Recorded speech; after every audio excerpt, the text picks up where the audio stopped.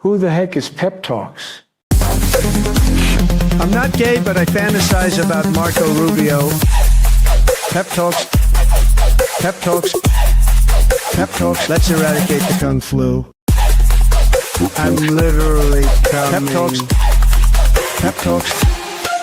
Who the heck is Pep Talk? They want our women. They want our children. Pep Talk. Sometimes no means yes. Grab them by the pep talk. Grab them by the Marco Rubio. Obama is a racist. Pep Talk. I'm literally coming.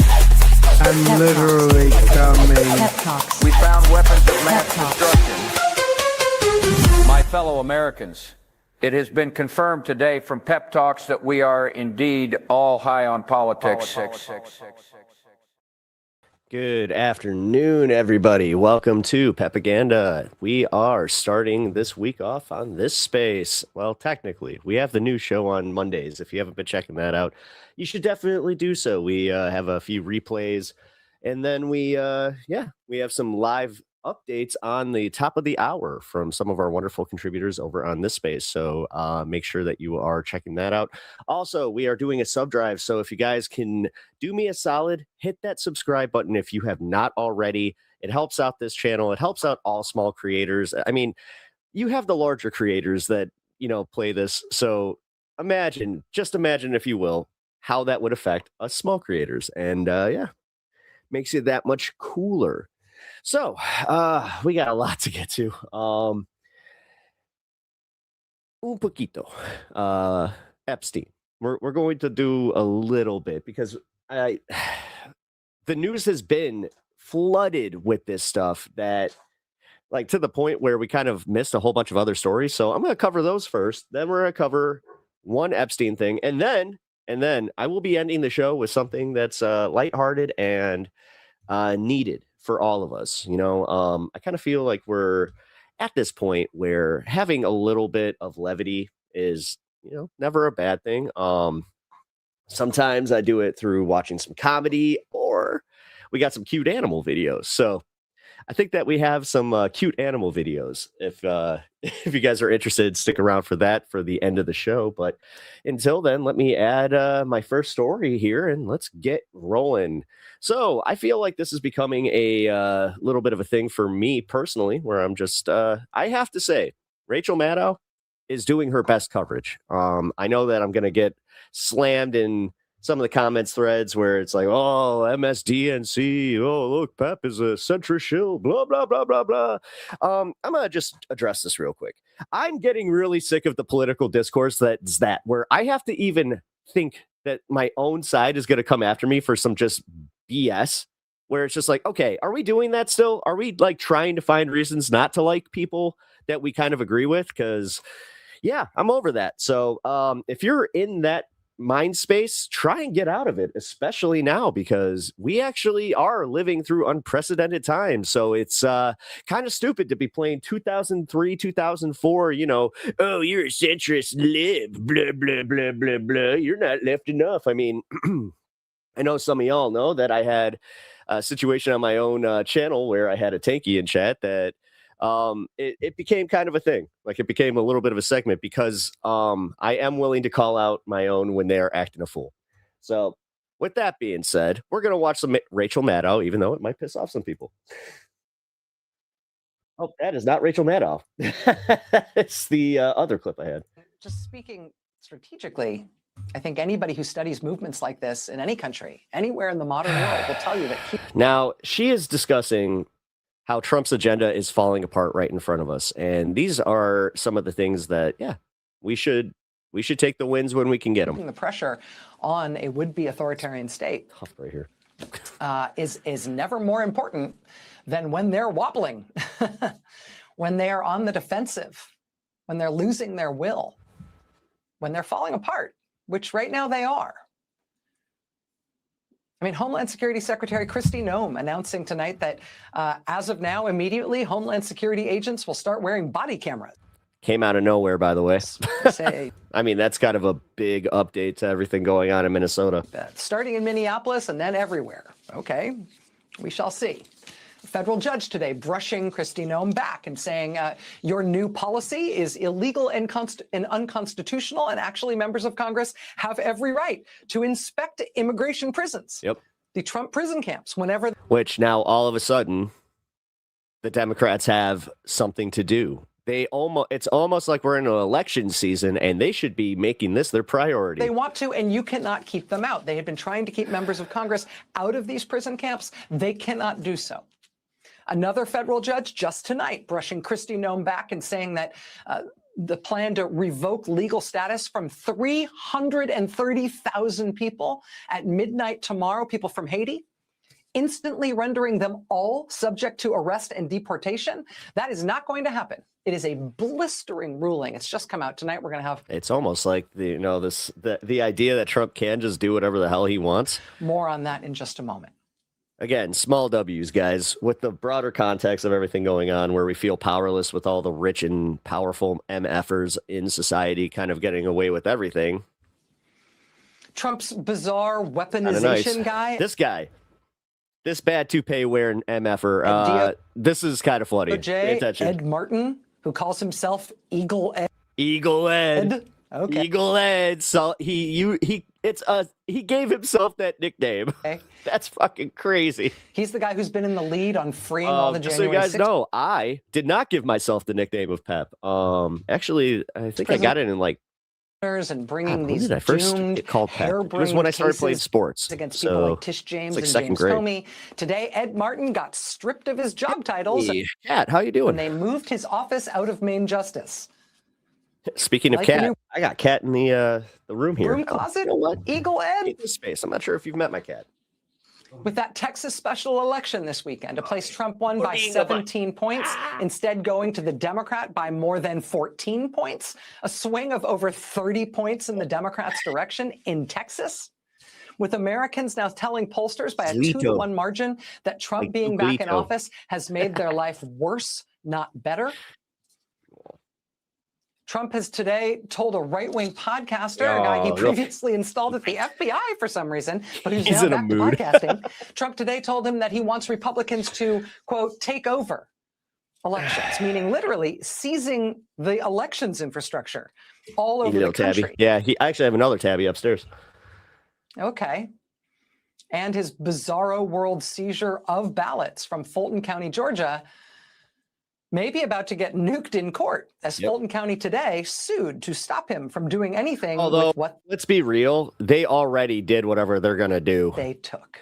Like that day, I'm sure that they pulled an all-nighter, Tulsi Gabbard, standing in the little corner, which we're the Minnesota U.S. Attorney's Office tonight is reportedly shedding another 8 federal prosecutors who are walking because they apparently cannot abide what the Trump administration is telling them to do in that city, with these bizarre and untenable attempts to investigate and prosecute the people Trump's agents killed there and their families, and protesters there. Must be a ghost. And journalists there.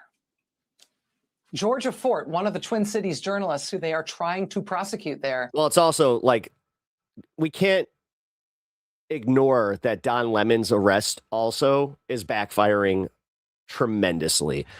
I mean, to the point where Piers Morgan almost had a freaking brain aneurysm. Join us here live tonight in just a moment.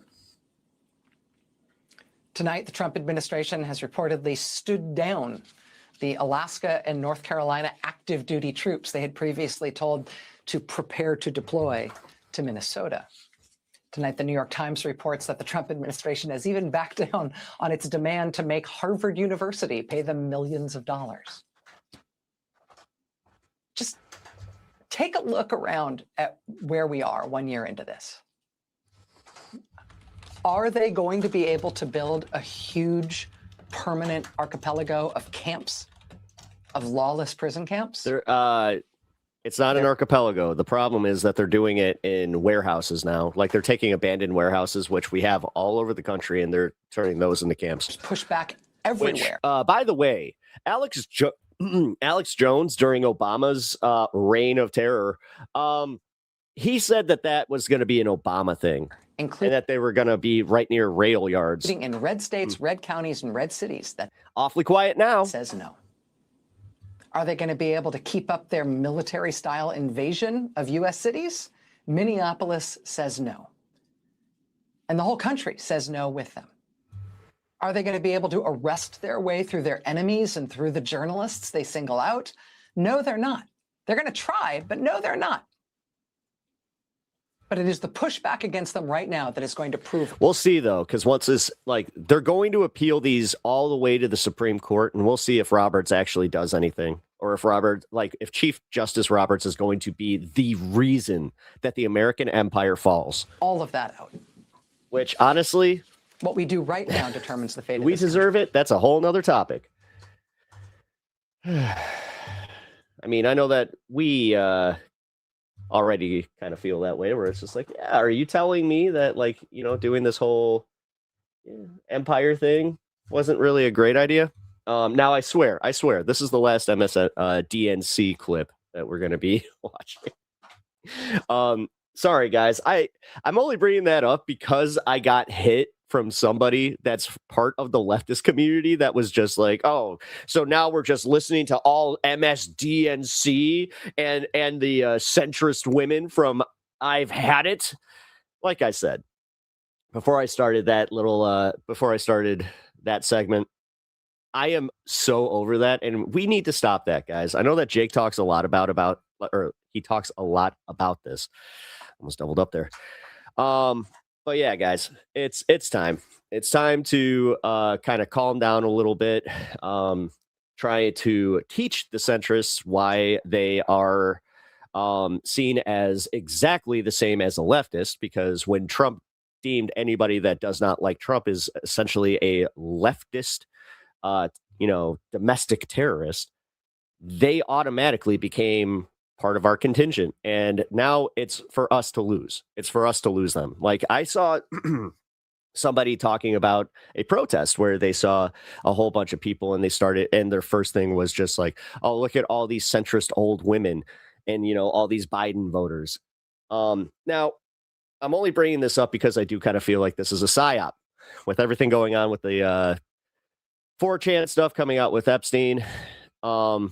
It feels so psyop-y, because realistically, what's the utility in it? Does it grow our movement, or does it alienate us with people that would listen to us in any other circumstance? But we let not only our emotions, but we let the worst actions start taking over for us, where we start becoming the worst type of advocate for our policies and for what we want in this world. So we need to be a little bit better. This is also why I try to approach this stuff with humor and not do this. I know that some of you guys have gotten this lecture from me on my own show over on my channel, High on Politics, at 4 p.m.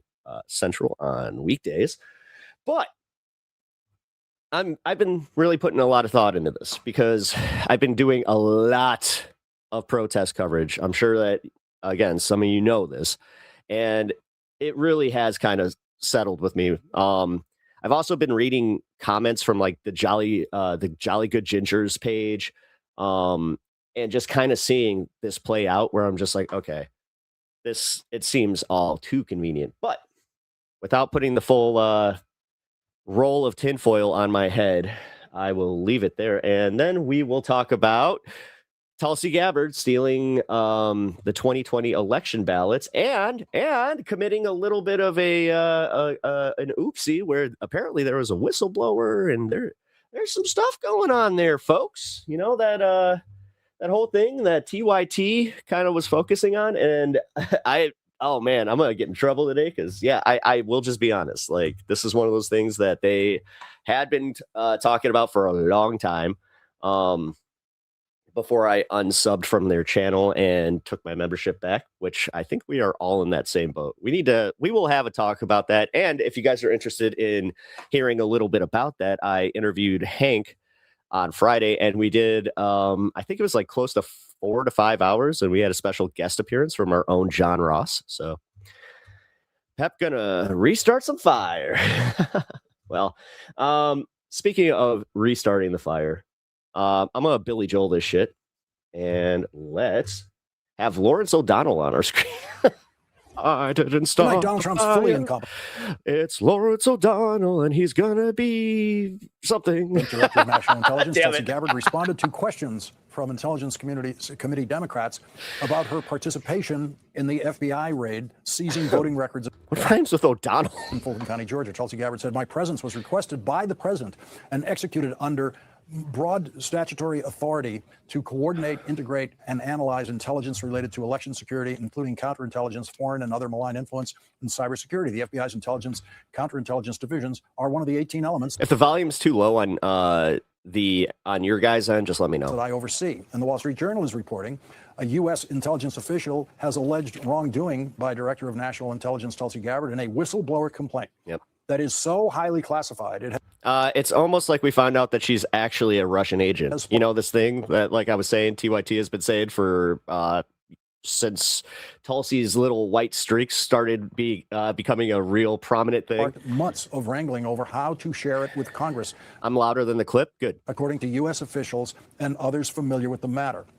The filing of the complaint has prompted a continuing behind-the-scenes struggle about how to assess and handle it, with the whistleblower's lawyer accusing Gabbard of stonewalling the complaint. Gabbard's office rejects that characterization, contending it is navigating a unique set of circumstances and working to resolve the issue. Back with us, Senator Sheldon Whitehouse, and Senator, Not very aloha, Tulsi. as you know, Tulsi Gabbard also placed a cell phone call to Donald Trump with the FBI agents involved in the raid in Fulton County, Georgia, to have some kind of, I guess, discussion with the coach about how they ran the play. Everything about this is highly suspicious. First of all, the search warrant that they were executing Could you imagine this guy saying the term sussy wussy? in Fulton County, Georgia, We need more of that in mainstream news. Let's be real. came out of a U.S. attorney's office and a magistrate judge in Missouri. It's a little bit sussy wussy, and you know what? It made Tulsi Gabbard a little upsetty spaghetti. And the local FBI office in Georgia Sometimes I hate online culture. was not involved. Now, I was a U.S. attorney, and sometimes your case in your No, district no, you're telling me with your perpetual "I'm a lawyer" face that you were an attorney? God, color me surprised. You look like that. You look like a chef. requires you to get evidence from another district. And what you do And, then hey. is you have the local U.S. attorney get Hey, Mitchell, how's it a going? warrant in the local area. So that would make sense, Georgia and Georgia. And then you would have the FBI agent be the affiant on the affidavit, and that would be from your home state, because you don't want to have to walk another FBI agent through the whole case. So you're in your state, the investigation is in your state, the FBI agent in your state provides the Oh, hey, actually, while I just random thought popped in my head. This has nothing to do with this, but I did see before I hopped on that Emma and James Tallarico were going back and forth on Twitter. I wasn't really going to cover it here because that would probably take up the whole show if I started looking into that now. Does anybody know what the hell is going on? the affidavit, and then in the state where you're going to get the warrant, an AUSA from that state gets the warrant. Very standard practice here. None of that happened. And worse than that, the special agent in charge in that district in Georgia seems to have been fired. They said he was resigned. We don't know yet. But anyway, spontaneously disappeared in the days before the execution of this warrant. He's the person who would have, been looking over this and seeing if that was legitimate behavior. The Missouri U.S. attorney who did this is not even a confirmed U.S. attorney. What he is an election denier with a paper record of election denial from his service in Missouri as an assistant attorney general, which creates a huge record for defendants to go after to allege, vindictive and unfair prosecution, and political pals with Ken Martin. Again, this is my thing. They're going to try and push it to the Supreme Court. They don't give it. And this is where every judge needs to start kind of playing this game of, are we just going to sit around and watch the rule of law dissipate because we have some activist judges in the Supreme Court? Or are we going to try to do something about this? Who just got moved out of the Department of Justice and ran the weaponization working group for the Department of justice. And that takes you back to Tulsi Gabbard, who says she stood up the weaponization working group, which is this bizarre group of Trumpy people across multiple federal agencies who basically conspired together across the agencies without necessarily going up the chain of command to their cabinet officials. They're running their own operation. And the purpose of that operation is to try to run political errands for Donald Trump using the offices of the United States government. And if all that's not enough, of course he has to call in, just like that Raffensperger call. You'd think you'd have the good sense to know, wait a minute, if this is election mischief and it's Georgia, maybe I shouldn't be making stupid phone calls. But every single piece of this is bad Department of Justice practice because it opens up avenues of inquiry for.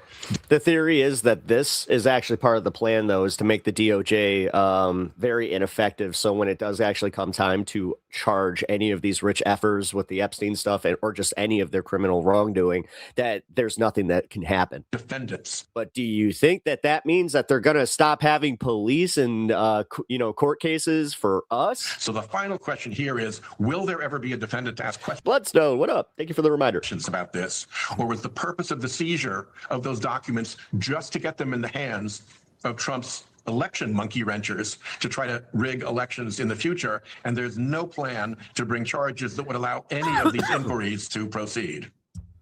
Senator Sheldon Whitehouse, your guidance on this one, invaluable, as usual. Thank you very much for joining us tonight. Thank you. Wow, thank you. Thank you for having me. Sheldon Whitehouse. Can we just admit that it's just like we're his parents, one of those types of parents where they're like, oh yeah, we love politics. We're going to name you Sheldon Whitehouse because can you imagine White House for the White House? It's already writes itself. All right, now moving on to something else that has been in the news. Don Lemon, and his lemon heads. God, I hate that I have already brought this up. This is why I wasn't too jazzed about doing the Pep Squad thing, where I was just like, it's kind of. I'm glad. How about just Peps fans? Because then you run into that where it's lemon heads, and here I am wearing yellow. Ugh. Adds a little layer to it, but Legal did a breakdown on Don Lemon's arrest and why we can kind of calm down, but this does play into the last story because this is where the whole kneecapping the DOJ. I think that this is part of that, where it's this is just the beginning, guys, and trust me, at some point, I wouldn't be surprised if they just say, okay, we're just going to abolish the Department of Justice and we're going to call it the Department of Policing or something, just something like that. I swear to God, they already did it with the Department of War. And here's my question, though, for you guys. With everything that has gone on in Trumplandia, do you would you be surprised by anything anymore? I'm at that point where I'm just kind of if aliens landed tomorrow, I would just be like, yep, that tracks. All right, so we got the Legal Eagle breakdown. Let's listen to this and kind of calm down a little bit because Department of Vibes.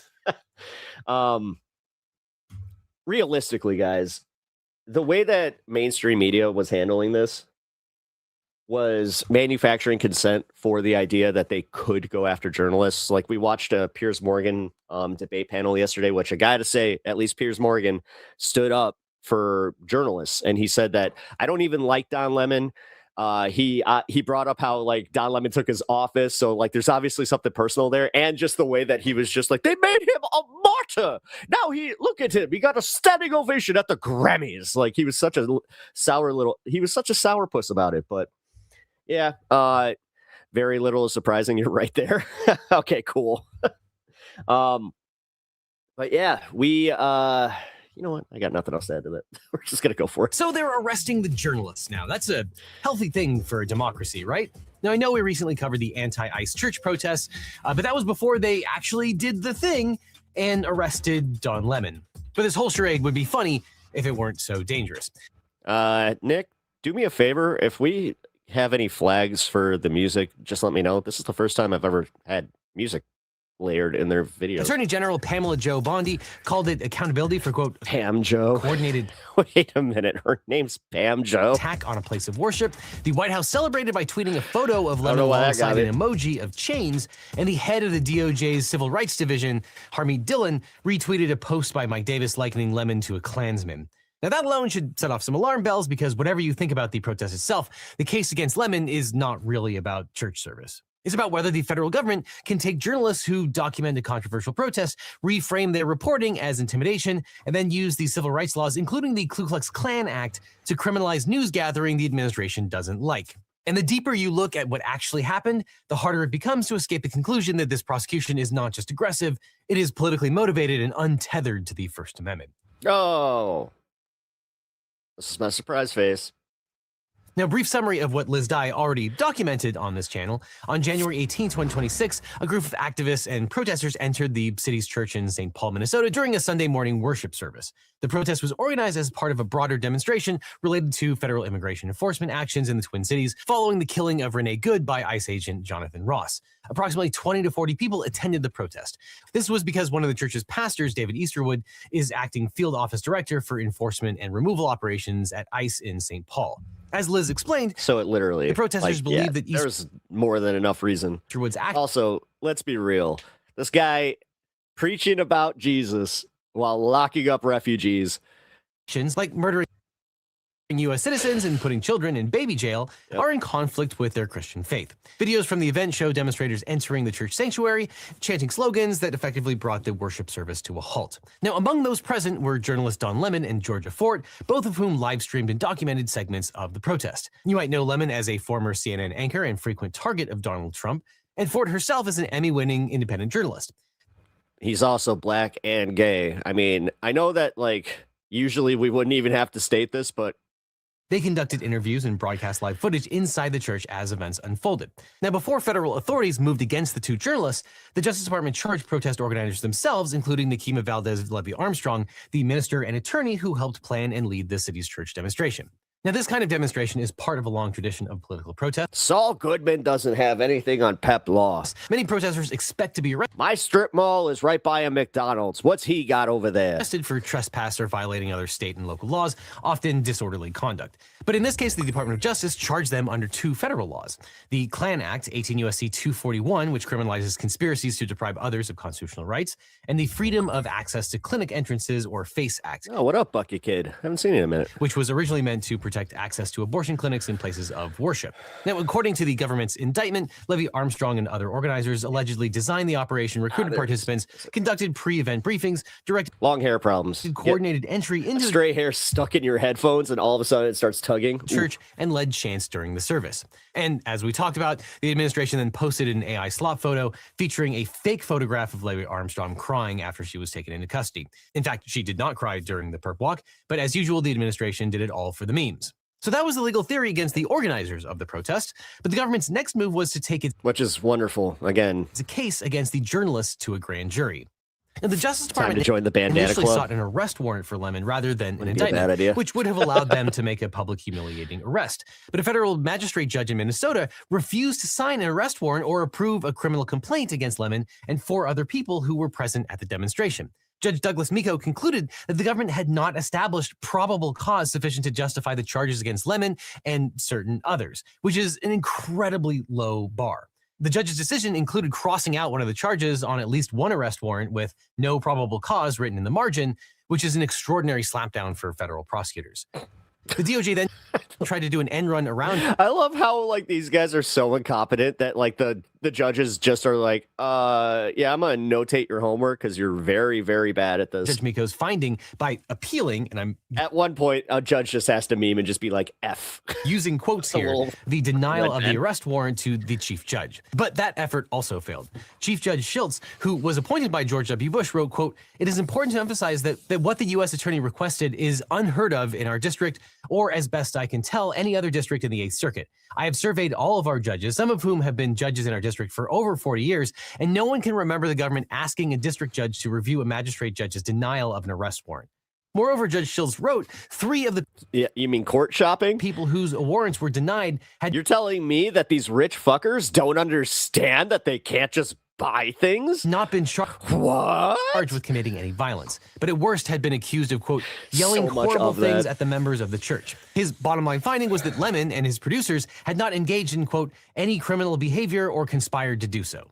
But after those multiple judicial beatdowns, federal prosecutors in Minnesota have now secured a grand jury indictment against Lemon and Fort and accused them of conspiring with activists. Now, procedurally, this time federal prosecutors went to the trouble of convening a grand jury and obtaining an indictment separate from the arrest warrant they previously wanted. Lemon was taken into custody in Los Angeles, where he'd been covering the Grammy Awards. Georgia Fort posted a terrifying video of masked federal agents arriving at her home to arrest her. Okay, well, this is really scary. There's kids in the house. This, by the And way, was the kind of video also, remember, just this last summer, a person identifying as a fucking cop impersonating a police officer shot and killed 2 Minnesota lawmakers. Yeah, Bondi wanted to make of Don let's not, bring that up. Let's not remember that at all. Lemon. Now, especially when journalists are arrested for doing their job, it's fascinating to Surprised see you didn't how bring the that up. rest of the media covers it. Depending on which sources you follow, you might come away ground news. thinking you're watching today, or I'll see you in court. But of course, many federal prosecutors chose to quit rather than sign off on the Honestly, ground news is still great, and I still use it. And yes, full disclosure, they did prosecutions that have a spot on my show there for a minute, but aren't supported by. yeah, I'm gonna just say that when they started adding podcasts, and this goes for both sides, because when I see Midas Touch and then Dan Bongino on like the on the sourcing page, I'm just like, this isn't good. Evidence. Others have been fired for pushing back on bogus Like, I don't want me on a sourcing page. Are you kidding me? prosecutions. And I'm not a fucking journalist. at least 6 federal We prosecutors have journalists here at this space, but I am not one of them. resigned or stepped I am an entertainer. down from their positions in the Minnesota U.S. Attorney's Office or the Civil Rights Division. Those prosecutors had expertise in civil rights Could be argued. law and reportedly wanted to investigate cases that did not have compelling evidence of wrongdoing, the killing of Renee Good and Alex Preddy. And we already have an indication that the same thing happened here. Career prosecutors in both Minnesota and Los Angeles declined to participate because the evidence did not support the charges. As a result, the Justice Department circa 2026 has been hollowed out. And it seems like this prosecution is being handled entirely by political appointees. Now, that change in who's calling the shots helps explain what comes next. In the unsealed indictment, federal prosecutors claim that the 2 journalists documenting the protest became criminal conspirators by standing close to a pastor, asking questions, and refusing to immediately leave when told to do so. And therefore, they were part of a broader conspiracy to violate the rights of the church. In a series of overt acts, prosecutors describe conduct that would ordinarily be recognized as on-scene reporting. Lemon and Fort are accused of approaching the church's pastor after most congregants had fled, standing near him, and asking questions to, quote, Excuse me. promote the operations message.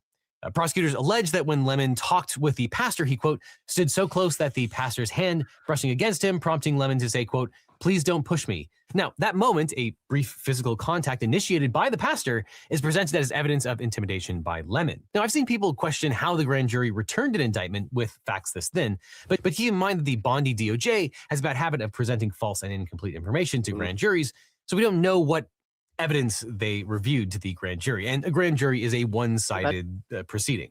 But it's also absurd to claim that Lemon and Fort committed a crime by engaging in ordinary reporting that, in the government's words, promoted the message the demonstration meant to convey. According to the indictment, Lemon told his livestream audience that the congregants were leaving the church and described seeing a young man who appeared frightened, scared, and crying. Lemon added that those reactions were understandable, calling the experience traumatic and uncomfortable. Did they explain to you why they're here?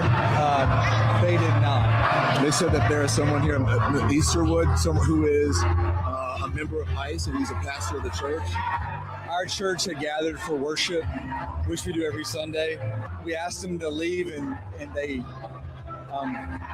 obviously have not left. I don't necessarily agree with everything that's going on in the Twin Cities right now, but I don't think it's good to fight fire with fire. And noted that this was, in fact, the point of the protest. This shows you just how divided America is. When you look at the protesters here, and then you look at the people there who are praying, and you know what was the interesting thing? If these 2 groups could just get together, they might figure out what to do. What Lemon was doing here was descriptive observation and commentary, which, at least yesterday, used to be core journalistic functions protected by the First Amendment. And the indictment... All right, this is a little crass. If you know it, if you know, you know. Do you think that he calls his parties Lemon parties. Further alleges that Lemon and Fort did not immediately leave the church when asked. And even if Lemon Don't look up that term. or Fort did overstay their welcome, the typical response would be a narrow state-level trespass charge, not federal rights conspiracy charges. And you'd also think that reporters would get a little bit of leeway when covering a story of national importance. But this is a good place to pause and consider the contours of reporters' rights to report in Carly knows. public versus private places. As the Reporters Committee for Freedom of the Press has explained, journalists do not enjoy blanket exemption from generally applicable laws like trespass. If a reporter gains access through deception, ignores clearly posted no trespassing signs, or enters a private space that is not open to the public, different rules apply. But that's not what is alleged here. This I feel bad for the few people that don't know. They're just like, was a church what's that? It's like, don't do it. fellowship hall Don't do it. that was publicly accessible at the time of the protest, and the indictment does not claim that Lemon or Fort were told they were trespassing at the time that they entered. And the indictment You asserts thought those two girls sharing that one cup was a problem. that Lemon had later positioned himself near the church's Pulling out all the hits. main door, where he questioned congregants as they exited, challenging them with what prosecutors describe as facts about U.S. immigration policy. Prosecutors also allege that as families attempted to leave in a minivan, activist William Kelly stood in front of the vehicle while Fort filmed and Bunch of degenerates we are. interviewed another protest organizer. What am I Behaviors that talking about? government character After everything we just we're privy to, you know what? When you make that look tame, as part of the same intimidation campaign.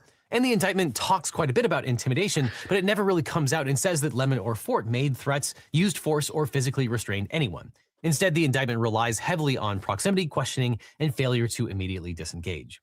And the most serious portion of the Some indictment things you can't appears in unsee. count 2, where prosecutors charge all defendants with violating 18 or here, USC section you know, there's a reason that harvest, like a bountiful harvest, has now been ruined for me forever. 248, the federal statute protecting religious freedom at places of worship. Now, unlike count 1, which alleges conspiracy, count 2 asserts that the defendants, quote, RFK Jr. files. by use of force, threat of force, and physical obstruction, intentionally interfered with religious worship, and that the conduct resulted in bodily injury to one congregant. Though the indictment does not clearly specify what force was used by Lemon or Fort, or what threat either journalist made towards the congregants, or what physical acts caused bodily injury. There wasn't any. They weren't. If you saw they were at the front of the church, nobody was blocked from leaving. Which defendant allegedly caused the injury. Instead, the government relies on collective liability, alleging that each defendant aided and abetted the others, making every participant legally responsible for the actions of the group as a whole. I mean, seriously. Which brings us to count 3, which charges them with violating 18 U.S.C. 2, which is a statute prohibiting aiding and abetting. Now, as you can imagine, Fort and Lemon have strong defenses. The Klan Act was enacted to stop organized racial terror and state-sanctioned violence, not to punish journalists for asking questions inside a public church. While the FACE Act does protect access to places of worship, courts have consistently required actual force, threats, or meaningful physical obstruction, not mere proximity, let alone speech or questions. If proximity, questioning, and refusal to immediately leave a public space can be recast as physical obstruction, then even the most routine protest coverage could be criminalized whenever authorities don't like the That's the whole goal there, dude. underlying message. And beyond the constitutional What? and evidential, You're telling me that the broader goal is to criminalize protesting with a regime that wants to use martial law and authoritarianism? Again, shocked face.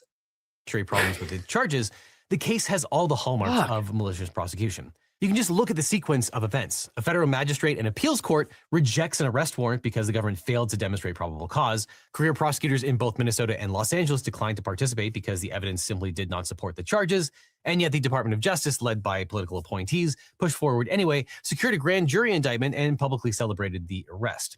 And if the government's legal theory is shaky, its risk assessment fared no better, a point the court made explicit at the detention hearing. Now, the DOJ tried to convince the magistrate to hold the defendants in pretrial detention and make them post bail. However, at the bond hearing, U.S. Magistrate Judge Dulcie Foster, hey Johnny, we're gonna have to update the list there. Rejected the ground news link doesn't work anymore. Request and set Lemon, Ford, and 2 others free. Frankly, it's a big deal if the DOJ even asked for it, because in federal court, pretrial detention is the exception, not the rule. Under the Bail Reform Act, the government can't keep someone in jail unless it's necessary to make sure the defendant appears in court or to protect someone else's safety. So think about that. The DOJ asked the court to keep these defendants locked up, even though there was no allegation that they had weapons, that they were violent, and that they had criminal histories, or that they were a flight risk. And the ruling underscores a core weakness in the government's case. While the indictment repeatedly invokes force and threats, the conduct described largely consists of chancing proximity and refusal to immediately engage, and effectively nothing from the journalists. All this type of behavior in the past, courts have historically treated as insufficient on its own to justify pretrial detention. And this was the second time in a week that prosecutors had tangled with Judge Foster. After Attorney General Bondi tweeted out mugshots of 16 people she accused of assaulting, resisting, or impeding federal immigration agents, Judge Foster rebuked her, quote, "This conduct is not something that the court condones." And the magistrate judge said she couldn't do anything about that conduct yet because the cases were not yet assigned to her. But it is completely consistent with an administration that wants to make its political enemies' lives difficult while they deal with federal charges, but one that actually doesn't care that much about securing a conviction in the end. Now, all this highlights why it's so important to get a great lawyer when you're dealing with your own case. Now, after I started this channel, every week I get hundreds of comments and emails from viewers who are dealing with legal problems. Don't just make it your legal team, make it the Eagle team. He's about to say something like that. Yeah, they do actually like have a network of lawyers. Funny enough, I can say that I I had something come up before I started this, where I was, and it was nothing like on my end. It was literally like I was looking into this like what to do if I was part of like a class action thing. And I was watching one of his videos. I was just like, I'll contact them. They were pretty informative, and they even said they're like, yeah, if we're not able to help you, you will be able to get representation with this, and it ended up working out. Cat is laying on my lap right now. Right. We got all right. We're going to finish up with the with Epstein stuff. I'm sorry. We have to have at least one acknowledgement of the biggest story that's going on. And honestly, I know it's gross, it's uncomfortable. Like to the point where I left yesterday's stream, and I kind of just had to sit on the couch and just stare at a wall for a minute, because I was like, that is just it's too much. All right, he's going after these. So I might have to watch that. But here, let's add this to the stage. And we will get the little bit of the Epstein update. From who? Hey, Pinkerbell, what up? How's it going? Breaking points. I do have to say that their Epstein show yesterday was one of the best forms of coverage on this. And then shout out to her husband, Kyle Kulinski, for doing maybe it's tied, because he had wonderful coverage. Like I'm gonna say that Kyle had the better coverage, because he brought all the like the emails and everything in the context to it, while they kind of did the better like explainer on it. So yeah, definitely check out Breaking Points and Kyle Kulinski on this one. And without further ado, at this Molt book phenomenon, I don't know if you guys have been following this online. There is this AI agent that has been created that many people have now, are now using, and they put them all in what is like a Reddit for AI agents, and a bunch of like creepy and disturbing stuff happened. So break down, how much of this is real, how much of it is just being pushed by humans, what are people who know a lot more about this than I do or Sagar does, what are they saying about it? I am personally extremely fascinated by the whole thing and what it says about where we are in terms of AI development. Yeah, it's going to be a fun story. Thank you to everybody who's been signing up, breakingpoints.com. I did check the numbers this morning. Yesterday was the 5th largest show in Breaking Points history, and in fact, we had a huge influx of new viewers and new listeners. So if you're here, thank you very much. Thank you for subscribing. In particular, we do recommend that the Epstein show really be listened to. Subscribe to the show so you can listen to completely in full and uncut, which is of course available to all of our premiums. And we did our AMA yesterday. Breakingpoints.com if you can help support our show. In fact, as usual, one of our Epstein videos was in fact demonetized, hundreds of thousands of views, but it was demonetized by YouTube, which is just a reason why we cannot rely on the algorithm or ad revenue or any of this to support our journalism. So if you can support us, we deeply would appreciate it. I wonder what they got demonetized for, because I was a little worried about this. I played the game yesterday where on my title, I made sure that it was all just like I didn't use the actual term Epstein. Otherwise, if you're watching this on YouTube, please hit subscribe to the channel. And if you're listening to this as a podcast, please share an episode with a friend and rate it 5 stars. In particular, yesterday's episode, it would be a fantastic one to be able to share with a family member or somebody else who's like, hey, what exactly is going on with this Epstein stuff? But with that, let's go ahead and get to our interview with Ro Khanna. Joining us now is Congressman Ro Khanna. He was the driving force behind the release of the Epstein files. We're here to get some of his reaction and some of the follow-on. Sir, it's good to see you. Thanks for joining us. I'm going to give my 2 cents on this one. I'm taking Jenk's bit. I think that Ro Khanna is doing his presidential BS. Like he's trying to put his hat, you know, in Good the to see- ring. And I don't know, man. When we talk about milquetoast like politicians, the fact that he can go on these like appearances and it's all just business as usual, smile, smile, smile, you know, thanks for having me. Yeah, I know. Isn't it crazy that they're not doing anything for these, you know, thousands of victims that, you know, I wrote a law for, and then Trump signed it into law, and then they just kind of keep ignoring it. To you. Oh, that's just too bad that the Democrats won't do anything. All right, so first of all, let's start. Obviously, there's been an extraordinary amount of attention paid to the partial release so far of some of the Epstein files, which you helped force with the legislation that you co-authored there with Thomas Massie. However, as I understand it, the DOJ is still not fully complying with the legislation that you passed. Could you just lay that out as the author of that legislation? Sorry, gotta do it. Tucker, you're right. But there's been so much attention paid to what hasn't been released. There hasn't been enough attention paid to the depravity in what has been released. Yeah. So, yes, we are going to meet with Attorney General Blanche. There's still about 50. Yeah, but the thing is, Ro, the depravity of everything that's in the files that they did release made us go, what the fuck are they hiding? 50% of the documents that have Like, holy shit. How much worse can this get? not been released. That is the collective, like, that's a collective consensus on all this. Even MAGA is just like, I mean, for what they're accusing us of, holy, I mean, There are too many redactions, too many people who were co-conspirators are being protected, too many people who are rich and powerful's names aren't being released while the victims' names were released. But it is staggering what was released. I mean, some of the most powerful people in tech, in finance, in real estate, basically emailing Epstein saying, I want to go to the island where young girls are being raped, where young girls are being paraded naked. And by the way, guys, they are saying that that network is still ongoing to this day. give me a break. Some of these people are saying, oh, I was going for fundraising. Really? You got to go to Epstein's island? Didn't end with Diddy, didn't end with Harvey Weinstein, and didn't end with Epstein. You're telling me that these rich and powerful men are just continually being like, oh, oopsie. Yeah, you exposed what we're into, but you know what? You guys kind of had a feeling, right? To raise money? I mean, come on. All of the people who were on Epstein's island need to be investigated. They need to be asked who was doing the raping, who did they see, and really having an ongoing investigation about what went on. You know, Oh, another investigation and a strongly worded letter there, Ro. Cool. not only did you push forward this legislation, you also coined the term Epstein class. And for me, anyway, the more that I have read these emails, the more that I've learned about what's in these files, the more apt that expression really seems. And I'm going to put A7 up on the screen and just to dig into some of the revelations here about not just the depravity, but the big power and money politics that were being played here behind the scenes in a wholly undemocratic way. And so this is one, I think, very interesting example. You've got Epstein emailing here with Peter Thiel. Thiel says to Epstein, you start from the bottom up, Brexit is just the beginning.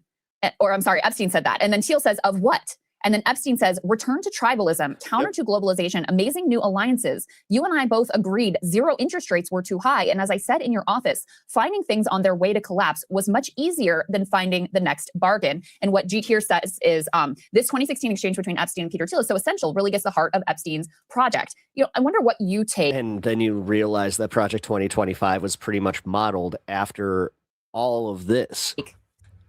No connection, right? Sort of away from the totality of these things and how it helps us understand the way that power has actually been operating. So that's very thoughtful. Really, this should be a lens into America's elite. And the question we should be asking.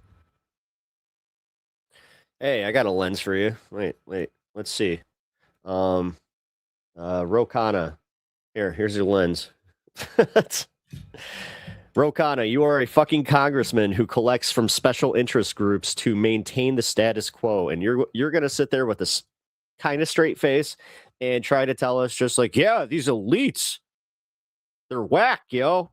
Ourselves as a society is, how did we produce an elite like this? His face doesn't stop smiling while he's saying this shit. How did we produce an elite that is so callow, so immature, so venal, chasing gratification? You're welcome, Letterhack. Raping underage girls or watching as underage girls are being raped, joking around with each other. Yeah, he has Musk on speed dial for real. About the most heinous things and having no sense of moral core or obligation to community. Like, what in this country produced this at the highest levels of finance, politics? I don't know, Ro. What could it have been? Real estate, business. You got gotta be kidding me. And watch them just get away with things.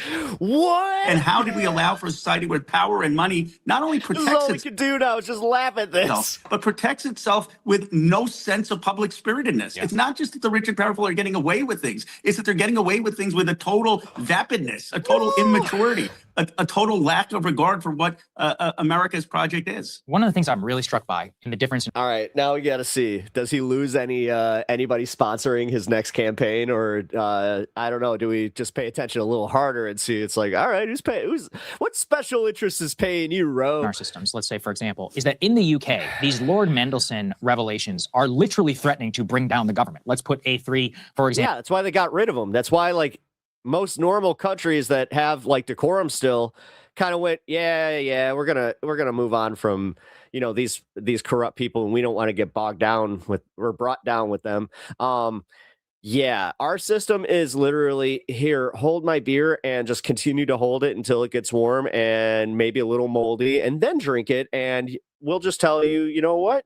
That beer's still good, and you'll just be like, yeah, it's still good. Example on the screen, the UK system is not the greatest example, but you know what? It works. Too, as a result of these revelations, the Metropolitan Police are opening an investigation into committing criminal offenses, leaking inside information which Epstein may have used to short like or to buy stocks with, you know, initial. Dude, I mean, Thomas Massey has literally, like, his TV appearances, he's mustering up way more outrage and way more just in general, like, facts on this shit, where he's just like, yeah, we haven't gotten this. I still feel like I'm being betrayed on this. And then Rose just like, ha ha, he's Mickey Mousing this shit. Ha ha. Oh boy, they gave us some of the Epstein files. Ha ha. Oh, turns out we need some more. Ha ha. Donate $5 to Act Blue. Oh boy. Knowledge of a bailout. You have the prime minister who is getting involved in attempting to strip a peerage. You had an ambassador who was recalled after his association with Epstein. We have seen none of that. You attack his tail, you deserve what you're getting. I can tell right now the only potential consequences in our country as a result of the Epstein files released now so far is that maybe Dr. right behind the dog, and my dog's just like, Peter Attia will not be a contributor at CBS News, but any of the billionaires, any of the politicians, all these people, there's not even a question about accountability in our own country. I'm dumbstruck, you know, at the difference. This is our cousins in the UK, their government system is reacting entirely differently than our own country as a result of the release of these files. Notice how his smile just fucking dissipated because he got called on that. You're absolutely right, Steiger. No, is he? And this is why I said our focus is so much on what documents were released, what were redacted, that we're missing the bigger story, which is that there were dozens of people who are emailing with Epstein saying, I want to go to his rape island. This Epstein. You deserved it. Class. And in Britain, there were a few people, the prince. Just clawed his ass. Andrew and Mendelsohn. And Mendelsohn is facing an appropriate reaction. Someone said to me, Rod, there's so many people here that each of them should be on the front page of the New York Times, or the front page of coverage, but they're just all getting by. That meanie cat, get you. Because there's so many. There are dozens of people who've done worse things than Mendelsohn has, and yet there's been no accountability. I mean, someone should come up with a list of every single prominent person who asked Epstein to go to his island, and that should be published, and they should be... Someone? You, Ro. Force. Whenever doing an interview, whenever at a company, the first... Someone should do something. Answer everything they knew. Oh my God. About what was going on that island. Yeah. I think it's worth just laying out a little bit of what Mandelson did do, just because I think it's, again, very emblematic of understanding how these power structures work. You know, we were led to believe, oh, Jeffrey Epstein. Someone just needs to tell him he doesn't stand a shot at the presidency. This is great. Like, for real. Financial genius. How come it's so, we can say with like confidence and comfort, like, and chauvinism, where they're just like, oh, AOC and Kamala. Yeah, women, but yeah, maybe Ro Khanna. It's like, blah, blah, blah. Yeah, we saw exactly how that went. There's with Barack Obama and how, you know, they lost their minds for fucking 8 years. Also, let's just be real. He doesn't deserve it. No real evidence of that in particular in these emails. Instead, what you see in... Someone should do something about this, says the congressman. Specific case of Mandelson. He was casually sending Jeffrey Epstein inside information about what the UK government was going to do during the financial crisis. So he was getting insider information about, hey, these are the, you know, this is the memo that's going to the prime minister. It's looking like we're going to do a 500 billion euro bailout. He's getting this information before it goes public. So, hey, look, if it doesn't take a rocket scientist to then go out and trade on that information and make a whole bunch of money. There were also exchanges, and this is part of why Mandelson's in such hot water, where he's strategizing with Epstein how to serve the banks at the expense of the UK. So the allegiance there wasn't to his own country. No, it was to the banking elites, who he felt kinship with and who he would be dependent on after he left government to make his own billions. And so, as one particular example, I think it is an extraordinary example of the way these people operate. I mean, I am truly blown away by the level of control and input Epstein had into any number of countries around the globe and these big deals and major shifts. Yeah, because Crystal, let's be real. At that point, you were still playing the game of with Roe here that were occurring. So, that's part of what, I think the horrific sex acts and crimes are an important part of that. And that was part of the glue that he used to hold the whole thing together and to use as leverage over various powerful people to get them to serve his interests. The broader story is truly one of the secret system by which the world up. How come nobody got mad at Crystal when she was working for The Hill and she had some pretty right-wing views at that point? We don't bring that up very often. That again, I remember that. Has been wholly unaccountable to the American people or anyone else.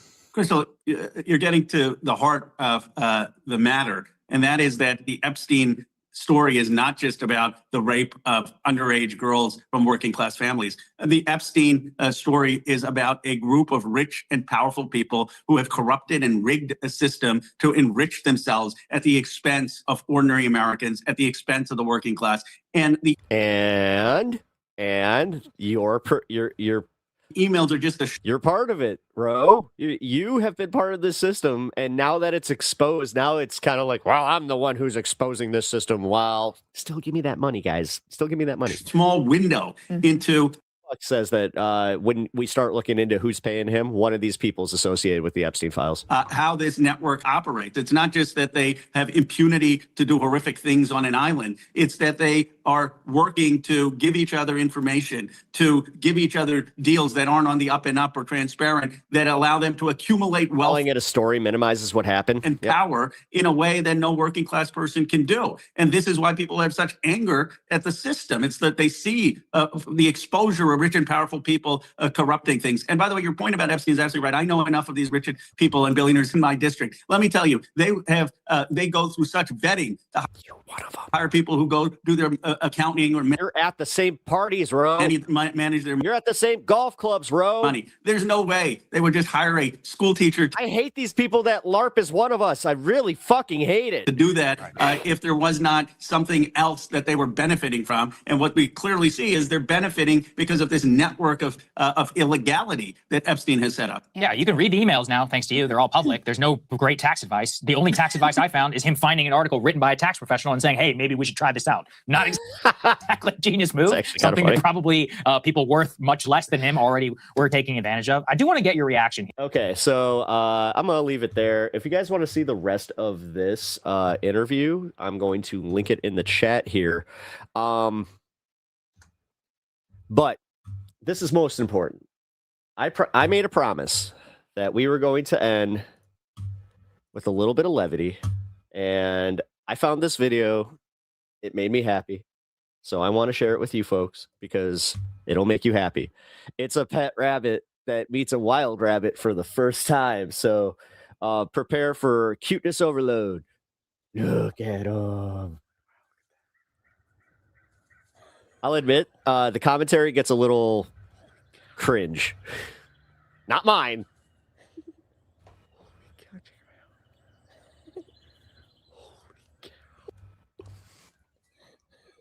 I'm hopping around, making a friend. There's not a lot of noise. It's literally just the owner of the rabbits, or the two owners of the rabbit, kind of giggling.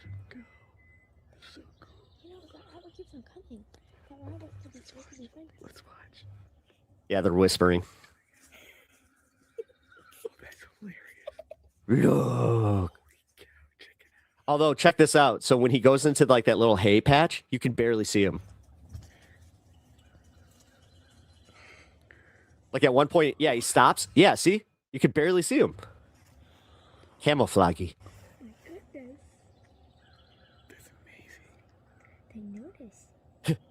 Jake's going to go into some serious Epstein deep dive, and I'm just like, buddies!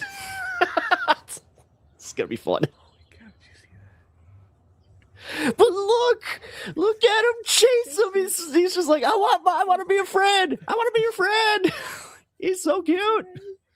So cool. Even the wild rabbit, he's just like, come on, buddy, let's go. We're gonna chill. Let's go. All right, guys. Sorry, I should wrap up now. But as I said, a little bit of levity. I loved it. Yeah, my moment of zen. So now with that being the moment of zen, I welcome you guys to hang out, subscribe to this space if you have not already. We are in the middle of a subathon. Also, check out my page, Pep Talks TV on YouTube. It is linked in the chat here, and stick around. And we are going to hang with Jake and find out what you can do in these trying times. Because, man, if anybody can tell us what we can do, it's Jake. So I appreciate you guys hanging today, and I will catch you next week. No primetime Pepaganda. You will be hanging with the letter hack this week, but I will catch you Pepaganda next week. Bye. Who the heck is Pep Talks?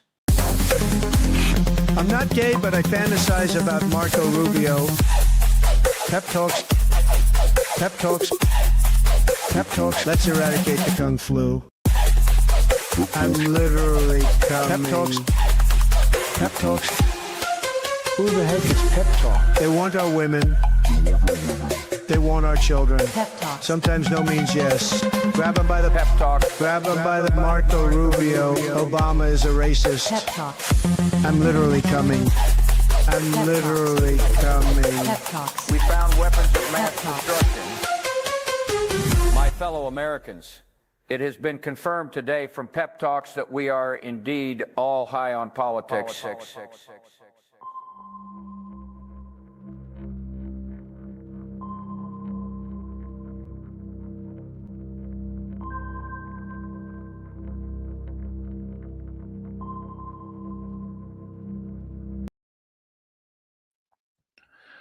Welcome to WYCD Wicked. That stands for What You Can Do. My name is Jake, and today we're going over the basics of what you ought to be doing and should start doing if you're not already.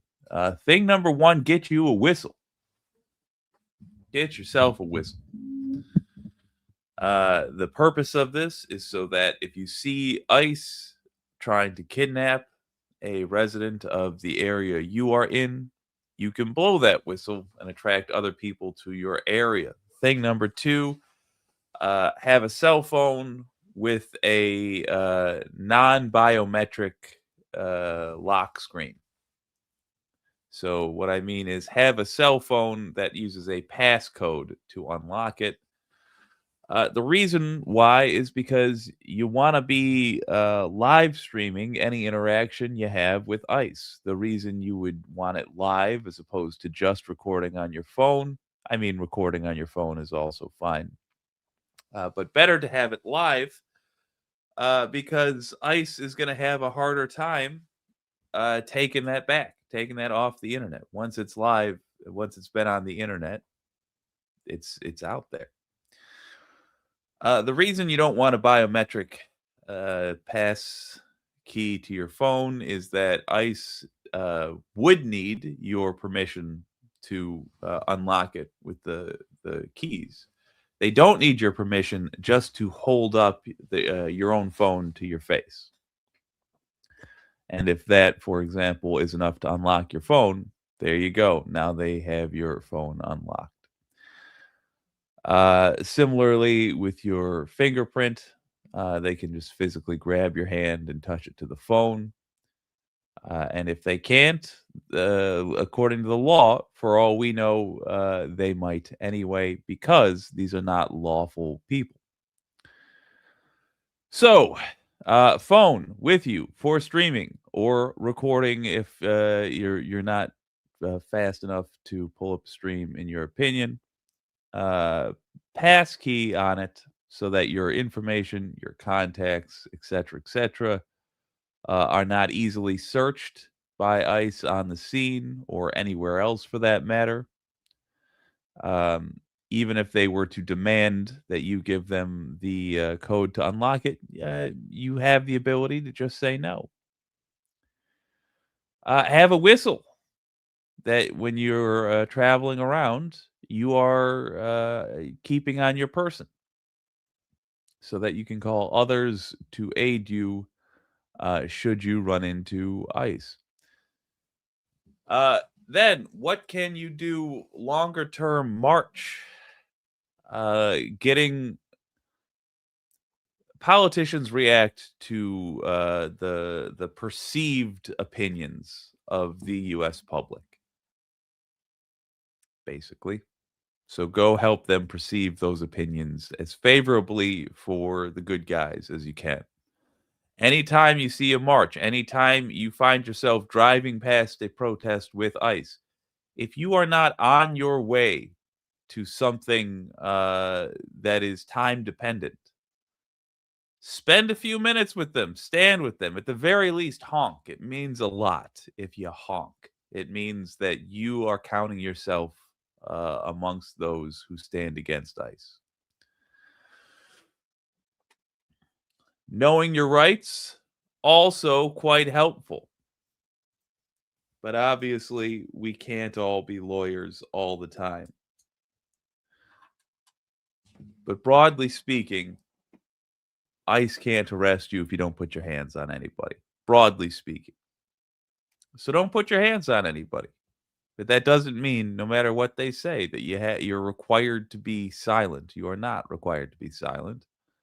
There is a whole part of the Constitution that talks about how you are sort of allowed to speak your mind. But that does bring us to the final thing that you can do.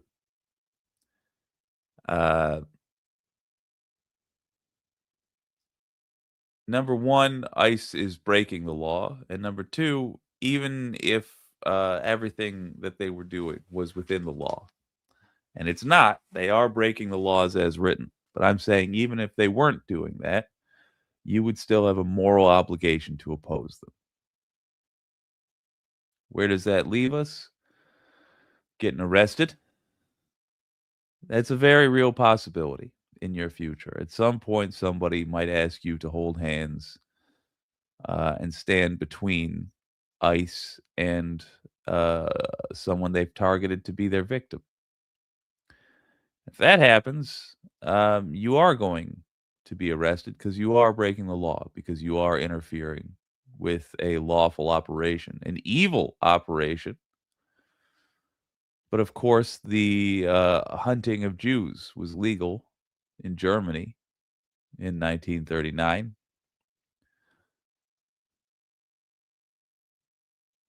It was also amoral, or immoral, I should say. That's what's happening here. There is something called civil disobedience that was demonstrated to be very effective in the 60s in the US. But civil disobedience is law breaking, willfully breaking the law, knowingly breaking the law. It's a premeditated minor crime. But don't get it twisted. It's going to be punished by this corrupt government. That is one of the evils of this corrupt government. Well, I say that. It's so hard to tell what these monsters are going to do. They are also wildly incompetent. All right, so you should assume that it's going to be punished by this corrupt government.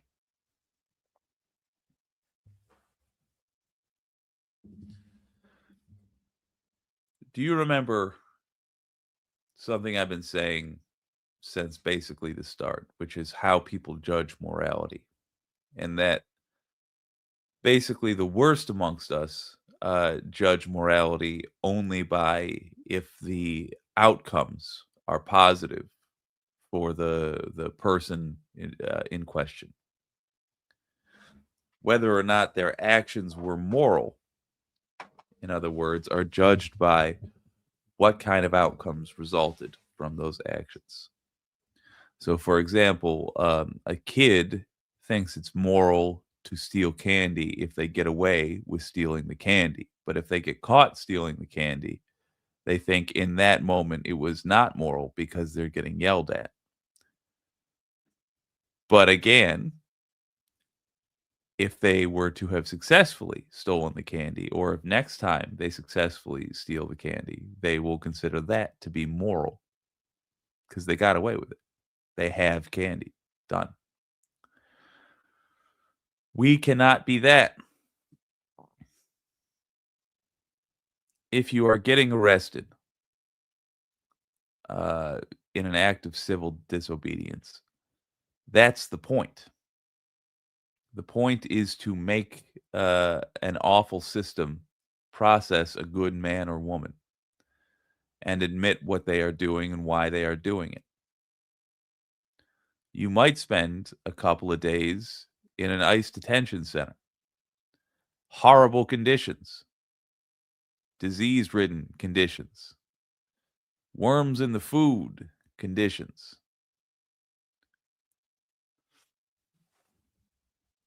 For you, it would be a few days.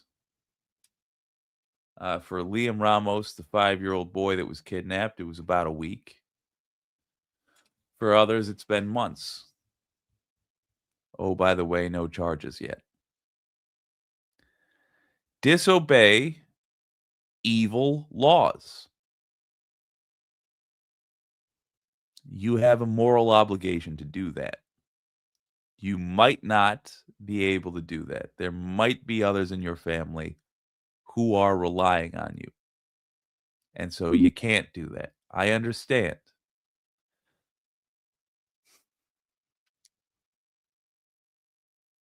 Start today by just considering those in your friend group who are most able. Who in your friend group is unimportant enough that they could go to jail for a few days and their community won't fall apart? Who in your friend group is upstanding enough that their reputation can handle going to jail? In other words, they don't have priors. Who has a clean criminal record in your friend group? Who in your friend group has the strength of character to handle all these things with dignity, so that if and when they are arrested on camera, they don't embarrass themselves or us all? Start thinking about these things. You don't have to have answers right now. You don't have to go engage in an act of civil disobedience right now. But start thinking of these answers. Start asking these questions and thinking of the answers. The time may come very soon where you are asked to do all this. The time will come eventually where someone young who respects you is going to ask what you did.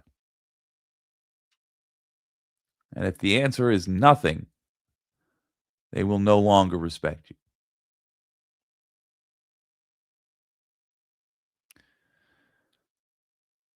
So,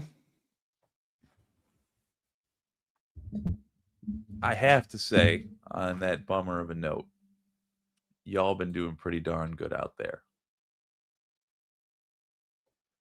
Manda the Pivot says, this is actually a conversation me and my friend group had last spring.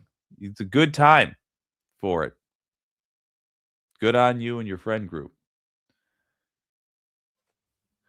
Donald James X says, I have no friends or family who also think the same way I do politically. You say that to my face?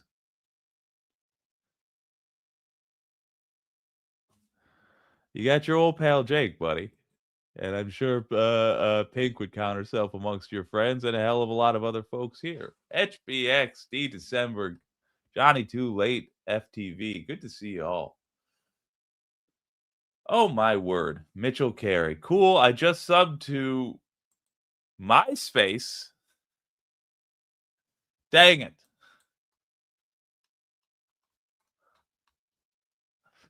HBX, hello.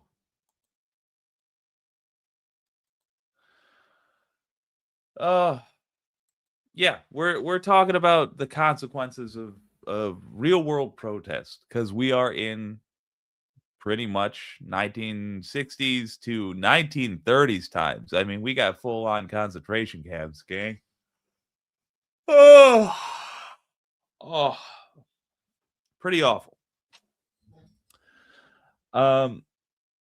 Let's keep it rolling then. Boycotts. Civil disobedience is good for making a point to those who are watching.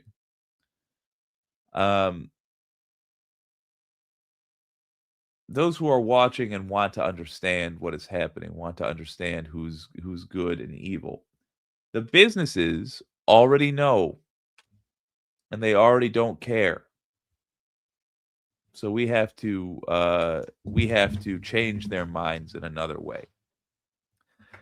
Now, this here is perfectly legal, but it's brutal. It's probably our best direct technique, as in our way to directly affect a group of decision makers.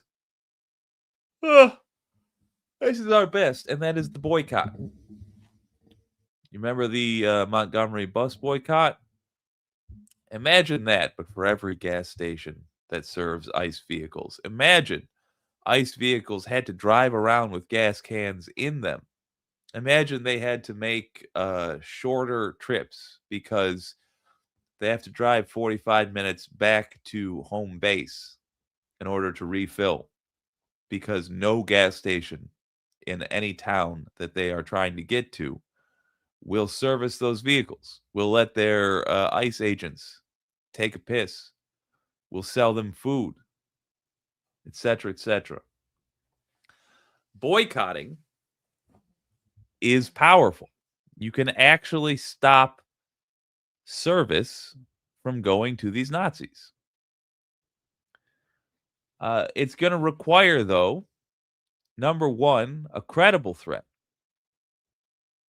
I am trying to make that happen right now, and I can offer you no advice because I have had very little success. But I ask you, try to do the same thing. Try to get as many people together as you can who will agree not to go to businesses that service ICE. Then you go to these businesses and tell them, just so you know, it's ICE or these 200 people. It's ICE or these 50 people. It's ICE or yada, yada, yada. If you can get one or two, it will be much easier to get more. But what is crucial is that you follow through.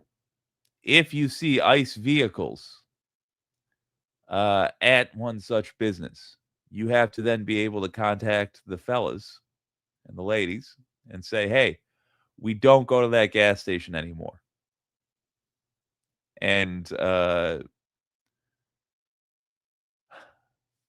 we don't go back until ICE is out forever, I suppose. Maybe we never go back. But we certainly don't go out until ICE is gone.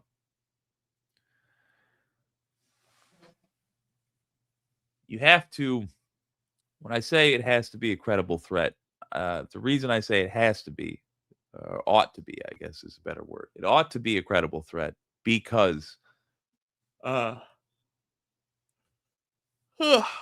we need folks taken seriously. We need your threats taken seriously so that mine can be taken seriously.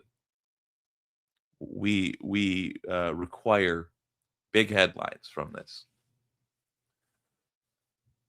It's not just gas stations, restaurants, same thing. And for that matter, really any store that you see assisting ICE.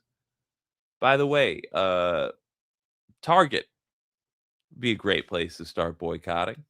Any store that lets ICE use them as a staging area is saying that they hate Latino folks. Fuck Target. I used to buy stuff from Target all the time. Never again. Never ever again. Make your own decision, but what I'm doing right here and now is not the example to follow. Don't be quiet about it. It does nothing if you're quiet about it. You've got to write Target a letter or inform the business in some way why they are missing out on your business. That's the soul of a boycott. So make sure you do that. But wait, there's more.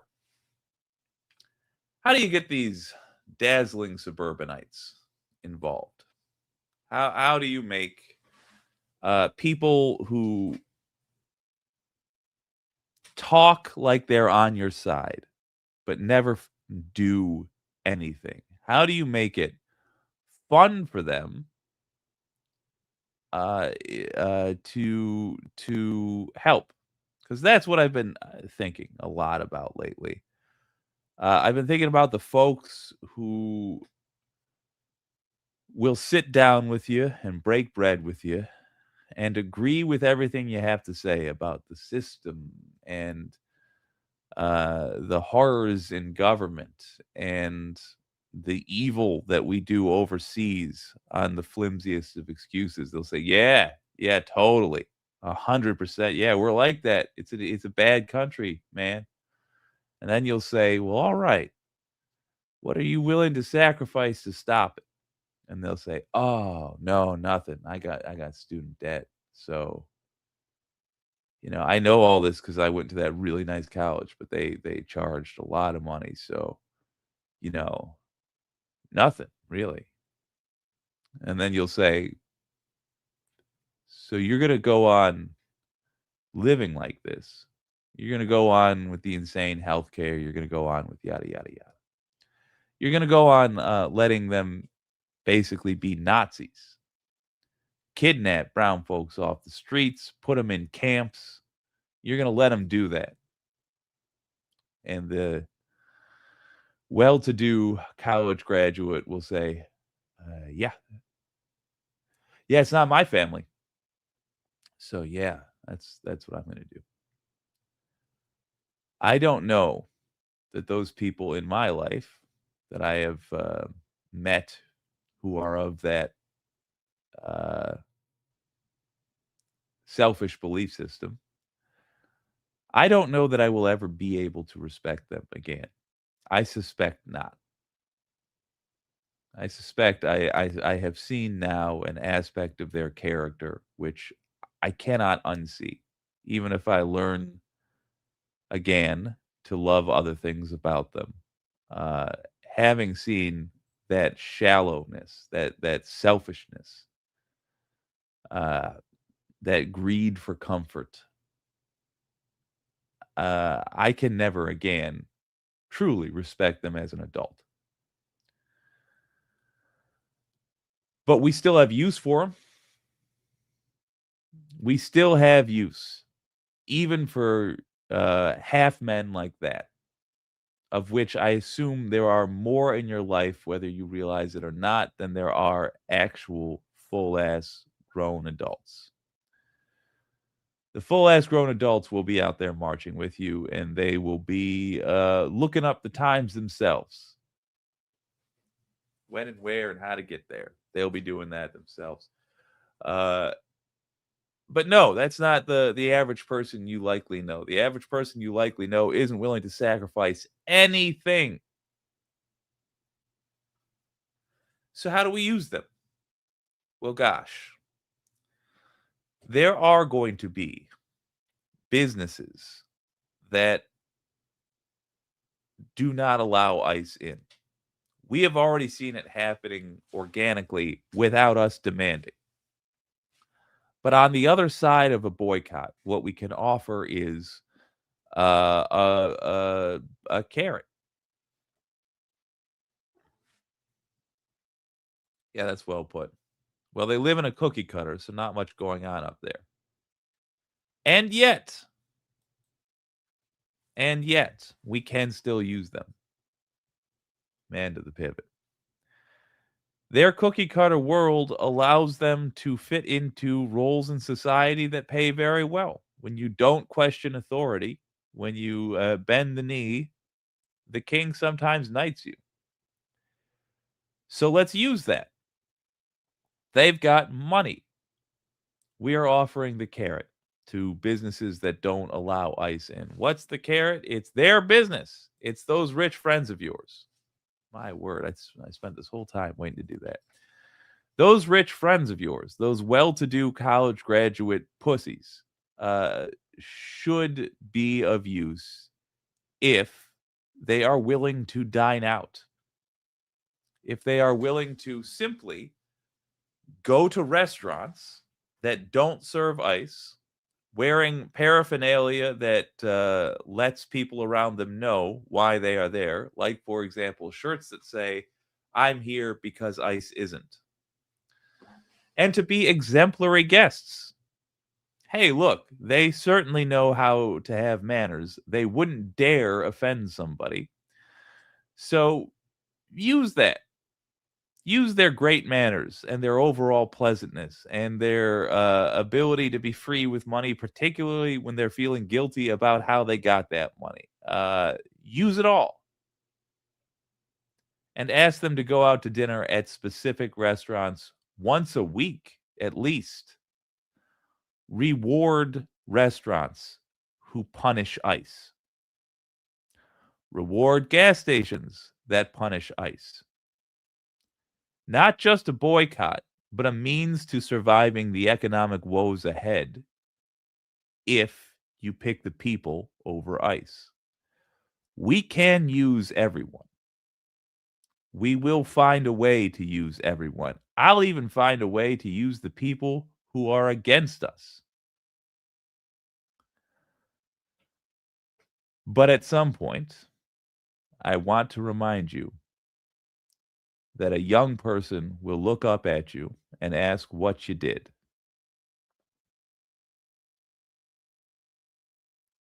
Have an answer that you can be proud of. Cat67 Cat, how do you get someone who says there is no danger because it's not at the front door? Great question.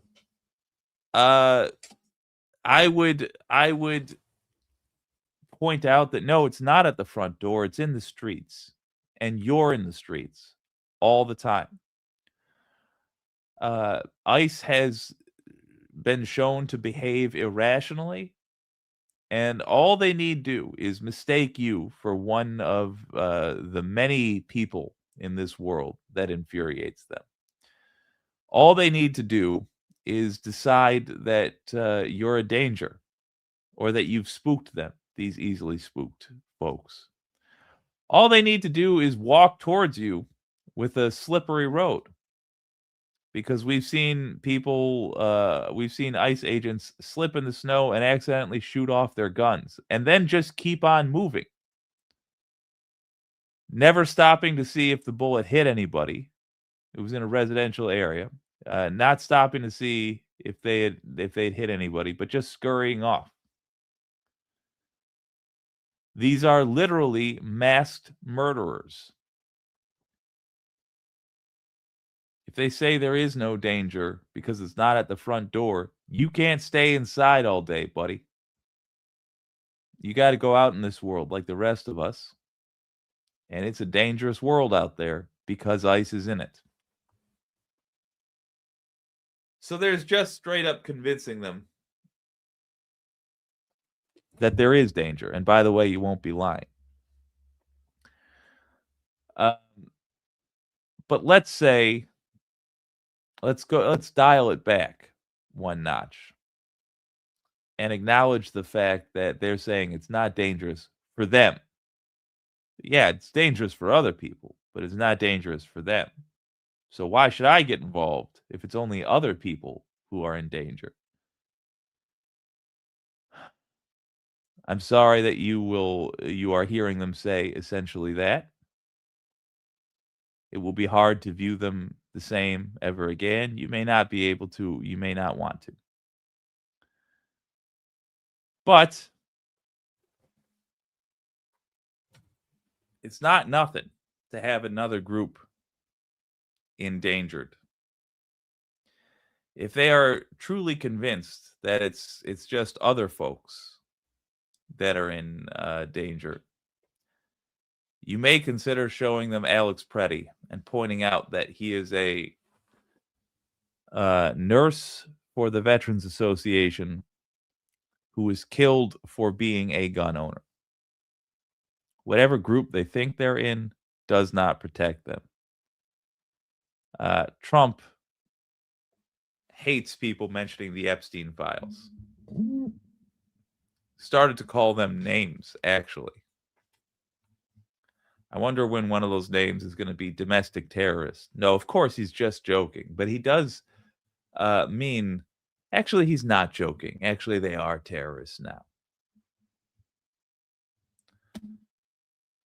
There is that. But you know what? Someone who says there is no danger probably believes there is danger. And they're probably just afraid of the implications. Because if there's danger, well, gosh, then they got to go do something about it. And that would be well and truly dangerous. So what they're really telling you is, I'm not saying it's right, but I'm saying it's not a danger, so I don't have to intervene. So they can be cowardly, in other words. Give them a coward's job. Give them the jobs you would give to somebody who you know doesn't have the courage to do the brave stuff. And look, not everybody who does this stuff, in fact, everything I'm going to mention, I intend to do myself or have done myself. It's not exclusively the work of cowards, but it's work cowards can help with. Being on the lookout, being on the perimeter of these things, filming from the perimeter, from a good distance away where you're harder to catch, blowing your whistle from there so that a wider area hears it. Doing that thing where you reward businesses that don't have ICE present by going out to dinner and being lovely guests. Growing food for the general strike. In fact, everything to do with the general strike. There's no bravery required for the general strike, and I think that's the best plan, to be honest. In part because there is no bravery required. Bravery is what it is because it involves risk, and I don't like risk. I don't think risk is I think you should eliminate as much of that as possible when making a plan. I think the general strike has a great plan. So sign their strike card. Start growing food. Get familiar with local networks that will distribute the food. Join the general strike Discord. You can offer them plans that don't require risk, of which there are many. Now, this is true, and I would say for protest groups, you should definitely have an attorney. Like, you should, if you can get 5 or 10 of you together, just all agree. Oh, this number is what we'll call. This is our attorney. We call them if we get busted. Latino Mufune said, if you decide to protest, have a lawyer ready to have your back before you do so. I think that is great. Yeah, HBX. I'm talking about people I have both met and just people I've met briefly, I suppose. But I mean, we got to be frank about this. It's not like everybody in the whole world's blind. And the reason we're having different reactions is because we're made of different stuff. And it's frustrating for me because I can't sacrifice very much. As in, I don't have much to sacrifice. I got my miserable life, and that's about it. So it's hypocritical of me to look at somebody who's got eat at a steakhouse 3 times a week money and judge them for not being willing to give that up. But I do. Well, hello, Sandy. Sorry I'm late to the chat. I listen, but I can't always chat because I'm so busy. I actually don't chat in most of the things I listen to. I often have YouTube on in the background all day. It is all good. Yeah, Pinkerbell. Growing food is never a bad idea. 100%. Cat 67 Cat. Excellent. I have started a garden. That is an act of revolution. I'm not joking. That is straight up necessary for a general strike to be successful by all accounts that I've seen. Thank you, Cat 67 Cat, and I hope you're connected with the general strike because you will be instantly one of the most important people in your neck of the woods. Latino Mufune says, if we wait until they get to our front door, it will already be too late. Yeah. Yes.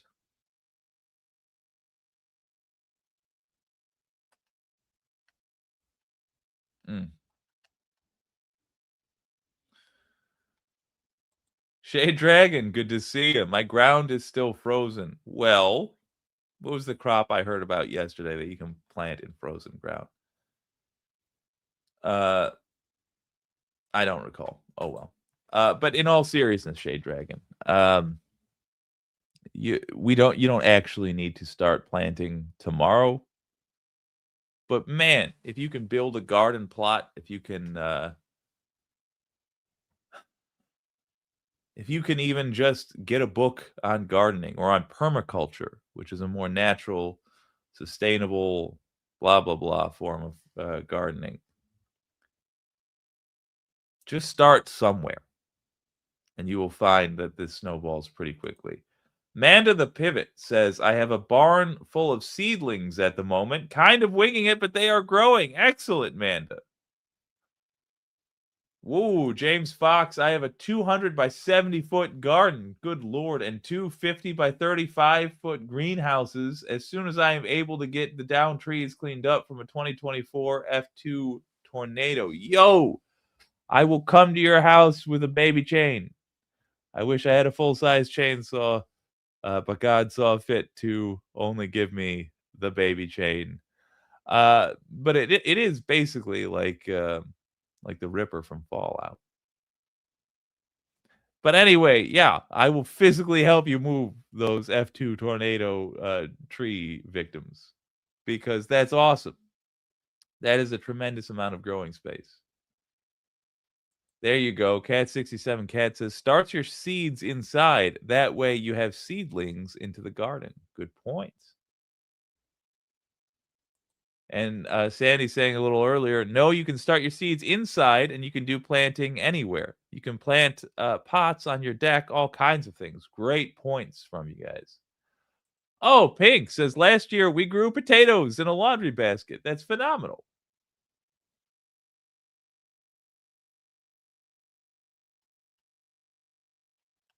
That is phenomenal. And Donald James X growing a pumpkin patch. I love it. So, oh, your deck's covered in ice. I'm sorry, buddy. I was talking with all right, let's state this as well, because the other folks from the gardening team mentioned this. Winter sowing in milk jugs outside at the moment too. Yeah, you can repurpose milk jugs into planters. It's very interesting. All right, so it seems like we've got some green thumbs amongst us. Let's use that, because again, I stress that's the logistics. That the reason I stopped everything to beg that one person to join the general strike is why I'm going to tell it to you all as well. We need that. I just had a meeting yesterday for an hour trying to get folks slightly educated on growing. For those that don't know, the general strike is the way the proletariat is going to try to force a bunch of big changes in America all at once. Universal health care, raising the minimum wage, land back to indigenous folks who it was thieved from, so on and so forth. And the reason that folks in the general strike think they can get away with that is because if you get enough people, and there are enough people that are angry enough to do this, if you get enough people on board, America will have no choice. And I don't mean because it would be so horrible of them to ignore us all. I mean economically, as we've seen during the pandemic. America relies on a certain percentage of its worst treated individuals. And if all of those individuals all at once stopped going into work, America would end. Not with a bang, but with an eviction notice. It's 11%, just about. However, for those people to be able to stop working and stay not working during the strike, they need to eat, they need a roof over their heads. The first thing they need to eat is more important than the second thing. That's you. That's why we need you. We need gardeners. We need people who can grow food. Eventually, we will need people who can can food. We need people who are willing to distribute food. We need networks of food distribution. But again, all of that's irrelevant. We don't have the food. That's you, not the food growers. We need folks who can do that. Grow anything. Doesn't matter. But the rest of the plan doesn't happen unless like millions of Americans all at once not only agree to stop working, but a subsection of them agree to start a new hobby of gardening. Incidentally, my eyes were opened from some fellow general strike people. I don't think it just has to be food that you grow. You can grow weed. You can make booze. Why would that help the general strike? To stop people from buying elsewhere. If members of your community are going to go down to the store for weed or hooch, but you've already got a jug of mead or a stick of weed, you just give it to them. Say, hey, don't go buy anything. Come on, you're striking. Strike with me. Here, take this. Go dull your mind with homegrown electric lettuce. Just saying, gardening in general is a tool of revolution, and we require you to do it.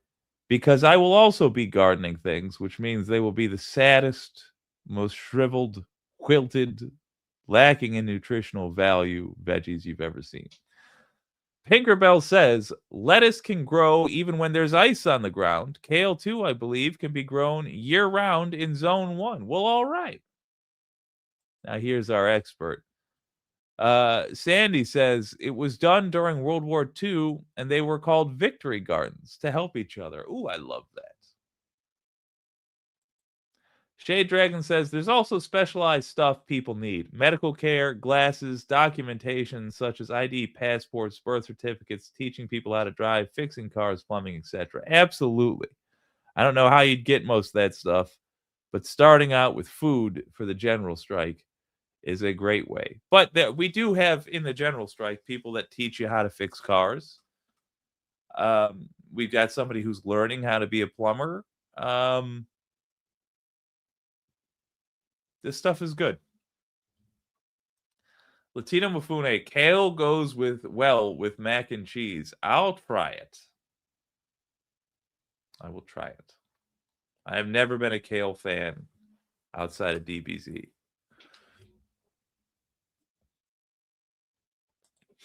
I wish I could have electric lettuce. Oh, one of these days, my friends. James Fox says, here we can grow a year-round in-ground, but greenhouses are my go-to in winter. Fair enough. And that brings me to another point. There's going to be things that are easier to grow, especially for laymen like us in each region. But if the general strike is able to extend throughout the country, we will then have different climate regions to rely upon. So you can get delicious food from Arizona, say, or Florida that was grown, that was able to be grown there, which is not as easily able to grow in Michigan. That is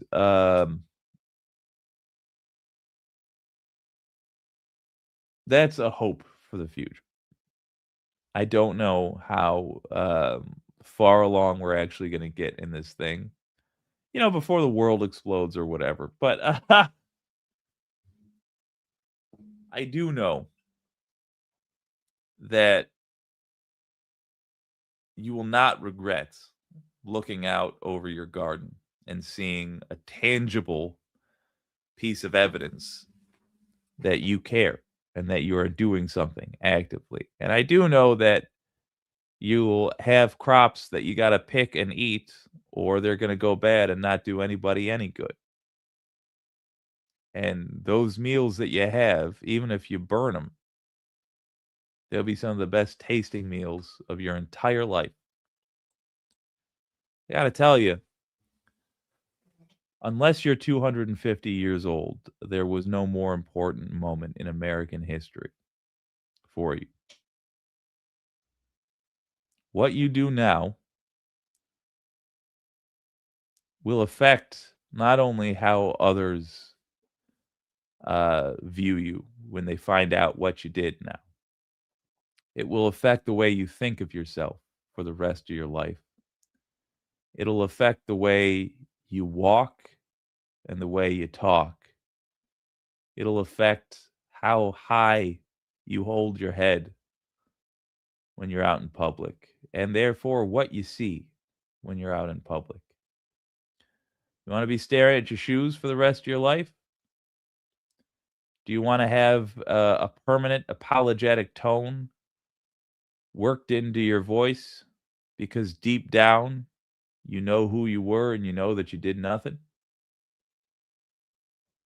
Or do you want to know that if fascism rises, you will be there to meet it? Do you want to know that you are made of the stuff that resisted the slavers in the South, the Nazis in Germany?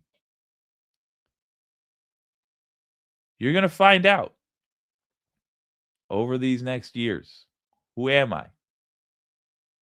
And you're going to remember for the rest of your life, that's who you are, that's who you were. You will not, hopefully, get a second opportunity such as this, because there hasn't been one in history, well, really since that artist fellow in Germany made such a stink.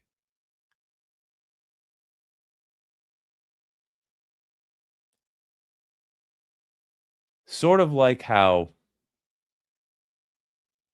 some folks in Mad Men went over and fought in a war and then had strong opinions formed by that war for the rest of their life.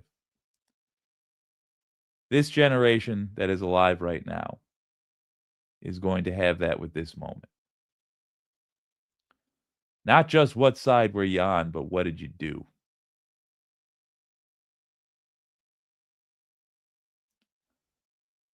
Have an answer. And I can tell you from horrible experience, behave now like the old version of you wishes you would have. Like the old version of you, like you imagine the old version of you would want you to. Don't behave now in the way that feels good now. Because that's a terrible guide.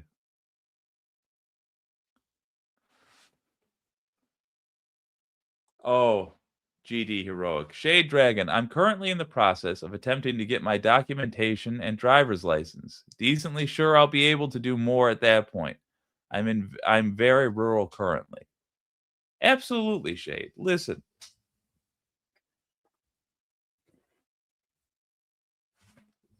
This is not... You're not going to be haunted, say, if you don't get the opportunity to do anything heroic. I certainly hope I never get the opportunity to do anything heroic. But you are going to ask yourself, did I do what I could? It doesn't have to be everything. It doesn't have to be something cool, but it just has to be something. You're going to check with yourself and say, did I do my part? Yeah. Or did I do my part? No.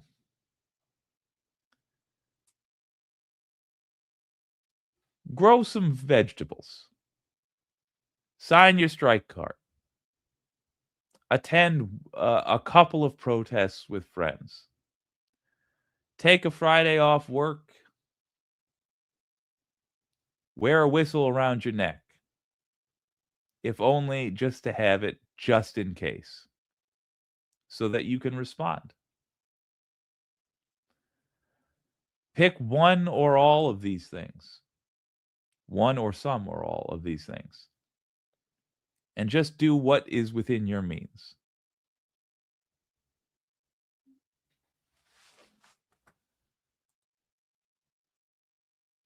Oh, I'm reading about that mahogany.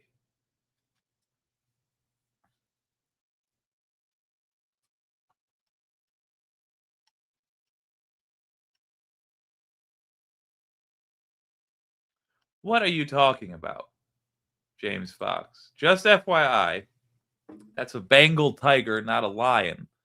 It's a painting a Clemson artist made. What are you talking about? What's a Bengal tiger? Here you go, Carly Wynn. Depending on your area, there are mutual aid discords for New England. There might be something by you. Yeah, specifically go to the General Strike Discord and ask. Go to the generalstrikeus.com. Go to their...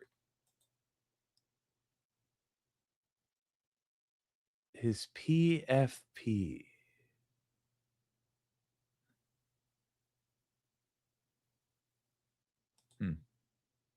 Anyway, go to the General Strike Discord, Carly Wynn. Go to the generalstrikeus.com, which will take you to their Discord. And then ask if in your area there is a gardening group. If there is a specific General Strike section or General Strike chapter in your state. If there's not, good news. You can be a leader. Start a General Strike chapter in your state. I will work with you to get it done. In fact, I will co-found it with you if you'd like. And help you run it if you'd like. But beyond that, see if that existing one already has a gardening team. And if they don't, volunteer to be on the gardening team. Because it's that important. Oh, my profile pic, James Fox says. Oh, his I see. Profile picture. I get it now, Baker Bell. I see why they think, everybody knows. And Shade Dragon says, I'm not a hero, I'm a marshmallow, but some people like marshmallows. And they go good in some things, so there's that. Shade Dragon, I do think you're a hero. You look where you are in the afternoon. Look what you choose to occupy your time with. we don't. It's not a, it's no secret here that we don't have a lot of resources. I get it. A lot of folks don't talk about how much fuel was used in the various machines in Saving Private Ryan, because they didn't have to think about that. We do, because we're broke. I get it. But you are a hero. Yeah, you care. And I believe you'd be willing to put in whatever was necessary for justice. But we have to, when I think of a hero, I think of somebody that accomplishes goals that must be accomplished, regardless of the personal loss. Another way might be to say regardless of the consequences. But for most of the stuff that needs to get done, there are no consequences except that it's annoying and takes time. So if you're willing to garden, if you're willing to, you said you're getting your ability to drive in place. Okay, yeah, if you're willing to drive. It's the annoyances like that that are going to be the first barrier for most people.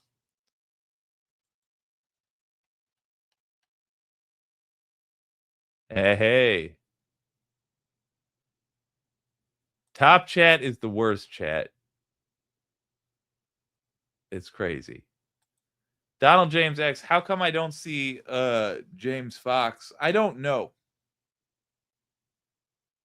YouTube is very strange.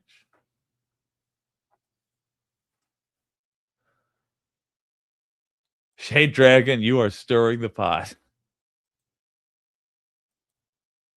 Heroic marshmallow. Fair enough.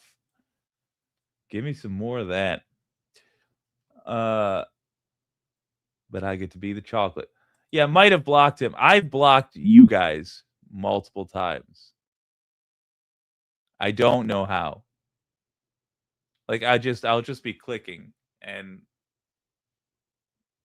I see the message and I press dismiss or whatever.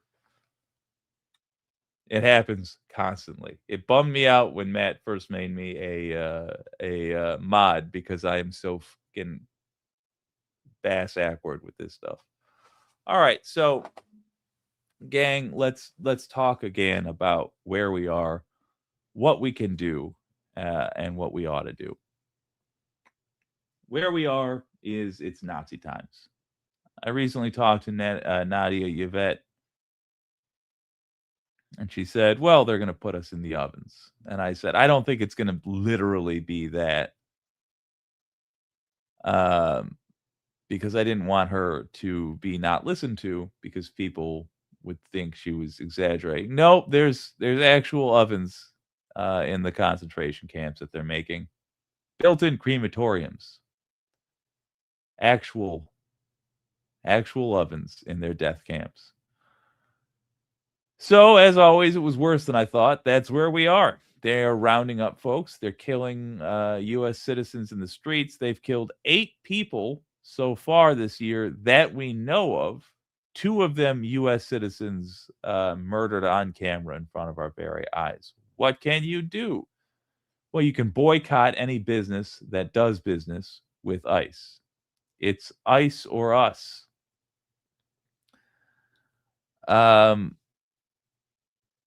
You can reward any business that doesn't do business with ICE. And you can even invite your coward friends to do this. Of course, I'm talking about the wealthy here. If somebody in your life is so wealthy that they refuse to risk any of that for somebody else, you can have them reward businesses who don't serve ICE by being just the best customers possible and wearing a shirt saying, I'm here because ICE isn't. You can also take note in your friend group of who can afford to get arrested, who has a clean enough criminal record that you can lock hands and stand in between ICE and one of their targeted victims. And then plan for the future. If you're not a gardener already, learn to garden because the general strike needs you. This has been WYCD Wicked. That stands for What You Can Do. My name's Jake, and I'll see y'all quite soon. I don't know where, but around.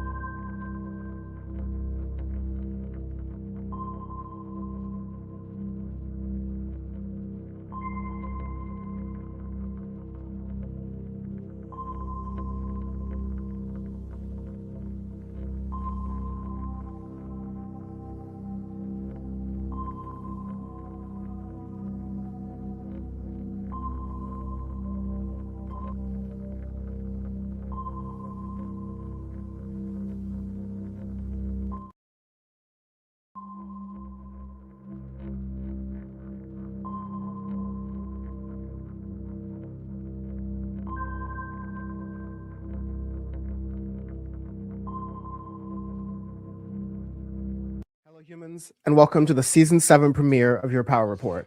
I'm Dan from the internet, and I'm happy you're joining us here. Before we begin, I want to quickly go through some changes, starting with point 1, Power Report's new, old format. The first part of the show will take one of a few forms. It'll either start with an interview on a relevant topic in the episode, or special commentary from a panelist, a guest, or in this case, the episode, me doing this little thing right now. Point 2. After that, there'll be a panel discussion to round out each episode, just as y'all love to see. And some episodes may just be panel only. I'm aiming for at least one episode in this format a month, but that will depend on a number of factors, including the availability of panelists, guests, the producer, and of course, myself. And of course, the amount of news and the type of it. Now, naturally, there's going to be a lot of news for the foreseeable future, but Power Report is meant to be a time capsule, and that's a big reason why we're doing this sort of return to form here. And by time capsule, I mean each episode should be thought of as a snapshot or a bookmark of the time it drops in. But you'll also be forward thinking enough to stay relevant long after the original upload date. And other times, especially like in this season 7 opener, we'll be reacting to news as it's happening, with news still to develop. So we'll have as many details as we can, and I'll edit things in where necessary. But Power Report was founded on the idea that a lot of stories just don't stand the test of time. And so we're not going to try to focus on those. And other stories tend to go under the radar, but they're going to have big ramifications in the future. And we're going to highlight those accordingly. Now for the third and final point. Here's a breakdown on how to watch. You can watch clips of Power Report and get occasional full episodes like this season 7 premiere on this new dedicated channel, youtube.com/@PowerReportWorld. That's youtube.com/the @ Power Report World. The @ is important in the URL.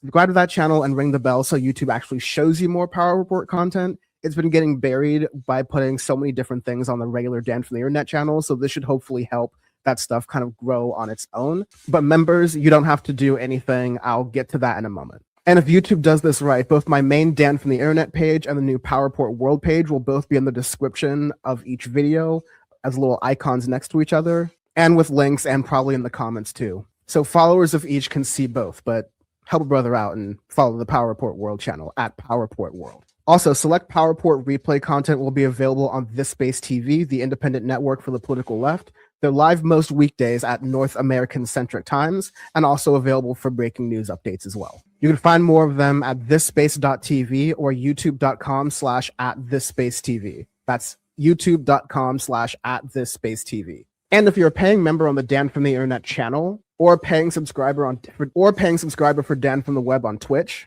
or a paying member at syndicate23.co, you'll have access to the full ad-free episode as a thank you.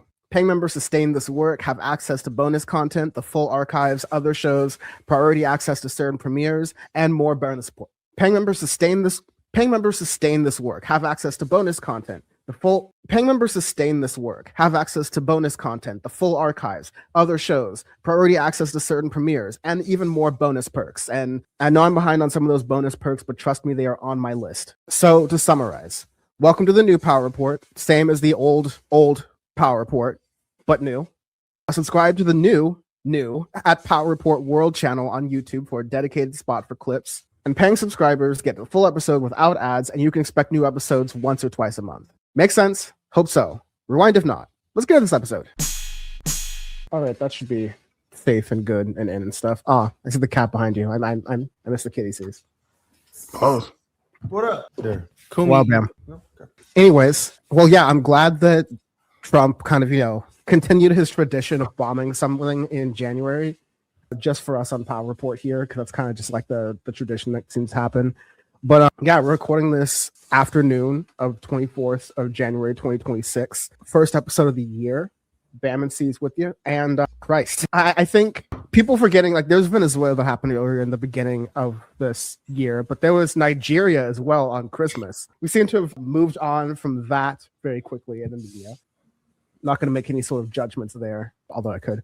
But yeah, Venezuela happened. Greenland had to deploy troops because Trump was threatening to invade there. Iran was, they were talking big smoke along with the uprisings that have been happening there about what they do to defend themselves from a United States invasion, and Trump saying, oh, help is on the way. It's been a really good couple of weeks for the peace president, I'd say, right? yeah. Not only it was actually France and I think Germany, Denmark deployed troops to Greenland. Like, that was, to me, I'm like, this is actually crazy. I remember anytime like there's something going on in like Iran or whatever, there's like, oh, it's going to be World War III. And I'm like, it's not, because Iran does not have allies.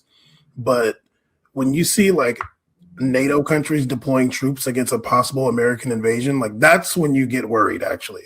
But luckily, nothing happened with that.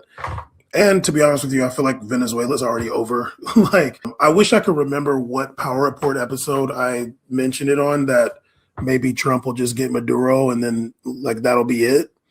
But I think that they're satisfied with having Maduro in MDC there in Brooklyn, a couple blocks down from Dan and Tekashi. I think they're locked up together. But yeah, I think that whole thing is over and we won't really hear much about that anymore. Like, that's done. Yeah, the next time we'll hear from Maduro is when he's forced to lie that they were part of rigging the election for Joe Biden to win. When that happens, we're gonna hear Maduro talking again, and he's gonna that'll be because they're probably gonna threaten 16 generations of his bloodline into massacre. Then he'll be like, okay, you know what? I'll say this, because I don't care about U.S. politics. So that'll probably be the next time we hear from Maduro. But it's really wonderful that the president of peace, who received a hand-me-down thrift shop second-hand use Nobel Peace Prize in the midst of in between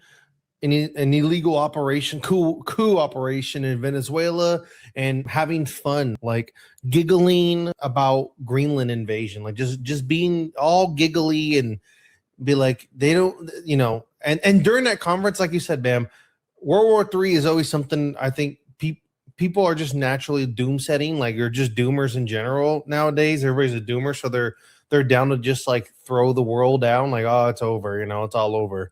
But it really is not over until you see like Macron like doing like a damn Bush speech in front of like all the troops. I was like, damn, what the hell? Like, is that what it's getting to? Like, what the hell? And of course, it only gets real when you start threatening. When a European nation gets threatened, then it's getting really real. It's like South America, just fuck them. Africa, fuck them. Middle East, fuck them. Oh, Greenland? Oh, hell fucking no. Rally it up, boys. NATO is awake now. NATO has woken up and is taking action. And also silently during that time, America pulled out of WHO. Not a shocker to anybody. So we're having a good time. We're having a good time. Pulled out of who? Yeah. Who? That was a good one, Dan. That was actually, you got me on that one. I almost had to. That was a good one.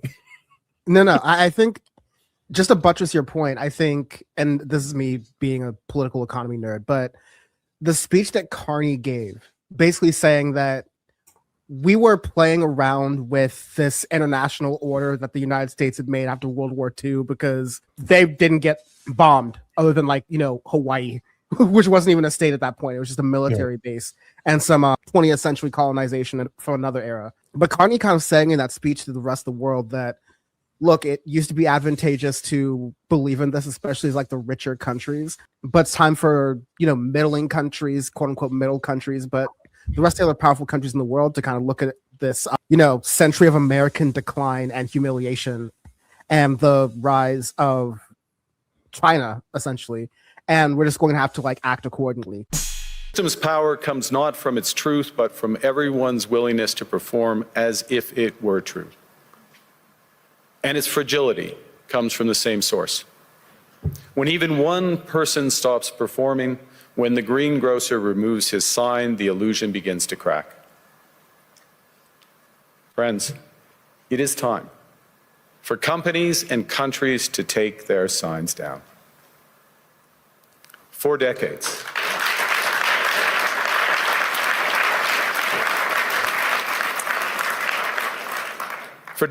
countries like Canada prospered under what we called the rules-based international order.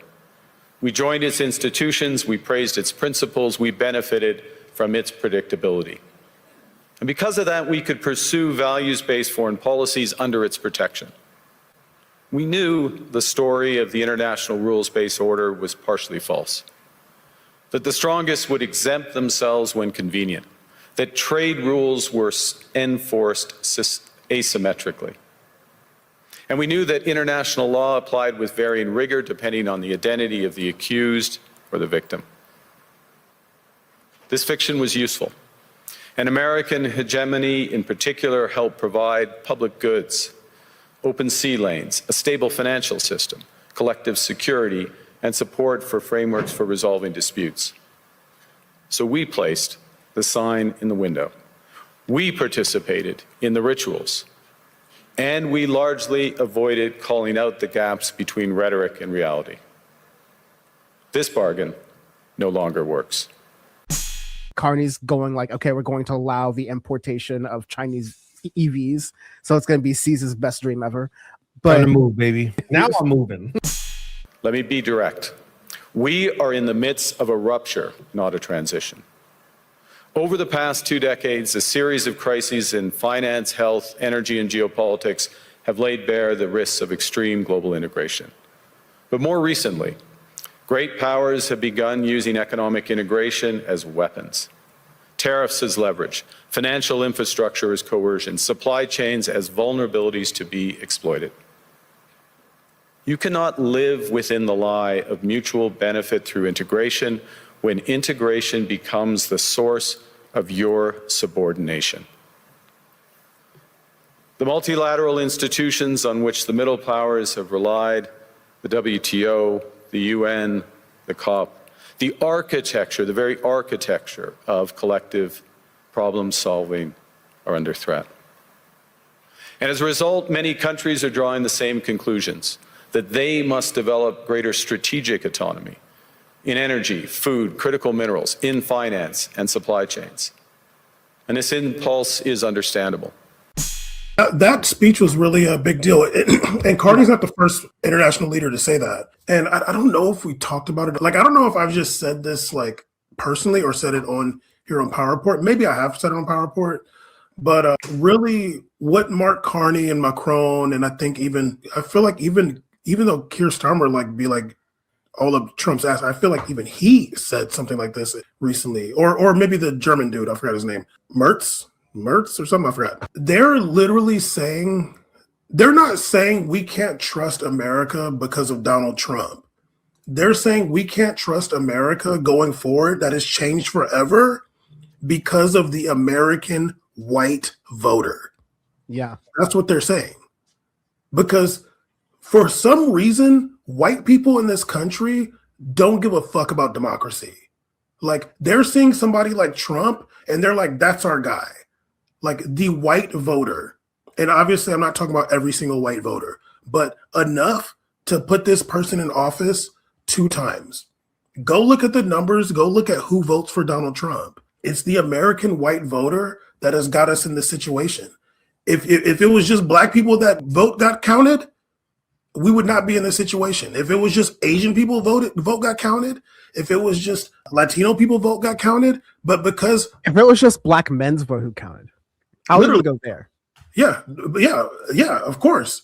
I think, which by the way, just like out of 2 second like That's So Raven flash to what America would look like if only black men could vote. I'm just like, so many things have to be happening. That's like, you know, Jetsons world where shit like there's flying cars and shit. I was just like, wow. I know it's a hypothetical, but Jesus, I just had to acknowledge that, you know, brain rush that I just got. But yeah, like this, like here, like, and sadly, am I going to go off right now a little bit? Should I do it this early? I might forget later. Let me just do it now. Yeah, go for it. I'll try not to make it too long. But not Keir Starmer, Mark Carney is saying without saying it that the world, his country, the rest of these European nations that were just chilling before cannot trust the American white voter. Now, I came across some super duper lefty people online, the super duper, the Delta Force leftists, and it's just really funny to me. Because why can't they say that? Like, they're still talking about liberals as like the same as like a fascist or whatever. But I'm like, why don't they just say that it's the American white voter? I don't know why. Most of them are white. Maybe they feel a little thing about it. But like, we are being oppressed by the American white voter, really the uneducated American white voter, which is the majority. And I'm just like, why can't, like, that's just so hard for people to say, you know? I'm not expecting Mark Carney to say that. He don't got to say that. And I'm not expecting politicians to say that. They can't say that. But I think people in the left media and Dan smoking his drugs, I think that they, and not like us, I think we need like the white leftist media people to say that. Because it's their family members and shit. I mean, also, like, another point on Carney, it's like, this is not the most progressive guy that Canada's ever elected. Like, no. And it's seeing that speech to me was like even more volumes. I was like, damn, like, I can't, like, this, I mean, we can even say it objectively, like, what's going on in America has even made, that's why when I see the super ultra, you know, the hardcore lefties talking about the libs, I'm like, we have to even adjust that definition now, because there's people who are looking at a situation between ICE and police and going, damn, I kind of miss the police. Like that's how bad it is. Yeah, Bam is like, I really just miss a good cop. Like Bam's like watching Reno 911 and giggling now. Like, can the cops save us, please? Cops, where are you? He's walking up to cops now being like, come on, man. Some crazy shit in Orange. I take it back. That was bad. y'all Bam, come back. Fuck it. Of all people, Bam, you know that ICE pays more. So, you know, I think if that's happening in a nation right now that definitions of democracy are being adjusted, like it's like at this point, anybody who believes in democracy is like a plus, then the term liberal is been changed as well too. Like we have to, because when you elected Trump and everything he's changed, he's taken so much of democracy away from us that now we're going to be scratching back to try to get that back no matter what, even if the person seems more, you know, in the past traditionally more conservative or et cetera. It's like, yeah, but at least that person believes in like a system of voting. So that's what happens when, you know, I think Americans, as Wagner Moura said in his Golden Globes interview, is that I think Brazilians, he said Brazilians are, the way Lula won was because Brazilians knows what it's like to lose democracy in recent time. They know what it's like. They had authoritarianism. They had a military dictatorship. And so I think Americans have gotten really comfortable with the fact that democracy is something that they can just take it. They just comes for granted. And with the voting that happened recently, I mean, clearly now Trump is talking like, you know, a fourth term is going to be just happening. Like it is what it is. And we just got to accept it. So I think that definitions are being changed every single day with how we're seeing the country being right now. Agreed. Let's not forget that Brazil did also vote in Bolsonaro. Let's don't even play around. I know, right now. but did Bolsonaro? Okay, Bam. My point wasn't that Bolsonaro won. Did Bolsonaro win twice? Not yet. No, he didn't. Where is Bolsonaro now? Not yet. Where is he right now? He's in jail. He's either in jail or in the hospital. No. He's in jail. Okay. Me and you watched all those trials with Trump. What happened to him? Okay. He's a president again. He's either in the White House or in the make hospital. that shit seem like it never existed. Okay, we'll see. We'll see. No. Be a Northern Hemisphere lover all you want, dog. But at least one side did more than the other did. Oh, I agree. No, you don't agree. You don't agree. We'll see.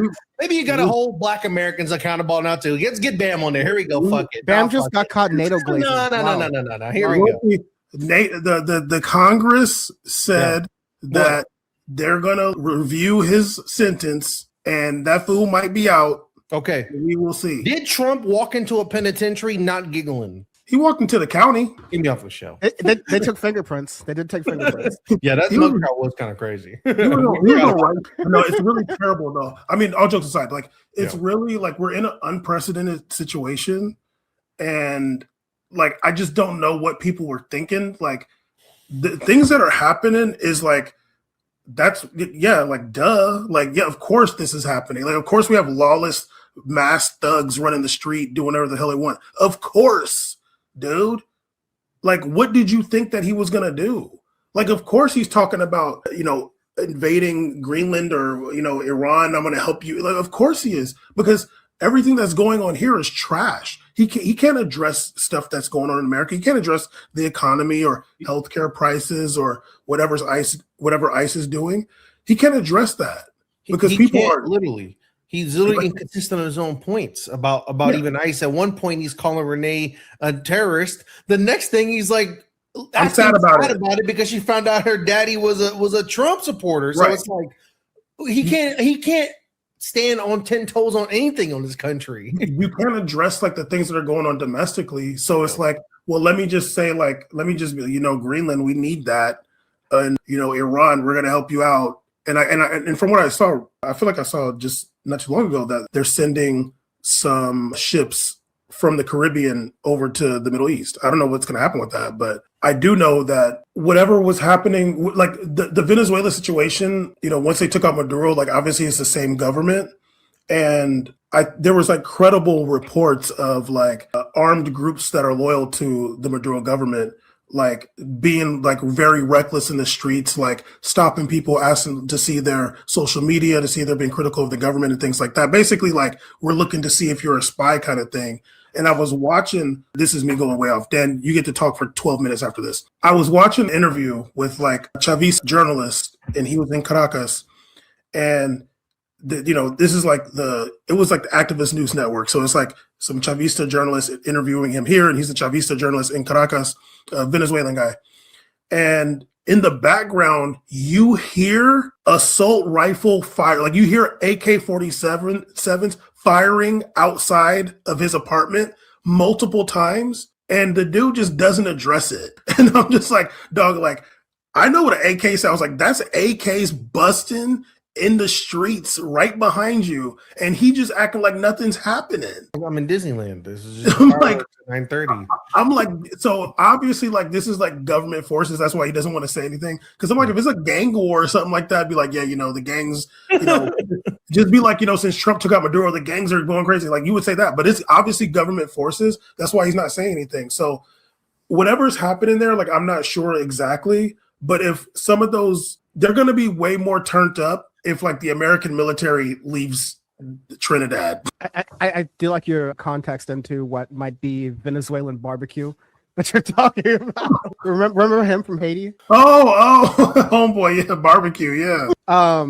No, that insight was helpful, but what you had said a moment ago about the aircraft carriers or whatever that were being redeployed from off the coast of Venezuela now to Iran, it reminded me of something that I definitely have said on Power Reports past about how the American military can't be spread like the way they're doing right now. Like, these little SEAL Team 6 Delta Force like operations, like they're cute, right? Okay, like whatever. People were saying they use the Havana syndrome ray or whatever on the Venezuelans that were taking care of Maduro or something like that. Like they was making their heads hurt or whatever. I don't know. Just they do like Mossad sort of like operations, right? But they can't, similarly to the IDF, they can't execute a wide scale ground war in multiple places. And their ability to, I'm talking about the United States now, their ability to withstand attacks at foreign bases I still, for now, say that attacks in America are unlikely unless they're, sort of like these, like single cell or those types of terrorist attacks that are like internal, right? But, and to say nothing of the ICE, but we'll get to that in a moment. But I don't think like America is going to be attacked like that. But the ability for American bases or American allies to also be caught in the crossfire is very, very possible.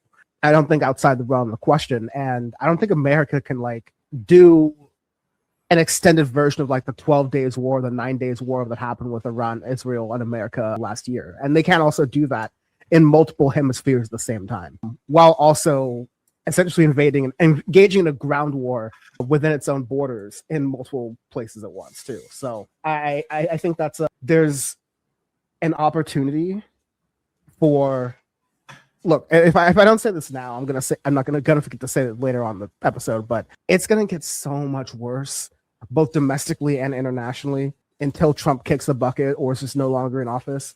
Truly, whatever kind of comes first situation. But if he overextends the U.S. military machine with as bad as relations are right now, it's not going to end well for him or, Americans overall. Like, you think it's bad traveling with an American passport now. You're going to have to be really saying, no, you're Canadian when you travel now. Like what you're saying too, like the overextension of the troops, like if you have troops like on the ground anywhere and even one of them dies, it's going to look really, really bad for him. And now granted, there's going to be a lot of like rally and support the troop type energy here because it's still America. But like, if they put troops on the ground in Venezuela, what is that? You keep talking. All right. Oh, the cat? No. Yeah, it's going. Oh, stupid. If they put troops on the ground in Venezuela, or I can't even imagine that happening in Iran. But we're in the time of drone footage and all that. Like one of the American troops is going to die on camera. You know what I mean? Like there's going to be a video of some American troop getting like blown up, like them like Russians, and like when they be in Ukraine, and like there's like a freaking drone that just drops and blows them up. Like that's going to happen. Triangles. You know what I mean? Like, and that's going to be so bad for Trump. Like that's going to be bad. Like nobody wants to see that in 2026. So I don't really see them putting troops on the ground anywhere, because I truly believe that in like a la what Steve Bannon was all about going back 10 years ago, like they want to fight a domestic war. Like their war is at home. I don't think they're too interested in like sending troops abroad to like engage in like a shooting war on the ground anywhere like that. They want to do that in Minneapolis and Los Angeles and Portland and New York or wherever. Like that's where they're interested in subduing us here so they can retain power forever. Yeah, and I mean, I don't know. I feel like, I might be wrong. I might be misremembering this, but I feel like Trump was trying to like run on like basically the fact that there would be less, like he would be pulling out of wars and like it would be less of this. And I'm like, it feels like every moment they're up to some new operation and, it's increased military spending. So like Bam said in his original point, like at some point, and not everybody, but Whitey, who did vote, a lot of them did vote for Trump. When did they stop voting for like wanting democracy? Because like this guy's literally just doing everything. He's just completely lied to his base multiple times, flipped on everything that they wanted him to flip on. Say they're upset, but it's like, I mean, what do you got? You got to show it, especially this year. I think is a pivotal year to see if they show for it. Like when it comes to midterms, like I want to see if America does pull through, because right now, I mean, I'm seeing the people active in the streets, but everything I want to see is going to come to actual voting. Like, are you actually going to vote? Please. Well, are we gonna have the elections that we hope we have? Yeah, or are we going to get allowed to vote in the midterm? Like, what's going to happen? Trump is saying he regrets not having the National Guard seize the voting machines last time. Yeah, so, and I saw that there's like new provisions for the voting machines too. Like they're going to be having like auditors or something, and like at like live locations for Dominion. Like there's all kind of new Dominion developments for like the voting booths, and like there's going to be like a buffering time for the vote too, so they can like review for anything funny. It's like I'm like, oh god. Elon Musk's kids are each going to be taking shifts. Yeah, it's like Nick Cannon's kids get the East Coast, and then Elon Musk kids. Yeah, get the Trump West used to Coast, joke and about ballot boxes being taken. Now I'm gonna see like unmarked Toyota Siennas grabbing my ballot box in like Long Beach. Oh, wait a minute, what the hell? Taking it to the pier and just dumping it in the ocean. Yeah, they're gonna be dumping it into the port of Long Beach. I'm like, okay, cool. Real talk. I used to be able to like joke about betting, but now CNN and Kalshi are doing sponsorships right now, like it's Drake and Steak. So like whatever at this point, right? But it's gonna be like more likely than not that you're going to have polling places with federal agents at them for the midterms this year. That used to be like even early 20, like even this time in 2025, I would have said, hey, I know it's bad the first 10 days, but let's see what happens. Maybe the Democrats will go a spine. And 365 days later, nope, Chuck still invertebrates. It's still happening. Also, to your point, like before there was obviously people of like a higher elite status that would benefit from presidential elections and quote unquote allegedly rigging them. Who knows? I mean, is there even crime against saying things? Who knows what's illegal anymore? So whatever. I mean, at this point, whatever. Now it's like when betting is like when like Kalshi and all these companies are like making like that kind of betting available to like the regular person, there's like financial incentives for the everyday man person to like influence and rig. That creates a heightened danger and like risk of like, messing and tampering, which is crazy to think. Like here we are now. Like now, just any other dude can really just get it cracking because they have some financial incentive to win out of this. Like, I'm like, are Kalshi on that side? Are they betting like damn council votes too? Like, how hard is it going? Because from the sports betting sites, you can literally sit here and bet like the results of like Division II Mexican League basketball. There's odds on there. I'm like, if that's how in depth it gets.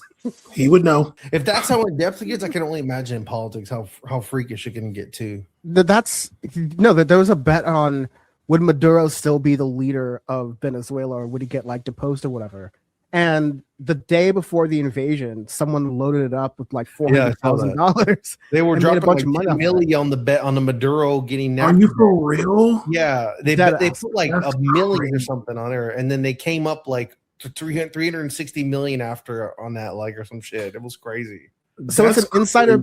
It's an insider trader's wet dream. Nancy Pelosi is like, I got out the game too early. Nancy Pelosi's like, fuck, like got out the game too early. Exactly. Maybe that might be somebody working. But I mean, never mind. I'm just kidding. I don't know anything. But to that point, like if someone places a bet on someone in the current administration and their chances, Caesar's like, oh, I'm definitely jumping out of this one. But no, if someone places a bet on the current administration's vitals, let's say, like Caesar's saying, and not me, this is C. So if everyone gets in trouble, it's C who said this. No, but it creates the incentive for people to get those things to happen in real life, right? Like if you're betting that LeBron James is going to fall and you have courtside seats, best believe you're going to be stretching, right? Like, anyways, so yeah, Venezuela, I think that's a fairly decent sort of like summation about it. We did see how one of the top donors, like one of the donors to the Trump campaign this go around in 2024 was an oil executive who got first dibs. His company got first dibs in Venezuela for that oil. I mean, good luck, dude. Like, honestly, I still stand by my original point that there's not much money to be made in Venezuela like that. Like, there's like a little bit, but it ain't that serious. I'm standing by that. Because Bam just will not, he's not going to fold or break. As long as they're drilling out of Torrance, California, he's not going to break. The Exxon dude literally went to the White House and told Trump to his face, Venezuela is uninvestable. What a freedom fighter. Thanks, man. Like, that was tight. I just don't think that, like, I just don't think there's money to be made like that. And like, I'm saying there was money to be made on gambling then because someone came up on that shit, that move. That's what I think. I think that it was just more about doing it and not like we're going to get some benefit out of it. But of course, Trump is going to say that. But like my logic was and has been Chevron was already there. If there was money to be made, like Chevron finagled some special license so they could work in Venezuela, like from the American government. if there was money to be made, the other oil companies would have done the same thing. They're like, I'm not going to let Chevron make all the money there. And it's not like Maduro is so freaking like hardcore that I'm not going to have no American companies here. He got Chevron right there. It's not like Iran. Iran is not going to let no American or British oil company work there. Maduro said, fine, y'all want to freaking dig this bullshit sulfur oil? Go for it, you know? Like, we're sending the bullshit oil to China. They'll take it, you know? Like, but Exxon and Conoco and everybody else would have been there making the money if the money was to be made. Trump did that for a trophy. Look, I got Maduro. Nobody cares except for some freaking Cubans in Florida and some Venezuelans down there in Florida. And now it's not even a topic. Yeah, I think to that point, what you were saying earlier about the Exxon CEO saying that's uninvestable, the banks in America, like Bank of America and JP Morgan Chase, are like, no, the risk is too high on some like fucking Venezuelan oil tankers for them to be, you know, geopolitical targets, or also just like, you know, not even profitable to begin with. The risks are too high, so we're not going to invest in that. We're not going to insure that. Like, any company who would want to do that is going to be on their own to the tune of billions of dollars.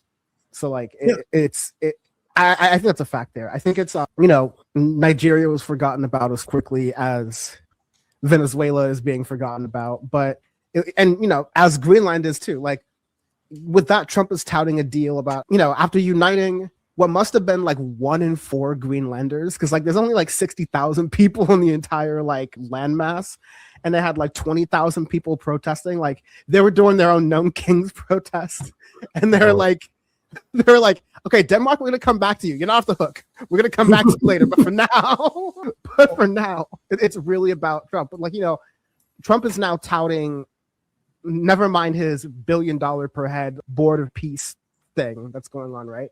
But he's touting this deal of, oh yeah, we have unfettered access to Greenland. We can build military bases on Greenland. We can do whatever we want to Greenland. It's like, bro, once again, you just made this big deal over, you know, there's a phrase, like, Trump was making a big deal about doing something that was already in place anyways.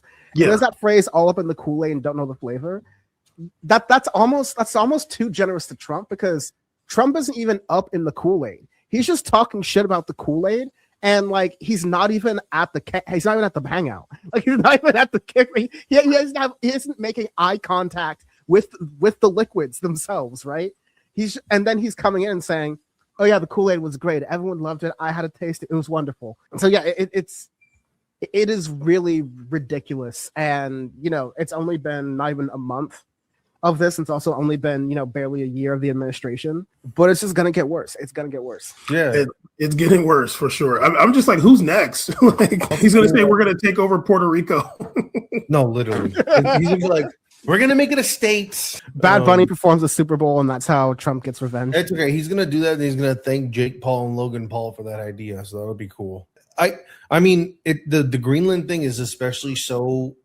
I normally disagree with a lot of BAM South America takes nowadays. They're very they're very gas pilled now. So I'm gonna, you know, I'm not gonna get into the weeds of that. Maybe if we get in our own debate episode one day, we'll do that. But I do agree with the Greenland, just and like him getting Maduro's like a mantle type of thing, because literally America has had a defense agreement with Greenland for many years, probably since the Cold War or something. There's already a military base there.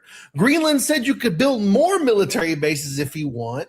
They were like, you can actually do whatever you want. But the fact that I think he's such a freak, and I think he's losing all his brain cells, that I think that that he wants ownership. He wants to own something. He wants to, like, he owned getting Maduro. He wants the ownership over Greenland to be like, I got that for us too, because an agreement is not enough. He wants everything. He wants to take everything you have, whether you're a regular person or just people in Greenland. So yeah, they amassed 20,000 people, probably half their whole population pulled up and went crazy for something, fighting to just keep America in the defense agreement. Like, it's just unfucking real what we're dealing with here. It's like literally we're dealing with a big ass dumb kid who just won't stop, and no one can tell him no. Like, nobody can, clearly. Yeah. And it's more dangerous, you know, because, you know, he was talking that talk, and, you know, usually the world leaders are appeasing him, and and they still do whatever, but they deployed real troops to Greenland. Like they're like, we're not gonna just let this happen like that. Like, I forgot when Trump was talking like earlier on last year, when he was talking about Canada a lot, like making it the 51st state and all that stuff. France sent a nuclear submarine off the coast of Nova Scotia. Like, that shit was right there, Bam, that's a great point, because I want to highlight something I haven't seen in media, regardless if it's YouTube or not. I think low-key that move was more impactful than we're giving it credit for. I think Americans also, in their coverage of things, love to minimize the world, including European countries. I think purely mentally, it's like a landmass thing. I think that they think because we're just size-wise a bigger country, and of course we have a big military, we're just exponentially more powerful than anybody. For sure, you can be more powerful than somebody, but it doesn't mean that we can just afford licks. Like, we can't afford licks. Like, taking a lick would be really impactful for America too. So when I saw that all the military thing and some of the moves in France and Denmark, being steadfast on being like, what the hell is going on here, and moving military, I think it's really funny that coincided at the same time Trump goes at that summit and is like, we're not going to take it. Come on. I mean, say what you want about like how we want to like dog, a lot of European movement, but clearly I think that had some kind of impact, because his tune changed when he got to that forum. He was talking reckless when he was sitting in his chair like this in the White House yapping so much, but when he got to that forum and started yapping off his dementia, he kind of took a couple steps back on it. He didn't go as hard as he was when he was comfy at home. And I'm like, say what you want. I don't think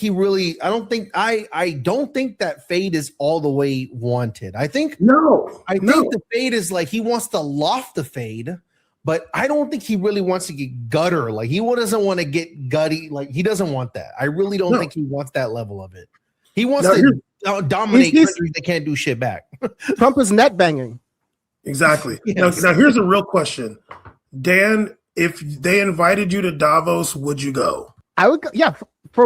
I would go once. Like, it wouldn't be something like, I'm one of those people that goes to EDC every single year, right? Like, you gotta get a sense EDC of comparison is crazy. Because Davos used to be like the big, like, that's the conspiracy theorists, like, Davos, that's where they come together and they make the world agenda. That's the new world order. Like, they used to talk about Davos, like in the Bilderberg. You're doing a deep cut right now. You're doing the deep. Like, Davos is where, you're doing like, QAnon deep cuts right now. No, Bam is the only person keeping like early 2000s Alex Jones alive, because He's sure the shit only ain't man Alex Jones. who never even knew how to type in QAnon on a computer in his life, but knows all them shits by heart. He knows them shits. As we transition into national news, I did want to shout out producer Sachi for making this graphic that we haven't been able to use that much in 2025, but boy, are we starting in 2026 with this, folks. It's an installment of Vance Romance. Look, I love my wife so much. I love her because she's who she is. Obviously, she's not a white person. Now, I would call her up here to come and speak, but then I think I'd have to sleep on the couch tonight. So we're effectively run in this country via the Democrats, via our corporate oligarchs, by a bunch of childless cat ladies.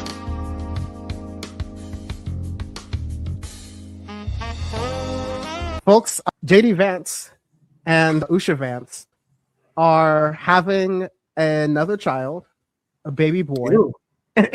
Yeah, it definitely feels like the timing is notable in the midst of all the Erica Kirk conspiracies and all that stuff that was going on. Usha's like, oh no, we gotta have a baby to show just how married we are, just how well it's going. Usually how it works. I mean, it's textbook, right? Yeah. So yeah, I did want to mention that. All I remember is JD Vance, like, well, there's two things I have to think about. One, I remember when JD Vance was talking about the price of eggs and was talking about how many eggs he had to buy for him and his kids. And it was like 36 eggs or something obscene like that. Something insane. I'm like, wait, what the fuck? You got a whole ranch of children at the crib? What is it? Living that Romney lifestyle. But the second thing is, like, the right-wing movement, something that's a grassroots movement, really like an AstroTurf movement, has been fighting themselves. Like, again, they're tired of winning, and so they've been fighting themselves for the better part of the fall and the winter, really kicked off by Charlie Kirk's, neck piercing. But they've been arguing about, okay, who distrusts the Jews more, and who is like more of a believer in like an Israeli conspiracy theory, or who's the biggest Nazi with a Latino last name. Like those are the fights that are happening on the right wing right now. And JD Vance is kind of into that, saying like, okay, now calling JD Vance and calling Vivek Ramaswamy and referring to Usha Vance with racial slurs for Indian people and all this other different stuff they're doing is not what the conservative movement needs to be. And it's a very significant part of the conservative movement that is like, no, that's exactly where we are. And so I could see JD Vance losing support with the base in 2028 when he tries to run, just off of the fact of having half South Asian children, just because his base is just not going to roll with that. They're going to like, okay, how are you going to be talking about preserving the white race when the facade there used to be that conservatives are not racist. We all have Asian wives. We employ black people and sometimes even brown people. Obviously, we're not racist, but racism is the thing that is powering the base of the party right now. All the people who are lackeys who are apologizing for the actions of ICE are all the people who are saying, oh, we need the Second Amendment to defend against a tyrannical government. Basically, they were talking about democratic governments, because when you actually have the masked federal agents who are kicking down doors without a warrant or without any sort of notification for the judicial process, killing people, and we'll get to that very shortly, they are nowhere to be found. Those conservatives are nowhere to be found. They're arguing over how many slurs they can say, not if they should be saying slurs. I'll conclude on that JD Vance point just by saying, oh, that kid's gonna have such a rough life, man. I don't pity him, but I'm just saying, like, I do in that way. Someone said in the birth lottery, you rolled snake eyes. Sorry. No, it's gonna be better. Like, the thing with JD Vance too is just like, it just all seems like he's an actor too. It's like, I don't even know, like you're also like cosplaying as being like such a terrible person. So I'm not excusing it, obviously. I'm just like, that's even worse. It's like, you're not even like you're just an opportunist. And I can envision at some point him, because he's still young, like when the whole Trump thing is over, like let's say hopefully like this Trump thing, yeah, like he'll try to take some of it back, and when this whole Trump thing is over, like, I do believe in strong borders, but some of the things that I feel like I was maybe even forced to say, Yeah. And I had respect for the president, so obviously I'm not going to go out of line, like. Right. I can see him doing that at some point. It's not going to work for him, and it's not going to work for him if he tries to run for president either, because I just don't think people take him seriously. Like, the Trump thing is just like this unique phenomenon. Like, nobody has. He's just been a celebrity forever. So like that's just what helped him out. Like when he talks, I don't get like when Trump talks, I feel like I'm listening to a demon. I'm like, oh God, like he's probably gonna speak parcel tongue any minute now. But when JD Vance talks, I have like in my brain, I'm just like, I just want to tell him like shut up. Like I don't care what level of power he is. Like in my face, I really feel like in my heart, if he was talking crazy in front of me, even as a vice president, I'm like, shut the fuck up. I feel like I would say that because I just can't take his face. I can't. I'm like, you're acting. I know how someone's voice is when they're acting. I'm like, nothing you talk doesn't spook nobody. No. You sound like you're trying to be tough, look tough, talk tough, but really relax.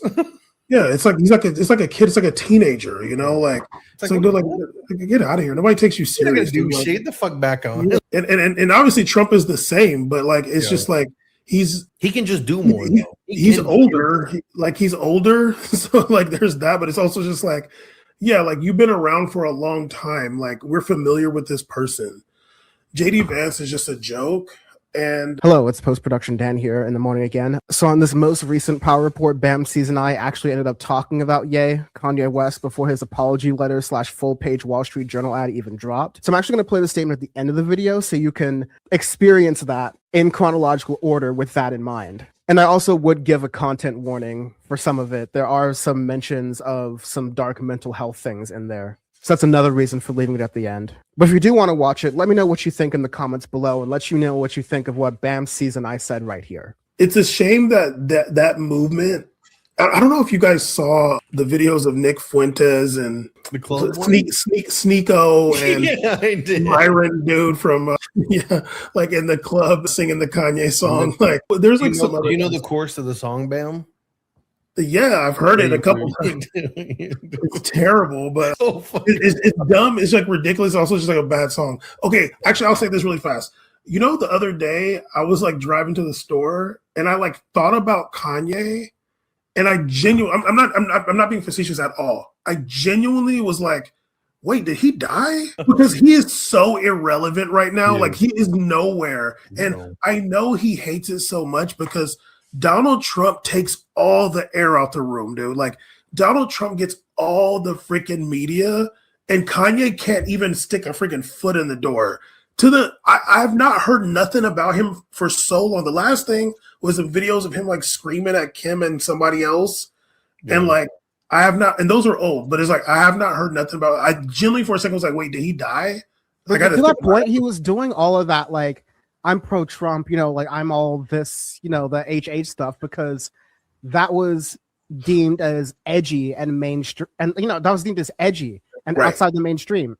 Now that shit is not only in the mainstream, but he's like the old head of being edgy, you know, white supremacist adjacent, because like now you have like Nick Fuentes is an old head. Now you have this like Nick Shirley illiterate guy in Minneapolis talking about you know, fraud that's going on by Somali immigrants. Meanwhile, Donald Trump does a fraud, you know, every 6 to 10 seconds of some kind, or like pardon someone like that. It's just to close on that Kanye point, like his shtick doesn't work because his entire shtick is going against the grain in whatever way. And the only way he could go against the grain right now is if he says Donald Trump doesn't care about white women or something like that. And like no one's gonna be like, you gotta give it to some people will. This is America, of course. Like he's just not gonna be able to Renee come back. Nicole Like, Good passes away, Donald Trump doesn't care about white women will be a very funny tweet. That'd be a funny tweet to read. that'd be like the reverse black square. That'd be like the white square. Yeah, people would do the meme like, let him cook, like let him. Like Kanye West handing an ICE agent a Starbucks Frappuccino. Yeah. Yeah, I genuinely thought, I was like, wait, did he die? So I haven't heard. When like Kanye's appeal, especially like how he becomes successful in his like alternative route, is when he does it solo. He's great at being like, I'm over here and y'all over here because I'm this brilliant mind, you know, right? Eat that shit up. But the real issue that Kanye didn't realize is that capitulating to being like, I'm gonna take the Nazi side because that's so crazy. You know what's messed up, dog?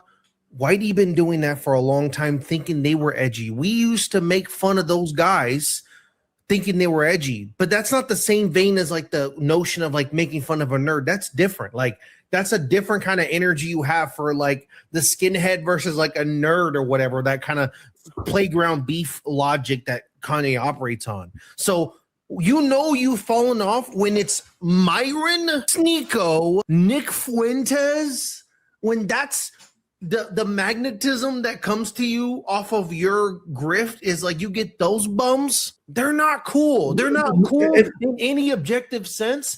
Anything that Kanye does that's edgy is supposed to enlighten to make him look cool. Like he wants to innately be cool and respected.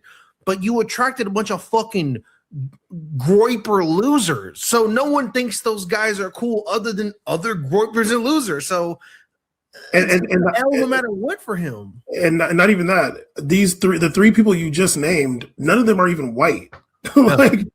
like Myron is a freaking Arab dude. Yeah. Like he's freaking. Did you see his video after? It's one of the craziest videos I've ever seen. No, I didn't see that, but don't ever look at it. Don't ever look up that video after the response. That man, we needed to lock him up a while back. Yeah, that core is just not going to get you nowhere. And Kanye, I mean, he's so dead that he only pops up. I have been blocked for years on my social media. I still get something that sneaks through, and I'm like, this is the worst part of what sneaks through is this loser shit. Like, you're such a bum now. It took all this, by the way, for him to finally release Cheap Clothes. It took all this shit, all these years where he was mad at us for being mad at him for releasing $150 white t-shirts. Now he's releasing, cheap clothing online. I'm like, that's how I know you're falling the fuck off the century. Like, it took you to capitulate now to sell cheap versions of your cool designs. Kanye West is modeling in Skims now. Yeah. Caesar shirts are $130 minimum. Yeah. But they at least graphic. I don't do that broke shit. Hello, it's post-production Dan here in the morning again. The full page ad reads, "To Those I've Hurt" by Ye, formerly known as Kanye West. 25 years ago, I was in a car accident that broke my jaw and caused injury to the right frontal lobe of my brain. At the time, the focus was on the visible damage, the fracture, the swelling, and the immediate physical trauma. The deeper injury, the one inside my skull, went unnoticed. Comprehensive scans were not done, neurological exams were limited, and the possibility of a frontal lobe injury was never raised. It wasn't properly diagnosed until 2023. That medical oversight caused serious damage to my mental health and led to my bipolar type 1 diagnosis. Bipolar disorder comes with its own defense system, denial. When you're manic, you don't think you're sick. You think everyone else is overreacting. You feel like you're seeing the world more clearly than ever, when in reality, you're losing your grip entirely. Once people label you as crazy, you feel as if you cannot contribute anything meaningful to the world. It's easy for people to joke and laugh it off when in fact this is a very serious, debilitating disease you can die from. According to the World Health Organization, and Cambridge University, people with bipolar disorder have a life expectancy that is shortened by 10 to 15 years on average and a 2 to 3 times higher all-cause mortality rate than the general population.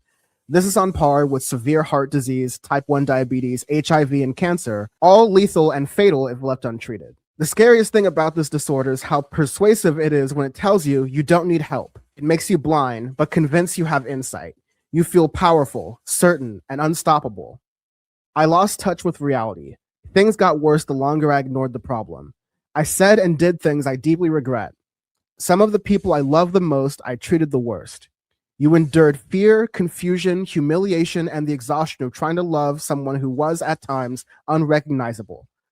Looking back, I became detached from my true self. In that fractured state, I gravitated towards the most destructive symbol I could find, the swastika, and even sold t-shirts bearing it.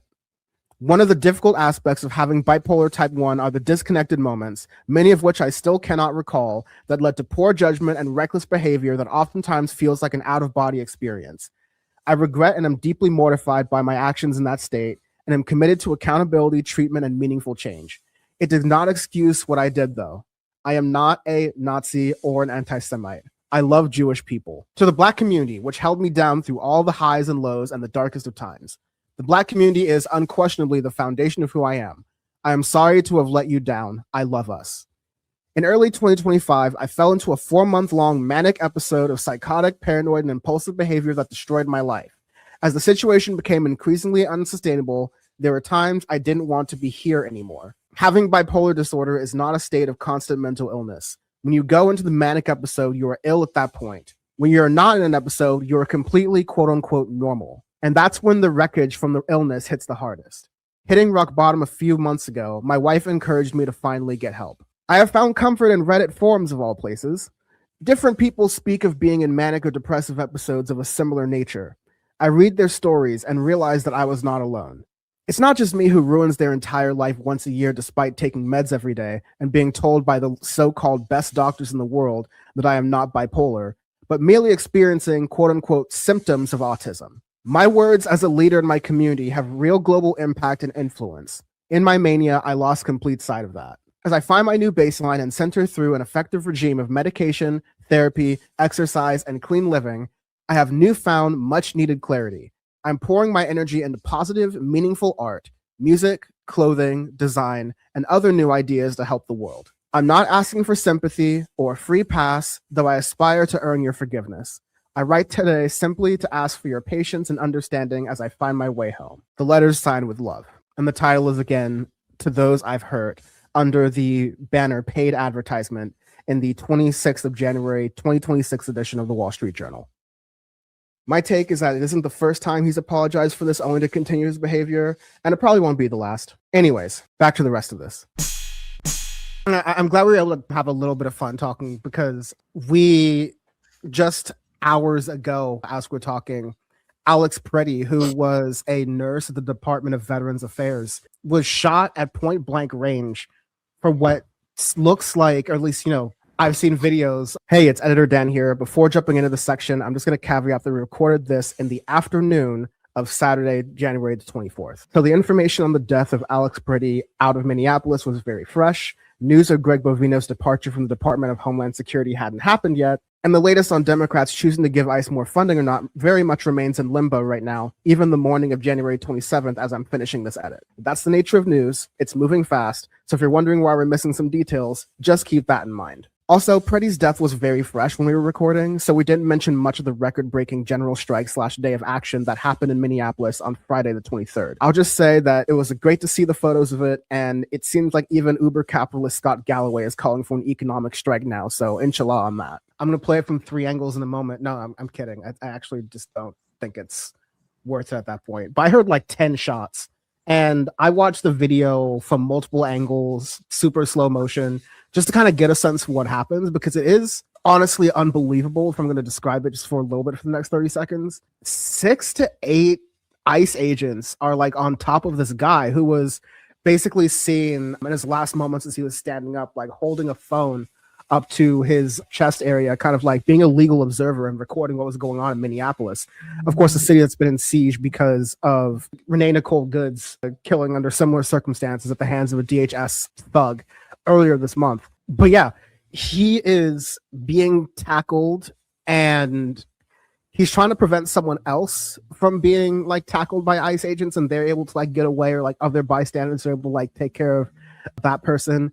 And there's like 6 or 7 ICE agents on Preddy, and from one angle you can see this one ICE agent and what looks like a green sort of like torso like vest sort of thing, and a yellow or orange beanie or whatever, and he's just like punching this guy on the ground repeatedly.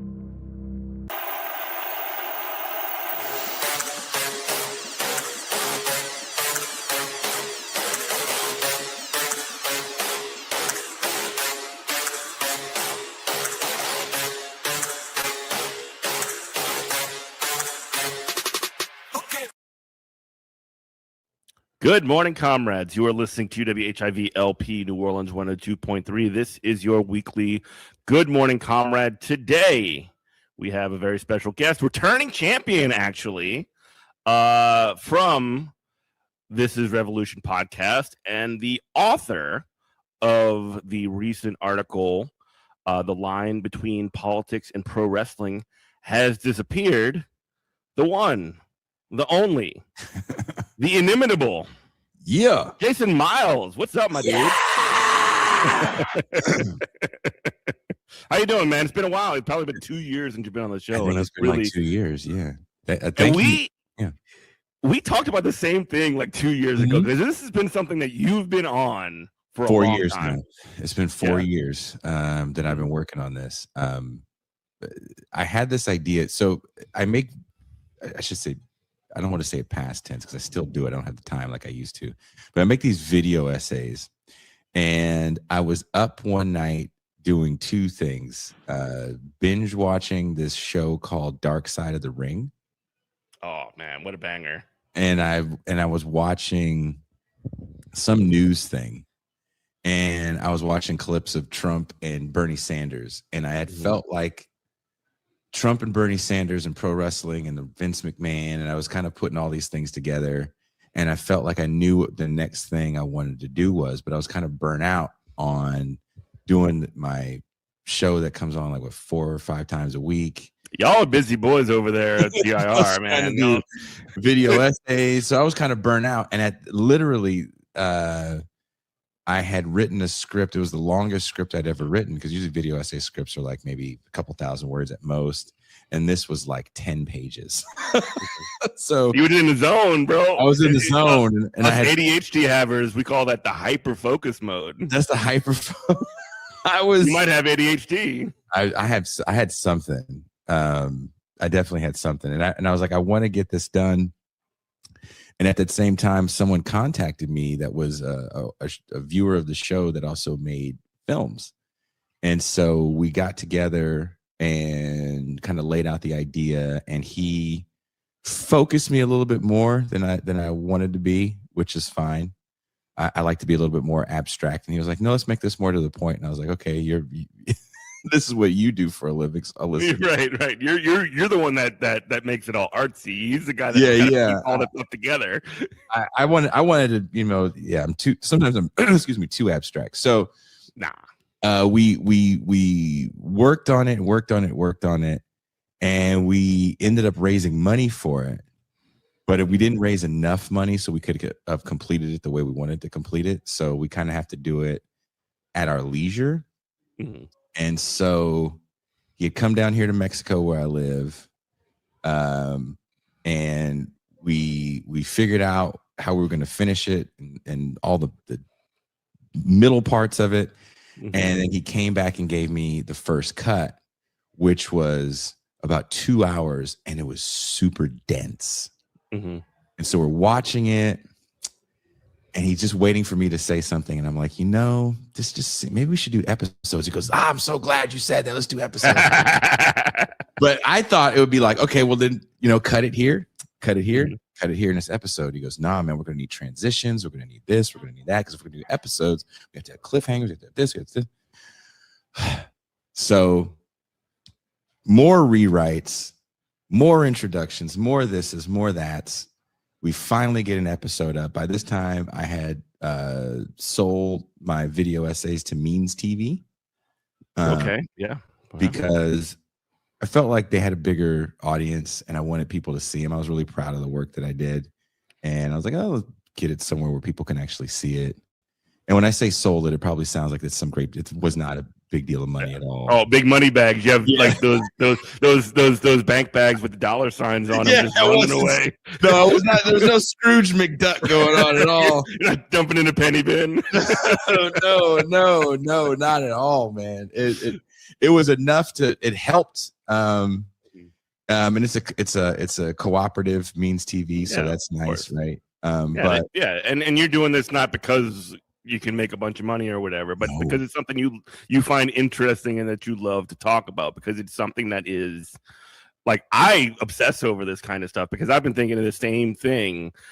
So just to sort of like zoom back, the article is called "The Line Between Politics and Pro Wrestling Has Disappeared." The subhead is "The President Has Mastered the Politics of Kayfabe. Every conflict is a highly profitable skeptical." Now, pardon. That was a little bit of a slip there, but essentially, like, we about 2 years ago, you came on this show and we talked about your article on a teenage anarchist, which was fabulous. And then also your and also this sort of idea of kayfabe in politics. And so can you just, for our audience, just define what is kayfabe? Sure. Kayfabe is kind of like the magician's code, or like a wrestling code, or just a vaudeville code. It goes all the way back to vaudeville, where you just don't let the audience in on the trick or the joke, or the bearded lady really has hair glued onto her face, right? Mm-hmm. The wrestlers, I wouldn't say are necessarily friends, but the outcome of the match is predetermined. And people used to bet. Remember back in the day, people bet on these things. Oh, yeah. Right. So there's a reason why this stuff is so serious. Oh, they bet on it again now with DraftKings and all this other stuff. They're betting on it again. I don't know how you bet on it now. I guess you could, but it's like, they're all of the wrestling. I don't know how much modern wrestling you watch. They're all advertising DraftKings and talking about how you can pick the winner of the Royal Rumble on DraftKings and make a bunch of. It's so crazy, dog. You know, their staff writer, but I mean, I guess the point is that. there's characters that people play, and there's an interplay between these characters. And when I use it in political terms, I also have to let people know that it's not that everything is scripted and predetermined. It's that real situations can be flipped. And and in the article, I give you all the definitions of the words, right? There's heat, there's baby face, there's heel.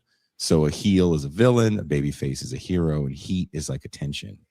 Yeah, and Donald Trump is the master of heat. Like he's the just master so of heat. good at it. Yeah, no, he really is. And that's one of the things I wanted to write about in the article. I wanted to get across was what he does in running up to an election. It works really well for the way we see elections, because this kayfabe stuff works really well in the way we understand elections, because we understand characters, and he's really good at playing a character. And what made me interested in trying to present this with a wrestling, juxtaposing it to wrestling and cable news as well, is because around the time of the rise of cable news, where news is actually becoming this profitable thing, and the merger of pro wrestling with Vince McMahon kind of merging all the territories, and wrestling becoming a national mainstream, mainstream, nationally televised thing that we grew up watching as young people, was that this is how we kind of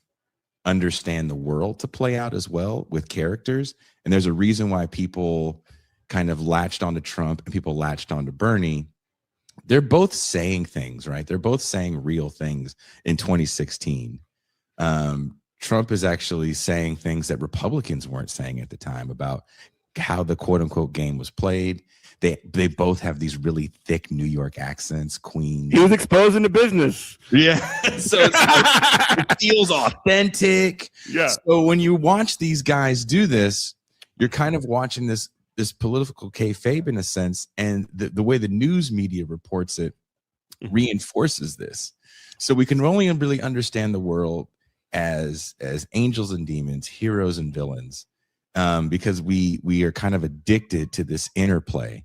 And there's a thing in wrestling called a work, which means it's fake, and a reality means a shoot. So sometimes when these guys are wrestling, they really don't like each other. Sometimes they really do beat the crap out of each other. And that would be a shoot, right? If you're fake punching someone, but you're actually punching the mess out of somebody, or if they tell you beforehand, hey, my neck's sore, when you do the pile driver to end it, make sure my head doesn't touch. And you purposely make sure their head touches because you don't like the cat or for whatever reason, right? That's a shoot. You don't want to work yourself into a shoot. So, and wrestling also plays with that line so much. Yes. So you don't really know what's real and what's not when it comes to infidelities. Yes. When it comes to fourth wall exposure that really happens in the 90s with pro wrestling. Oh yeah, the outsiders and right? Kevin Nash and Scott Hall and throwing Rey Mysterio against a wall like a dart. What am I watching?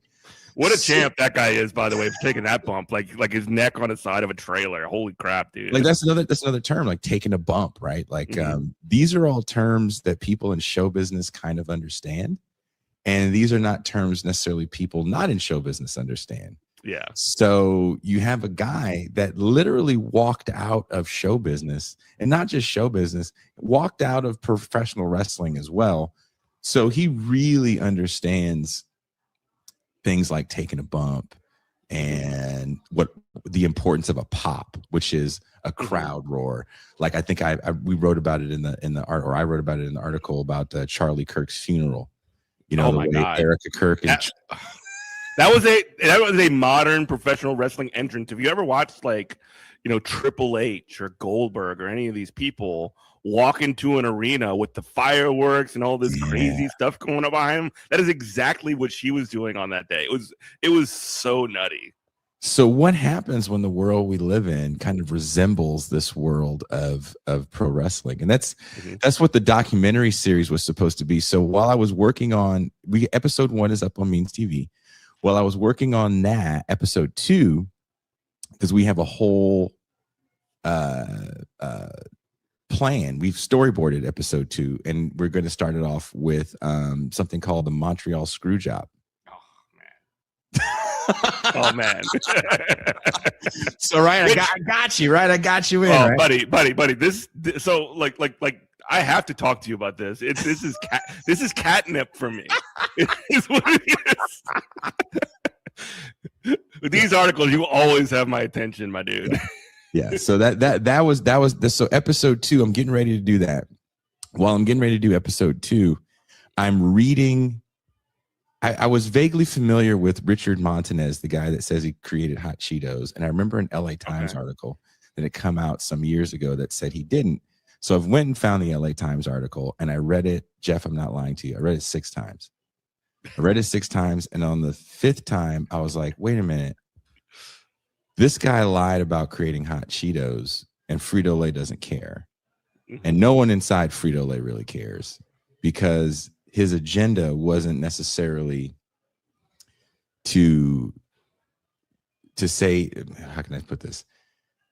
He had a plan with that company, and that company had a plan with him, and that was, can we get you into these neighborhoods that at this point are kind of pushing back on our food that is bad for you? Yeah, the crappy food. Unhealthy snacks. Mm-hmm. We can get you to sell authenticity on these unhealthy snacks, and we can use you as a community liaison. We don't really care what you say after that. So Richard Montanez was a janitor, and he worked for Frito-Lay back when they would hire janitors directly. You know, now these multinational corporations hire everything third party, mailroom is third party, janitors third party. But he actually got a job back in the 70s where they just hired people to be janitors. He worked there for like 20 years, and the CEO came down in the 90s and had some speech about kind of encouraging people to come to management with ideas. And so he had come to management with an idea about targeting a Latin market with some other people. And he did create some things for Frito-Lay, but he did not create hot Cheetos at all. That was done years before, a bunch of white people, has nothing to do with ethnic Mexican heritage. But it played. How disappointing. But the whole story to me kind of played into something I was working on. So I got an email from Current Affairs that said, hey, because I had wrote, you know, maybe you'll dig this. When Hogan died, I had wrote something for them and it got missed by the editor. And she had said, next time I'm going to get you in because I really like that. It was like, I think she said, this is the only time I ever read something and cried. Read something about pro wrestling and cried. So yeah, I wrote something about Hulk Hogan and kind of, there's a way that the wrestling fan base in leftist spaces is really dismissed as like ignorant and kind of lumpen, right? There's this lumpen quality that people just kind of, I don't have the right word right now, but I think it's dismissive and rude. Which is super interesting too, because if you look at like wrestling fans on Twitter, they're just like as woke as anybody else these days. You know what I mean? They're just like everybody else. They just like the sport. And wrestling is basically Broadway at this point in a lot of ways too. Oh, I like that. It's Broadway. I mean, if you watch wrestling and you don't see an artistic quality to what these people are doing. Oh God, yeah. Especially when it comes to being able to like their improvisational skills. Yes. If you can't cut a promo is what they call it when you're like yelling at an announcer on a microphone. If you can't cut a promo, you're not going to be a very good wrestler because that's 80% of what you do. The ring, can you cut a good promo? Can you work within the storyline? Hulk Hogan himself, like as far as like his, at least in America, he did some really cool stuff in Japan. But like as far as like what he was doing punches and kicks and boots and a leg drop. It was nothing special at all. No, it's not. It's not about the actual athlete. But there are some great athletes right now. There's some of the high flying stuff you see. But it's about we're the golden age in that way. Yeah. But can you sell a promo? Can you give me storylines? Can you make somebody feel something? Can you get heat? Can you get heat? That is the key question. That's what it all boils down to. Can you get heat? And certain storylines are going to resonate with people. And this man, Richard Montanez, has a Horatio Alger up from poverty story. He really was a janitor. He really did get an executive position within the company. He never did make hot Cheetos None of that mattered. And Gotta eat. Frito-Lay doesn't care because he got to take this product and litter a neighborhood where diabetes is a massive problem. High blood pressure is a massive problem. Obesity is a massive problem. And, you know, you get to look the other way because he's a good guy and he's doing it for his people. Yeah. So I had that as a pitch and just kind of started working from there from some other things that I had written, because again, I think now it's like 25 pages of scripts for the documentary series. So a lot of that is like Don't stop, bro. It could be a never-ending series. This could go on forever. I would love to finally finish it, just to see how people react to it. Episode 1 apparently did pretty well on memes. I was really proud of the way episode 1 came out. But I'm also really proud of this article because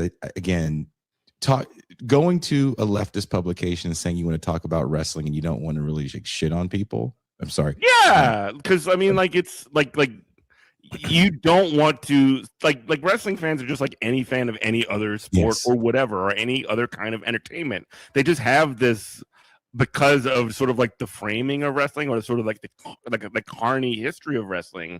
There's almost like this stigma associated with it, and people are very sensitive towards that, right? Oh, I think understandably. So. You know, football's the same way. I wrote an article for Damage Magazine, and it took me 3 weeks of convincing multiple editors that this article about Shedeur Sanders was actually about labor. And he got screwed, man. He got screwed, but the way I saw it was like this. And you're a football fan. Oh yeah, Saints fan. I saw it like, oof, you're a real football fan. I forgot you're from New Orleans. Yeah, you're a Broncos fan, man. You had a rough one. I had a rough one. I had a rough one. But I will say this: look, Broncos fan. Yeah. You got as far as you could. Your man, your quarterback, left it literally everything on the field. Everything on the field. That is all you can ask him to do. You can't. You know I mean, the championship game wasn't exciting, but as far as like, you know, your team defense is amazing. That is a great defense. The team did what they were supposed to do. Like what the Shedeur Sanders thing that I saw was it's similar to a Colin Kaepernick situation where I felt like, and this has kind of sort of been proven, that there was collusion within the ownership because Shedeur Sanders presented a problem that you're seeing with NIL right now. And that problem is that it's not that he made a lot of NIL money and was going to have weird demands. Or it's not even that his father. What's NIL mean? What does NIL mean? Oh, it's the name, image, and likeness. So you can make money in college football now. And you can advertise now and make money. So Shedeur Sanders had all these deals. His dad, of course, helped him. Yeah, it's Deion's son, you know. But the kid's been in front of a camera since he was, I think, 6 years old. They had a reality show. So and he went to private schools his whole life. So this idea that he's going to show up to NFL meetings and like not know how to act, it didn't really it didn't sit well with me. It didn't resonate because that's just not how the kids ever acted in front of a camera. Right. The thing is that he represents a new type of athlete. And we're seeing some of this in basketball where because of NIL money and a lot of leniency within rules as far as eligibility, these guys are now going back to school. So remember, we saw dudes, basketball, one and done because I have to stay out of high school for 1 year. And then I go to the NBA. We just covered a case on our sports show on This Is Revolution where a kid graduated in 2023. He's back in college in 2026. He's been out of school for 3 years. He's back in college. He actually played in the G League, played in the developmental league, but he's back in college. The NCAA is trying to fight this. But the thing is, if you're an NFL team and you say, I'm drafting Jeff, and Jeff, you go, nah.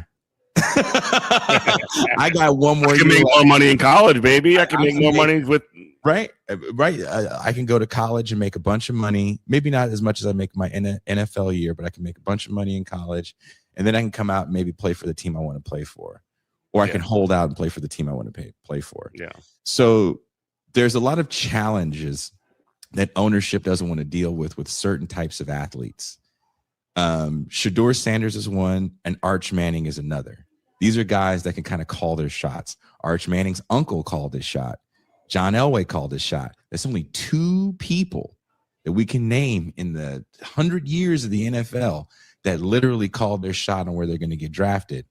And owners hate that. Owners hate that. So you don't need 32. You need 8 to 12 that year that Shedeur came out to say, we're not going to take you. We're willing to take an L on this and to send a message.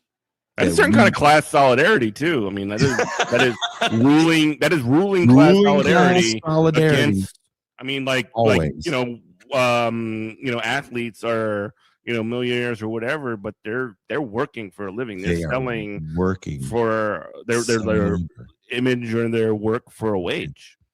It's insane to see that, and because again, you saw it with Colin Kaepernick. I'm not the biggest Kaepernick fan, but he was a pretty good quarterback for a couple of years. But yeah, you can't deny that there was collusion within the league, because you're right. Absolutely, he was a serviceable quarterback for those years. I mean, he's been out of the game for 10 years now. Now he has, now it's the ship has sailed. I mean, again, 10 years of not playing. I'm not saying the guy's not in great shape. It's just 10 years of not playing. Yeah. But, and he won a settlement because of the collusion. So we already know that the league will collude when it benefits them. And even if it doesn't benefit them, it would have benefited teams to have Colin Kaepernick running your offense.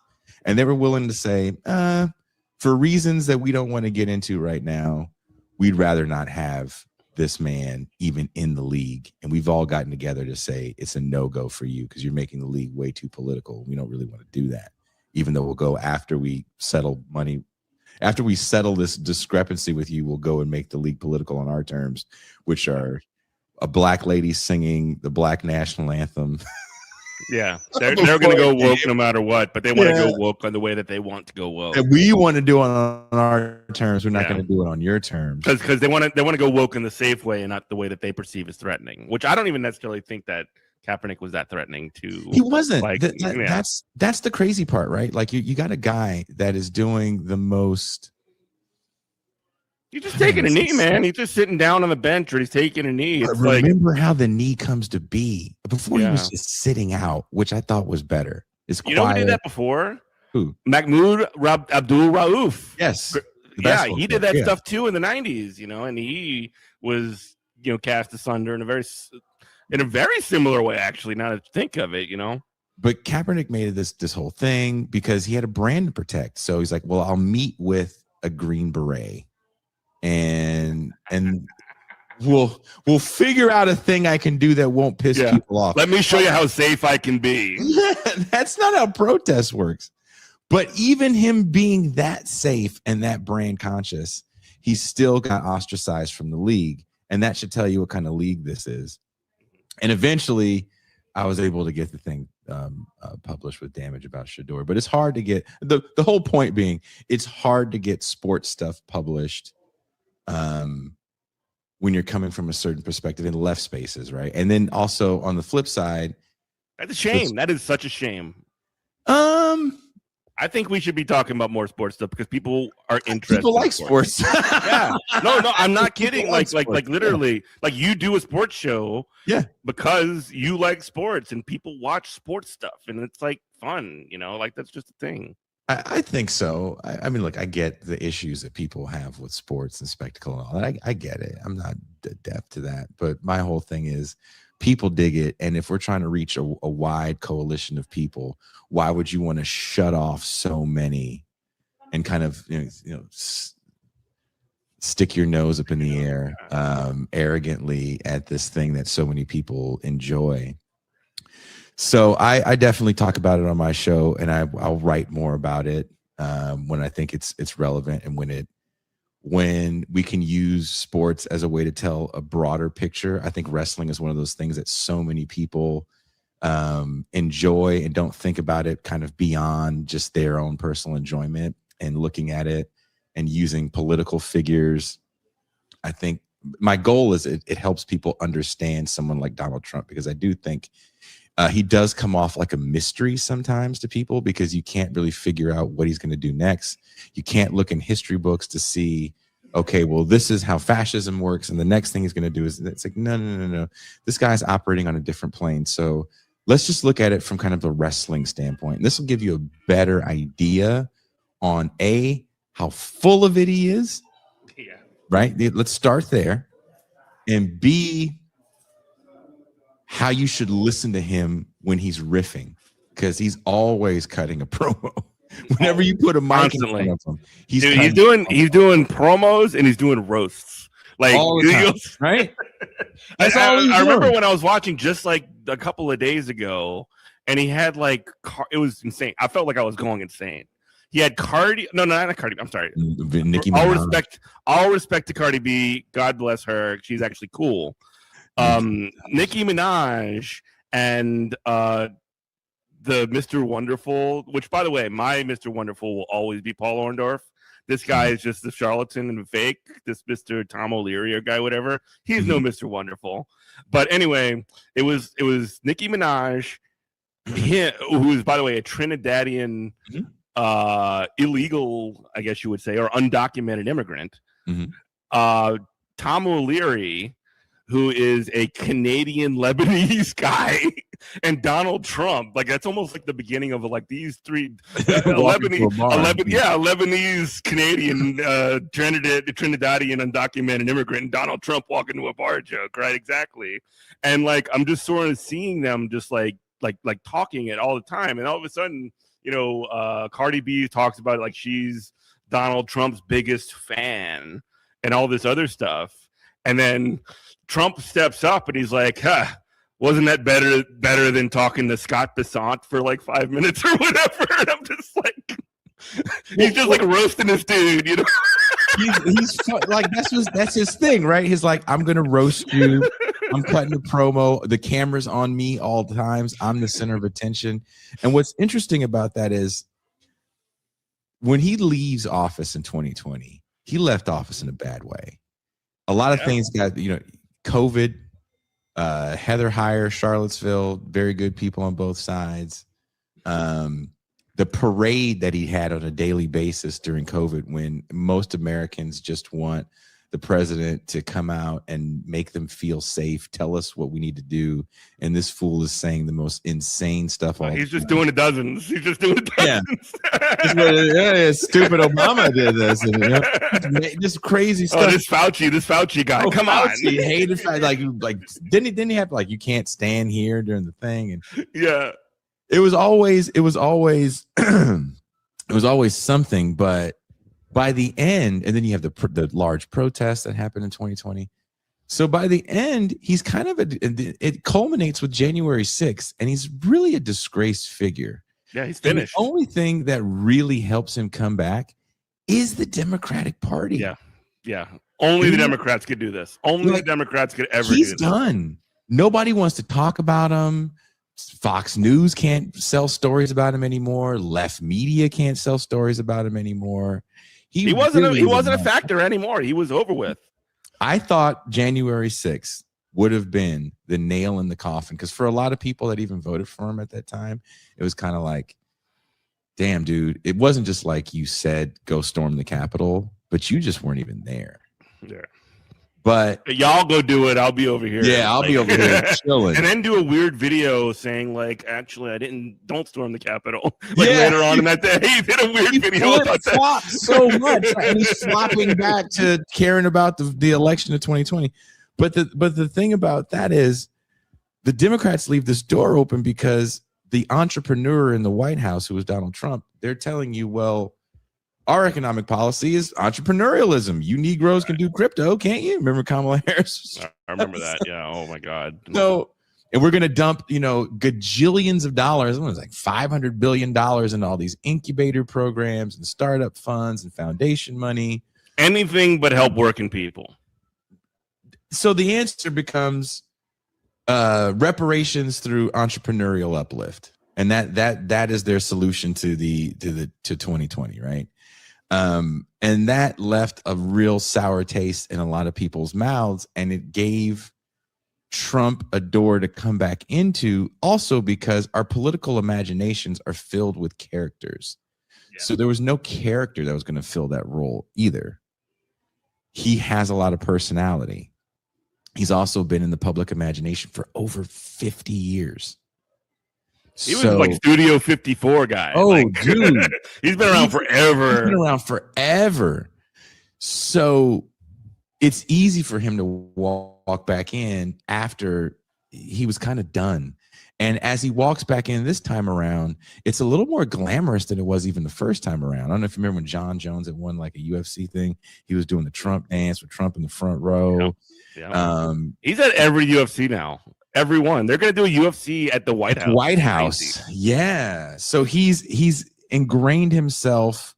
There's this thing he knows how to do better than anyone else. And this comes from wrestling. And this is why this is important.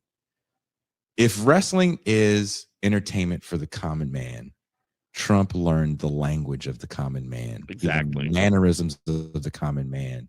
And he's able to perform that in a way that no one else can, because the Democratic Party is still kind of entrenched in a certain kind of professionalism. And I talk about that in the piece as well. And Trump is kind of an end to this idea of PMC professionalism. Absolutely. And Democrats are always talking down to people in a way that people feel talked down to. Mm-hmm. And one of the things about wrestling is that they're actually very good about like doing that same exact thing, but hiding that hand. They're able to hide their hand and make it almost. So I was a school teacher for a lot of years. And one of the really important things that you would do when you're trying to teach kids something or whatever is to lead them to the conclusion and have them actually, figure the thing out. And when it's Democrats, it's just like explain. And it's honestly from literally like a pedagogical standpoint, it is so much stronger than what the Democrats are doing. It's crazy. Which is nuts. And this is a reason why it resonates. And it can only resonate, and I do write about this in the piece. It really works running up to an election. It's real hard to govern that way, especially when you don't have a real ideology. Right. And there really is no ideology behind Trump except for Trump, right? And so the kayfabe politics has been disastrous. We're going to doge bureaucracy because bureaucrats stopped me the first time through. So I don't want these people that are more beholden to things like the rule of law or the Constitution than me. So let's eliminate these positions. That makes government extremely inefficient. But he kind of was able to do it until the air traffic controller thing happened. And then it's like, maybe there's some problems. And then he does we'll look over there. I'll do something else crazy. And 2026 has just been kind of this series of, oh my God, how many more crazy atrocities can you do? Where, he ends the year bombing these fishing boats in the Caribbean for really no good reason, kicks the year off with this Venezuelan invasion that doesn't make any sense. There's not outside of a small amount of people that live in a small amount of a state called Florida, nobody was really asking for a Venezuelan invasion. So you take out the president of Venezuela. American people aren't very thrilled about it. So it's like, well, look over here in Minneapolis. There's and now invade American cities. Like you're gonna invade American cities. But also remember that he kicks off the year doing that as well. It wasn't working out well for him in the bigger cities. He was getting a lot of pushback. Everything he did the first time around was extremely unpopular. We can't forget kids in cages. He wanted to do migrant caravans, and actually Stephen Miller was one of the persons that we can't do this on a federal level. It gets done on the state level. And that kind of helped him in 2024. Those caravans really did cause insane turmoil in those cities like Chicago and New York and Los Angeles. And it really helped in the election. But some of the things that they campaign on as well, like DEI, they've backed out. they dropped their lawsuits against the schools and DEI. We're seeing a different posture now in Minneapolis. And I'm not saying he's going to stop wholeheartedly, and I'm not saying he's a dude that, you know, reads the tea leaves and listens to the people. He does understand when he's not popular. Yeah. And that really does mess with him more than anything. He can't stand it. He the cannot Nobel stand Prize, it. right? The Nobel Oh my Prize God. Yeah. Like literally, like you would think that like it's not that far of a walk to think like, oh, we're gonna like displace the president. We're gonna kidnap the president of Venezuela because I didn't get the Nobel Prize, and this lady who was just gonna like completely bend both of her knees and like be the most like pathetic, like bend over backwards like figure for him, like in the public eye, and he would and he's still and nobody respects the person like that. This is the funniest thing about it, is that like this Machado lady who won the Nobel Prize, who's like literally just an anti-communist, like anti-Maduro, like essentially like critic of the government. Yeah. Nobody respects that person when they just sort of like debase themselves to such a level that they are just like, oh yeah, I'll just give you my Nobel Prize. And Donald Trump treats her accordingly. Like, yeah, and he took the thing, right? He took it. Yeah, like that's mine. By the way, we're not going to make you the president of Venezuela. We don't give a crap about that. You act like a freaking dirt, like bending your knee. We're going to treat you like that. Like, oh man, it was crazy to see all that transpire. But you know, one of the things that this administration has cut is SNAP benefits. Yeah. The amount of money they're spending on these ICE occupations, there's your SNAP benefits right there. It's one of the, I can't remember if it was a congressman, I can't remember who it was, recently pointed out that the amount of money that they're spending on these ICE raids, they're not even, I call them occupations, these ICE occupations, that's the money that could have went to SNAP. So all the bureaucracy that was trimmed didn't save any Americans any money. The government is less efficient, and the benefits that they cut with SNAP, we're blowing through it with all this ICE money, and they're not really doing anything. Dude, ICE is funded to the level, and I'm sure you know this, but just for the audience, ICE is funded to the level of like more ICE, just ICE, not just like ICE. Cops, not just anything. They're funded more than most militaries in the world. It is insane how much money goes in there.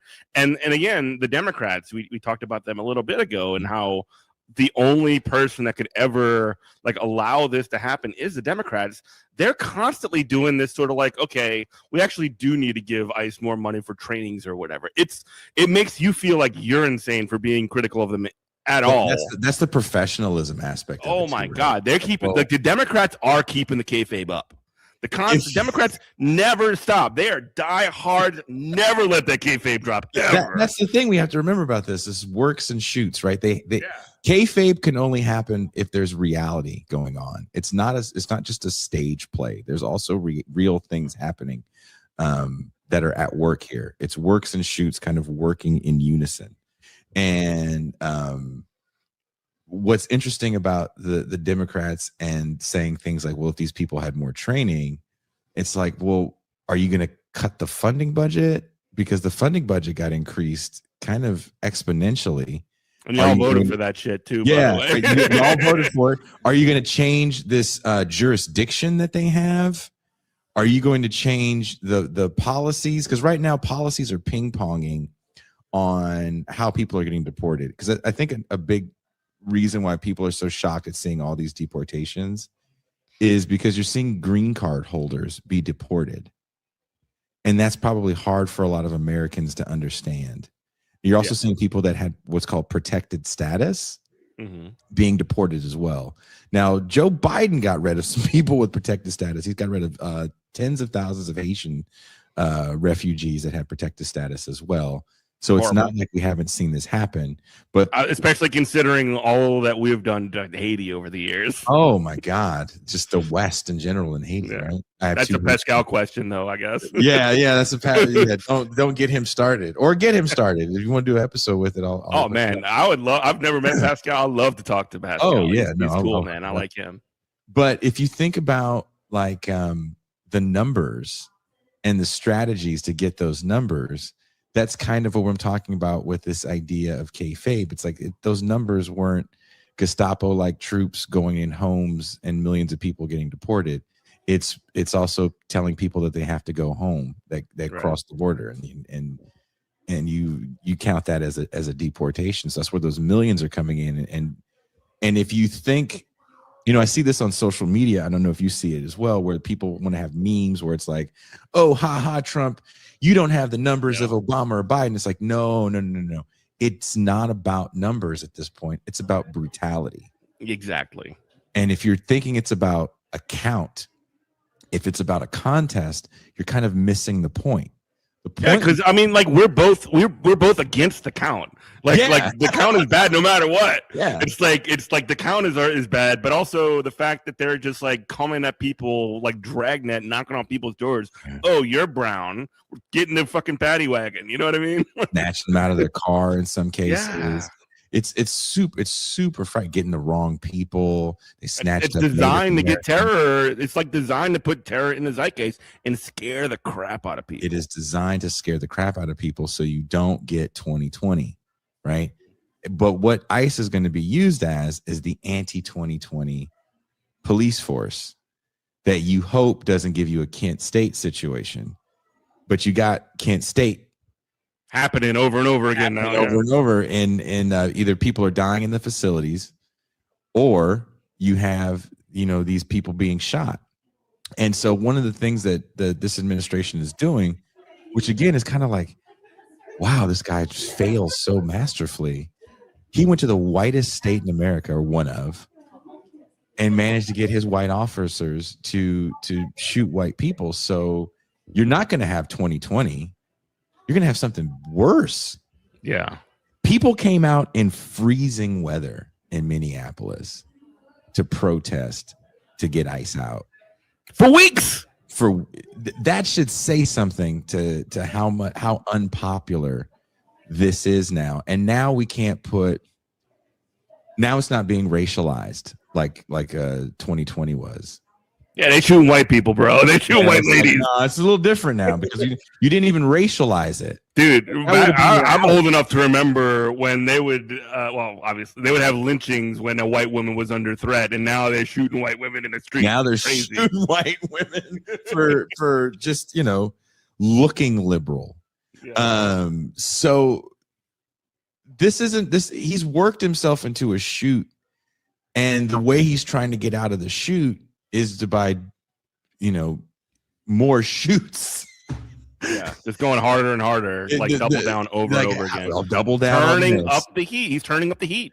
He's finding ways to get even more heat. It's crazy. But what pisses me off, and what kind of was firing me up as I was writing the article, was that the news is feeding on him in 2026, I think, way more than it was before. And I have that quote from the president of CBS that said, Trump may be bad for America, but he's great for CBS. I think that is now the mantra that maybe everyone doesn't want to say out loud, that right now Donald Trump is the greatest thing for any sort of viewership. If we talk about, we live in this a world of a non-monoculture, right? Everybody has their own algorithms. There's a few things that break through everyone's algorithm, and Donald Trump is one of them. Exactly. Right? And I think he loves being eternal. So this is where everything gets frightening, because go ahead. I would even push it to like a step further and say that media, considering like Les Moonves was the CEO of CBS. Yeah. What's going on at CBS now? Media is adapting to him. Yeah. And essentially becoming essentially megaphones for the existing politics. So like Les Moonves, he's some cold-eyed, dead-eyed liberal or whatever that's like only cares about money. He's now replaced by like Larry Ellison and Barry Weiss, all these freaks who are literally there to just push his agenda. And that is what media is turning into. That's kind of frightening. On one hand, even independent. What gets me more is like independent media's constant Trump coverage. Because there are things you can be looking at, and we can talk about maybe his decline if you really want to. If your job is to kind of grow some sort of left or give people hope.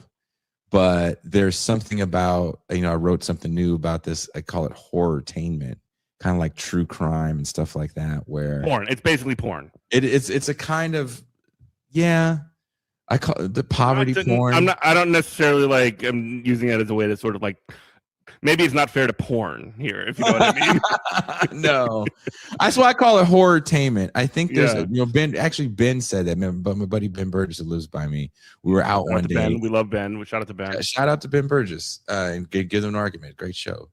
He had multiple time guest on this show, actually. Oh, he's been on here. Okay. It's been years. I haven't talked to Ben in a long time, but yeah, he's been on the show like 5, 6 times. Well, I'll remind him because I just had breakfast with him this morning. But he had mentioned the word horrortainment, and it just kind of stuck with me. And so I wrote this essay recently, kind of using soft white underbelly. You've ever seen that YouTube channel, soft white underbelly? Yeah, see, everybody's not familiar. You're not familiar? You are familiar? You're not familiar? I'm not. Good. It's a pretty big YouTube channel. It's these black and white videos, usually with like streetwalkers or pimps or drug addicts, and they're giving these confessionals. The guy has a studio literally on Skid Row, and he brings people in and just, his whole mission was, I want to show a side of society that most people don't see. And I think there's good intentions in that, but what happens when that kind of becomes just your work? What happens when these stories get commodified? At a certain point, I don't think that society is blind to the individual tales. I think the way the individual tales are portrayed, they are portrayed as like individual failings. So you can't really see systemic problems as much as you see individual failures. So you can't really look at solutions beyond, well, let's just give, dope fiend X rehab money, or we'll do a GoFundMe for them, and that'll get them out, and we'll fix that person's problem. But looking at it as a greater homelessness issue, that's too heavy of a lift. And I'm just scrolling the page you just mentioned. I'm just looking at the thumbnails, and they're just, everyone is a glam shot too. It's crazy. Yeah, he does every a real thumbnail good is a glam job shot. of making them glam. The guy's a photographer, Mark Leda. I can't pronounce his last name, but they're beautifully shot. They're very, very intriguing videos. You can find yourself watching one, and then you'll watch like 5 more. It's one of those, into the rabbit hole you go. Into the rabbit hole of horrortainment. And I'm not saying this because I'm better than people. Oh no. I've spent, God, I'm 48, so I think when I was like 11. These are people. They're people I worked with, right? I've worked actually with the homeless community in the Bay Area where I'm from. So for me, it's a little traumatic, kind of gross. Yeah right, like I don't know, it's traumatic for me. But on this flip side, when I watch stuff like this, I go, I don't think the guy that makes this is necessarily a bad person per se, because I don't think he goes into this with like nefarious intentions. But this has spawned more shows where people are just running up to really drugged out streetwalkers in their city and throw a camera on them, like, hey, tell me a horrible story.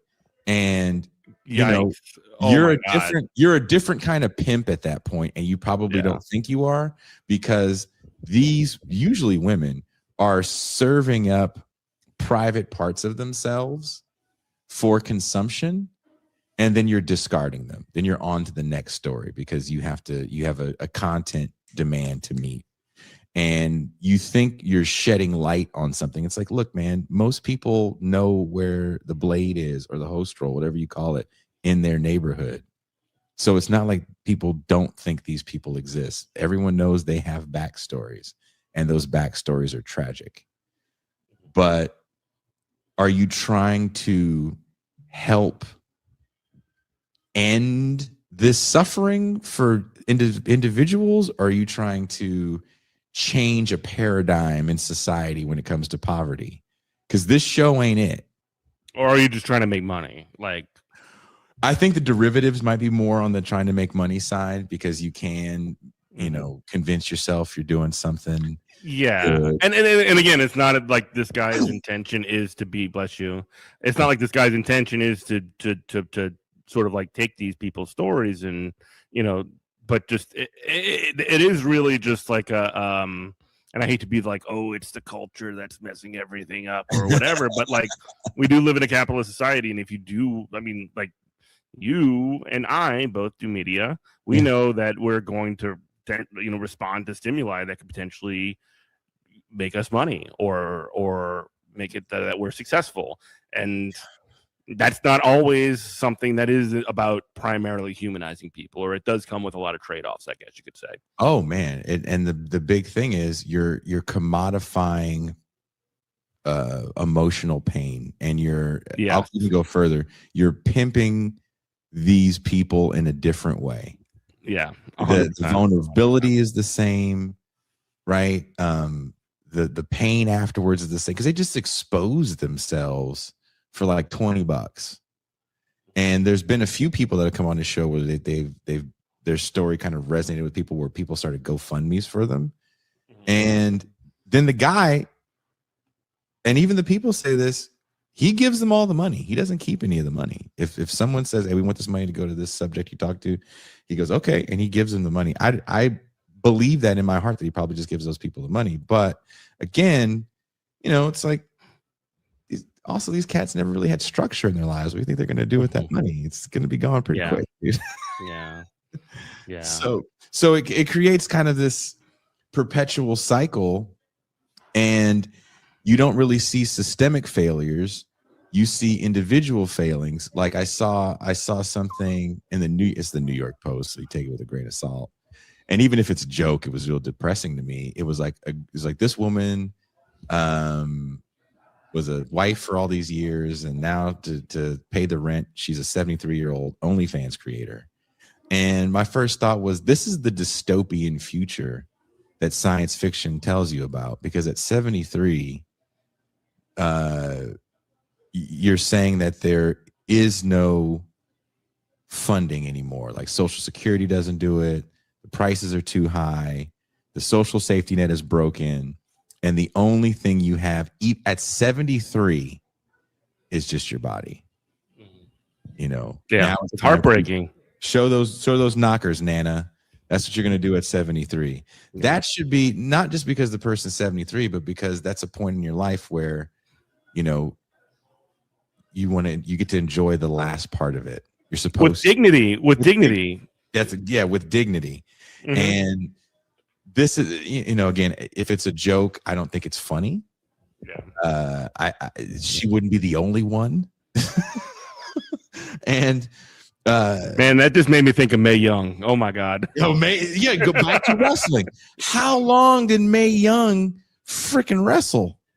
Yeah, and not just wrestle. She was taking crazy bumps. Not just taking crazy bumps, but like taking her clothes off, 70-something-year-old lady, taking her clothes off and dressing all sexy and dancing like she's sexed up and giving birth to a hand and all this other kind of crazy stuff too. And you ask yourself, like, why does she have to do this? It's like, because they shoot her up and they spit her out, and she didn't have anything, right? At the end.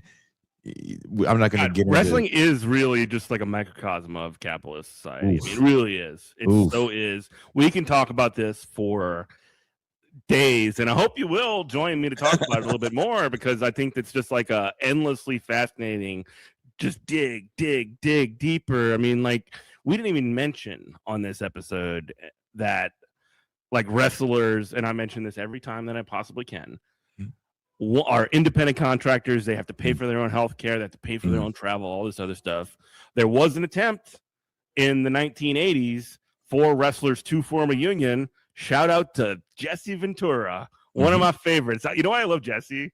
He had the coolest line when he would go on commentary. He would always cheer for the bad guys, the heels. And he had this great line where he would say, you know what I always say, Gorilla Monsoon? Win if you can, lose if you must, but always cheat. You know, like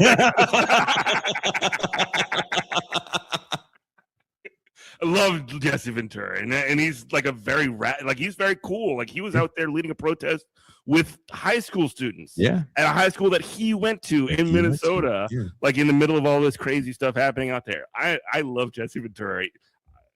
I don't know. It's just like no. He apparently lives down here somewhere. I'd love to run into him randomly. No, I think I watched that interview with him where he called Donald Trump a punk white boy. Rich punk white boy didn't have to go to serve like me and my friends did. Yeah, he had bone spurs. He went off, and I'm like, okay, well, we got the next governor of Minnesota. He said he got 1 year left. Yeah, Amy Klobuchar better hitch your train to that wagon. Get on notice there, Amy Klobuchar. He's gonna start cutting promos on her. Dude, that is like the other side of it too, by the way. If it like I don't want to put like all my hope into one person or whatever, but like that, like Jesse, at least to a certain extent, and we do got to get out of here. Yeah. But like he is kind of proof that this sort of like lack of kayfabe or this sort of like deterioration of the kayfabe can potentially kind of cut both ways, but you need to have people that are actually knowledgeable enough and willing to play that game, and most of the Democrats are not there. There's a young man in New York, Zoran Mondani. He plays the game. I think he plays the game. I think he's the way that you break through. I kind of mentioned that towards the end of the article, that the way you win is by actually providing real concrete initiatives for people. If you're campaigning on something, you make that happen. People don't care. He's a babyface. He's a babyface right now, and he's doing a good job. You know, again, I'm knocking on wood. He's got a very tough road to hoe. But what I'm seeing, the energy, what I'm hearing from people in New York, that's how you cut through this, and you kind of get back to you get to where you want to be, where this stuff is more people driven and not personality driven. 100%. And really, again, just to sort of like to sort of like torture this a little bit, the heels are always the personalities, and the baby faces are always the people behind them. Like there's a lot of people that would say like, oh, John Cena or Hulk Hogan or whatever, they're boring as a baby face because they don't do anything or they don't have any personality. The whole point of them is to have them be a cipher for people. Yep. You know what I mean? Yep. No, Hulk Hogan was great at it when he had his moment. Yeah. Yeah. So Sting, oh, God, what an incredible babyface Sting was. I love Sting. But anyway, Jason Miles, where can we find you? Where can we find your article? And where can we find all the things that you're doing? I really love your work. I really do. And I'm honored that you would have a conversation with me tonight. So I'm honored that you want to take the time to talk to me. I really am. It means a lot to me. So thank you. You can find it all at thisisrevolutionpodcast.com. You definitely can find it on YouTube and wherever you listen to podcasts. I also write a weekly newsletter that's on our Patreon. So it was at patreon.com/bitterlakepresents. Just look for This Is Revolution Podcast. You'll find it. It's pretty easy to find. But Patreon is where I keep everything. I do a Substack. It's for free.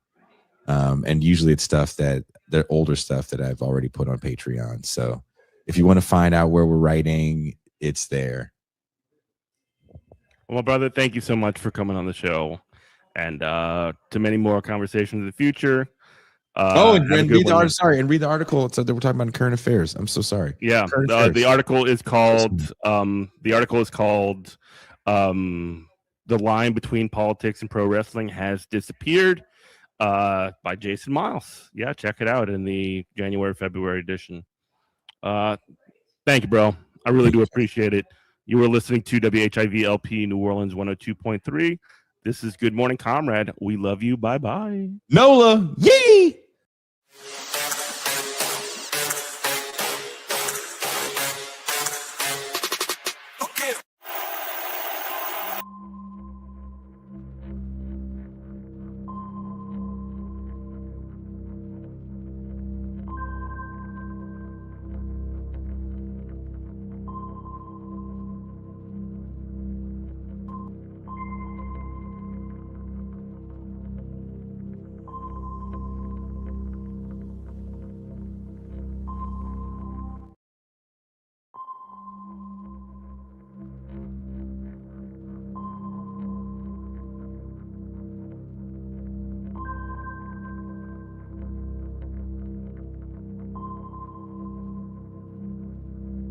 So, folks, in case you're wondering how it's going here in Minneapolis, Minnesota, you know, if you're flying overhead, everything looks tranquil. Everything looks pretty peaceful right now. You know, nothing out of the... Oh, wait. I guess... Well, I guess things seem to be not going great here in Minneapolis, Minnesota.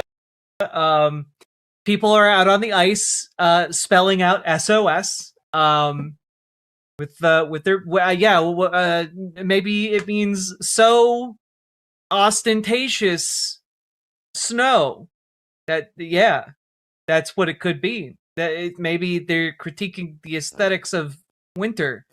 It's not going great here, guys. And I want to really emphasize that it's really not going great here because the AP put out a video yesterday titled "Lack of Judicial Warrant Thwarts ICE Arrest of Minnesota." And, you know, the nature of this headline seems to imply that it's newsworthy that the lack of a judicial warrant prevents ICE from making an arrest here. But I just want to remind everyone that's literally the constitutional law. Like you need a judicial warrant. It's not notable when a police officer follows the law and nothing happens. But for whatever reason here in Minnesota, it is noteworthy now and newsworthy when an ICE agent follows the law. That's where we're at now.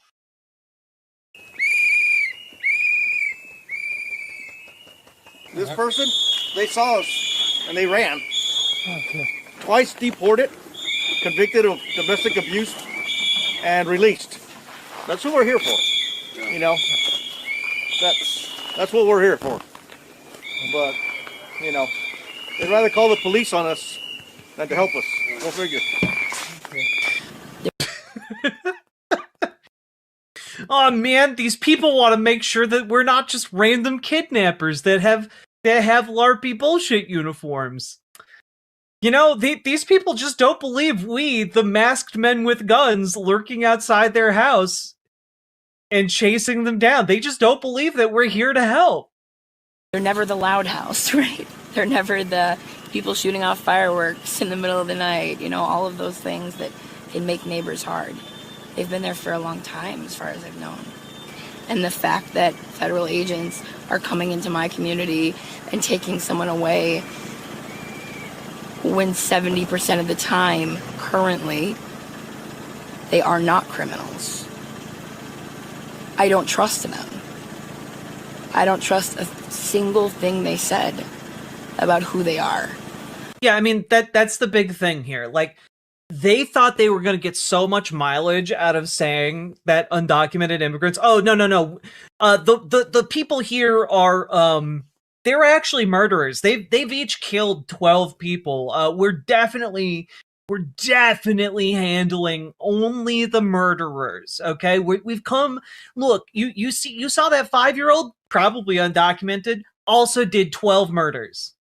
We're just cleaning up the streets. Like they genuinely think this kind of shit will fly. From my interactions, I know them way better than anyone else does. Any one of those federal agents.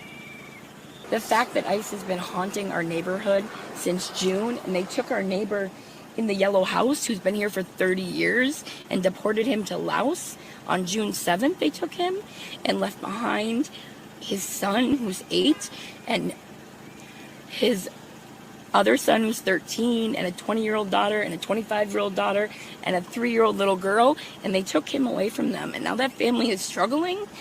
That's not happening again. And we watched that one happen, and we didn't know what to do then.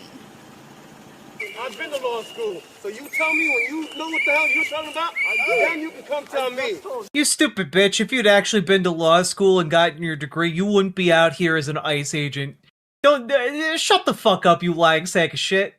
Like, I've been to law school. Then what the fuck went wrong in your life that you had to sign up to be a masked kidnapper? Huh? What exactly went wrong for you? Oh, shut the hell up. All right, guys. Thank you, guys. Street lawyers. They know every goddamn thing. Yeah, I went to law school, but you guys all seem to know what you're talking about, so we're gonna jet. But I went to law school. In Minnesota, you don't just need a judicial warrant. You also need a neighborly smile and a homemade lemon square to enter anyone's space. Don't you know? It's true. You can't sit at their table until you've given a gift of bread. Bread and salt. Sake Tanuki, thank you for the 5 tier 1 subs. Very much appreciated.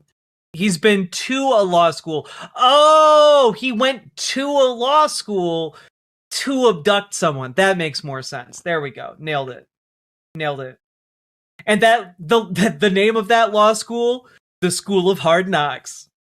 It's just awful what's happening here. I was literally talking with someone earlier today, and they were just like, they apologized to me for laughing while talking about what is going on here, and I was like, you don't have to apologize. Like, we have to laugh about what is happening to a degree, because like the alternative is just breaking down and not being able to like go about our days. You know, like there's almost like a gallows humor here about what is happening.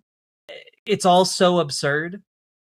It's all just so absurd. And like when I say like things are getting absurd, I mean like genuinely it's going off the deep end. Like I've been hearing some folks assess what is happening with the Trump administration as, you know, they have effectively failed at their stated goal, and what they're doing now is just pressing the only button they have available to them, which is violence, which is incitement. You know, and in effect, we're kind of in like the death throes of their movement. And, you know, I can kind of see it because I gotta tell you, I don't think things are going particularly well for the spin masters of the Republican Party when Christopher Rufo, the guy who gave them critical race theory and DEI and trans youth in sports talking points, like he's the guy who like mainstreamed these talking points. He's now out there pushing anti-Scandinavian racism. That like that's his new thing that he's landed on. Just gonna read you this excerpt.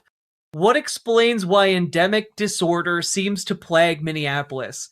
My pet theory is that if you look at the history of Minneapolis and compare it to the histories of other American cities that have similarly become hotbeds of left-wing radicalism and anarchy, say Seattle, there are real commonalities. Both cities have a long history of powerful organized labor movements, factions of communist sympathizers, and a tradition of industrial frontier progressivism.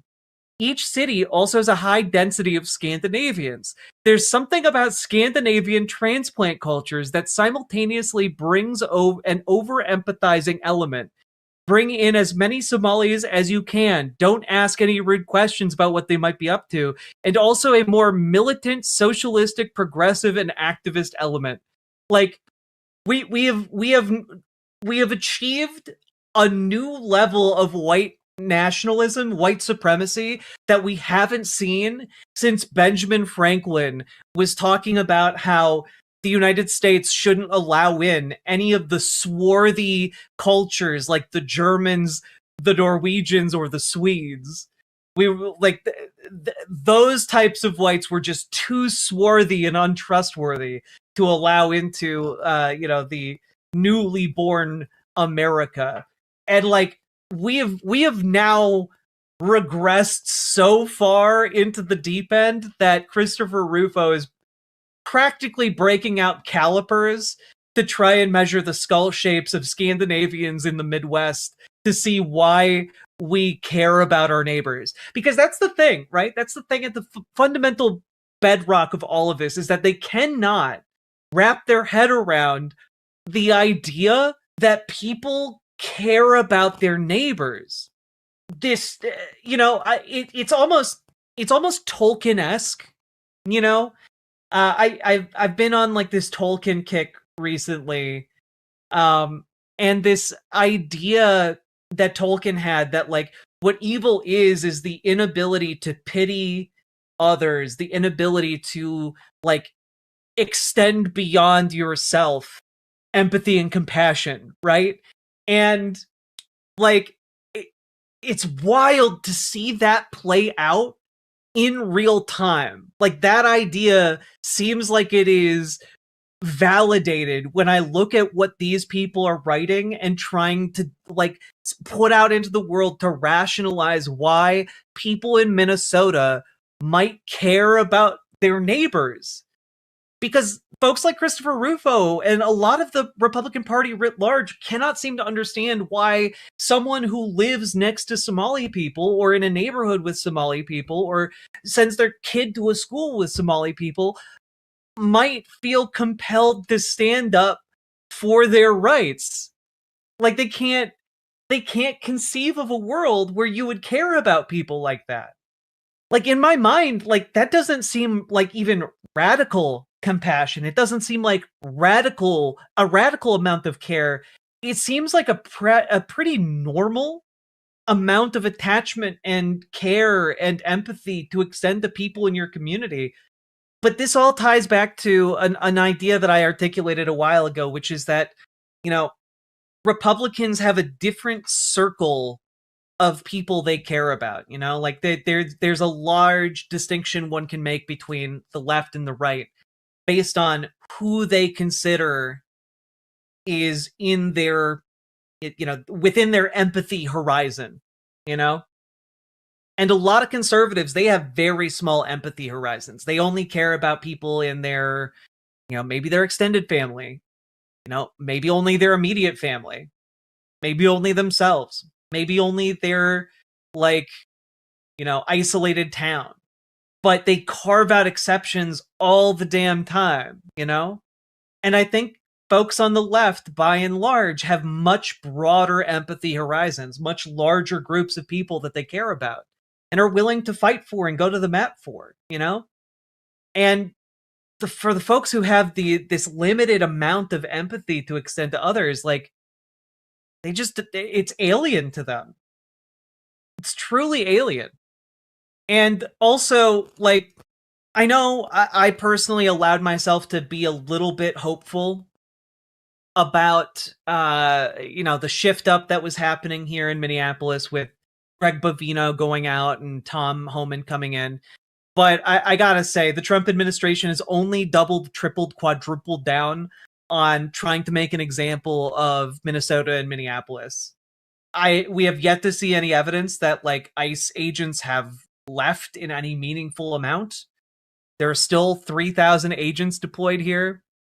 And also, just want to play this clip from Todd Blanche here about his position on evidence regarding Good and Preddy. For transparency, would you commit to releasing the body cam video from federal officers that was involved in that shooting and their names at a point when the investigation can allow that? Will you make that public? And I did not hear clarity on whether Renee Good's case is also in the civil rights realm. I'm not committing to anything with respect to that investigation that would be completely unfair to the investigation itself for me to stand here and commit to something for any reason. It depends. It depends on what happens with the investigation, and that's a decision that was made by the folks that are working the investigation as it relates. Okay, can I ask a favor of those of you who are a little bit more Photoshop capable than I am? Can someone just Photoshop his head like 10 to 20% smaller, and like kind of shrunk down into his suit?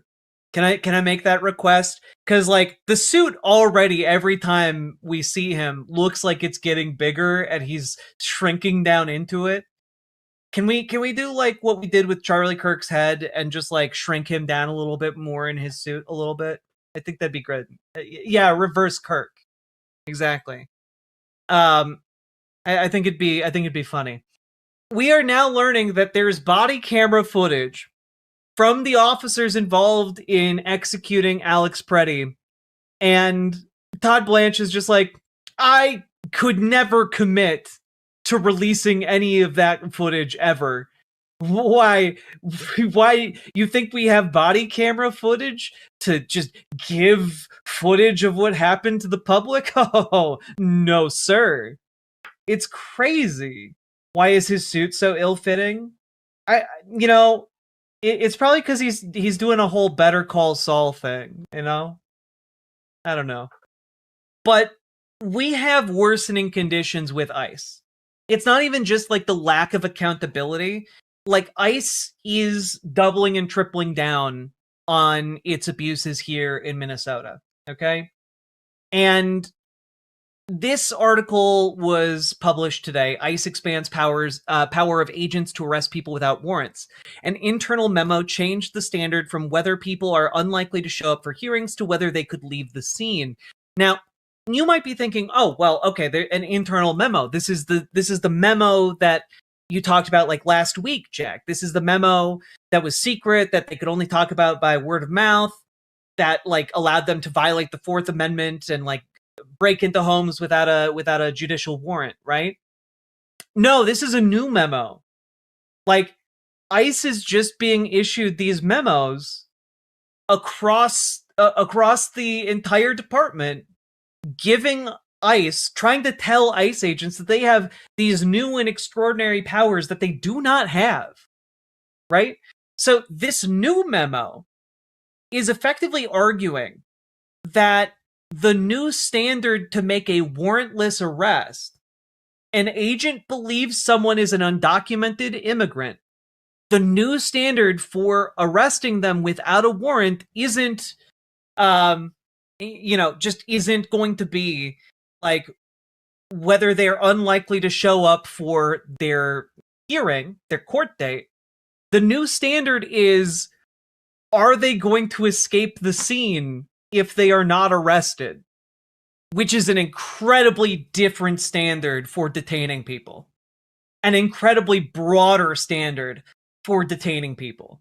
Like, this is going to massively expand the number of people that they are going to feel like they have the ability to snatch off the streets. Yeah, it's really, really gross. The change expands the ability of lower-level ICE agents to carry out sweeps rounding up people they encounter and suspect are undocumented immigrants rather than targeted enforcement operations in which they set out, warrant in hand, to arrest a specific person. So, I want you all to understand that when it says, when the New York Times is writing, carry out sweeps rounding up people they encounter and suspect are undocumented immigrants, they don't actually have to suspect anything. All they have to do is say that they suspect something. It literally is essentially a memo that allows them to arrest and detain anybody. It is a blank check for them to arrest anybody for any reason, and all they have to do to justify it is say, Well, you know, I think that maybe that they would have tried to flee the scene. So I just think they're an undocumented immigrant. I might be wrong, but we'll sort that out down at the station. You know, like if you ask, "Am I being detained?" then you can be detained. Yeah, like if you look at them funny and they just want to, they can just say, "Yeah, I think they're an undocumented immigrant. I can take them." Like this is some extraordinarily dangerous shit, and they're trying it out actively in Minneapolis. Yeah, I mean, like now the comparisons to like slave catchers, the SS, you know, the Gestapo, the KKK, like it's all accurate. You know, they can just take anybody. Now, granted, they don't have the manpower to just take everybody, but they are claiming the power to take anybody that they want. And it's very scary. It's very scary. And I just want to say, at the very least, we have congressional Dems in our corner. At the very least, we've got folks out there fighting for us. People are aroused. I haven't seen people so aroused in a very, very long time. We won't rest. We won't rest. We won't rest. Oh, wait, what's that? Oh, actually, Chuck Schumer is in fact resting, and we are not getting sufficient guards against this lawless agency that is trying to destroy any semblance of democracy we have. So, yes, there is going to be a government shutdown for about a week. At the very last minute here, the Senate passed the bill that will fund various sections of the government for the next year. And as a compromise, they signed a bill, like a continuing resolution for DHS funding that will effectively kick the can down the road by 2 weeks, right? So we're in a bit of a pickle right now, folks.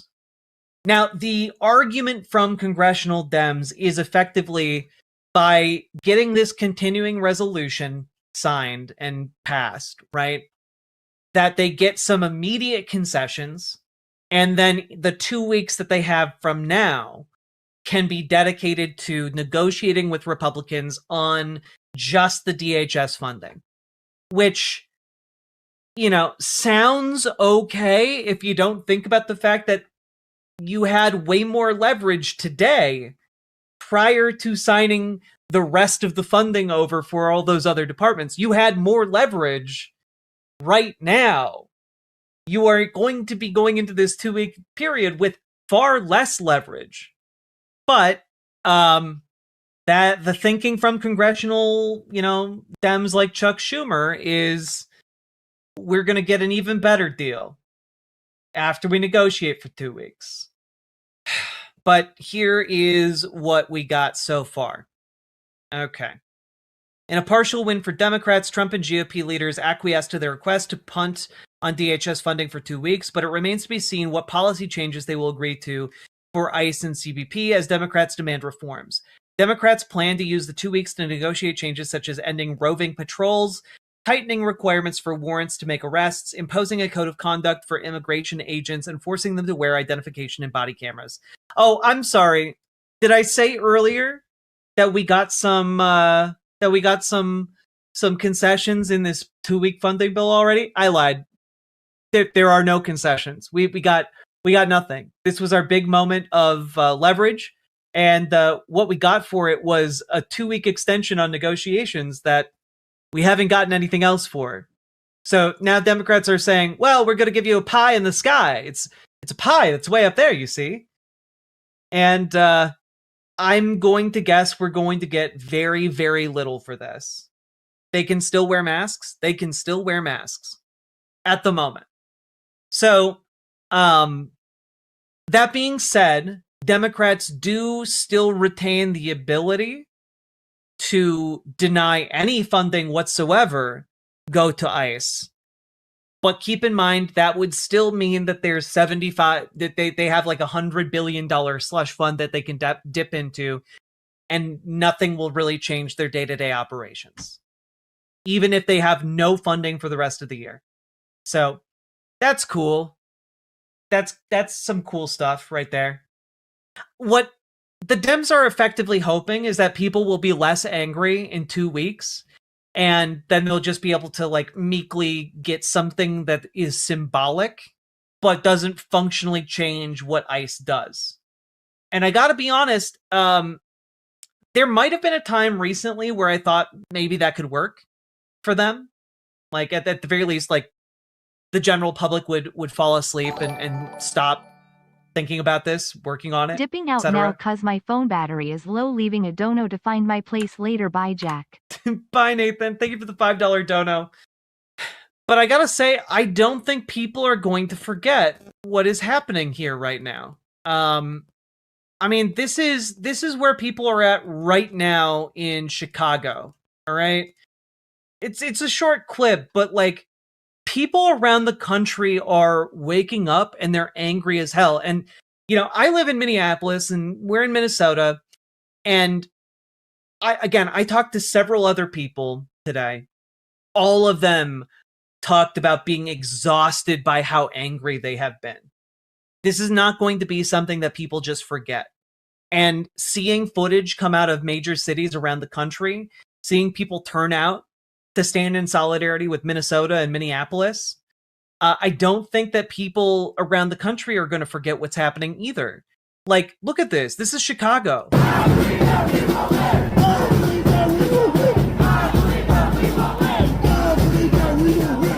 I believe that we will win. I believe that we will win. I believe that we will win. I believe that we will win. I believe that we will win. I believe that we will win. I'm sorry. Like they're turning out in the middle of like a goddamn snowstorm. You know? And they're chanting about how we are going to emerge victorious. And you know what? I believe them. I believe in them and the motivation that got those people out on the street in the first place. I believe in what is motivating them to stay out there when it is cold and snowy and people are freezing their asses off.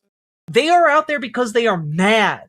They are mad as hell. And that anger is still going to be here weeks from now as ICE agents continue to brutalize us, continue their reign of terror on our communities. Does the tired of being angry mean the masses are demoralized? No, it just means we are so burnt out on being angry.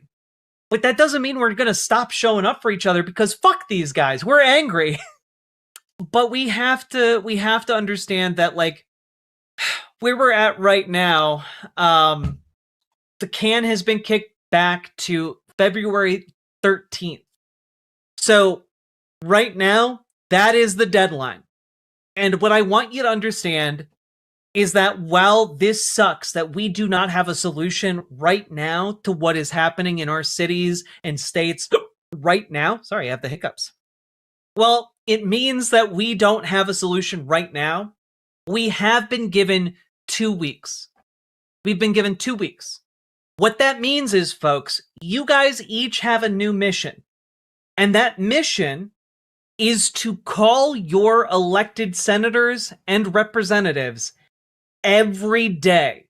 Schedule some time, like 15 minutes every day, to call your elected members of Congress in order to pressure them to, like, do something about ICE.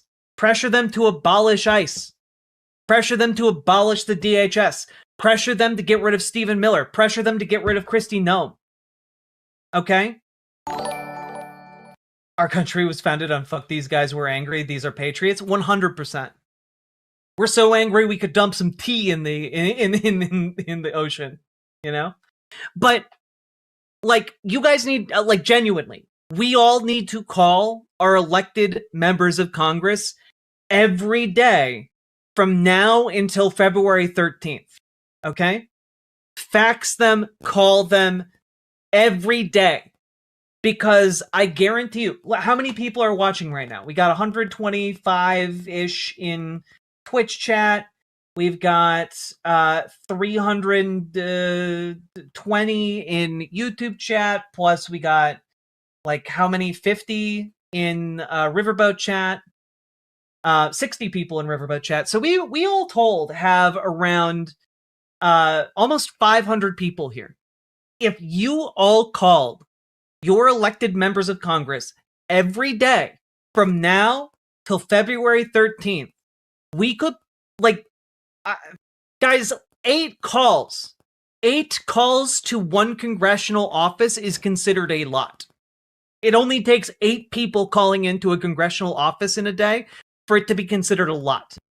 You guys, we can leverage so many more calls than just 8 with just the people here. Okay?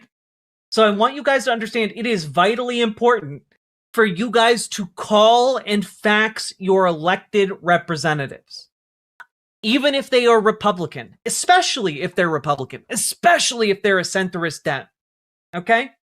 It is super important because we actually have the ability to get them to hold the line on DHS funding. We have the ability to get some real concessions, and I'm going to go one step further here. It is vitally important that we get concessions because what is happening right now is quickly spiraling out of control here in Minnesota and Minneapolis.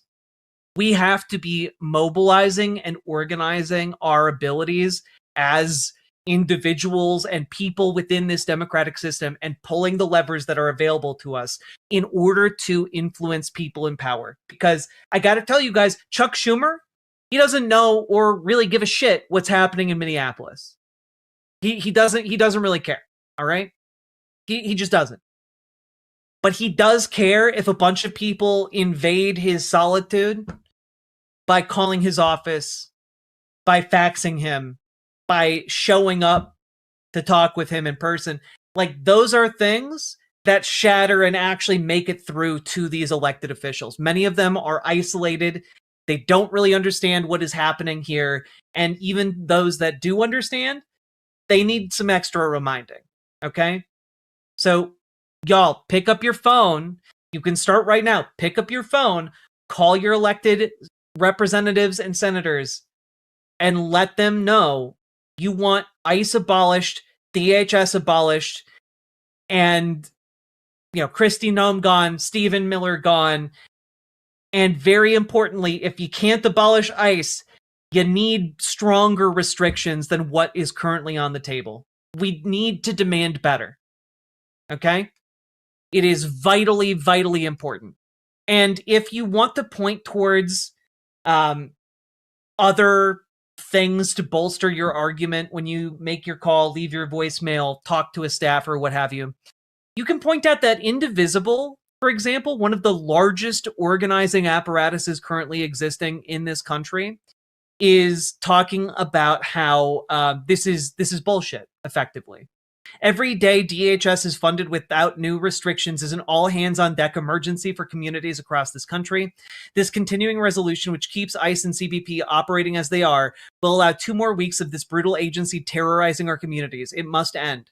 This moment also shows that channeling our outrage into powerful organizing works. For the last few weeks, the public has made it overwhelmingly clear that we reject this authoritarian reign of terror and demand Congress fight back. Republicans are retreating, and now the fight is squarely on DHS, where they have even less leverage. Each and every one of them must answer for stealing money from our healthcare to fund masked goons, occupying our cities, and kidnapping children. Democrats not only have a moral duty, but an obligation to press their advantage and fight like hell for policies that meet the moment. Over these next 2 weeks, Democrats must finish the job. That means drawing firm red lines and conditioning their votes on real ironclad limits. ICE and CBP out of our communities, real accountability for abuses, ending the blank check for brutality, and clear guardrails to stop raids, profiling, and the occupation of our cities. Progress looks like Democrats holding the line and enacting meaningful changes. If Dems cave and fund DHS without change, it would be an abject betrayal of our neighbors being dragged out of their homes, of the parents standing guard to shield kids going to school, and of our constitutional rights when they most needed defending. Democrats must hold the line now more than ever. It's their fight to lose, which is absolutely true. They spittin'. Indivisible spittin'. Okay? And I want to say also that something very interesting happened today, which is Bernie Sanders secured a vote to cut $75 billion in ICE funding. Now, one of the things that we might be able to do if we call and make this request is we might be able to push this idea, which I think is a very good one.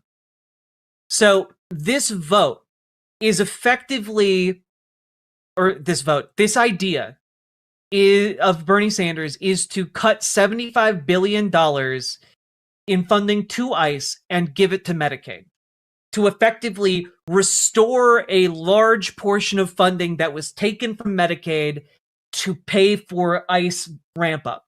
And, Congress has the ability to undo that. And we should absolutely, where we can, be clawing back this money that was taken from Medicaid. Instead of giving it to ICE as like a gigantic blank check, we should be taking that back and using it for our most vulnerable people. The people who need this money to live.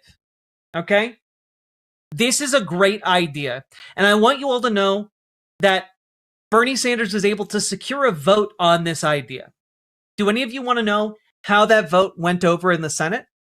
Very interestingly, that measure, while it did fail, failed only by 2 votes. It failed by 2 votes. The measure failed by 49 to 51. Because this is a measure that can pass on a simple majority.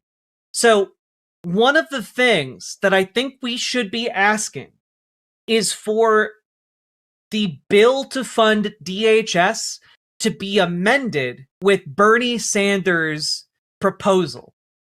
Okay? We should amend the DHS funding to claw back $75 billion from ICE for Medicaid. Susan Collins and Lisa Murkowski both voted for this. So one of the ideas that I'm going to ask you guys to hand off in your calls to your elected members of Congress, call for Bernie Sanders' measure to take $75 billion in ICE funding and give it to Medicaid. Ask them to roll that into the bill. Ask that to be one of our demands. We need 2 votes on this to make sure that J.D. Vance can't veto it. Now, I will point out that DHS funding needs to pass by 60 votes. However, Republicans really want to pass DHS funding for the next year, which means as something contingent for Democrats to give their votes towards this 60 vote threshold, I think they should make passing this measure by a simple majority a requirement. Okay? Reintroduce this, pass it by simple majority with 2 more Republicans defecting, and then we can talk about DHS funding.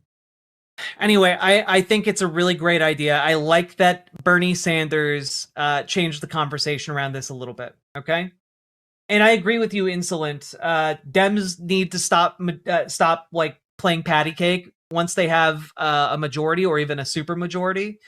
We need to stop playing patty cake. We need to actually play hardball, and we need to actually get meaningful measures and reforms. We need to set things right in this country. It's going to take a lot of work. It's going to take a lot of bills, and this idea that Dems can play bipartisanship if they win power again in a big way, no.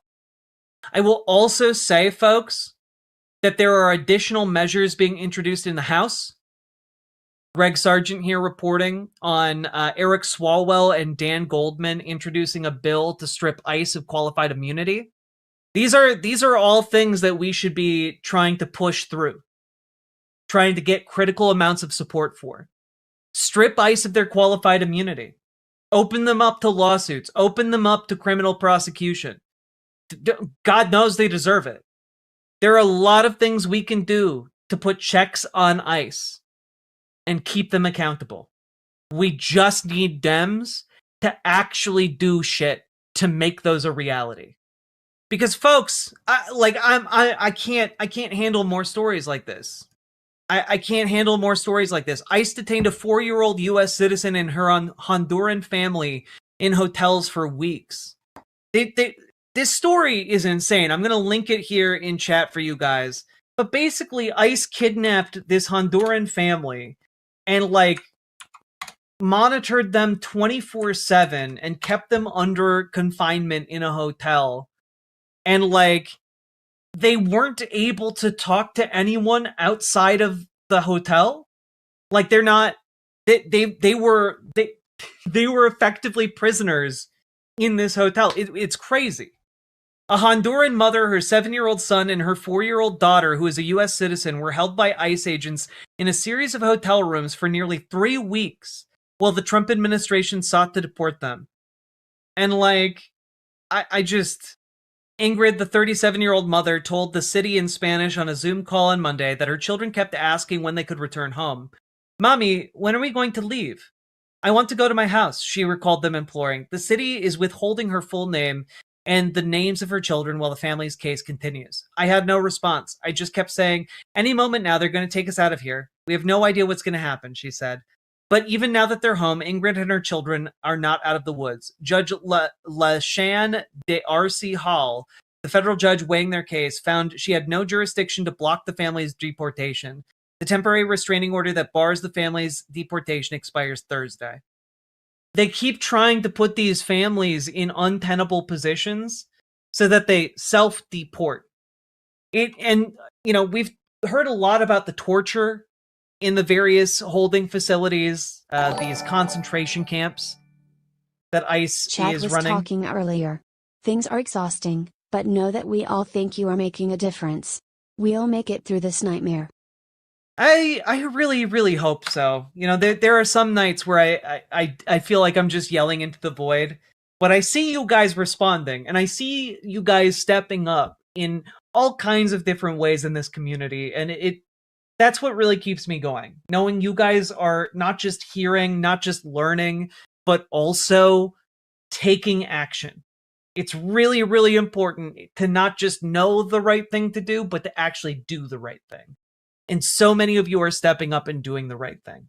And when enough of us do that, we're going to be okay.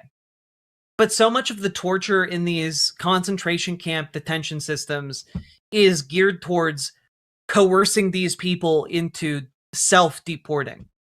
It's a way for them to get around the legal process. It's disgusting. It's disgusting. And it's not going to stop, you know, it's not going to stop with Minnesota. And I've been saying this over and over and over again, you know? Did you see the stuff about ICE crushing people's testicles? Or the forced hysterectomies in 2017? Yep. I think we need to be louder about ICE sterilization and essays. I mean, I think we need to be louder about the fact that this is bluntly like an ethnic cleansing operation. Like, when we talk about this being like genocidal in nature, like, we are seeing the early stages of ethnic cleansing, you know? Like, they are sexually assaulting, in some cases, children in order to get them to self-deport. You know, the ACLU report that mentioned crushing people's testicles, some of the people they interviewed for that were like 15, 16, 17 years old. It's disgusting, you know? And they're not stopping at Minnesota. They're not stopping at Maine.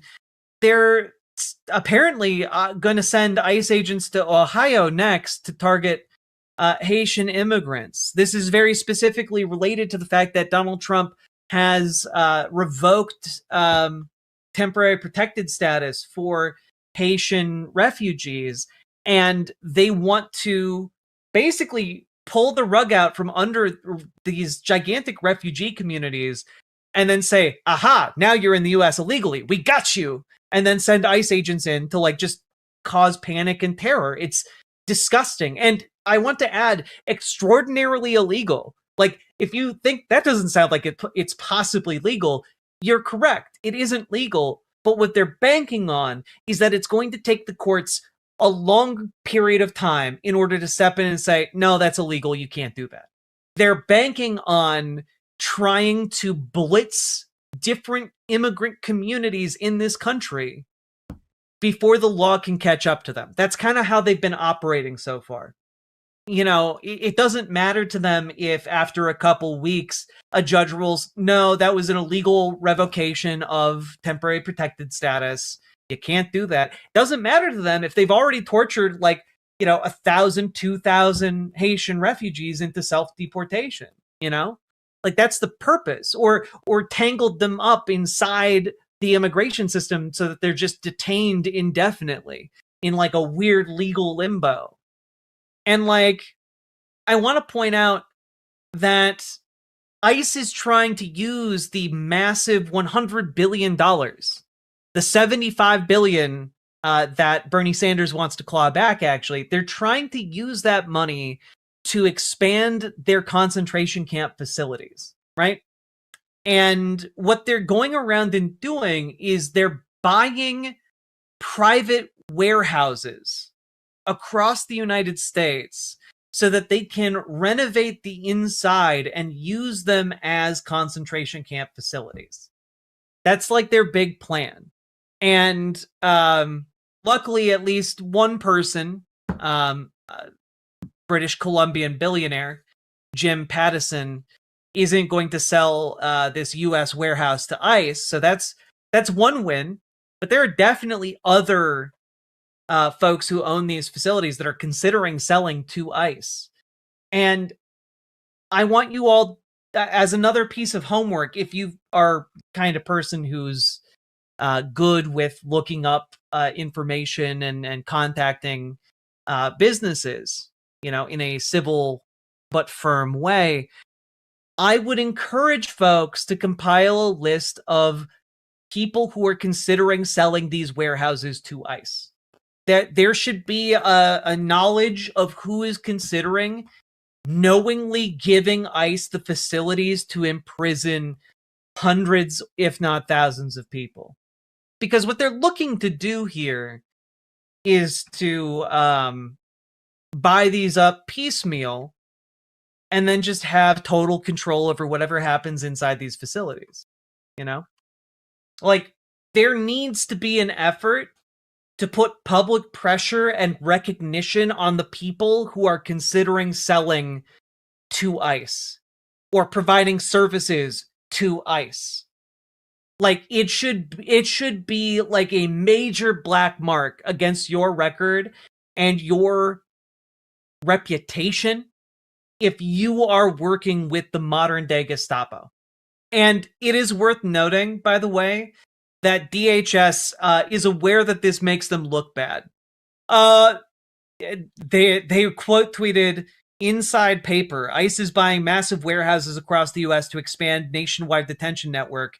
DHS has already purchased facilities in at least 8 states, including a $102 million site in Maryland and a $70 million warehouse in Arizona," according to the Washington Post. And Homeland Security writes, "These will not be warehouses. They will be well-structured detention facilities meeting our regular detention standards." I want to remind you all that DHS literally was running a concentration camp in the Florida Everglades where they were deliberately sending inmates naked into the clouds of mosquitoes so that they could be tortured by the mosquitoes. The idea that DHS has any kind of concept of regular detention standards is laughable. And if they actually do have regular detention standards, they are absolutely dog shit. You wouldn't wish them on your worst enemy. But it continues, "DHS law enforcement is conducting law enforcement activities across the country to keep Americans safe. It should not come as news that ICE will be making arrests in states across the U.S. and is actively working to expand detention space. Thanks to the One Big Beautiful Bill, ICE has new funding to expand detention space to keep these criminals off American streets before they are removed for good from our communities." One of the good things that Bernie Sanders' bill would do would be that it would massively limit the number of facilities that ICE can purchase and build and renovate and run, right? We need to make sure we are doing everything in our power to make sure they are not able to build this detention network successfully. Yes, Foxy Cheshire, I've played videos on the channel of the screams at the Texas Dilley facility, the drone footage of them pleading for freedom. It's extraordinarily disturbing. I want to remind everyone that despite all of these billions of dollars that ICE has at their disposal, that they have stopped paying for third-party medical treatment at all of their holding facilities, and they haven't paid for any of that since October of last year, and they aren't going to begin paying for any of it until the end of April. So not until the beginning of May. It's torture, is what it is. They want people to die. They do want people to die. Yes. Now, I will say it is heartening to see that folks are stepping up every day in ways big and small. Just wanted to share with you this. Dear Liam, I'm so sorry about what's happening, buddy. I know you must be super scared and confused right now. Saw that you're not feeling great. I thought maybe if I drew you a picture, it might cheer you up, even just a little. Spidey is one of my favorites too. I wish I could do more. I know if you see this someday, you'll know that there were so many people thinking and worrying about you, even though you don't know us. Sometimes when bad things happen, kids wonder if it was their fault, but none of this was your fault, kiddo. You didn't do anything wrong. Nothing at all. Hope you feel better and that you and your dad get back to home with your mommy soon. For Liam Conejo, from your nerdy Theo Freddy. That was drawn by Wilfredo Torres, who is one of the comic book artists who has drawn Spider-Man in the past. Gets me too, guys. It gets me too. But people are fighting back in ways big and small, and that's, like, we all can only do what we can do, right? Like, I lack a lot of different skills, but I can talk in front of a camera. I've talked in front of a camera long enough that I've cultivated an audience where several hundred of you gift me with your time and your attention. And I'm going to try and use that in order to facilitate positive change in the world, But each one of you is good at something too. Each one of you has a skill or a position or some way you can leverage who you are, what you're good at, where you work, who you know, for good. Every single one of you. I believe what we are seeing right now is an entire country full of people standing up to do what they can, where they can, how they can. And I gotta say, shout out to Congresswoman Delia C. Ramirez, who is consistently, as of right now, top of the list when it comes to demanding what is required right now.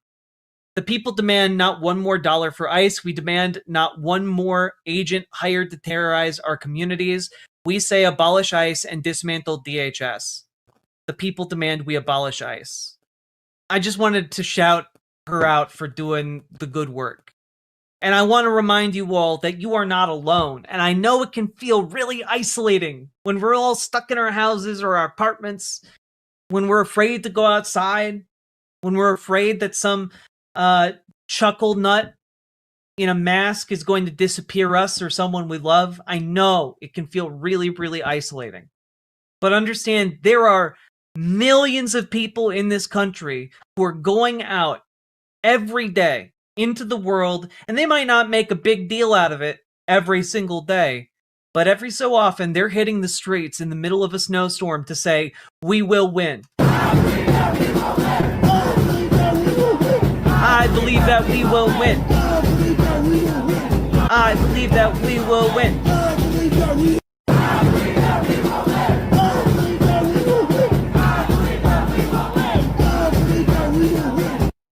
It's really important to keep hold of these ideas, to keep hold of these moments, to keep a hold of the understanding that there are millions of people who are burning with the exact same righteous anger that is in your hearts right now.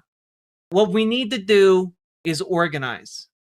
What we need to do is show up in our local communities. What we need to do is get our shit together. So folks, Join your local Dems.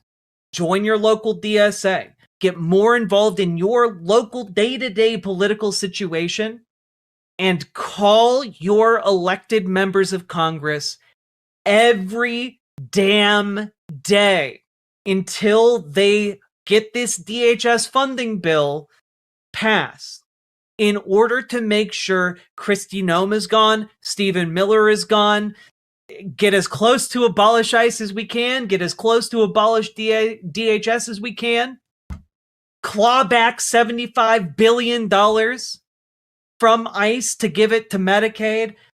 Let's make it happen. Commit tonight to do that. So MN is getting a lot more coverage than Chicago. Gee, can't imagine why. That said, is there anything I can do specific to helping Chicago? You could support Kat Abu Ghazaleh. Kat's office is helping people on the streets of Chicago. People are doing what they can. Streets of great Minneapolis. candidate. Bruce Springsteen video added footage and lyrics.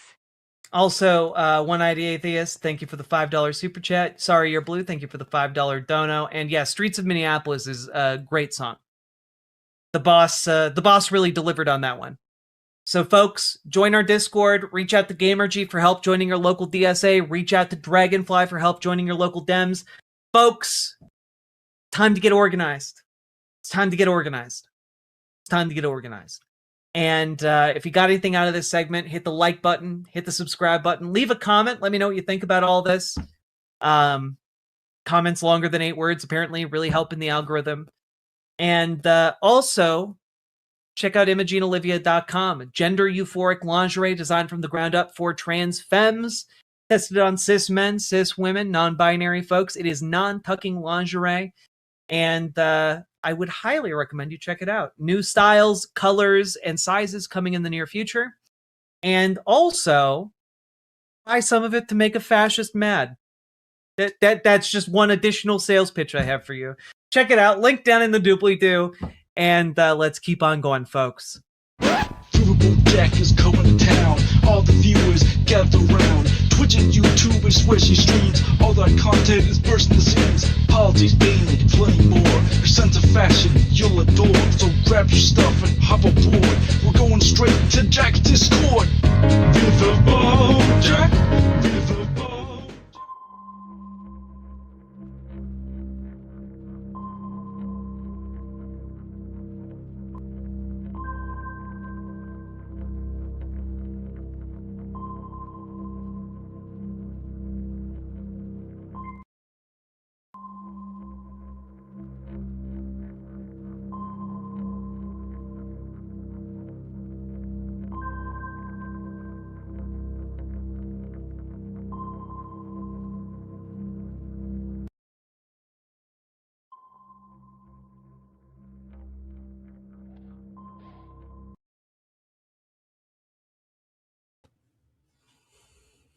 Hello, folks, and welcome to This Space, Devil's Advocate Productions on This Space.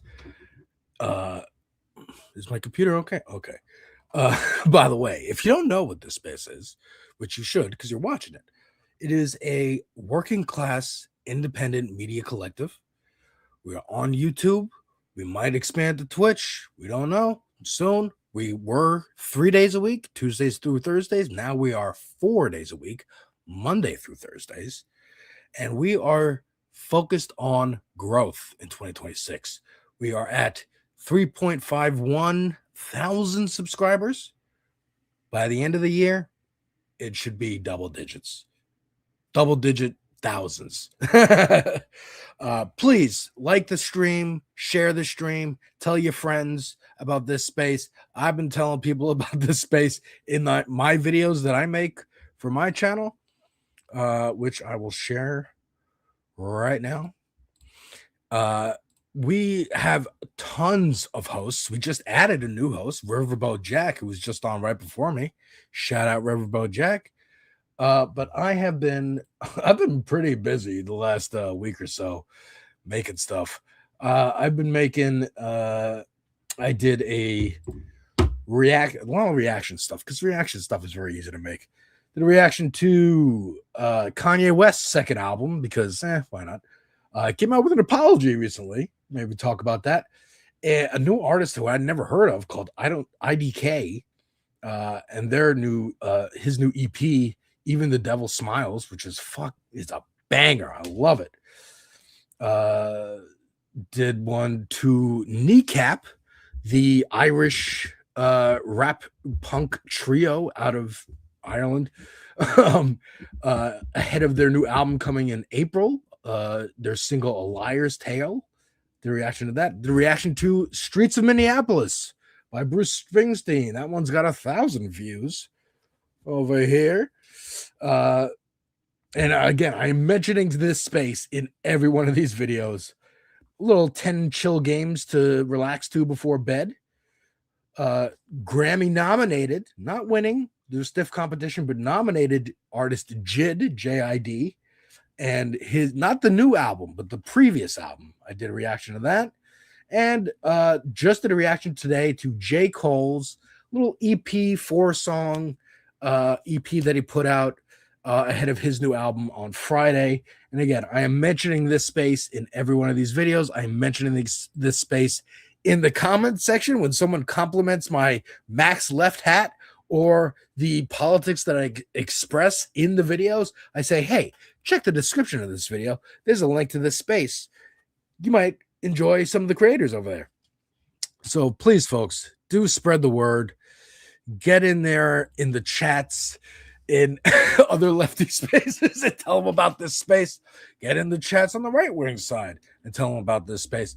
Tell everybody that we are over here. We are broadcasting. It is full pirate radio. We are not taking any corporate money.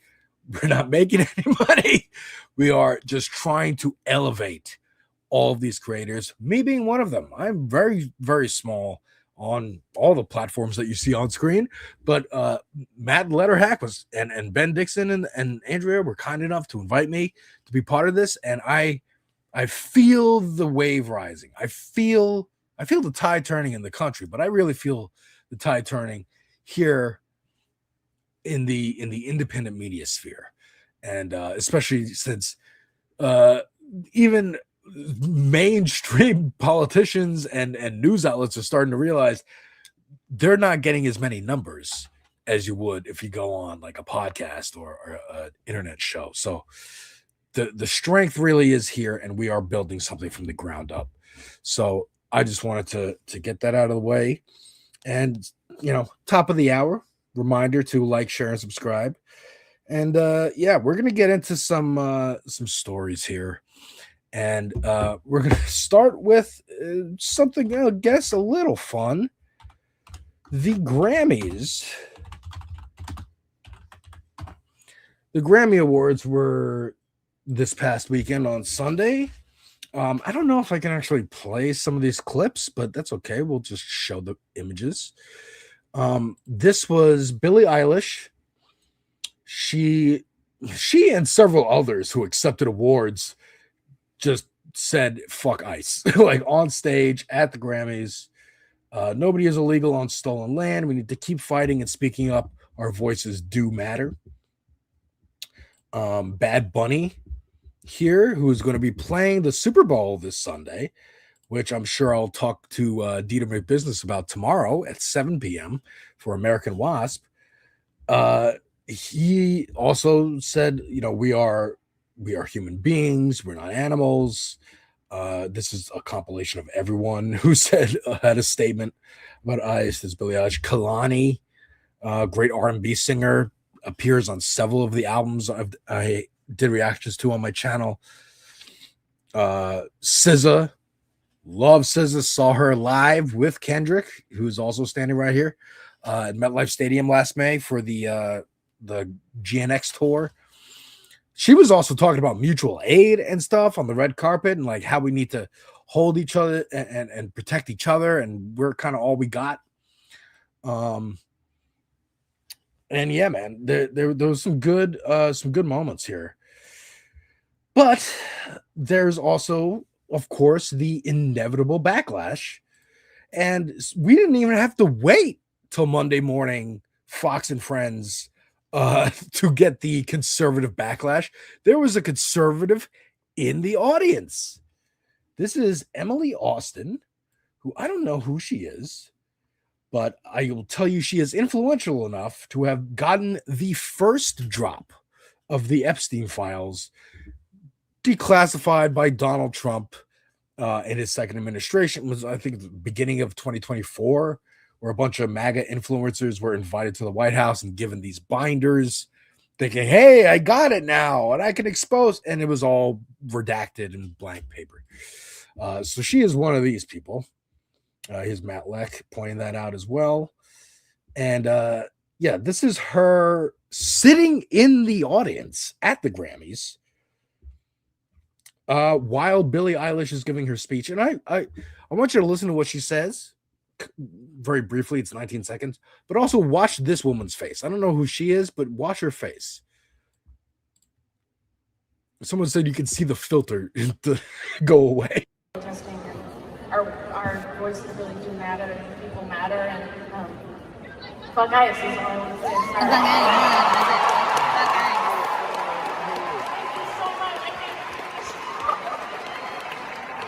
I'm so edgy. I said fuck ICE. Oh my god.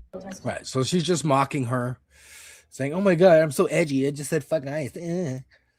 Here's another clip of Emily Austin.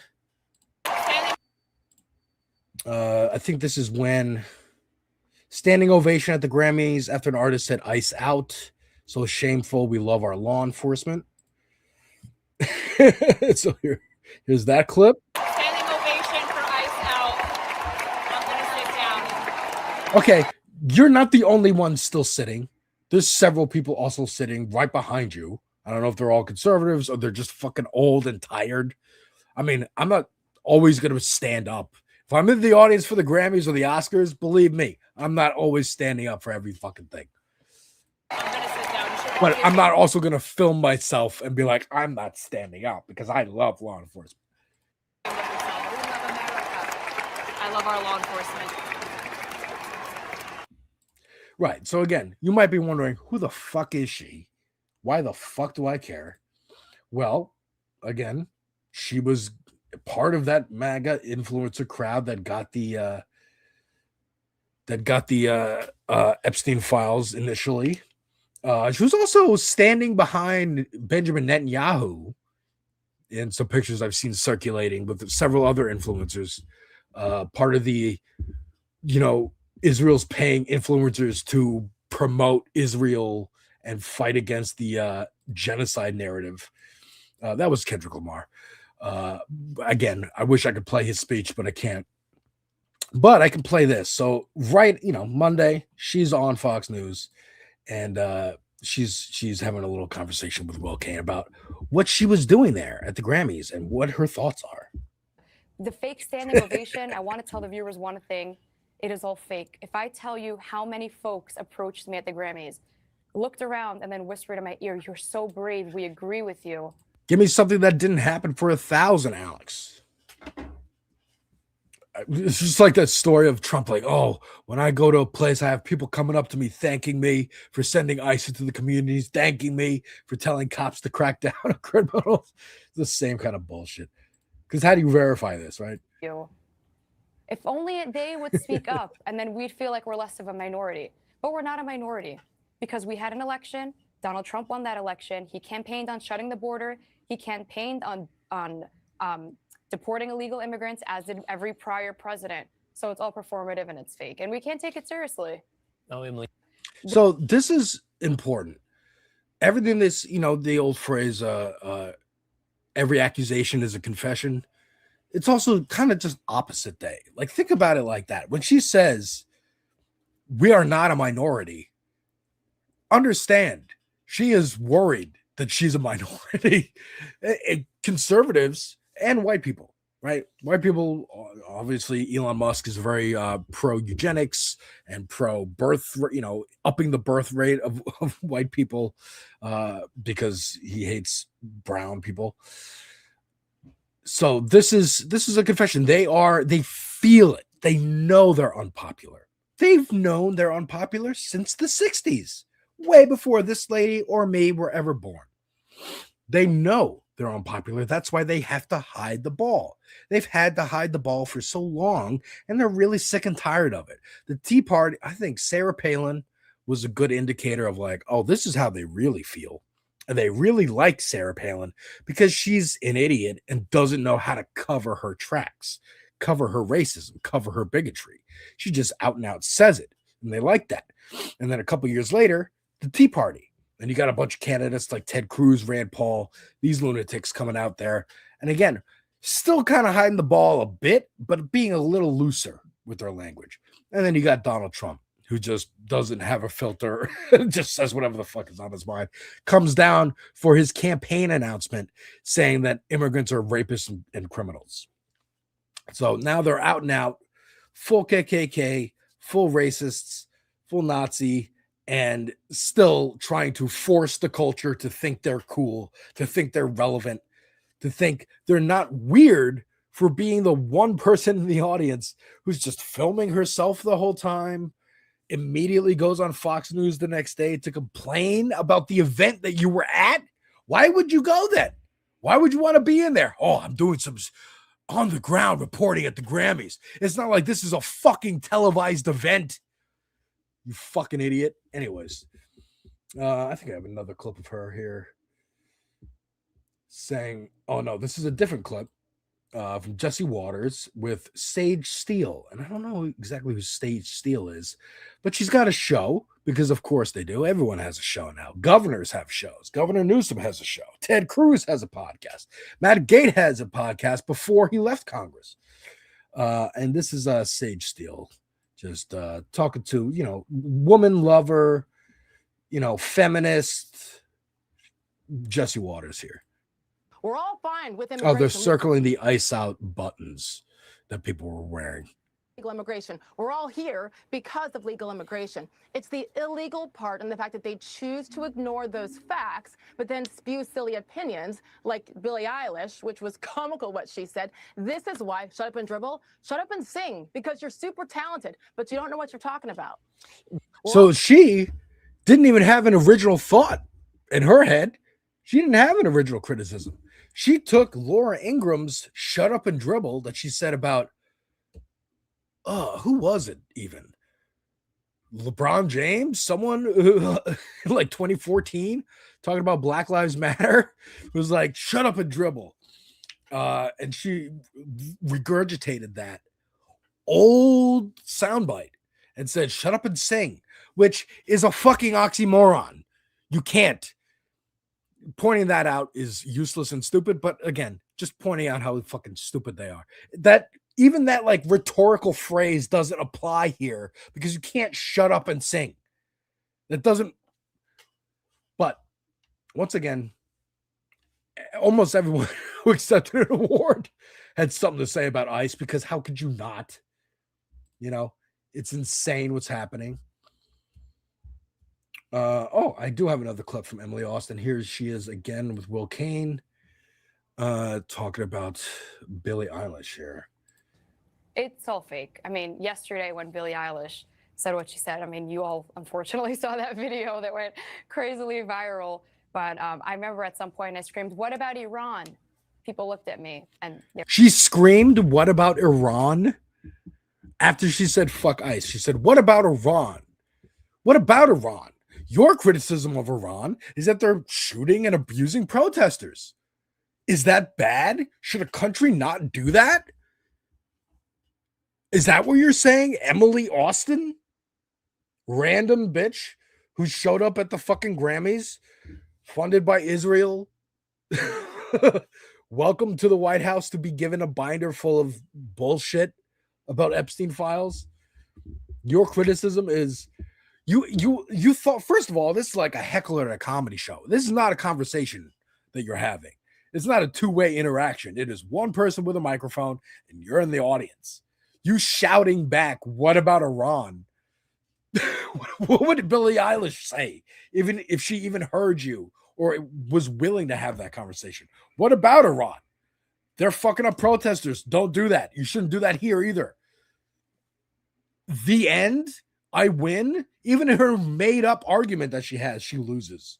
They were like, yeah, what about Iran? People were looking at me. You could tell People it's were looking genuine. at You me could tell it's because they're so shocked that I'm not on their team. I got in. Oh, I'm so fucking edgy, right? Her mocking. Oh, I'm so edgy. I said fuck ICE. You're fucking edgy for being the conservative at the Grammys who shouts, who heckles Billie Eilish. fake. They didn't even have any context to add. It's just F ICE. Meanwhile, everyone knows that they're living in their mansions. Billie Eilish has a restraining order against someone who broke into her home. But if you live on stolen land, then why do you even own that home? Just give it to the man who broke in. And she called 911, but she was preaching to defund the police. So it's all hypocritical. And I think the average person in the crowd does understand. You cannot live in society and critique society, according to these people. You cannot live in a society and say, hey, maybe we should improve society. And they go, but you live in society. Perplexing then. I got you. I'm Jon Stewart. I got you in a hypocrite, in a paradox. Fucking stupid. I mean, again, this is where their political maturity ends, with gotcha questions. And we might get to a Jubilee that I've seen start to go viral. I know we don't like Jubilee over here. I don't like Jubilee. But there's one dude who actually went on there and kind of ran the gamut and did very well by just being calm and just explaining facts. And then it bumps up against their anger, their emotions. They're too emotional, these right-wingers. They're way too emotional. But yeah, speaking of ICE, that's what all this was about. Someone notably did not say anything about ICE, especially even when asked, and that is Jelly Roll. Jelly Roll, country artist, I believe, which, not surprising. Looks like he lost a lot of weight. I first heard Jelly Roll on Eminem's Death of Slim Shady, and he was very good singing on that song. Very, very powerful song, Somebody Save Me, by Eminem. But he was asked about ICE, and he avoided the question here. I can tell you that people shouldn't care to hear my opinion, man. I'm a dumb redneck. I haven't watched enough. I didn't have a phone for 18 months. I've had one for 4 months and don't have social media. I hate to be the artist that's that aloof, but I've become so disconnected from what's happening. And I'm just not I grew up in a house of like insane pandemonium and like I didn't even know politics were fucking real until I was in my mid-20s in jail. Like, that's how disconnected. When you grow up in a drug addict household, you think we like have common calls about what's happening in world politics? Like, we're just trying to find a way to survive, man, And I have a lot to say about it, and I'm going to in the next week, and everybody's going to hear exactly what I have to say about it in the most loud and clear way I've ever spoken in my life. So I look forward to it. All right, so I guess he said I'm going to make a statement eventually. Now, someone pointed out with a retweet, here's him hanging out with Kristi Noem. Again, you can see somebody took Ozempic. He's hanging out with Kristi Noem. There's pictures of him with Donald Trump, and again, I'm similar. I grew up in a chaotic household. I'm not a redneck. I'm here in New York, but I might call myself a townie or some kind of similar, city adjacent term. I also didn't become aware of politics really until my late 20s, early 30s, and just became interested in it. And then didn't really even become find my footing on where I stood on some issues until my 30s. And that's perfectly okay. That's perfectly okay, Jelly Roll. But when you're asked about ICE, and there's no way you don't know. There's no way you don't know what's been happening with ICE in Minneapolis, the murders that the ICE thugs have done. There's no way you don't know. You just didn't want to say it. But what he says there initially is people shouldn't care what I have to say about this because I am an artist. And that is true. I agree with that.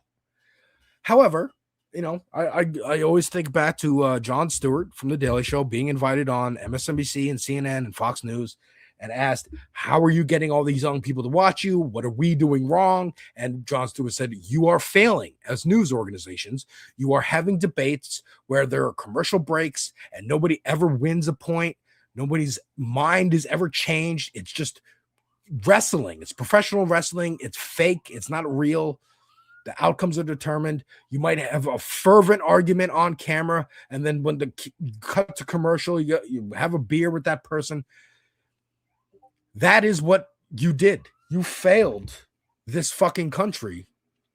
That is why people are watching Comedy Central for their news after South Park airs and before Crank Yankers, before puppets making prank phone calls. So yeah, people shouldn't care what a fucking comedian has to say, but y'all been failing so fucking bad, they do, and they are listening. And then instead of learning that lesson and adjusting accordingly, it's capitalism. The capital owners don't give a shit. We're getting eyeballs. All we want is eyeballs. We're not asking you how to do better journalism. We're asking you how to get eyeballs. So you're not going to answer us. We're just going to kind of imitate you. And we're going to start telling stories and cracking jokes and having panels. And fucking CNN now has former Daily Show comedians on CNN. What's it called? Like This Is News or some bullshit. Like Michael Ian Black. What's her name? Ashley. I don't know. Black girl with the afro. And Roy Wood Jr., who I really like, are doing this like panel show on CNN now. It's like, oh, we just put the Daily Show over here. So now you can just keep watching CNN. You don't have to switch channels to Comedy Central, and you don't have to, you don't have to think critically. We're going to fully make it entertainment news. Just like Fox has to legally call themselves an entertainment company, I think CNN and MS Now should have to do the same thing. You shouldn't care what a celebrity says, but unfortunately, that's where we are in this country, where Joe Rogan and Andrew Schultz and people like this have the platforms to have on presidential candidates because they know they're not going to get asked hard questions. They know the comedians are like, well, hey, this is going to be eyeballs for me and more subscribers to my podcast, more money. Great. I don't care who I have on. But for the politician, for Netanyahu, for Trump, going on the Nelk Boys and fucking Andrew Schultz, they go, oh, I get to hang out and seem fun. I get to seem like a normal person. I get to seem like I'm not a fucking evil vampire who's eating babies and doing horrible, disgusting things to children, which we will touch upon later. Not to pun not intended, but it's kind of funny anyway. So I don't know why somebody reached out to Ricky Gervais to ask his opinion on all the celebrities talking about ICE and whatnot. Ricky Gervais calls out Grammy winners for making political acceptance speeches. You're in no position to lecture the public about anything.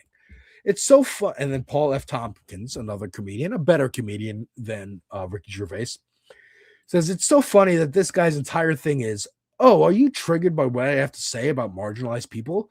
But he loses it when someone more well-liked than he will ever be talks about an actual injustice.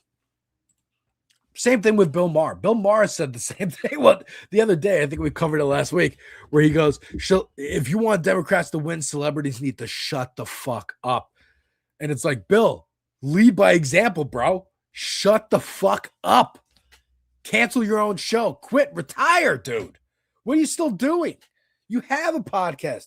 Fucking retire your HBO show and just do Club Random, where you can do whatever you want. You don't even have HBO's loose-ass guidelines for you. So, yeah, that's Ricky Gervais. He can go fuck himself. He was never, I never was a fan of Ricky Gervais, dude. But let's hear from someone who actually matters, in my opinion, more than any of the celebrities. Billie Eilish, Bad Bunny, whatever. Here's someone with power asked about ICE. AOC, our fucking queen, our Bronx queen, being asked about ICE outside the Capitol. So then how can ICE be reined in even in these spending negotiations when even if they don't have this spending bill, they still have $75 billion? How can ICE still be reined in when Donald Trump is president?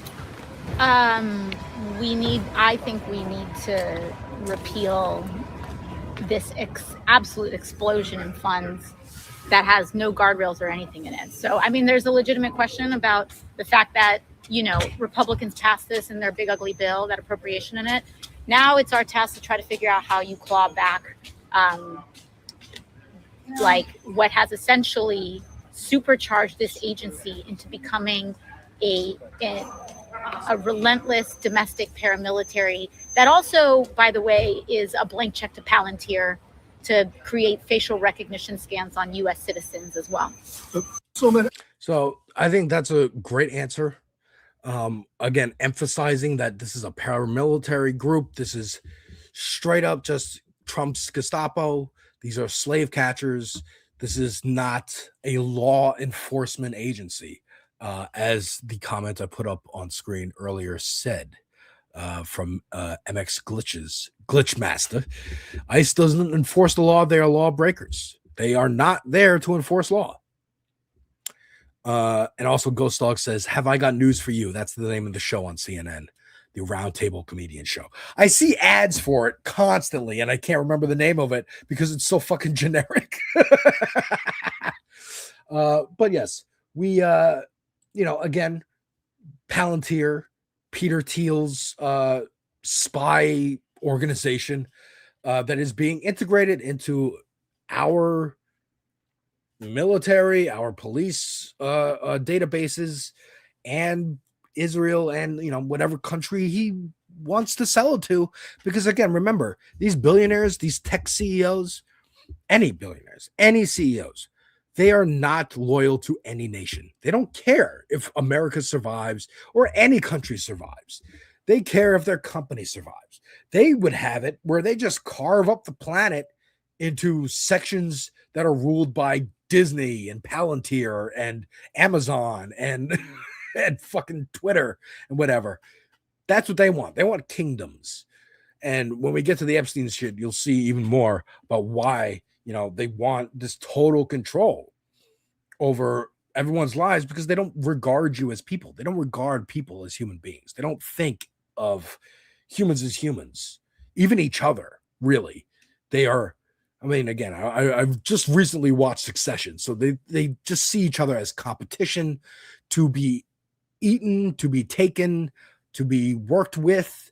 And it's just strategic partnership until I have the power to bash you over the head or you have the power to bash me over the head.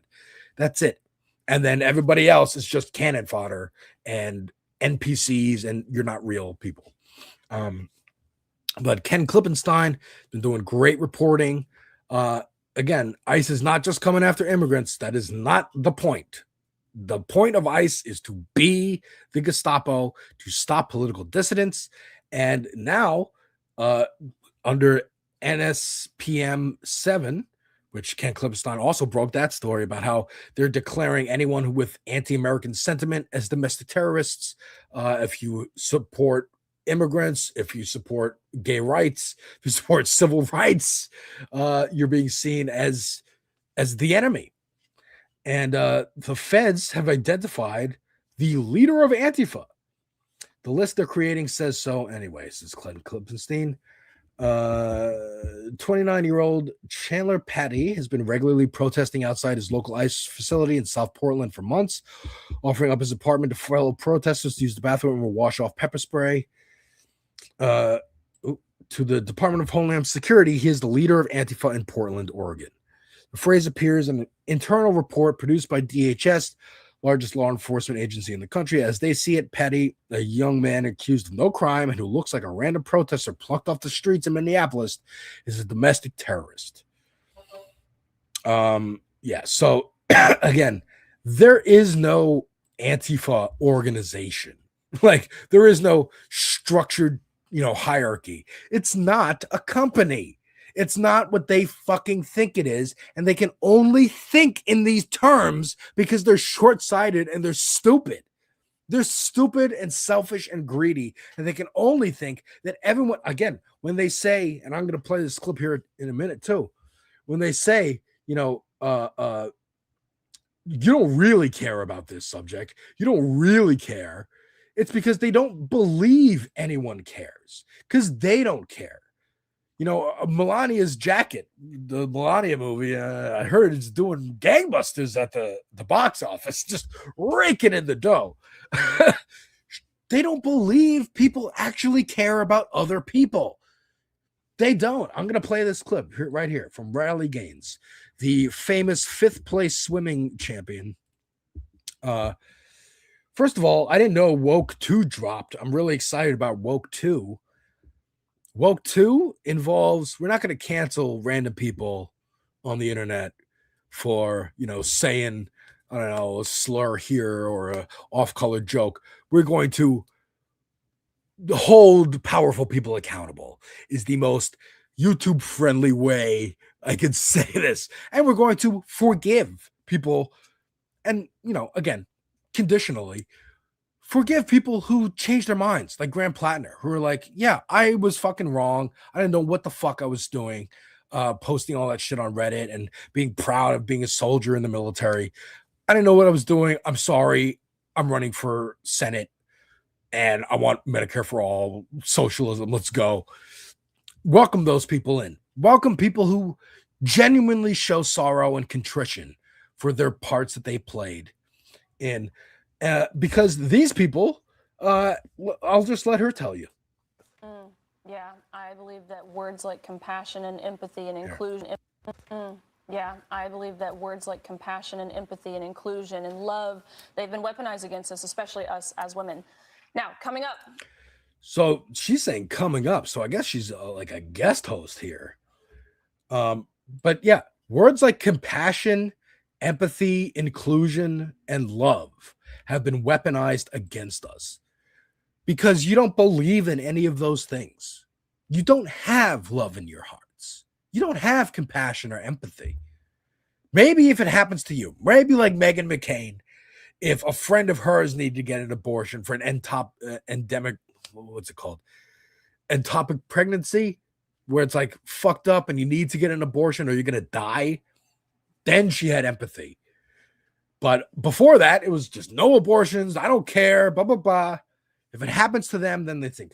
So Pastor Ben, fellow This Space contributor, founder of This Space,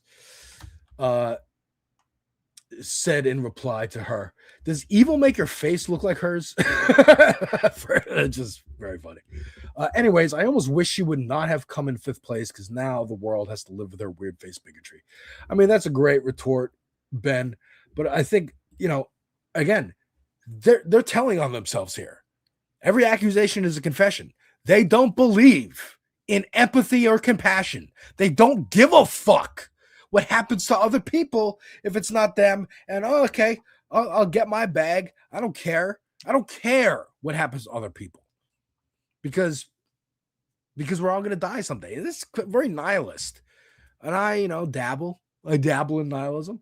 There is a strain that is just like, yeah, man, we're all going to die.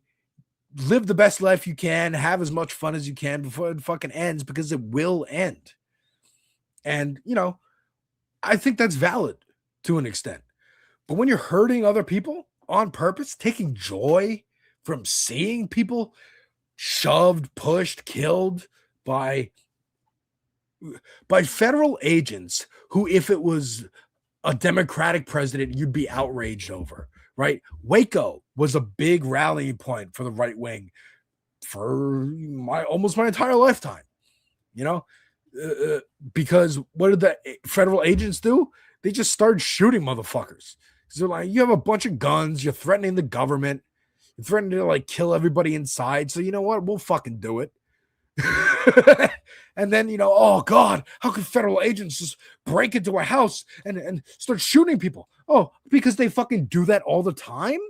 Because that's what cops do? That's why you need to abolish the police? Remember, defund the police is the moderate version of that slogan, right? I've constantly heard left-wing people be like, oh, I wish grassroots on the ground protesters who are emotionally pleading for cops not to murder people indiscriminately had the forethought to think of a more media-friendly slogan than defund the police. Their initial slogan was abolish the police. It was the leadership, the establishment Democrats who tweaked it and adjusted it, and the media who adjusted it and said, no, defund. Maybe we can get away with that. And even then, we're going to run away from that position and fund the police even more when Biden gets in. Ghost Dog, yes. Defunding is literally always a conservative move. Yes. Yes, it is. So we need to abolish the police. And yeah, again, just more ICE. One last piece on this ICE topic, this ICE segment, and the celebrity segment. I don't know.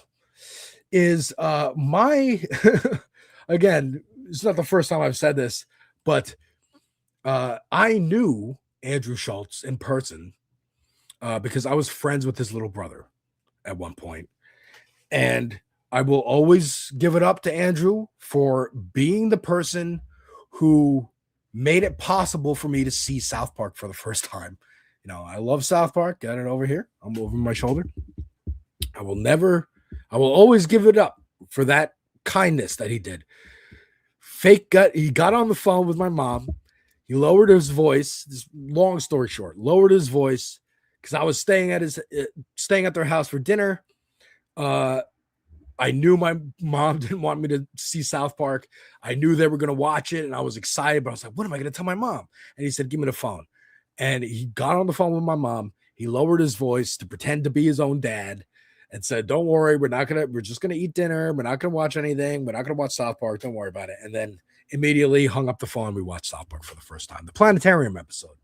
So I'll always give it up for him. But Andrew had Donald Trump on his fucking show leading up to the election in 2024, was very famously said, well, in the 90s, it was cool to be a Democrat because Bill Clinton fucks. And now it's cool to be a Republican because Donald Trump fucks.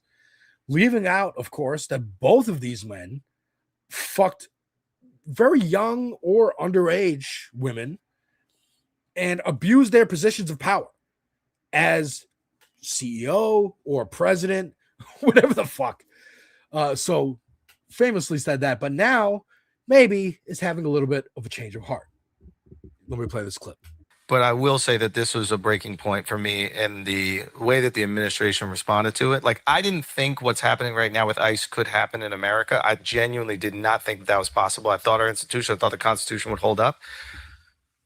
When I see it and then immediately defend it, I start to go,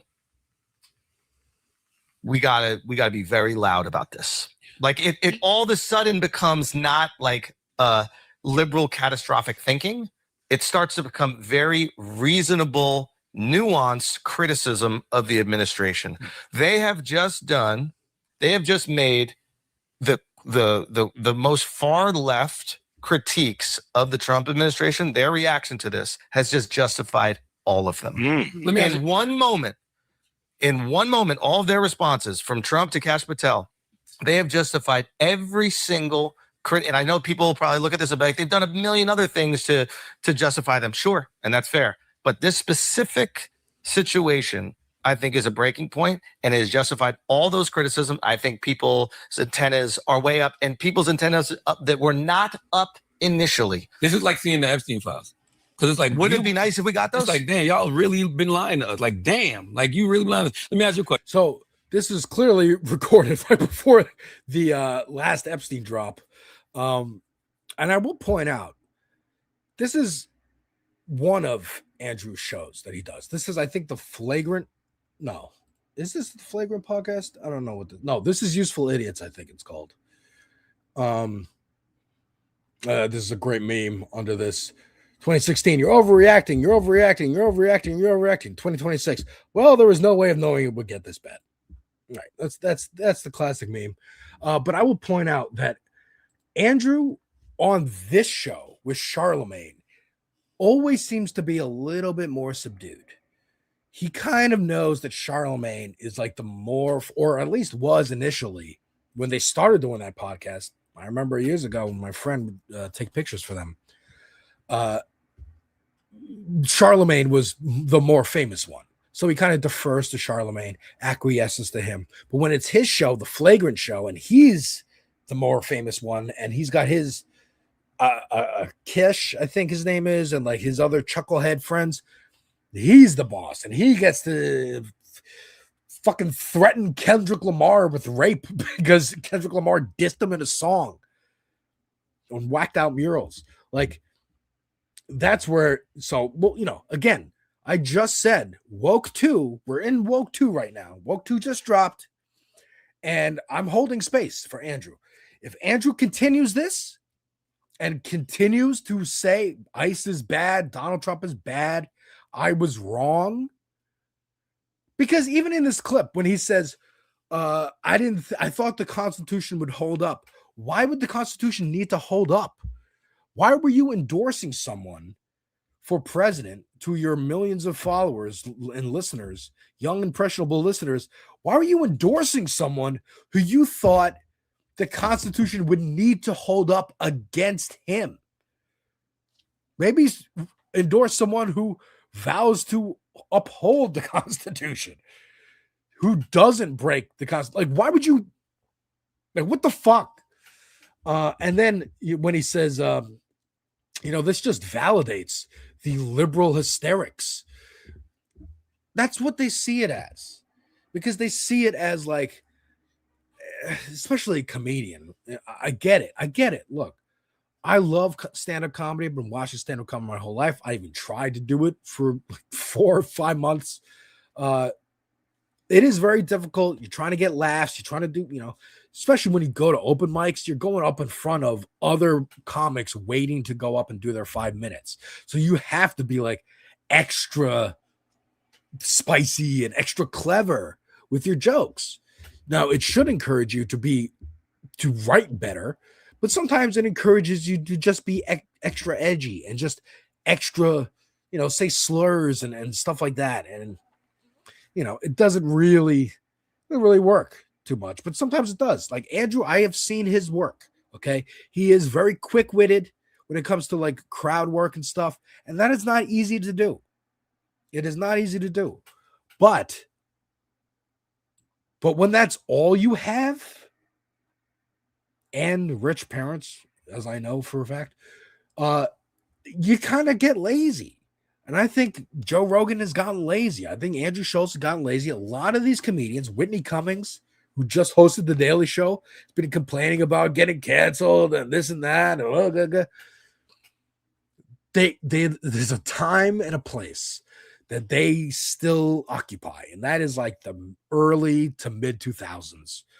When, edgy humor was like at its peak, and it was before those edgy humorists would go, okay, you laughed at that like racist joke. Let me take you over here to my podcast and tell you why that racist joke is actually true. And you should believe in race science and like phrenology and bullshit like that.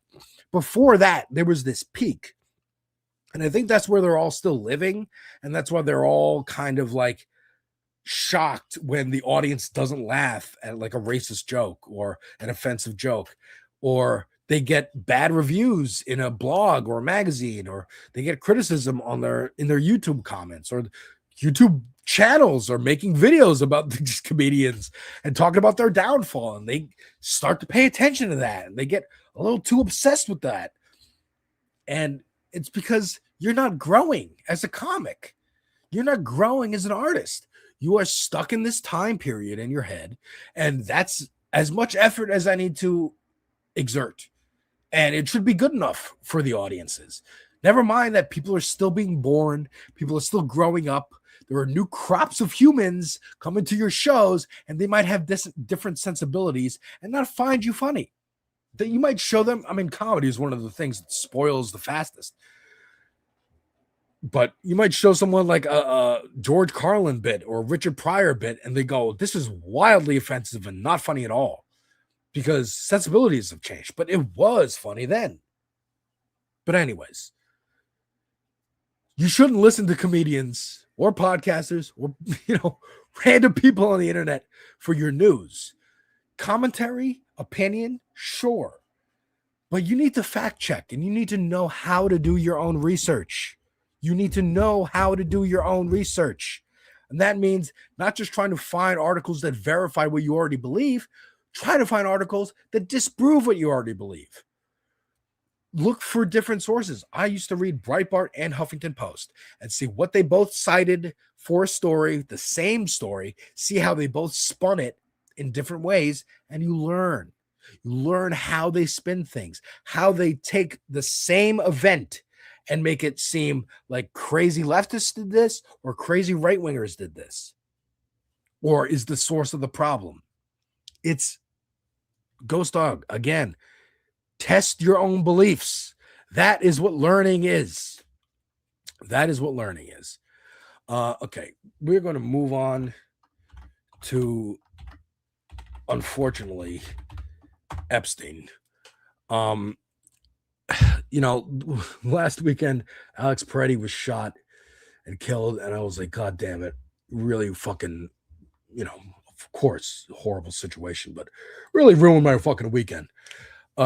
This weekend also ruined because of what happened with Epstein, man. All this shit coming out. And like I said, the Super Bowl is coming up, and they are right-wingers are freaking out about it. And we got the Charlie Kirk show, absent Charlie Kirk, talking about what's going to happen, what their big plans are for game day. Major announcement. This is the first announcement about the All-American Halftime Show. It's happening right here, right now. So thank you. Thank you. Thanks for having me. I'm excited, man. Well, exactly. You gave, and we just put it all out on social, so this is just happening as we speak. And I read your quote, and I told your team I thought that this was just absolutely amazing. So I'm going to read it. This just went out on the. I don't give a shit. The TPUSA is going to host their own halftime show. And my first question is, halftime for what? Because you don't have your own NFL. There's no alternative game happening at the same time. So what do you expect your viewers to do? Right? And it's going to have Kid Rock, Brantley Gilbert, Lee Brice, and Gabby Barrett. I have only heard of Kid Rock. I used to like Kid Rock when I was a kid. All right. I don't know who any of these people are, bro. And it says it's airing on Daily Wire Plus, Real America's Voice, TBN, which is what? I don't know, Charge, and National News Desk. Also streaming on YouTube, X, and Rumble. So if you are a conservative, one, you shouldn't be watching the Super Bowl anyway, because the Super Bowl was canceled, right? The NFL was canceled after Colin Kaepernick knelt for the national anthem. So if you're a true blue conservative, you shouldn't have been watching football for the last 10 years, really. But if you are conservative and you couldn't stop and you kept watching NFL, what you need to do to be a true blue conservative, true red conservative, rather, is be watching the Super Bowl. I don't know if they're going to line this up timing-wise, but you're going to be watching the Super Bowl, and then halftime's going to happen. You're going to shut the TV off. Then you're going to open your laptop or your computer or your desktop and turn on turningpoints.com or YouTube or Twitter, I guess, and watch their performance. And then you will turn that off and go back and watch the game and turn the TV back on. I don't know how that's going to happen for, Super Bowl parties. We have 20 people in the living room gathered around the TV watching the Super Bowl. Let's turn it off. And we're going to go over here and gather around the laptop and watch the Turning Point USA halftime show. And then we're going to go back to the living room and watch the TV and watch the rest of the game. Yeah, I just thought that was fucking stupid. And trust me, this is going to lead into the Epstein stuff. But I thought it was a tragedy that Forgiato Blow, who just released a brand new song a couple days ago, was not invited to be part of this show. Tragic. It's a shame. It's a shame. Why I want Forgiato on the Turning Point show. Why isn't Nicki Minaj on the Turning Point show? She's chummy with the Trump gang now. She's best friends with Erica Kirk. Why can't she get a spot? Why isn't she headlining the fucking halftime show? Again, halftime for what? Yeah, man. So that's what Turning Points is doing. And you know, I wanted to use that to lead because it's kind of funny. And I wanted to lead that into what's going on here with Epstein, because these are all Epstein protectors now. This is the Epstein party. This is the Epstein class.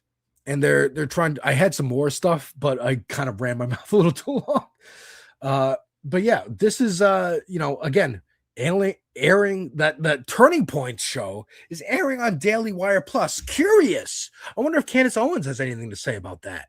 Why is it airing on Daily Wire? I thought Ben Shapiro and Charlie Kirk didn't really get along. Did they squash that beef posthumously?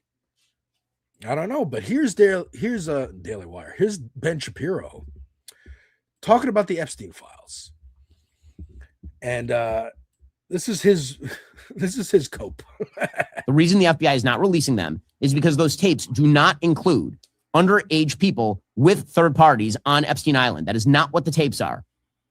I also have sources in the federal government who are covering this stuff and have seen the documents. Okay, those tapes are just child porn. That's all. That's what they are. That's why the FBI is not releasing them. Okay, as far as the Epstein list, what I have been told by my sources is that there is no Epstein list, that basically there's a black book of Jeffrey Epstein contacts. And the vast majority of those contacts are already out there publicly. That's why you know names like Prince Andrew or Alan Dershowitz or some of the names that have been mentioned here. The reason the FBI is not releasing them is because those tapes do not. All right, so that's his cope. That it's all just CSAM. It's all just CSAM. That's why they're not releasing them. There's not pictures of abusers and perpetrators. And we know that's false after seeing what they just fucking released, which is some of the most evil shit I've ever seen in my life. Once again, here's Todd Blanche, the man who made the deal with Ghislaine Maxwell to put her in Club Fed, the minimum security prison. Here's him on Laura Ingraham talking about why they're not releasing more files. Well, some of the people we saw on camera at the rallies. Is there any chance that any of these individuals who partied with Epstein and engaged in relations with minors will be prosecuted? Any chance? I'll never say no, and we will always investigate any evidence of misconduct. But as you know, it is not a crime to party with Mr. Epstein, and so as horrible as it's not a crime to email with Mr. Epstein, and some of these men may have done horrible things. No, so I'm going to leave it there. He says it's not a crime to party with Epstein. It's not a crime to email with him, and he's true. That's true. It's not, but when you go to, again, when they go like, one of the biggest critiques of like cancel culture, especially after Me Too, which, kind of exposes exactly why there was such a big backlash to Me Too, right, in 2017. The big counter was, well, they're not charged with a crime. Why are they losing their jobs? Why are they getting, pushed out of public life? And it's because people decide. Society exists. Once again, we live in a fucking society. We live in a society. I'm going to become the Joker. We live in a fucking society, and people can choose to associate with you or not if they find you odious. You don't have to break the law to be considered a fucking asshole that people don't want to hang out with. All right? There's some of the stuff that dropped was Epstein trying to reach out to Norm Finkelstein, who's a learned scholar, trying to get him to come party with him. And Norm, or is Alan Dershowitz, was trying to get him. He was said, Alan, you are a pedophile rapist. Go fuck yourself. I hope you all get strangled to death. Again, so Norm Finkelstein mentioned in the Epstein files by Alan Dershowitz as like, well, shit, he won't show up. Larry Summers mentioned Bernie Sanders, said, I'm worried that my kids are starting to really like Bernie Sanders. So Bernie Sanders also mentioned in the emails, it's not a crime to be mentioned. Like you said, like Ben Shapiro said, the black book, we already know, right? A lot of celebrities in that black book. because this guy was a mover and shaker. If you were in the entertainment industry, you probably ended up for a certain period of time at a party with Puffy, with Jeffrey Epstein, with Harvey Weinstein. You were probably in pictures with them just because you didn't know who they were, but they were at this party. They wanted a picture with you. Sure, whatever. And now it's coming to bite you in the ass. But is it a crime to party with Epstein? No. But it's socially unacceptable. And that's what's being litigated here. But we're also litigating fucking crimes because there were crimes committed. And we know some people who were involved. Trump, Dershowitz, Larry Summers, the former prime minister of Israel, Ed Barak. I don't know his name exactly. This is AOC, once again, our queen, being asked about the files. And this is her response. You know, it's no less than that. What kind of precedent does it set that the Clintons are now going to come as a result of these contempt resolutions? Well, listen, I think that the investigation into Epstein, it's so important that it is bipartisan. I think it's important that the integrity of this investigation, I think it is uniting and shocking the American people across partisan lines. And I think that everyone with information needs to participate in an investigation that opens so many questions. First of all, why haven't so many people been prosecuted? Why have they continued to not be prosecuted? Why is Pam Bondi and the Department of Justice continuing to hide the majority of the Epstein files still, which they admit to the public contain much more, even more direct evidence of shocking, genuinely shocking crimes and sexual abuse of women, minors, and also increasingly men that are saying that they were trafficked in connection to the Epstein orbit. And so we need to get to the bottom of it. Everyone needs to participate in this investigation. I think at the end of the day, it does not matter if you're in terms of who is implicated in this, if you're a Republican, if you're a Democrat, if you're a donor, it doesn't matter. We are talking about sexual crimes and trafficking of children, women, and victims of all kinds. And it seems to go into such a pervasive and extensive extent. Like, we just have to get to the bottom of it. Yeah, I think there was a moment there where she was asked about Clinton. I think she was like, I don't give a fuck. It seemed like she was about to say, I don't give a fuck about Clinton, but she measures herself because she's a congresswoman. And she said, it doesn't matter what persuasion you are, left, right, donor, rich, poor, whatever. Everyone needs to participate. Now, I am very interested in how the hell Bill and Hillary decided that they were going to go testify. I know they've been subpoenaed, but what are they going to do? Like, I don't think, I was saying this to my wife the other day, I don't think they have the empathy and compassion to light themselves on fire, essentially, and go, yes, we were part of it. Yes, we did these things. And I know that Donald Trump was there because I was there. They could do that. They could. But I don't know if they will. Now, I seem to be frozen a little bit on my screen. I don't know if you can see me still. I hope you can and hear me. But because I just opened an article and hope that it's still going. The Hills article was about Marjorie Taylor Greene saying that MAGA was a lie. MAGA was a lie. I think people are realizing it was all a lie. It was a big lie for the people. What MAGA is really serving in this administration, who they're serving is big donors focused on wealthy supporters. Greene said in a Wednesday interview with radio personality Kim Iverson. And yeah, man, they're faithful. Their most faithful are breaking over this because it is horrific. And again, the stuff that came out this weekend is shockingly evil. And they still have more. It's less than 40% of the documents. There's millions of documents, millions of files, videos, photos, whatever. Less than 40% have been released as of right now. This is Peter Thiel. Yes, Peter Thiel decided that the continued existence of our democracies isn't compatible with the desired level of personal freedom. If you campaigned for the presidency on a promise to destroy these assholes, you would win in a landslide the size of FDR in 1936 when he campaigned on a promise to destroy these assholes. Peter Thiel also mentioned in the files, they want kingdoms, like I was saying earlier. These tech billionaires, these oligarchs, they want kingdoms to rule. And the last thing I'll say about this is Jeffrey Epstein met with the founder of 4chan and launched Poll, which is a politics, a Nazi forum. And it seems like in these emails, they are using code words like a slice of pizza or grape soda to mean like different deviant things that they want. Which leads me to believe maybe Jeffrey Epstein was behind Pizzagate and like QAnon.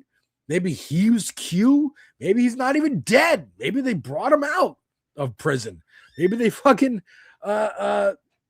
maybe, Bill Barr, the attorney general, was also mentioned. Maybe, I never really thought he killed himself, but like, it's either clearer now that he was murdered or straight up they broke him out of prison. He's like hiding in in Israel or some shit. I don't know. But French police raided the Paris offices of Elon Musk's X and some of the tech billionaire for questioning as part of a widening probe into the social media company. More and more governments around the world are realizing that these fucks don't give a shit about governments, countries, democracy. Even if you're an authoritarian country, they don't give a shit about you being the leader. They'll snatch you out of your fucking house like the Venezuelan president, Maduro, and replace you with your vice president. Dictators don't want that either. The Saudi princes are probably like, oh, geez, they can kind of replace us with our cousins. Oh, I don't like that. Folks, it's a dark time in the world, but I believe the tide is turning. I do believe the tide is turning. Sorry for getting a little choppy there. I will be back tomorrow at 7 p.m. Eastern with Dieter to talk about more of this shit. And folks, remember, this space is a working class collective. We need your help to spread the message, to get the word out that we are here. We are the real home of progressives on YouTube. We are working class. We're not doing this for donors or whatever the fuck.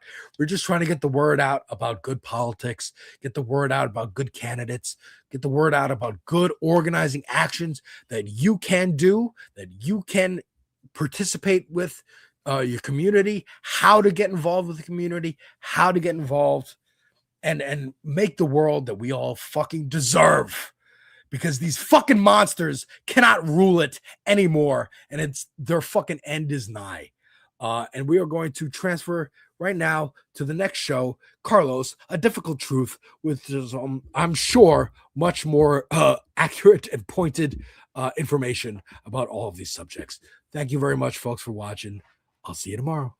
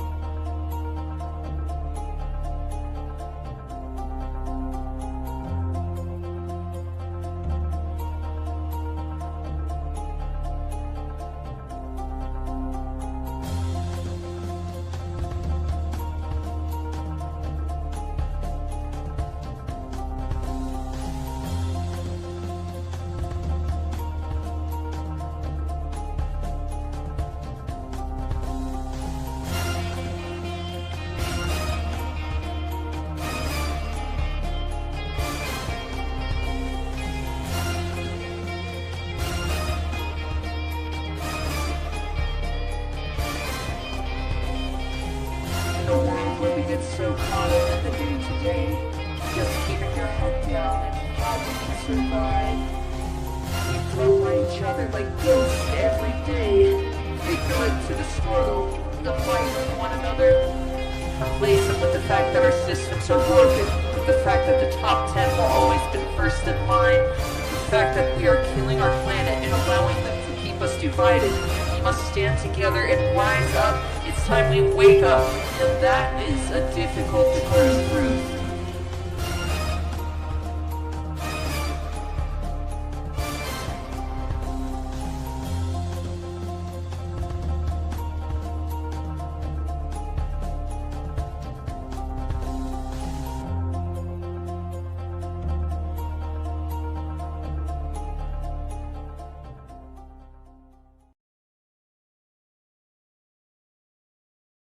Welcome everybody to the Tuesday stream. Huge shout out to Alex once again for a fantastic show there. Appreciate that. Always. Thank you all for joining, and just to kind of touch on that, what Alex was saying, folks, please, if you can, help us spread the word far and wide about this space. We are a working class media collective. We are a working class independent media collective. Your support, folks, is what helps this channel stay on the air. There is something here for everyone on this space. We have live content like you saw with Alex and myself here, and RiverBoat Jack, by the way. Fantastic streamer and new contributor to this space. If you can, please spread the word and please hit that subscribe button, folks. We are trying to get as much of the word out there as possible. Your support is what makes this channel go, folks, okay? And this year, we are trying to get as many subscribers as possible. The algorithm is not going to work in our favor. So to do something about that, it's up to us. It's up to us, and sharing our content helps support the entire project. So appreciate all of that, and thank you to Alex again for the wonderful show there. Appreciate it. Just to kind of also piggyback off the stuff that's been happening with these Epstein files.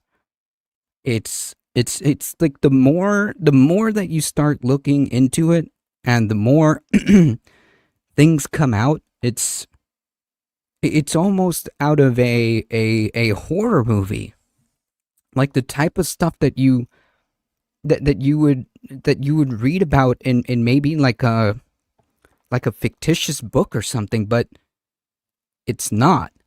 And just to be clear, like a lot of the evidence that is coming out is evidence that was used to convict Jeffrey Epstein, right? Because as the prosecution, your job, right, is to prove that he was trafficking, right, children, that he was trafficking children, is to prove to who was he trafficking these children to.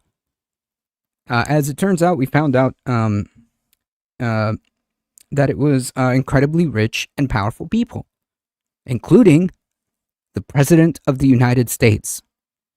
So it's a lot. It's a lot. It's a lot to take in, folks. I gotta admit. Just to say hello to some folks here. Groove Dragon, welcome. Etchbox, John Lithium, Jet, hey Alex, welcome. Johnny Too Late, Ladybug, JK, welcome everybody. I hope everyone's doing as best as they can. Appreciate all of you guys hanging out. Yeah, multiple presidents. That's right. That's right. Yeah, we'll beat the algorithm into submission. Exactly. It'll be just out of a sheer will and grassroots. That's how it's done. That is how it's done. Barbara, welcome. Chuck, thank you for being here, folks. Yeah, not to mention, I think Alex was also talking about Twitter being or X being raided by the French government. Yeah, Grok making essentially CSAM is I think is enough for me. Anyone involved in this should be prosecuted, should be investigated to the full extent of the law.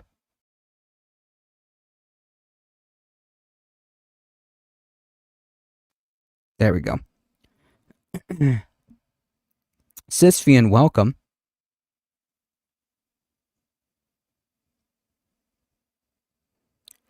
Confusion is the new normal. I mean, they can think about this as an attempt to distract stuff, but it's not working.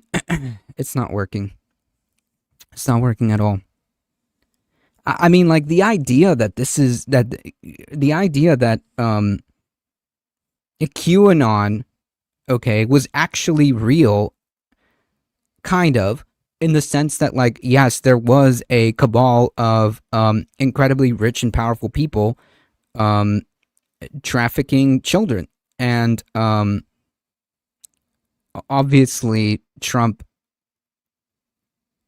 wasn't going to be the hero of the story like QAnon thought, but the overall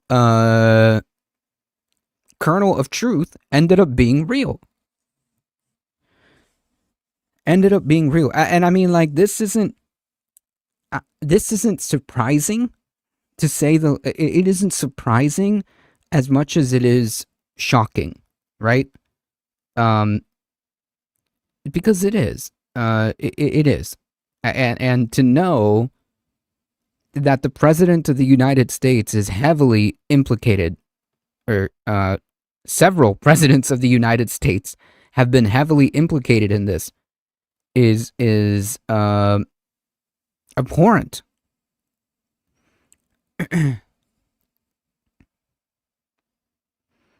Yeah, depraved.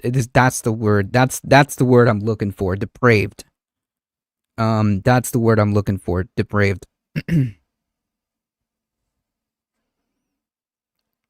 Confusion was how the ruling classes ruled for thousands of years. Yep. And Jeff was running the world since the late 80s, it seems. Yep, these people ain't right in the head. Yeah, where I was going with this was that, like, Donald Trump was very open about who he was a long time ago. Donald Trump constantly bragged about not caring about the concept of consent. And that should have been a red flag right there. It is a red flag right there. The fact that he went around bragging about how he could advance on women without consent, not just once, but he's done this several times. It's all on video and audio, to including describing his own infant child in a incredibly gross and sexual way. Again, on video in 1990 something. This shouldn't come to the surprise of nobody. This should not come to the surprise of nobody.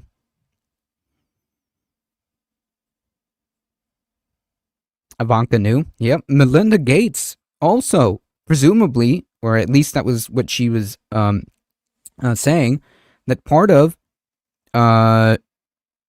the reason why she divorced Bill Gates was because of this whole thing. That's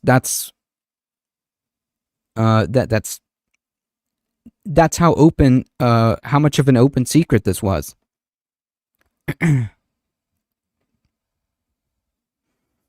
Apparently the whole Trump family picked out girls. Yikes. I mean, there's so many files. It's going to take a minute to go through all of them, and let me tell you, the more stuff that comes out, the worse it is, really. Seriously.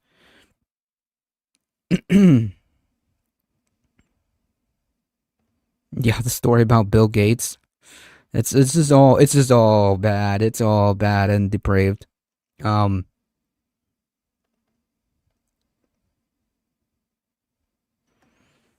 Duck Authority, welcome. Wasn't it also confirmed that that Epstein introduced him to Melania? Yeah, I'm pretty sure. I'm pretty sure they've said that. Even before all of this came to light, I'm pretty sure that was like kind of like a common knowledge thing. Like, I'm pretty sure Donald Trump has even said so.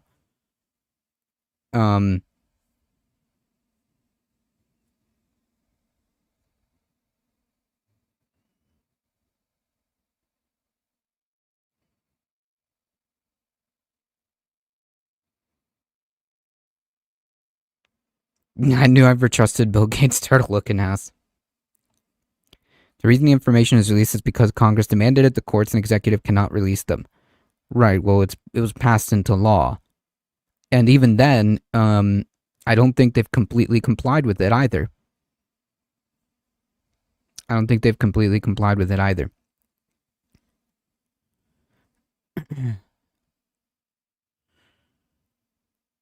All right, folks, we got to get moving and grooving. We've got a couple of things to talk about.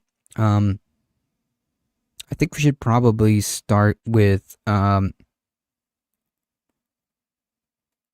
story about the Second Amendment. Janine Pirro says anyone who brings a gun to DC is going to jail, prompting conservative backlash. Apparently now, all of a sudden, we are very much in favor of gun control. It's amazing how that works. It's fascinating how that works. All of a sudden, we want to make sure we can track who has a gun and who doesn't, and all of a sudden, we are very concerned about where you carry firearms.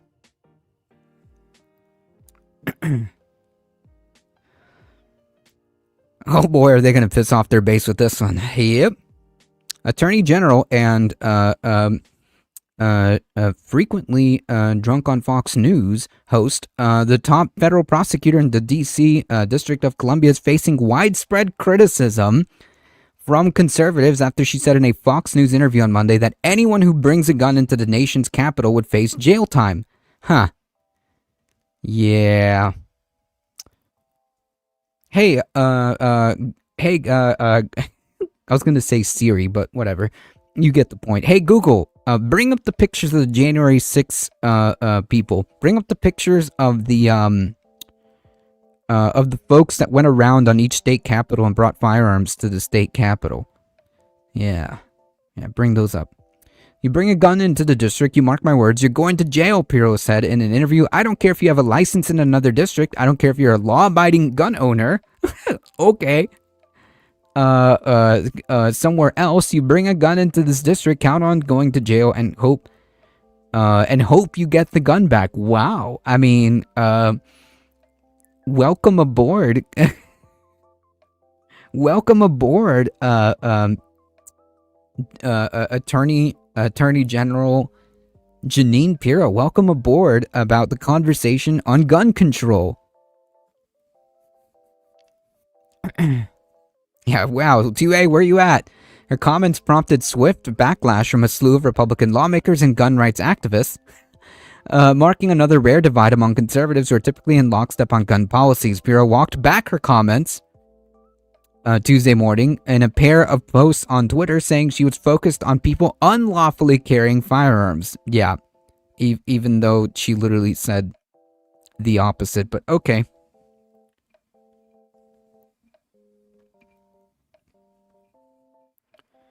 The cat decided to jump on my lap, so she's gonna say hello. Yeah.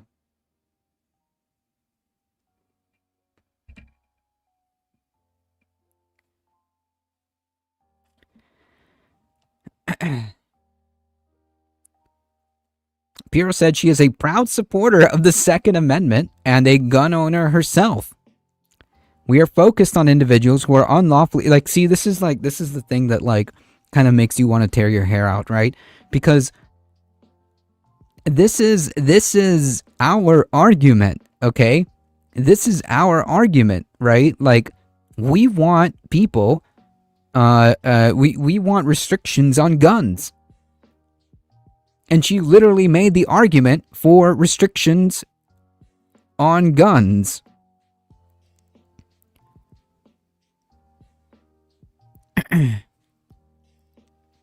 Yeah, the leader of the Proud Boys was caught with a gun and arrested before the attack on the Capitol. Yeah, wasn't he held in police custody for a while? You can't get politics and cats like this anywhere else. That's true. We're focused on individuals who are unlawfully carrying guns and will continue to build on that momentum to keep our communities safe. Yeah, okay. Okay.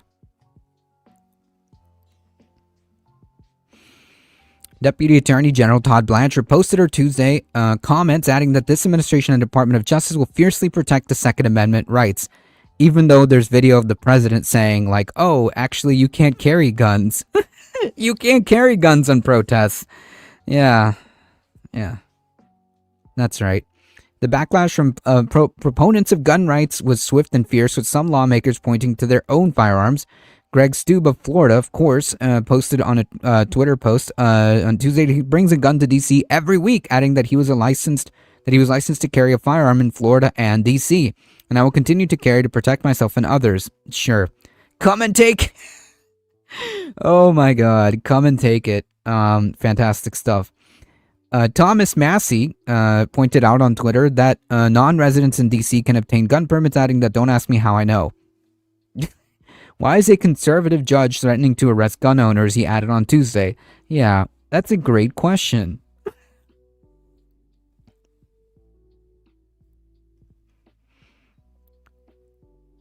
Chip Roy from Texas said in a post on Twitter, "This is not how this works," adding the Attorney General Pam Bondi needs to have a quick conversation and course correction here.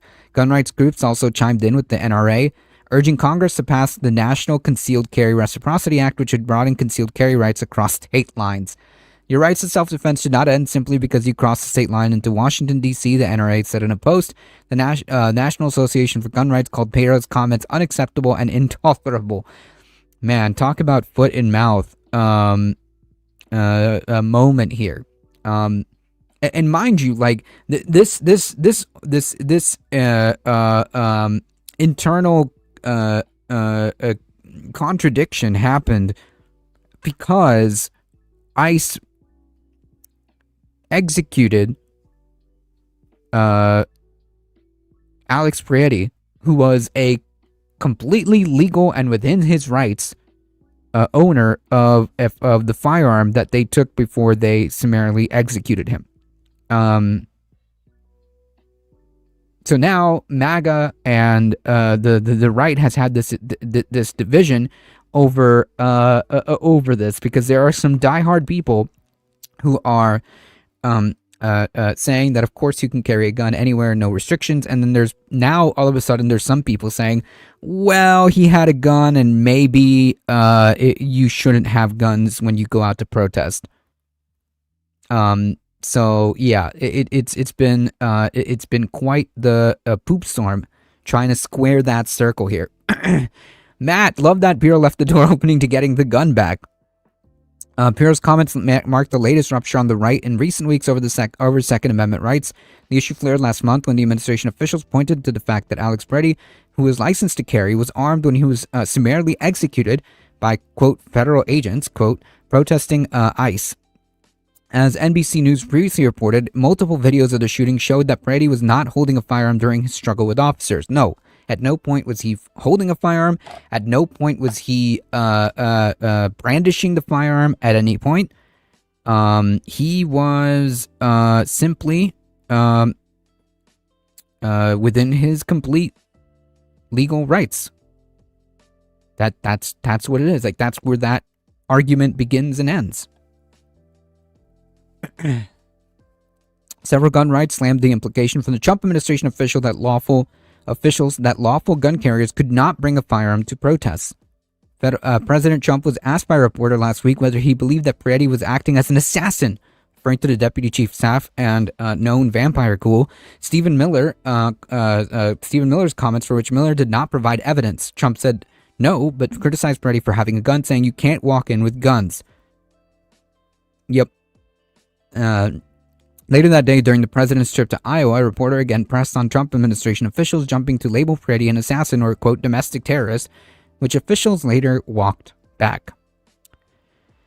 Yeah. Trump's echoed his previous comments, saying that Peretti, who had a gun license, said shouldn't have been carrying a gun. I don't like that he had a gun. I don't like that he had 2 fully loaded magazines. Okay. Trump said there's no evidence that Peretti was carrying additional ammunition. That's a lot of bad stuff, and despite it, I say it's very unfortunate. Yeah, unfortunate is not the word I would describe when you have your personal goon squad summarily execute a citizen. Unfortunate is not really the word that I would use. They're trying to start a civil war, isn't it? So why are they acting like they dislike guns? They dislike guns because someone that they don't like, and I don't even know, honestly, Alex, Peretti's politics really were, and I don't think it matters. He was protesting ICE, and he was doing what any responsible and concerned citizen does, which is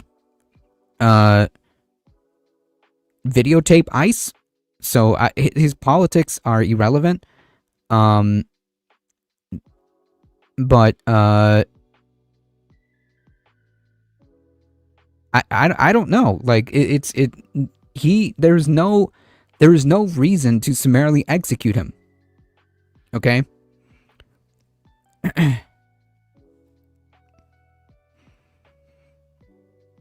Yeah, zero principles. Exactly. It's implied that MAGA is not included in their gun agenda, opposition only. Yeah, so the only thing that they didn't like, sorry, is where I was going with this train of thought. The only thing that they didn't like is that he was protesting ICE. That's it. That's all they knew about him. And that was enough.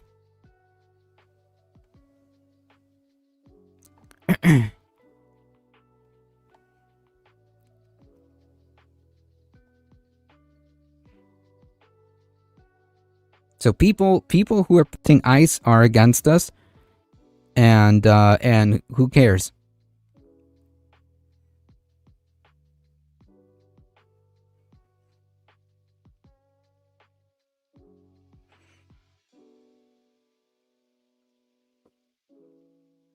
With Bovino gone, Nat Geos can safely come out of hiding.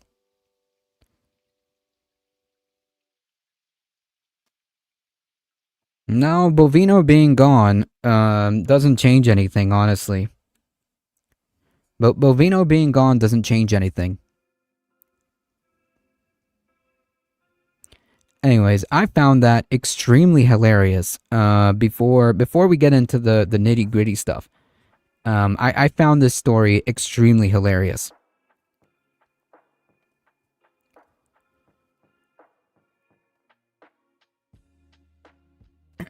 All right, folks. These are all of this next set of stories are all to make the argument that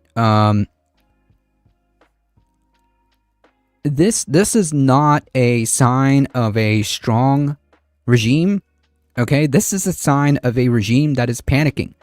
This is a sign of a regime that does not feel fully in control. If it did, it wouldn't feel the need to do all these things. Remember the SAVE Act, folks? The new SAVE Act bills would block millions of Americans from voting. Can you guess which ones?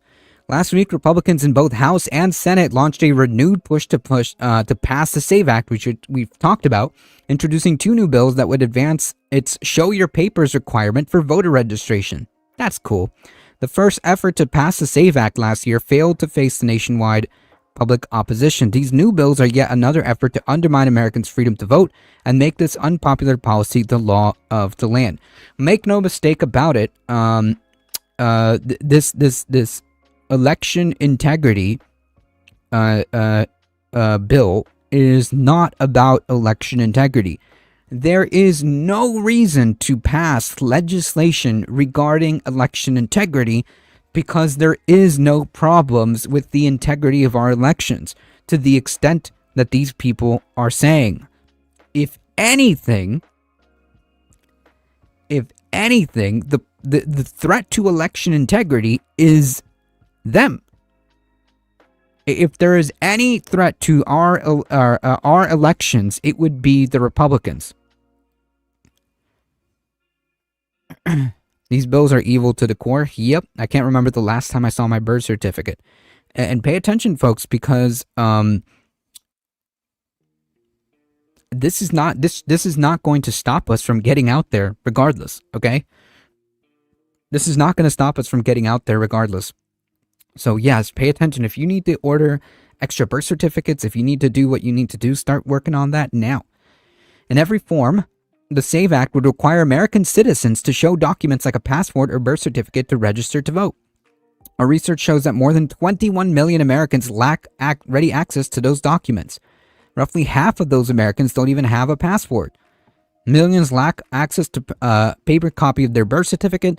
The SAVE Act would disenfranchise Americans of all ages and races, but younger voters and voters of color would suffer disproportionately. There it is, folks. Likewise, millions of women who have married names aren't on their birth certificates or passports would face extra steps to make their voices heard. Ding, ding, ding, ding, ding. Just like the SAVE Act of 2025, the new SAVE Act proposal would inject chaos into the election administration. By design. They'd place a massive unfunded burden to the state and local election officials. They would expose those officials to significant legal risk should the bills should it leave up to the local officials to decide whether a voter who lacks one of the specified documents has done enough to prove citizenship. Officials who make an honest mistake could face criminal or legal, civil and criminal penalties. An election official could even be punished for registering an eligible citizen just for failing to collect the right paperwork at the time. 3 versions of the SAVE Act would go into effect either immediately or after enactment, or within the next year or two, depending on the specific provision. Such an implementation of massive policy change would wreak havoc on election administration, unleashing a confusion that will itself undoubtedly prevent some American citizens from voting. And that's enough. And that's enough. YouTube has censored my opinions about this bill. It won't stop people this time, but it will definitely stop people coming in coming years when Dems refuse to repeal it. Also, it works as a poll tax since there's nowhere in the country where IDs are free. Yep, that's right. Though all versions of the SAVE Act would block millions of American citizens from voting, the bills in the House and Senate each contain unique additional obstacles. The anti-voter provision in the House's newer version, formerly titled the Make Elections Great Again, fantastic, are so numerous that it would require a bullet point list. The bill not only requires proof of citizenship, but also proof of residence in order to register. This could block even more Americans from voting. Roughly 9% of the population has moved within a state in the past year, but many will not update their driver license until they expire. The bill would require photo ID to vote, provide a narrow list of acceptable IDs, more restrictive than the voter ID laws in every state but Ohio.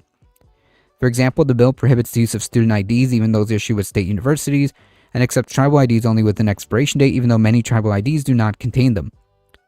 The legislation would mandate voter roll purges every 30 days, placing enormous burdens on election officials and ending the 90-day quiet period that protects voters from being mistakenly thrown off the rolls right before election day. So again, folks, check your voter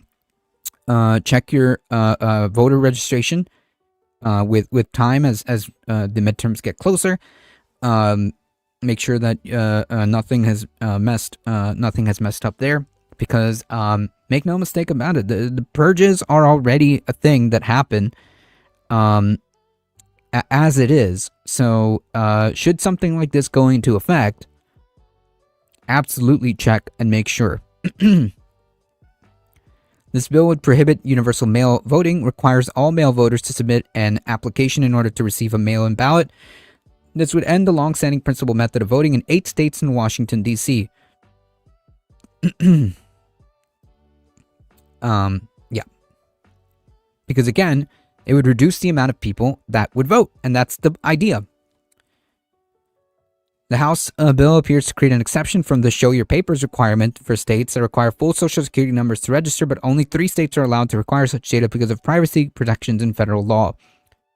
The Senate's new version of the SAVE Act, the Save America Act, that's gotta love the branding, not only requires voters to show documents like a passport or birth certificate, it requires them to do so again when they cast a ballot.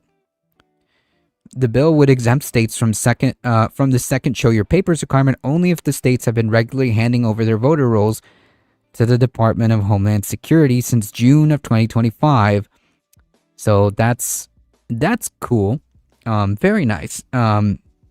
Very nice. Pretty sure Oregon is 100% mail-in, instant havoc. Yeah, and that's the idea.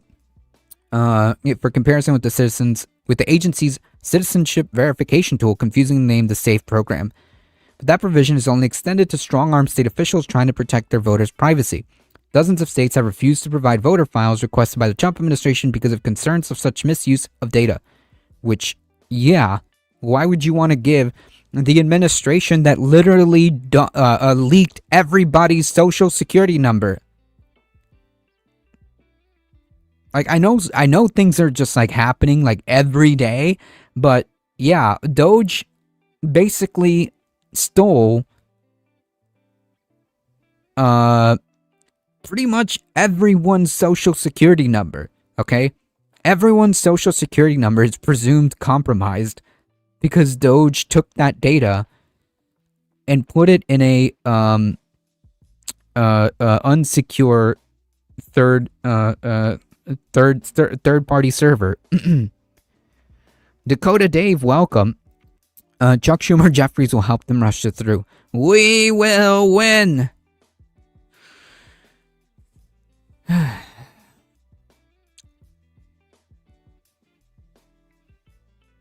This administration conceded in January that Doge's team members within the Social Security Administration agreed to turn over state voter rolls to an advocacy group seeking to find evidence of voter fraud and to overturn election results in certain states. In other words, the Senate bill punishes citizens of states that have been protecting their privacy.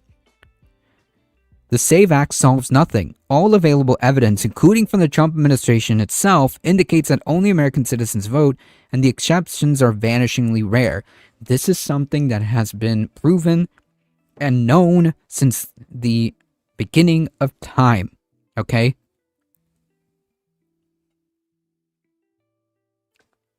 If you look at any election within like living memory, okay, like the voter fraud, so to speak, is incredibly rare. And almost all of it gets caught, and those people face consequences for that. So this idea that there is some kind of rampant voter fraud that is happening in our elections has never been true. The only reason these people are putting forth these bills are to prevent people from voting. That's what's happening here. Nothing more, nothing less. This is not about protecting democracy. This is not about protecting the integrity of elections or whatever at all. This is about preventing people from voting. And if voting wasn't that important,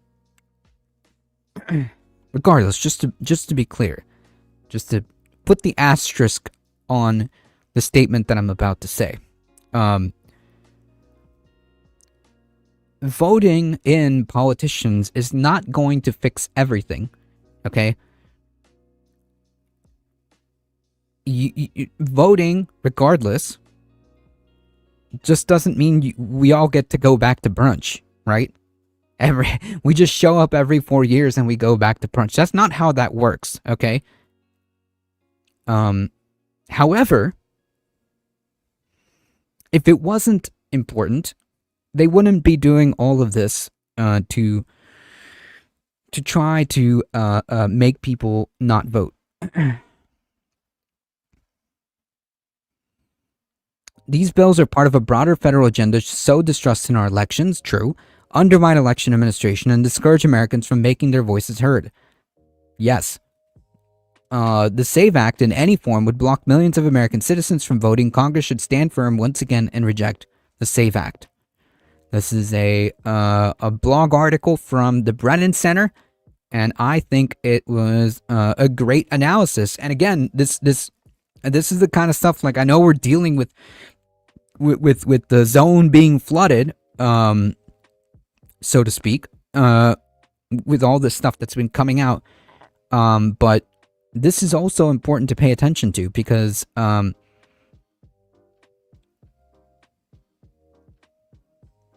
make no mistake about it, they are trying to erase our voice. And they feel some type of way that this is important enough to try to squash our voices. And the reason why they're doing that is because they are cooked. They are cooked, and they know it. And I think that they're scared and they're panicking. And I don't know the exact saying, but what is it? The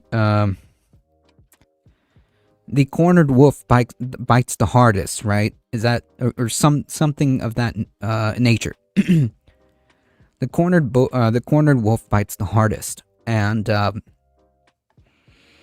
they know they're cooked, and we know that because here we have the President of the United States going on Dan Bongino's podcast. Incidentally, this is the second in command of the FBI at one point. Talking about how we need to nationalize elections. Obviously there's no like framework about how this is going to happen, because there isn't a framework on how this could happen. Unless they decide to go full authoritarian, in which case, I mean, by all means, bring it. That will be the instant that happens. I think that there will be uprising immediately.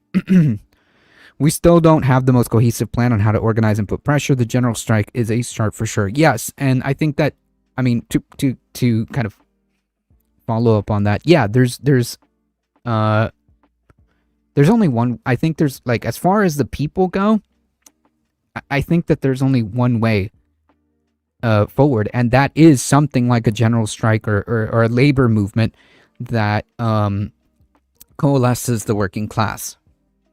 As far as what we can do on the ground.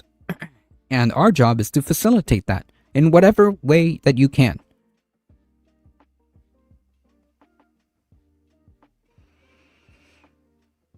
And they vote illegally. Chuck Schumer is a Mossad asset, and I believe he behaves the way he does to demoralize the left and waste people's time.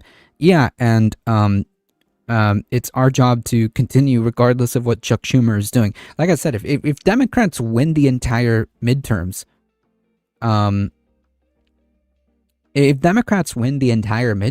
doesn't mean our job is done. Does that make sense? If the Democrats somehow win, the House and the Senate and all this stuff, I don't believe they'll win the Senate, but the House is more likely that they'll win. That doesn't mean that we all get to go back to brunch and we won, right? We did it. Everybody's done. No, that's not how that works at all.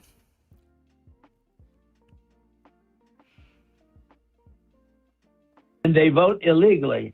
And amazing that the Republicans aren't tougher on it. The Republicans should say, we want to take over. We should take over the voting in at least 15 places. The Republicans ought to nationalize the voting. Yeah, this is a perfect picture, honestly. He looks and sounds exactly like this picture. He looks just as he looks and sounds just as evil as he looks. The evil aura that's emitting from this picture is like really perfect for this. We have states that are so, and they vote illegally. So he's and continues to go on about voter fraud or whatever. Dan Bongino looks like someone added too much hair when they are inflating his head. Much air. I wish more progressives running in the primaries. Same, we're about to have a Congress full of abundant hacks. Yeah, I mean, it doesn't matter. Like, them winning the Congress doesn't mean that our job is done. And personally, in my opinion, if Dems should win the Congress, honestly, I want them to do what they do best, which is nothing. Which is literally nothing. Don't slow the administration down and bring the administration down to a halt, and essentially make Congress do nothing. That's exactly what I want them to do.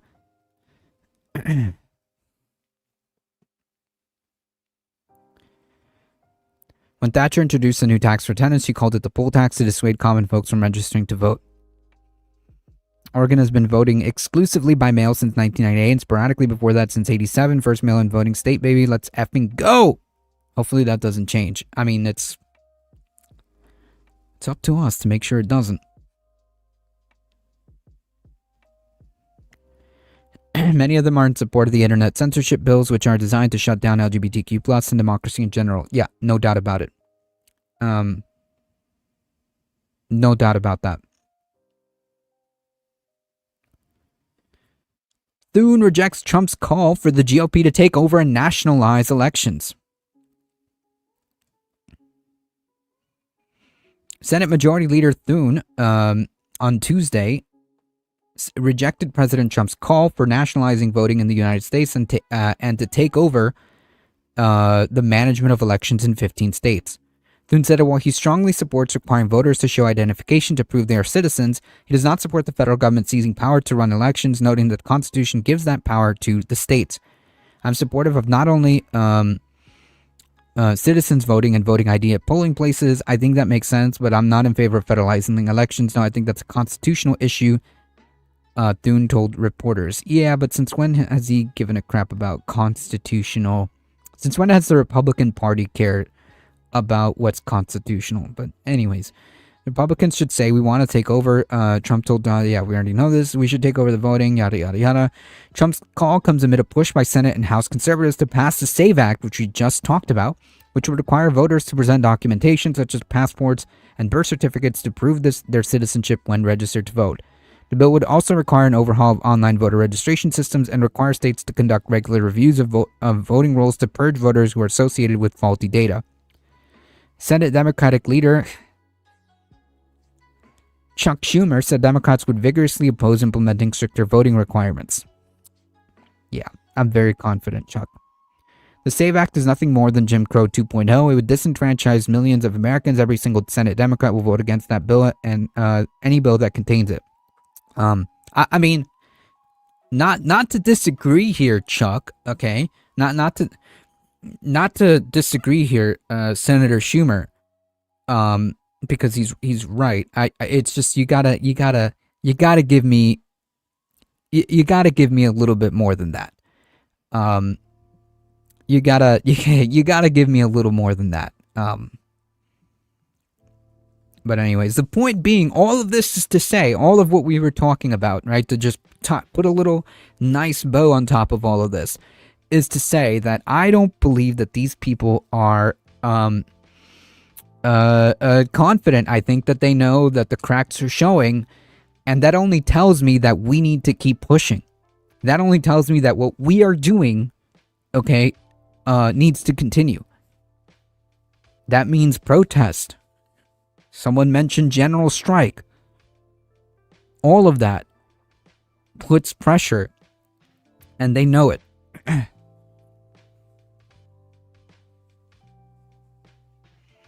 And they know it. Nobody likes these people, okay? Nobody likes these people, and they know it. They know they're terribly unpopular, and they're desperately doing anything and everything they can, up to and including trying to rig elections, okay, to maintain power because they know they're cooked. Yeah, they're trying to make all your voting in person, but they're going to give you guys the infrastructure to get people out of homes and into non-existing polling places. They're knowing also older people who have been voting by mail their entire lives are going to be so thrown off by such a pointless change. Incidentally, a lot of those people are the same demographics who vote Republican.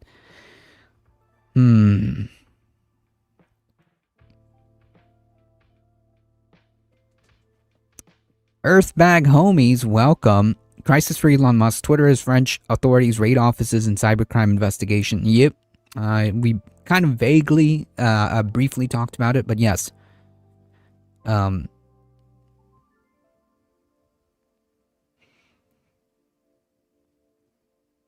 All this to say is that this only tells me that we need to keep the pressure up.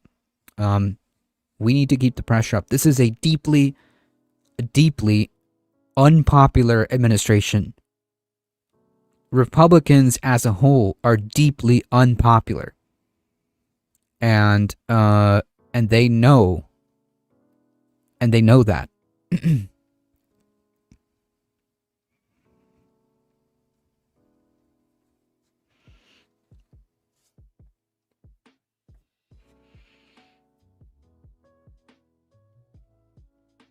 I appreciate that, Sassy. I will hold that title gladly. Best comment reader. I'm gonna make that best sassy comment reader. I'm gonna put that on my resume.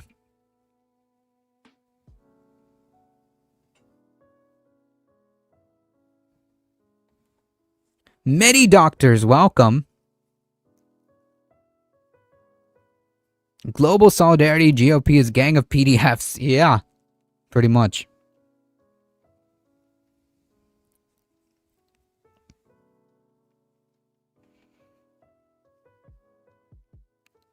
All right, folks, we got one more story here. This is another thing to pay attention to. Here's a congratulatory turkey drumstick. I'll give it to the cat.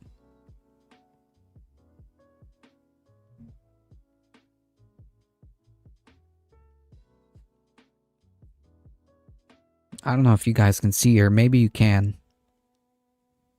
Yep, there she is.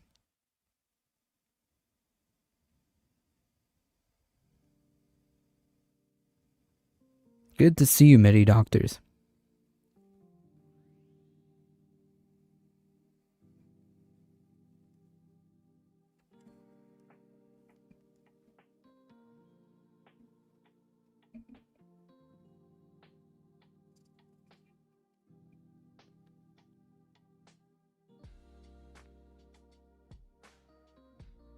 This is one of the residents' cat.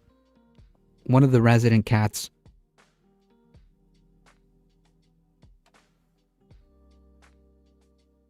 Enjoy your treat, cow cat.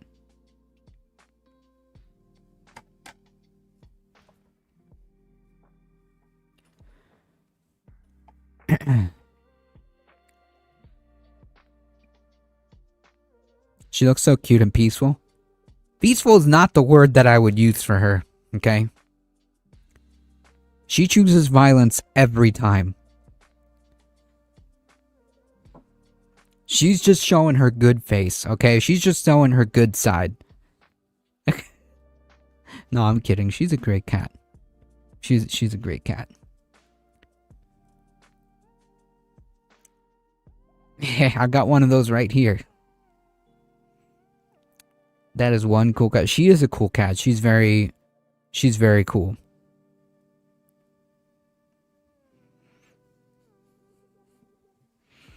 A MAGA cat? No, she is a vehemently anti-fascist cat. Okay, she is very anti-fascist.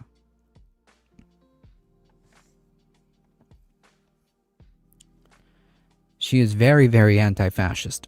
And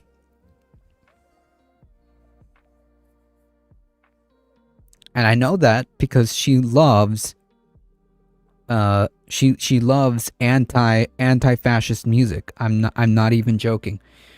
I'm not even joking. She's a musical cat, and she responds to certain songs, and one of her favorite songs is a folk song by Jesse Wells, who is a very clear anti-fascist folk singer. My cat loves music too, and she knows what kind of music she likes too. She'll let you know. This cat is sophisticated. She is. She could be a sleeper cell, true. Are her papers in order? Mostly, yes. Jesse Wells is great. I love Jesse Wells, and so does she. I'm not even kidding. Like, she will literally, the moment she hears the song, she'll come up to me, and she will rub up against the phone, because that's where the sound is coming from. So she knows. she definitely knows. I don't know if she knows what the song is about, but she's definitely vibing with whatever he's singing about. So she definitely vibes with the music. Your cat's going to unionize. Watch out. I'm completely fine with that. Let her unionize with the other cats. All right, folks, we got one more story. Trump's $45 billion expansion of immigrant concentration campsites faces pushback from facilities. Yeah, so it's another thing to pay attention, folks, in your neighborhood. With tensions high over federal immigration enforcement. Yeah, no, let's rewrite that. With tensions high over the ethnic cleansing of brown people and the brutalization of minorities, some state and local officials are pushing back against the Trump administration's attempt to house thousands of immigrants in jails, converted warehouses, and privately run facilities in their communities. Federal officials have been scouting cities and counties across the U.S. for places to essentially make new concentration camps. As they roll out a massive $45 billion expansion of concentration camps financed by President Trump's recent tax-cutting law.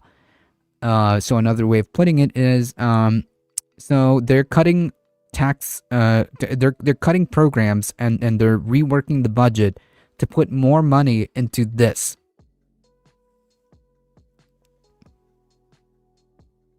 And you're gonna have to spend 50% of your household income on churros, and they will pressure you to replace your bed with a giant cat tree.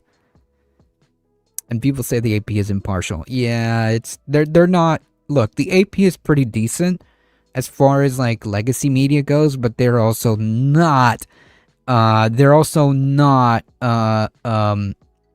Clean with, or not susceptible, to reporting like this. The fatal murders of Renee Good and Alex Brady by ICE and Minneapolis have amplified an already intense spotlight on U.S. Immigration and Customs Enforcement, increasing scrutiny of its plans for new concentration camps. A proposed ICE facility just north of Richmond, Virginia, drew hundreds of people last week to attend public hearing on the Hanover County Board of Supervisors. You want what's happening in Minnesota to go down in our own backyard? Build that detention center here, and that's exactly what will happen, said resident Kimberly Matthews, told county officials. As a prospective ICE concentration camp site became public, elected officials in Kansas City, Missouri scrambled to pass an ordinance aimed at blocking it.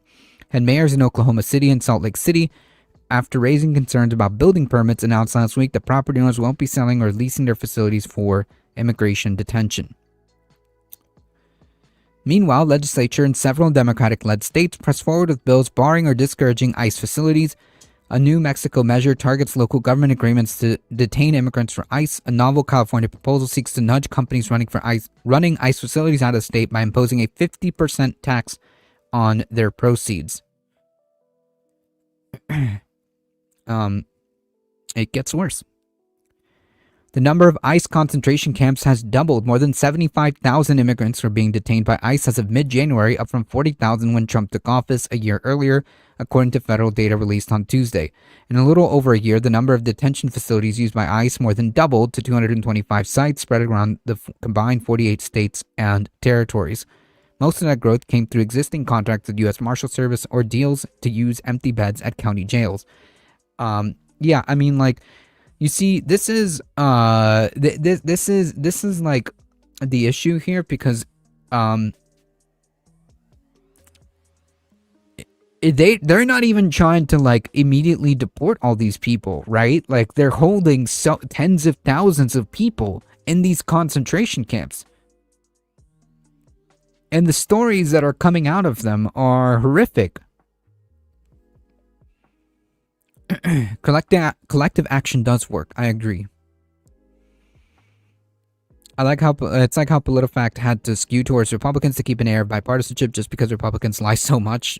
Dems too, but yeah, I agree. I agree. In a little over a year, the number of detention facilities used by ICE more than doubled to 225 sites across the 48 states. Most of that growth came through existing contracts with the U.S. Marshal Service or deals to use empty beds at county jails. The Trump administration is now taking steps to open more large-scale facilities. This is alarm bells, folks, should be ringing. In January, ICE paid $102 million for a warehouse in Washington County, Maryland, $84 million for one in Berks County, Pennsylvania, and more than $70 million for one in Surprise, Arizona. It also solicited public comment on a proposed warehouse purchase in a floodplain in Chester, New York. Federal immigration officials have toured large warehouses elsewhere without releasing many details about the efforts. They will be very well structured detention facilities meeting our regular detention standards, ICE said in a statement. So, yeah, that's it. Should go without saying that this is not to be believed. It should not come as news that ICE will be making arrests in states across the U.S. and actively working to expand the concentration camps. Yeah. State and local governments can decline to lease detention space to ICE, but they generally cannot prohibit businesses, private landowners from using their property for federal immigrant detention centers, said Danielle Jeffries, an associate law professor at University of Nebraska who focuses on immigration and civil litigation. In 2023, the federal court invalidated a California law that barred private immigrant detention facilities, finding it infringed on federal powers. Federal appeals court panel cited similar grounds in July while striking down a New Jersey law that forbade agreements to operate immigrant detention facilities. After ICE officials recently toured a warehouse in Orlando, Florida as a prospective site, local officials looked into ways to regulate or prevent it, but City Attorney Downs advised in a letter that ICE is immune from any local regulation that interferes in any way with its federal mandate, which is insane to think about. Insane to think about. You have to let these people do. You have to let these people do concentration camps. That is an insane argument, but okay. Officials in Hanover County also asked their attorney to evaluate legal options after the Department of Homeland Security sent a letter confirming its intent to purchase private property for use as an ICE processing facility. The building sits near retail businesses, hotels, restaurants, and several neighborhoods. Although some residents voiced concern that an ICE facility could strain the county's resources, there's little the county can do to oppose it. Cool. The federal government is generally exempt from our zoning regulations, Davis said. Kansas City tries to block a new ICE detention site. Despite the court rulings elsewhere, the City Council in Kansas City voted in January to impose a 5-year moratorium on non-city-run detention facilities. The vote came on the same day that ICE officials toured a nearly 1 million square foot... Come here, cat. Go on.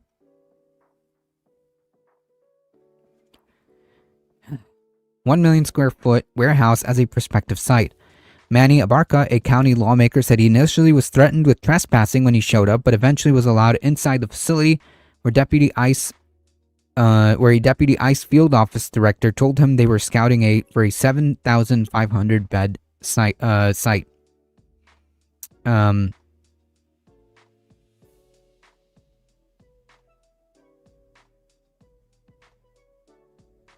Abarca is trying to fortify Kansas City's resistance by proposing a county-wide moratorium on permits, zoning changes, and development plans for detention facilities not run by the county or city.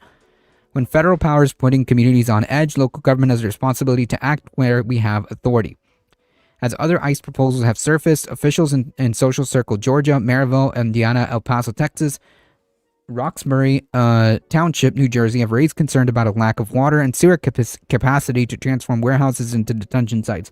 I've got a feeling they don't really care about any of that, to be honest. I'm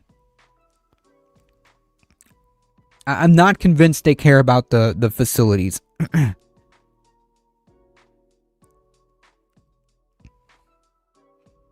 Imagine being a Democrat that voted for the funding that includes the construction of concentration camps. Yep.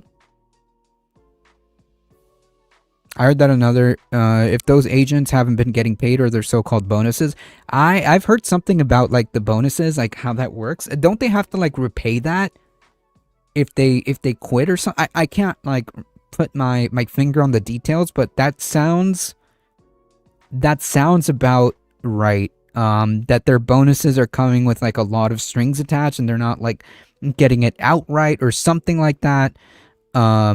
Yeah, I mean, like, that kind of tracks, you know, you're working for a guy that is known for not paying people. I don't know what they expected. I don't know what else they could expect.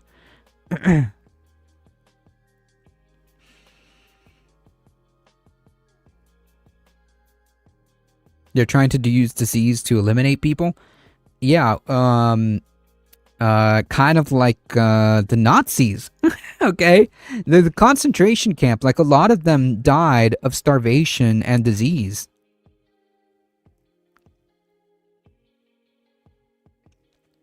A lot of them died of starvation or disease.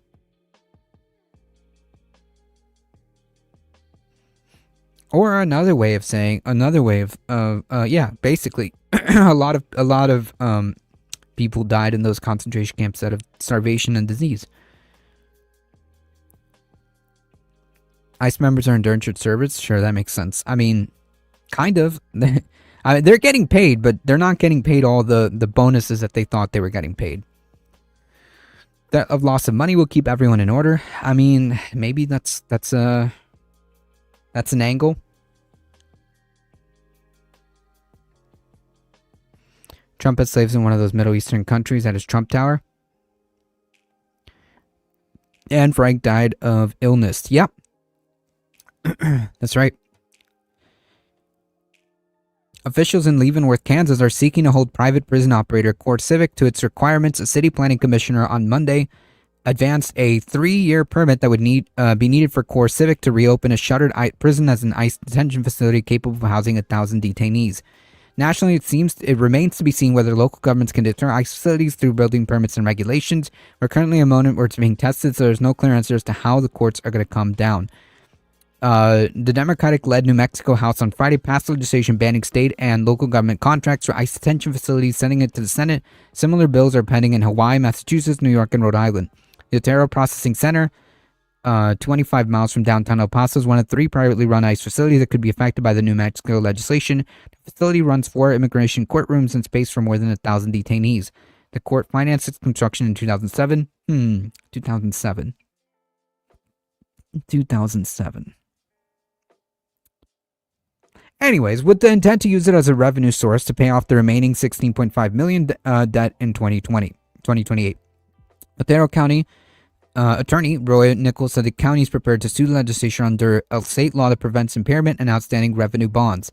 Republicans warned of job loss and economic fallout if the legislation forces immigration detentions to close. Democratic State Representative Sarah Silva, who voted for the ban, said her constituents in a heavily Hispanic area view ICE facility as a burden. Yeah, I mean, I guess the targeted group, I guess the targeted group of this ethnic cleansing would view the view the concentration camp as a burden. Yeah, I would. Yeah, that's one way of saying it. Yeah. Our state can't be complicit in the violations that ICE has been doing in places like Minneapolis. To me, that was beyond the tipping point. Yeah, that was the tipping point. Yeah. Anyways, pay attention, folks, because this kind of stuff, you know, is showing up in everybody's backyard. It doesn't matter where you live in the United States. This is the kind of stuff that these people are trying to push or trying to open up, in your backyard. And it is important to pay attention to also your local elections, because whoever runs your city, whoever runs your county, whoever runs your state, matters.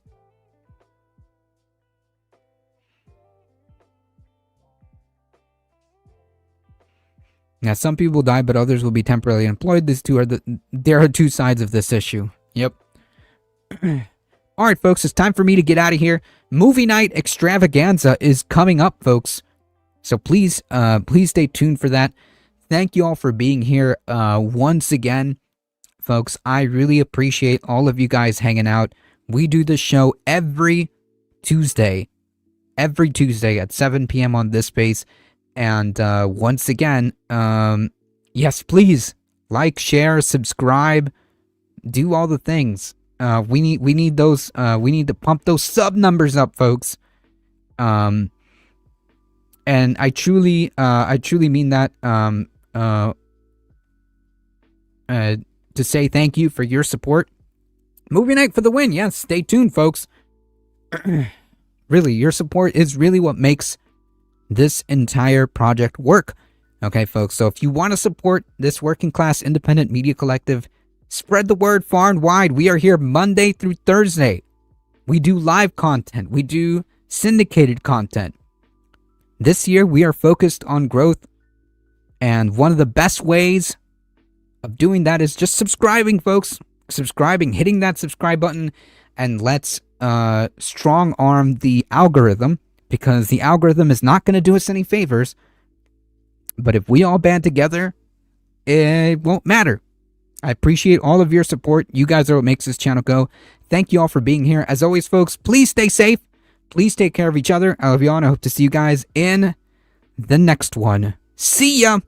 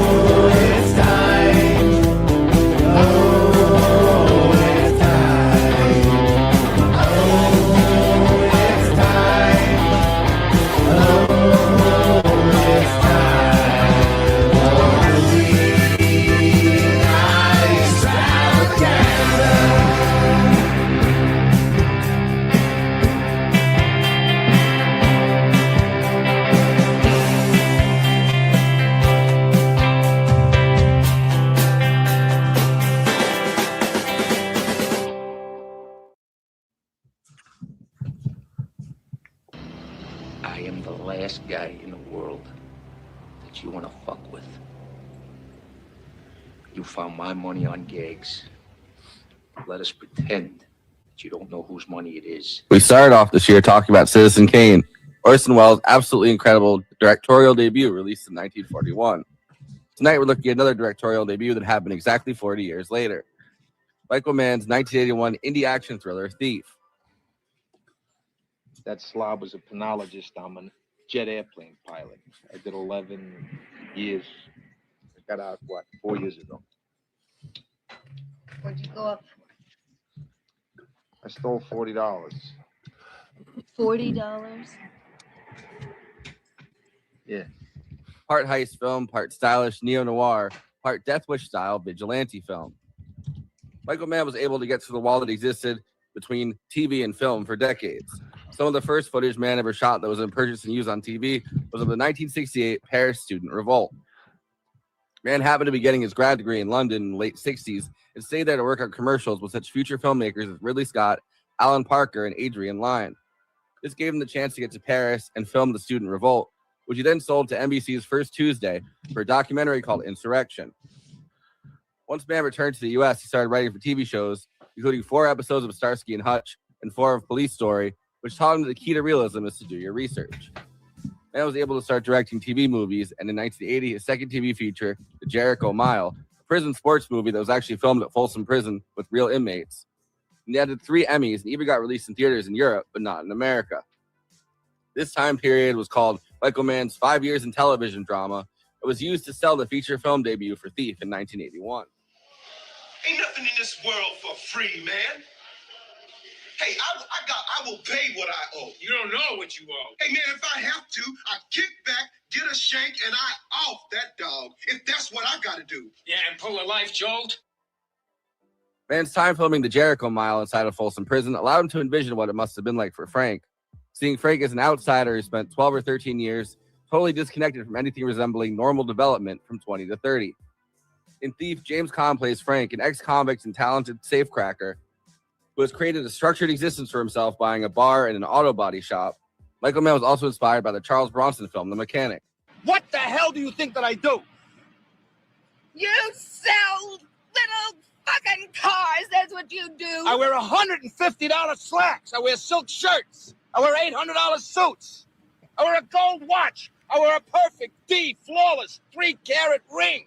Frank's sense of structure is shattered when his associate, Joe Gaggs, who's carrying $180,000 of Frank's money they had fenced for diamonds, falls off a 12-story building under suspicious circumstances, to say the least, and dies on the sidewalk. The money, which was in Gaggs' pocket, is nowhere to be found. Barry, played by Jim Belushi in his feature film debut, who is Frank's mechanic friend and partner in crime. That's right, James Caan plays the most badass professional thief in Chicago, and his crime sidekick is Jim Belushi. Is it gone? Does he carry the cash on him? What? I'm talking to somebody. I will know in about 25 minutes. You get the work on. You meet me at Armitage Lincoln. Jimmy, here. Figures out that Gaggs is working with a plating company executive and loan shark named Taglia.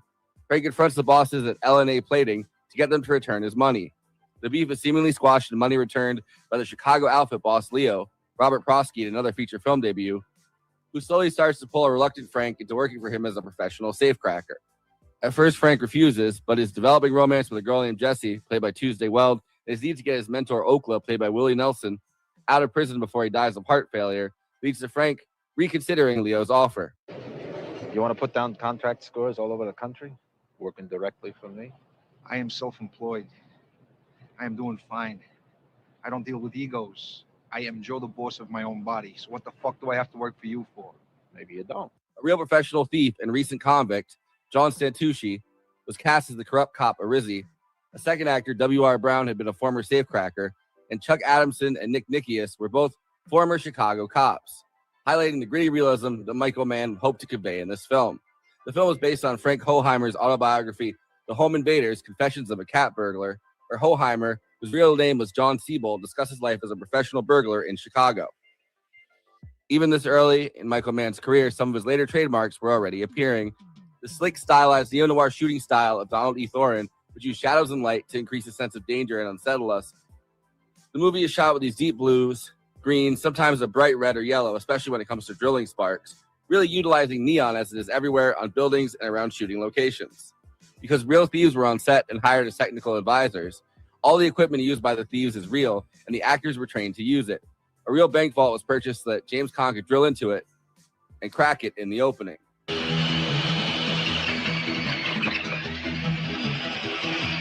This extreme attention to detail is another trait the Michael Mann has become known for.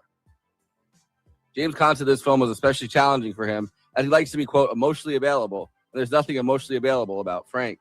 However, the speech that he gives to Jesse, who he's trying to convince to commit to him, is one that Caan said was one of his favorite monologues he ever gave in a film. One of the most storied scenes of the production of Thief was the scene where Frank blows up his house, which he decided to do with a fake front to the house, which was blown up, damaging the real house in the process to the point where it needed to be demolished.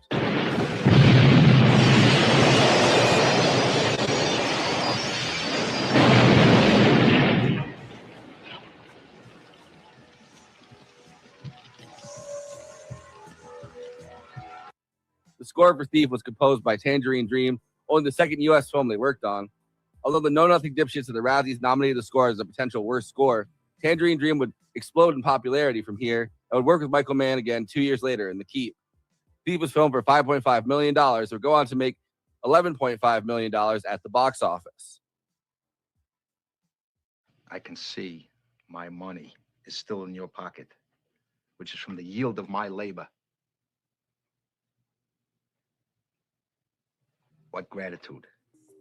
Before I introduce the panel, please like this video and subscribe to the Movie Night Extravaganza YouTube channel. Then hit that bell to get notified whenever we're streaming.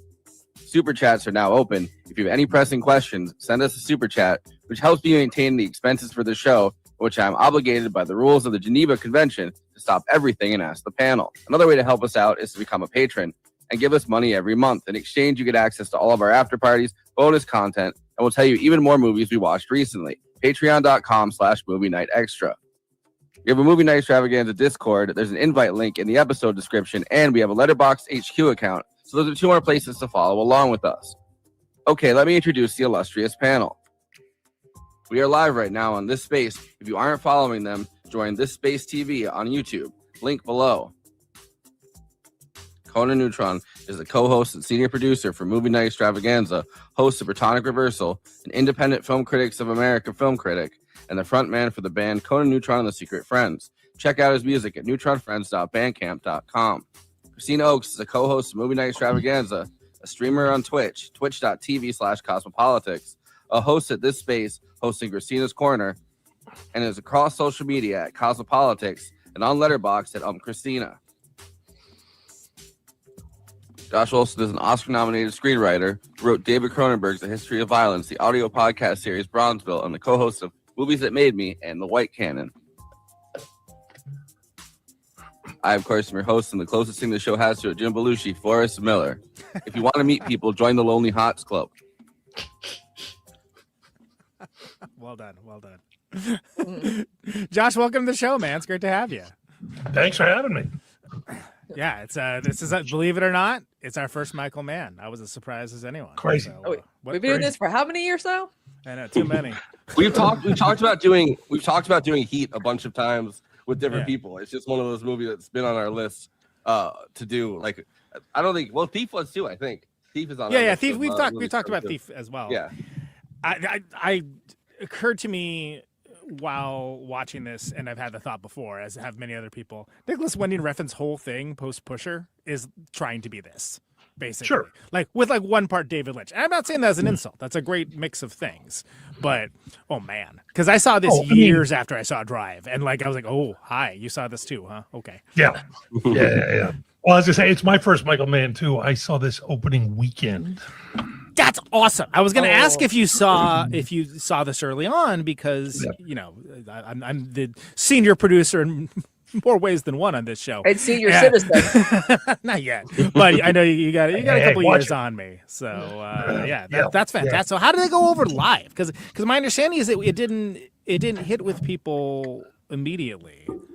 I box office. I don't even remember, but I mean, it's not the thing you experience in the theater. To me, it was a revelation. It was just like from the opening shots, and my pal Billy Friedkin had used Tangerine Dream before in for sure. Yep. And so I just instantly clicked with that it's crazy to think about. It's so funny when you sort of come to movies out of sequence. And we all do this to some extent. I mean, I'm not that old. It's not like, I saw Casablanca when it came out. But when this movie came out, it was one thing to sort of wet the streets because you get a nice reflective look. Michael Mann changed that. I mean, it became a whole thing.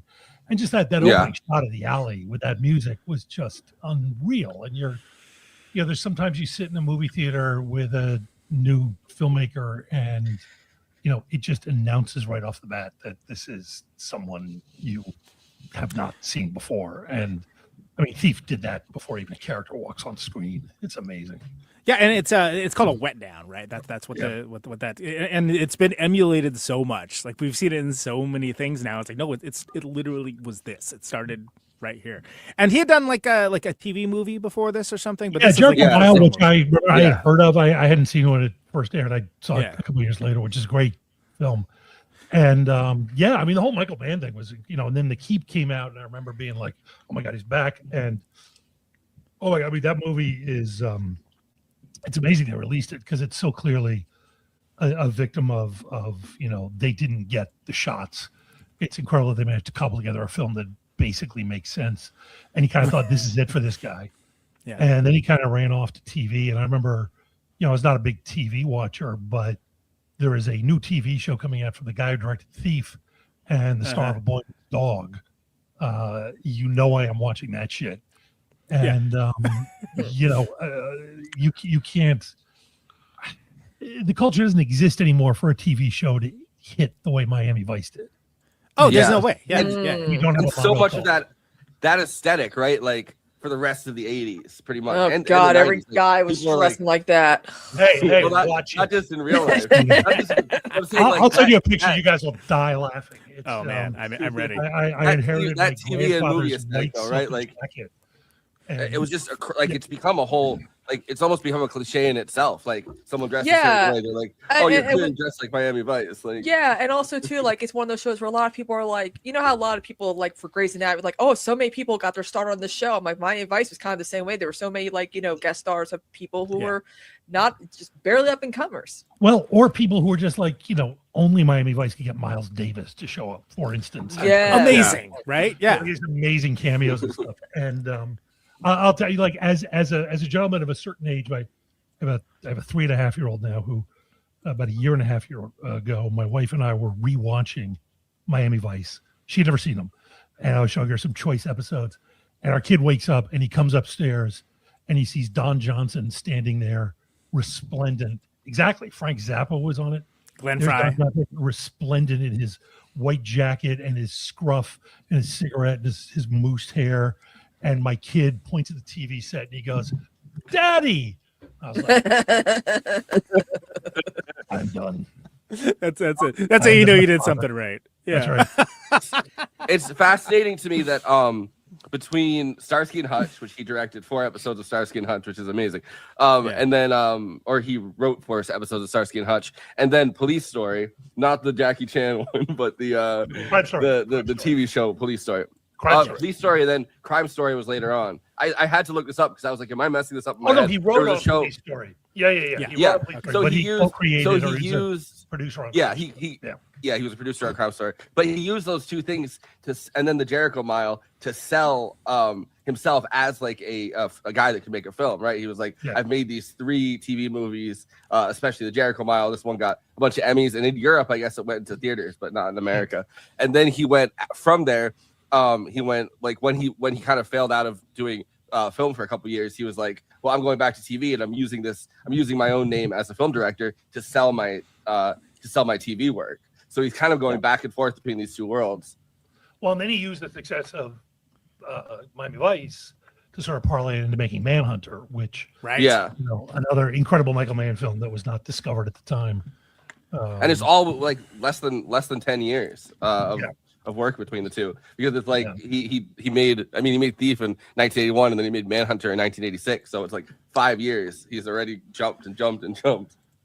By the way, since we're invoked Manhunter, I do have to mention that Conan Neutron did write a Hannibal Lecter themed record called The Art of Murder that I've inspired by that. Before. Yeah, it's actually out of print now, so don't bother trying to buy it, but hopefully it'll be in print back again. But let's just say I'm a fan of that one. Yeah. I'll also say about, I know we're supposed to talk about Thief, but we'll get to it. If you, I don't know if people have seen the Brett Ratner movie, Red Dragon, which is adapted from the same novel as Manhunter. Manhunter, sort of the third act goes into a very different direction, but both scripts for 2/3 of the films are almost verbatim the book.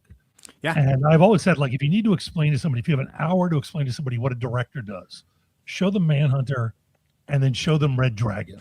Absolutely. It's the closest you're ever going to get to like a great director over here and a movie that is not directed. And you can see what happens. And then you can have this incredible star power. You can have these people like trying their best to make it work, Sure. and it's just not as good. It lays there like a fish, man. Yeah. Well, and we do got to start getting into the plot summary. But something that's so interesting with this is all the Michael Mann things, the things that we associate with Michael Mann. It's all here. It's all right here. Is there the budget necessarily? No, but it's all right here. And how often does that really happen? Right. And this is something like, again, it's been so emulated, just like Miami Vice defined fashion for better or for worse for a decade. For men. I mean, for men. Yeah. Right. Men care about the way they looked. Great. Awesome. Let's bring it back. That we also have this defined how, action thrillers sort of, in some cases better than others, attempted to look and attempted to conduct themselves. It's crazy that it's all here like this early on. It's mind blowing, actually. Yeah. I mean, I still, as much as he's gone off and doing so many, from like so many different kinds of films, it's like, to me, these are the Michael Mann hallmarks, like Thief and Manhunter, Miami Vice. That's And when there's derivations, it's like a derivation of theme. I mean, to a certain degree, there's a through line to this in Collateral, right? Which is like, very much low-key so, one of my favorite Tom Cruise movies, because it's like, he's so easily. unlike anything else. It's amazing. Yeah. But yeah, it's so funny that the Forrest, you mentioned yourself like being like the Jim Belushi of the show. Like Jim Belushi, great at this, deftly deployed. It's his debut. It's his first. Acting job. Yeah. And James Caan was always like messing with him, like right before cameras like went on too, which is great. like trying to like throw him. But he's always good. Like he shows up a couple years later in Salvador, Oliver Stone. He's fantastic. I just saw him. Kristen Stewart has written and directed a movie this year called Chronology of Water that James Belushi pops up in. And you're like, I have not seen this guy. He's been around. He's doing all, whatever. But I haven't seen this guy as an actor in so many years. And he was so good in it. He's so good at it. You had Kristen Stewart on your show on Movies That Made Me. Yes, we did. That's my girl. That's. I haven't listened to the episode yet. There's I a have fan not before listened Twilight. to that episode. Amazing. I'm Big fan before Twilight. By the way. looking forward to listening. By the way, something Jim Belushi was in, people forget about, Twin Peaks: The Return. That's right. And he's great. Yeah. He's great in Twin Peaks: The Return. And yes, he was also. I mean, According to Jim? talking about like Oscar-nominated movies this year, he was in Song Sung Blue, which I had just watched. I forgot. Yeah. Yeah, so he's the manager in Song Sung Blue. That's like, I want to manage your band, and he does like the great Midwestern Midwestern accent throughout that. Mix Factor.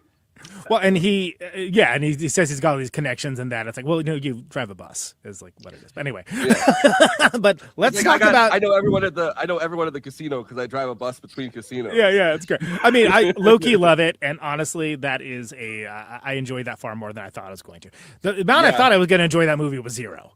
But like, I actually quite liked it. I thought it was good. We need biopics about tribute bands now. Gone are the days of the Bob Dylans and the Bohemian Rhapsodies or whatever. We need like the Queen tribute band biopic next. Probably better than that concocted actual Queen biopic. Anyway, let's get into the plot summary of this. And so, Josh, I know you're not super familiar with the show, but something we've been doing is we kind of go through pieces of the plot and then we kind of stop and like react a little bit to it, so we don't miss anything in the conversation. Although we do, obviously. Yeah, because before that, we were just ping ponging like all around, and it was exhausting. Then we saw that Chalamet ping pong movie. We can't do that anymore. Chalamet's got a ping pong. we copy their brand. We were just like the orange ping pong ball, Like, it's ping like pong ball, but orange. We had it first. All right, so Frank, played by James Caan, is a highly experienced jewel thief and hardened ex-convict who has set structure to his life with a pair of successful Chicago businesses, a bar and a car dealership, as fronts for his lucrative criminal enterprise. Frank sets out to fulfill the missing part of his life vision, a family beginning with Jesse, a pretty cashier he has begun dating. Tuesday Well, yes. Can we talk about the world we used to live in? I am not. I mean, if you guys know me at all, I'm not. I swing pretty hard to the left. tend to be pretty, I like to think, pretty good on some of these issues. So I'm not that guy who's like, it was better. Yeah. Women complaining all the time. These babes. But it blew my mind even then. This movie, when this came out, like, take a look. I think well, I'll tell you in a minute. When this movie came out, people reacted to Tuesday Weld like it was like, oh, isn't it great? She's come crawling back from semi-retirement to play this part, and oh my God, she looks so good for a woman who's so old. She's 38 in this friggin' movie. Yeah. And Hey, the same thing to Anne Margaret in a movie called 52 Pickup, which I love, which if you guys haven't seen these, and it's crazy. And it's like the one thing I will say, it's kind of nice. Like, you can now actually be a woman, my God, of 40 in Hollywood and still get to star in movies. Whereas back then it was like, this is unheard of. Oh my God, she's over 27. It's insane.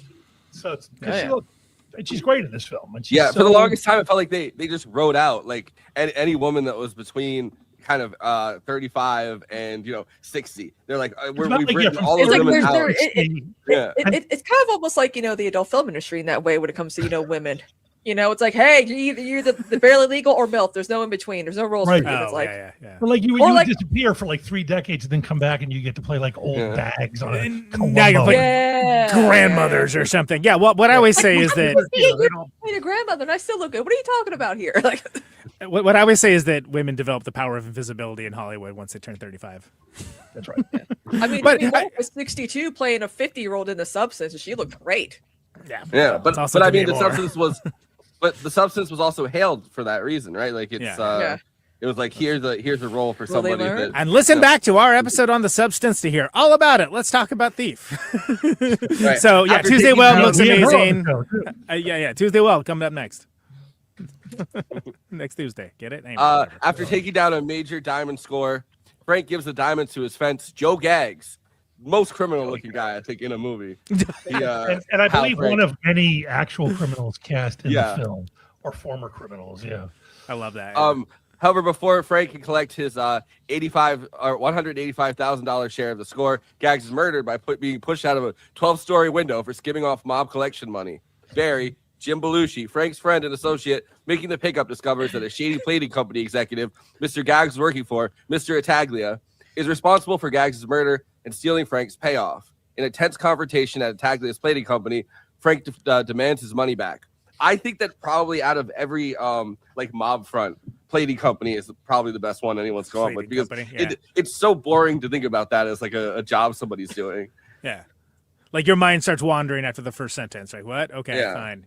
I remember I remember growing up, my dad would sometimes take me around to like businesses he had to work for like his architecture business to get various things. And I remember being like, holy fuck, I'm bored. So it's like if you have your mob deals going on behind something like that, and you're just like in a back office, everyone it's like you have an invisibility cloak. You have the Wakanda thing around your yeah, exactly. Or you're a woman over 35. But I mean, it's the same principle, right? I mean, it's a great thing for a cover because no one's going to want to investigate it. I mean, this kind of sets up the story like pretty early on, that Jimmy Caan, which by the way, I mean, how amazing is his performance in this? I mean, let me be the 100,000th person to say it, but I mean, he's freaking incredible, and I'm a big better fan than of Elf in my opinion, but kids, you goddamn kids. You got me. He was also kind of. I know what it's like. It's hard to describe. This came out at a time when his kind of sort of glory days were a little bit behind him. You know? I mean, this is the crazy thing, and I can't tell if it's age or just the era, but it feels like time moves so much slower back then because this movie is it's like 7 years after The Godfather. Right. It feels like a generation has gone by. He's done 27,000 movies. He's starred and stuff. He's been all over, and now he's sort of like a little bit on the downslide so they can get him for the smaller budget film. It's crazy. Well, not just get it. He jumped on board as producer, and he got the connections with he got the connections with people who are willing to put up the money and everything for this. Like he went all in.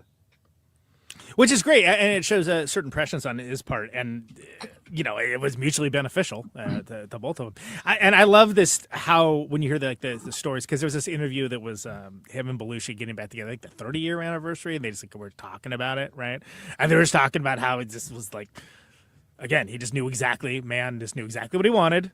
He was very insistent about it. Kept firing assistant directors because they weren't giving it to him. It was just like, oh no, it's legendary perfectionist. Yeah, he's all there. He knew exactly who he wanted. What it would look like, down to the the apparel.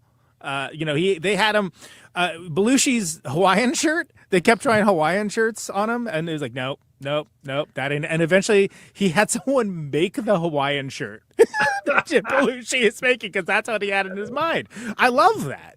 That's it's that attention to detail is just, it's so refreshing. And OCD probably. By the way, it was the producer that he ended up pairing with. I mean, I'm sure you guys know Jerry Bruckheimer. 2 years before Flashdance. 3 What a years feeling, before, am I right? Beverly Hills Cop, and 4 years or 6 years before Top Gun, or 5 years before Top Gun. So it's like they got Jerry Bruckheimer like right before his right before he dominated really the 80s completely. Yeah. when he still had no choice but to make good movies. I mean, yeah, exactly. Take my breath away. This leads to a face-to-face meeting with the Taglia's employer, Leo Robert Prosky, another debut in this.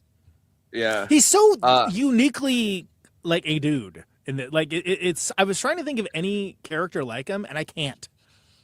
You know what I mean? It's just like he's just got like this kind of like it's not your typical crime guy. But there were these guys just like fell out of the air back then. There were so many great character actors who just had these kind of, he was apparently like a Chicago, I guess, a theater guy. Yeah, that's what I understand. And I remember like his big one was, he was on Hill Street Blues. You replaced Michael Conrad. And did he really? Oh wow. Yeah. He's the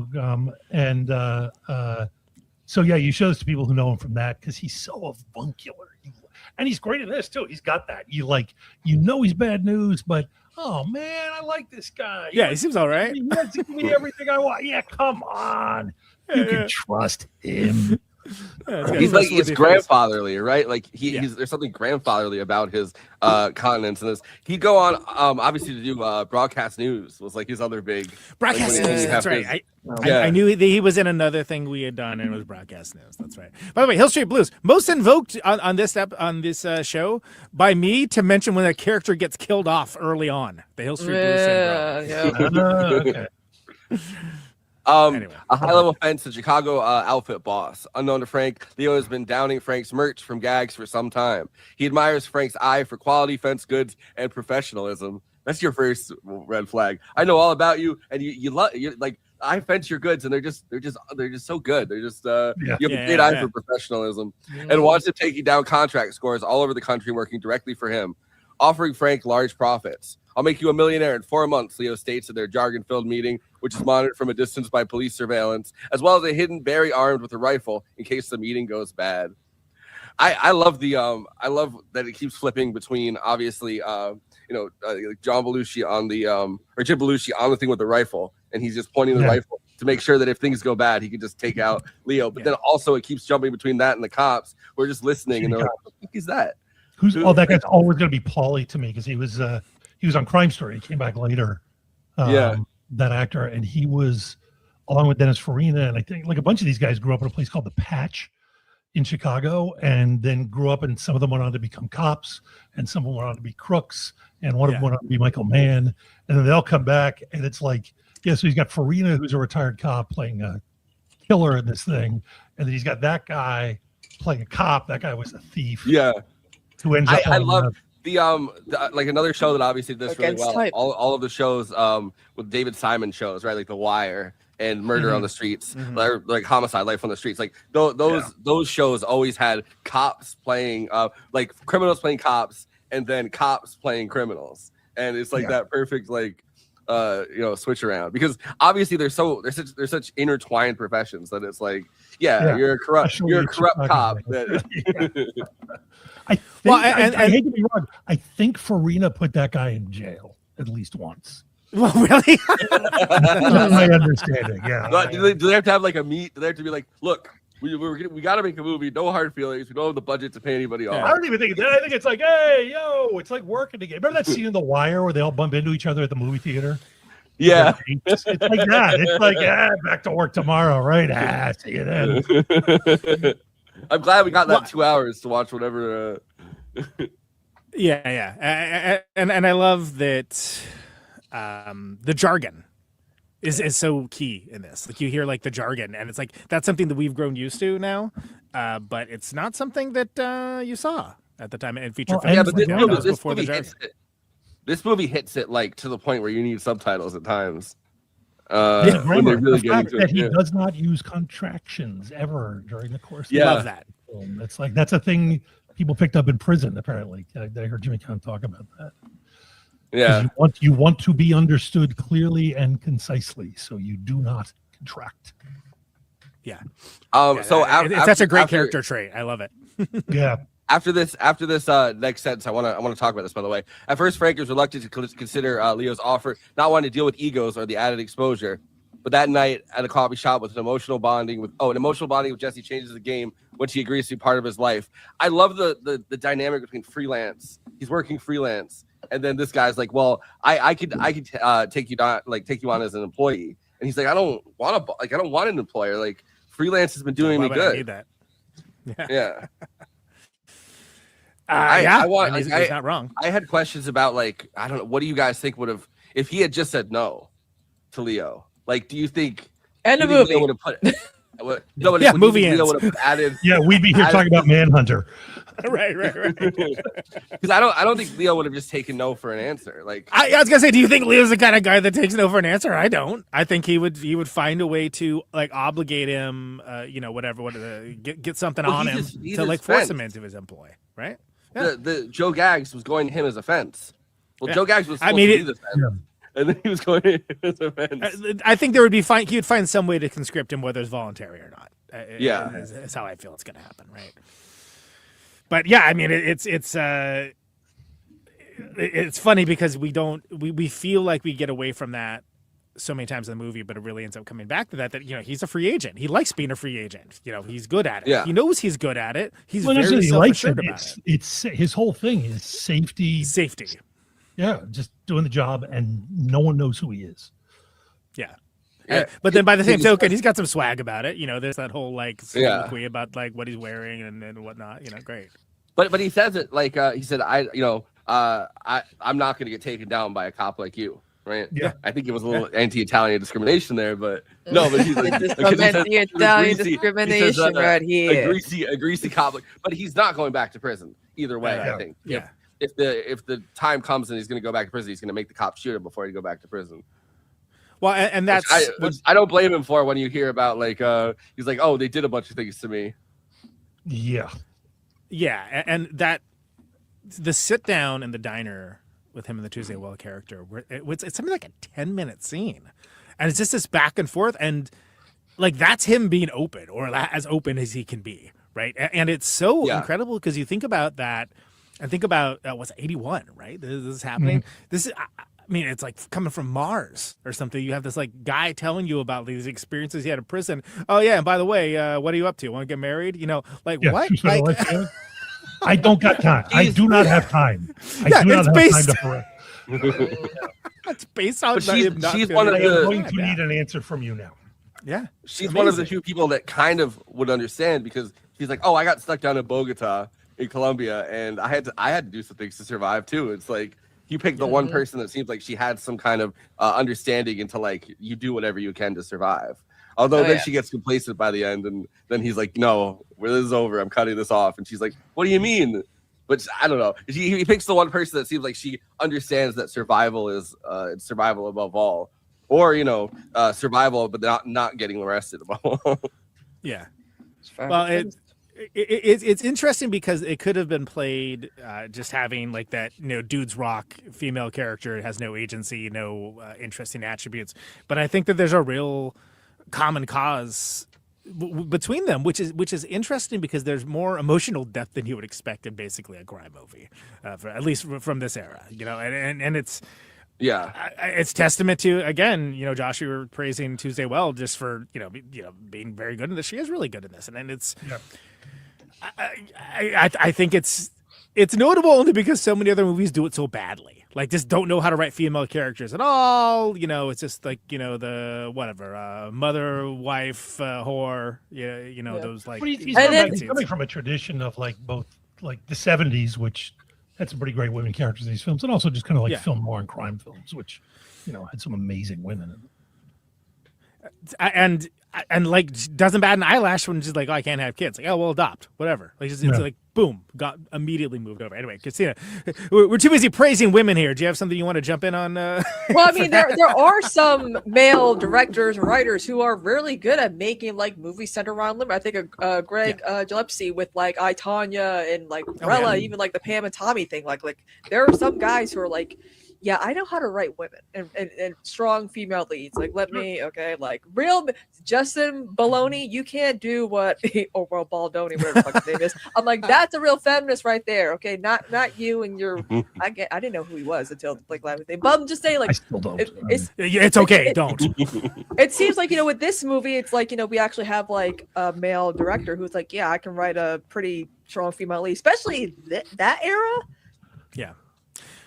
Unheard of. Well, and it's notable, and I think it's key to that scene that like it kind of escalates the relationship quickly, but it's natural. It's very naturalistic. Yeah. And we're talking about a guy that when I first saw that, like, oh, this guy's really closed off with his emotions. It's like, well, it's all kind of on his little montage, his little vision board that he carries around with him. But you see aspects of him in that conversation that if you're paying attention, like if it isn't like a first viewing, like there's nuances to what Khan's doing there. I think kind of you could drive a truck through the sentences sometimes. You know what I mean? Thank you. Anyway, moving on. Yeah. So, but later that night at a coffee shop, an emotional bonding with Jesse changes the game when she agrees to be part of his life after he relates to a harrowing tale of prison survival by way of a toughened mental attitude. To hasten his plans, Frank now agrees to just one big score for Leo, telling Barry that this will be their one last job. With a little help from the maternal Leo, very maternal. Yeah, exactly. After being rejected at the state adoption agency, Frank is even able to acquire a baby on the black market. A son he names David after his recently deceased friend and mentor from prison named Okla. Okay, I love that Willie Nelson is in this as his. Me too, but real quick, can we talk about that adoption interview? Because what are we doing here? Like they're right to reject you, dude. Like what are we doing? Yeah, it's not real clear he understands what's going on in that office. They don't just hand you a baby. So it's like I'd like one baby, please. Yeah, no, it's not. I like that he's like if it has to be a black baby, I'll take a black baby. If it has to be a chick baby, I'll take a chick baby. And it's like they're not gonna hand you a baby. You just used a racial slur to describe the baby. Like no. He's like especially if it's 8-year-old half black, half Chinese baby, and it's like they're not handing you a baby, dude. Zero babies will be handed to you there, sir. I mean, like I do talk about Willie or yeah. Please. Again, I forgot he was in it. I was like, oh yeah, Willie Nelson's in this picture. Yeah. Jesus. Yeah, he and Jimmy were friends, very good friends, which is how that happened. And I will never talk about how a movie affects you. Many years later. Obviously, I was a kid when this movie came out. I got hired to write a Willie Nelson Western by New Line shortly after I did History of Violence. Oh, man. And I got to spend a summer hanging out on the bus, hanging out down in Luck, Texas at Willie's Ridge, going to shows. I got to stand at the side of the stage while he and Bob Dylan played a tour of minor league ball. I mean, an insane summer. I will never forget it. And one time, I think it was in LA, the first time this happened. And I remember sitting there and a whole bunch of people come on the bus to, visit Willie. And I think it was the first time I met Jimmy Caan too. He comes on the bus and the two of them hug. And I'm a filmmaking professional. I work in this industry. I have watched actors get shot to death and then gone out and had beer with them. I know how it works. I know it's a fantasy. I'm sitting there with tears in my eyes as Frank and Okla are hugging in Willie Nelson's chair. It was just like Oh my God, it made me so friggin' happy to see those two guys together. It was like he made it. It was, but yeah, Did they have that like intimate friendship like in this movie?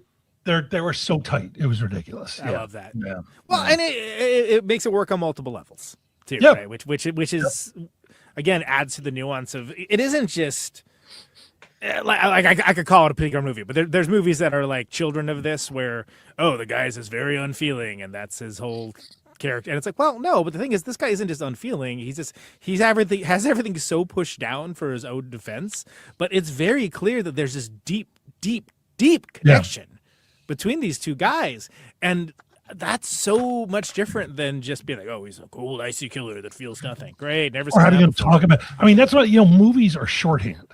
It's and everything. One of the reasons we cast ridiculously good-looking people is so we don't have to spend an hour of screen time explaining why they fall in love with each other. You know what I mean? And Yeah. everything kind of springs from that. So if you've got this kind of situation where you've got two characters who fit the bill, who have this incredible real-life relationship and chemistry, you're insane not to use it. Because you can see it. There's just a couple of shots of there, just the way Willie's eyes move when he looks at him through the window. You're like, he's not acting. These guys Yeah. at each other. And it's the only time in the movie that Frank is really able to express himself in a way that seems genuine, intimate.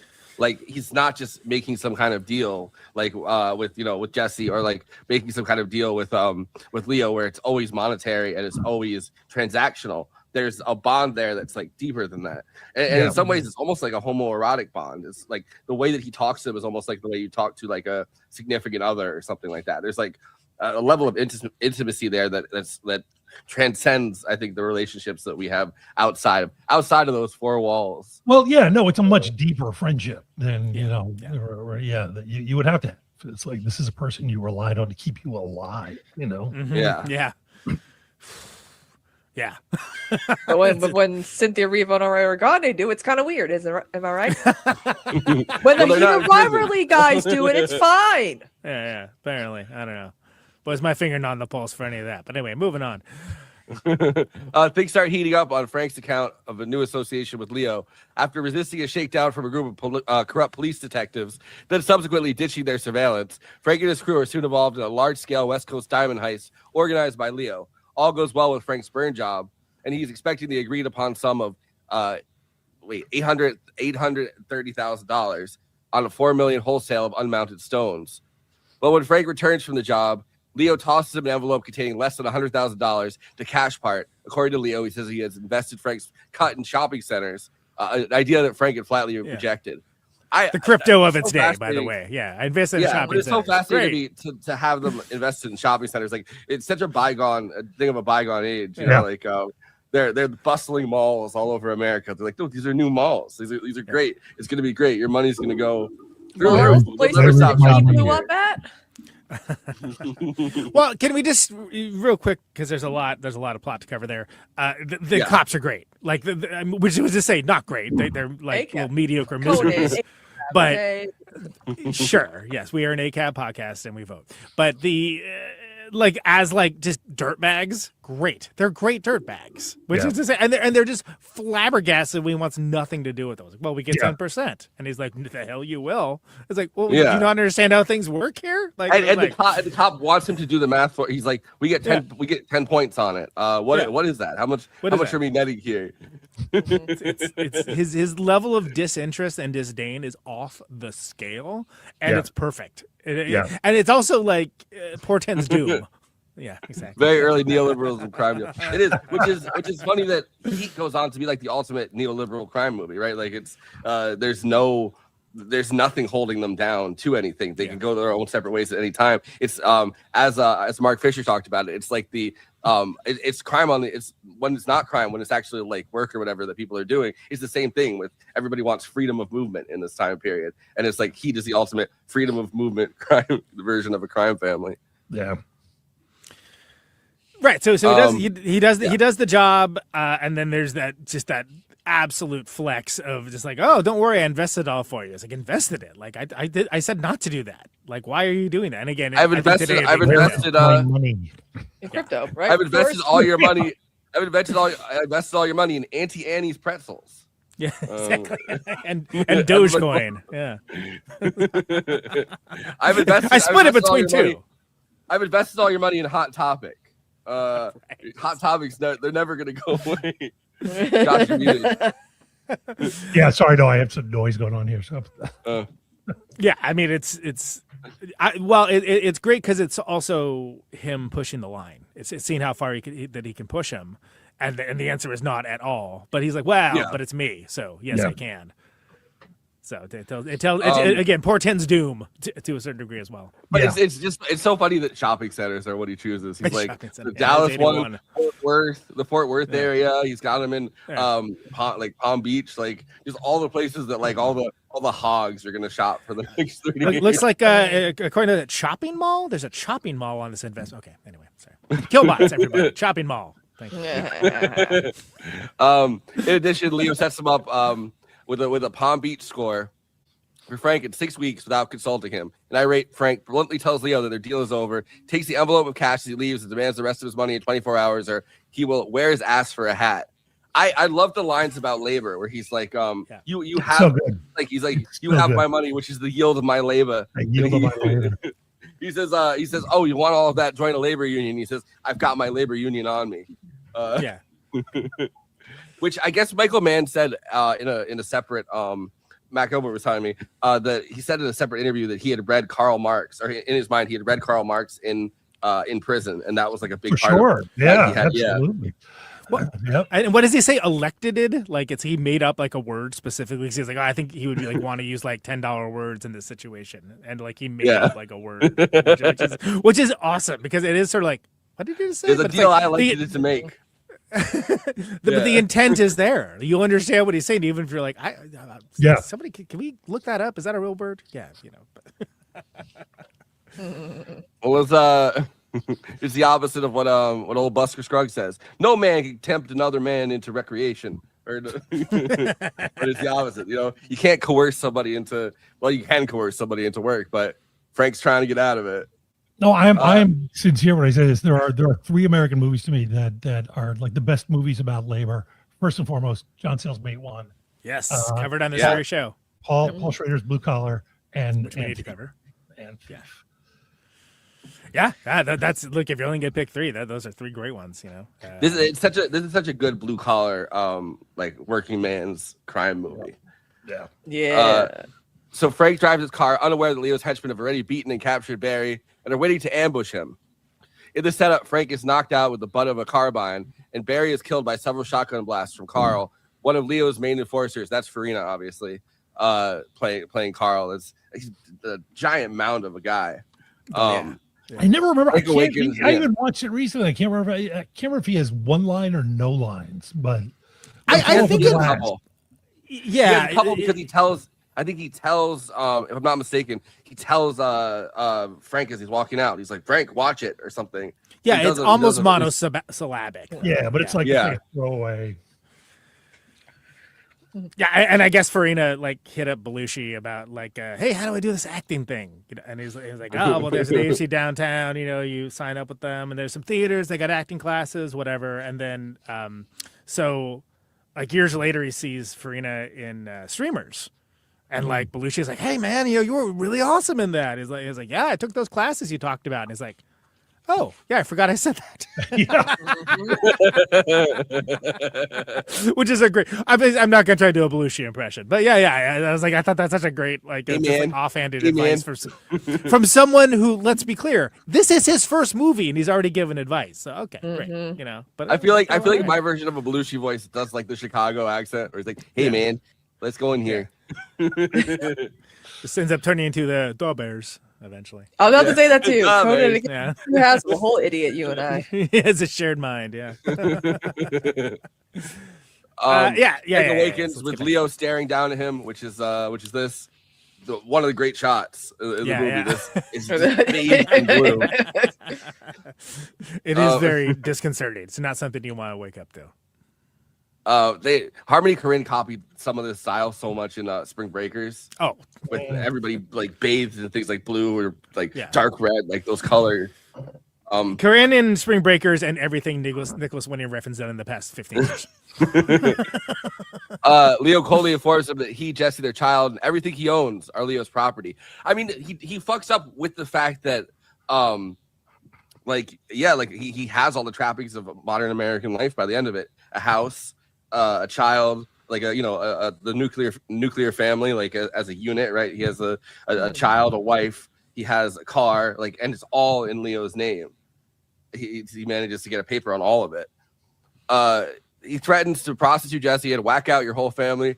Also says some other things that, it's a woo, racial slurs of its time. Yeah. If Frank does not continue working for him, Leo warns Frank to tighten up and focus on his responsibilities. Meanwhile, his henchmen dispose of Barry's body. So I guess that scene is taken from the movie The Mechanic, where Charles Bronson dissolves a body in acid, and Michael Mann's talked about I just thought that was the coolest thing to throw a body into acid on a mechanic's lot. That horrible slow-mo shot, I'll never forget. And you see Belushi's belly coming up through the shirt. There's something about that. And his last words, "Duh, Bears." One of his preconditions for doing the movie, Jim Belushi, he's like, I gotta die in it. I gotta get killed off. I've never been killed off before, which is so funny. And it's like, all right, yeah, no problem. We'll dissolve you in some freaking chemicals, no problem. Well, it's the great Chicago prison everyone talks about, so it doesn't surprise me. But Joliet, as a prison, right? That's where the Blues Brothers come out of in the beginning of both movies. And this. So yeah, on that there's a anecdote I remember that apparently later on, and we'll get to it later when it's blowing up the house. The cops all have these really fancy coats and really nice outfits and stuff, and so Belushi's like, oh, that's you guys got really outfitted here. He's like, oh yeah, we made so much money off of Blues Brothers, all the Teamsters and firemen and whatnot, that we all got a ton of overtime. So yeah, we're all in for this movie thing. That's amazing. Because it was they were the most well-dressed people on the set. Yeah.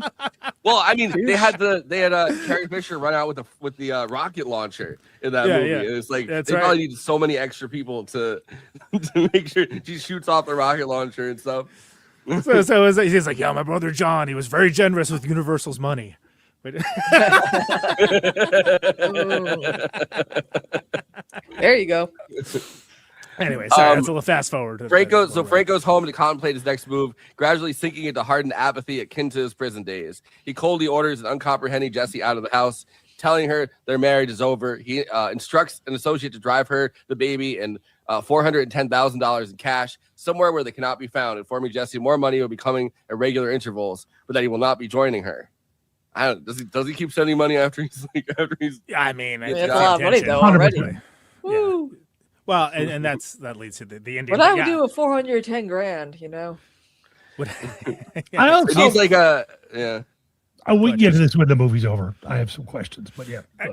Okay, for sure. And so I think that first of all, this is a heartbreaker because it's why he's sending her away and it's in the way, but it's so. And I think it actually works better that the emotionality of it is kind of under the surface rather than it being so. If this is a movie today, there'd be somebody in voiceover telling you how racked with pain he was about this. It's yeah, we know. We're watching the movie. We don't need that. Yeah. Conan, are you suggesting that second screen content is not higher echelon content for the masses to watch? I'm loosely suggesting that, Christina. Yes. Yeah. No, but it kind of reminds me of one of those scenes that are heartbreaking in a movie where the guy has a dog or something. And he's like, "Get out of the car! Yeah, get out of the car, boy! I can't take care of you no more." Yeah. And you're no, it's the same principle. Yeah. With nothing to lose, Frank blows up their home in a fiery nighttime blast using high explosive charges. Accidentally, really blew up that house. So They build a false front, my understanding, right? They build a Yes. false front and like, hey, we're gonna blow Yeah. this false front up, but they were so excessive with the gear overboard. when they did it actually did damage the house, which is just doubly To the point hilarious. where it damaged the house to the point where they could not.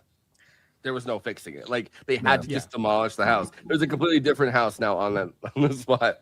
I mean, it does look awesome. How we got here? The this bar house. is still there, I believe. I have friends from Chicago who that's their favorite bar. They do a pretty good job of looking like they blow up the bar. You could tell they use so much less explosives on the bar. On the house, it seems like they used everything they had. Yeah, It they have goes learned out, from their experience. It catches a tree on fire. when Yeah, you that's an actually get shot. amazing. That's one of those things where you're like, okay, on the one hand we screwed up, on the other hand, that's an incredible detail. It's pretty badass. Yeah. Like we are, it's like living in the house. Like, you want to know what house was here before this one? Huh? Yeah, exactly. Well, I got a Green- movie for you. You'll see it. You'll see the old. I have been to the Green Mill. It was a band outing post show. Some friends of mine was like, "Hey, you know what bar this is?" I'm like, a good one, and they're like, "No, it's the bar from Thief." I'm like, bar Thief, yeah. Awesome. Bar that pretty much.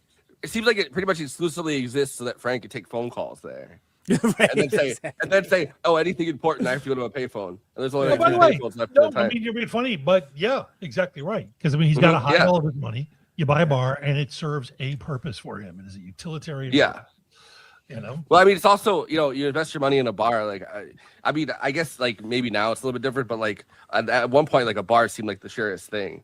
Like they don't like even during a pandemic, right? Like a bar doesn't completely close. I mean, dude, I live in Wisconsin. Yes, absolutely. Like considered the most bars per capita in the U.S. of A. But I think that it's also notable that it's a Chicago landmark, the Green Mill too, and something that because I was thinking about things that made this movie interesting, and they didn't allow Daly didn't want people filming in Chicago for a long time because he didn't want to be associated with crime.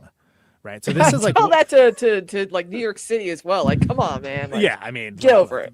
I'm not saying I agree with the guy. I'm saying that was the rationale, and this was one of the first ones that was allowed to utilize film in Chicago. Like, it was this Blues Brothers stuff around that era, and it was just hilarious. It's like now they're blowing up landmarks and it's like man. See, this is why I did not want this. Yeah, exactly. That cracked me up. So I was like, oh, maybe he was justified in thinking that. But anyway, I also like I like Daly saying that he doesn't want to be associated with crime because it's like, oh, maybe fucking shave up then. Yeah, exactly. Like, do you want to hear what You're the mayor of any your Chicago? It's most corrupt mayor in history. He's like I don't want to be He was associated projecting with a crime. lot, huh? Yeah, Hang on, exactly. my cousin's here. I got to give him the money to make workshop in City Hall. We gotta go stuff some ballot boxes. Be right back. Anyway, sorry. He then drives into his business establishments and does the same, destroying his bar in a violent explosion, setting fire to the to his car lot. It's crazy when he sets fire to the car lot, and it's just cars like. Yeah, and is it necessary? No, but is it awesome? Yes. Yeah, it's cathartic as hell. I mean, it's. I'm imagining like showing up for work because like if you're working as a mechanic on a car lot, man. you're probably not listening to to the news necessarily anybody there. So you show up to work the next day and then you look and then every car is just torched. Burned. Yeah. It's like the GIF, the meme. Yeah. What? Yeah. Who did this? Why? Yeah. And is What did I payroll do? going through? That's my biggest question. Yeah. Armed with a pistol, he quietly breaks into Leo's house in a peaceful neighborhood. The crime boss always lives in like a peaceful neighborhood too. It's like come there's on. chaos in the streets. And then Yes, he's like, I live in and the he's suburbs. sitting there in his living room, his nice suburban living room, and he's got his guy with him. Doesn't the guy go to get it like, hey, you want some milk or something? I mean, it's it's a Taglia too. It's the guy from in the beginning is like, we got to take him out, and and he gets multiple moments in the movie to say, what did I say? What did I say? Yeah. Yeah, it's well, and that's another, and like we always talk about the it's got good schools. You know what that means? It's like, oh yeah, no pesky minorities, right? Yeah. And I love is it like it's the cleaning lady, right, where he that woman who he walks by who sees him. Yeah. He's just like, the older lady. She just looks. She just goes back to her newspaper. We see her through the mirror. We see her through the mirror looking at us. Yeah. It's great. It's a great shot. Art of the pistol. Frank hunts for Leo, who is hiding armed with a .357 Magnum revolver. Leo is inevitably located and gunned down. They have such a good moment where it's like he's hiding, but his fucking fat belly is poking out from where he's hiding. Over in front of the armoire. Yeah. Like you just and there's like a lateral kind of 90 degree dig into thing. this, and I forgot to. We just watched it again a couple weeks ago.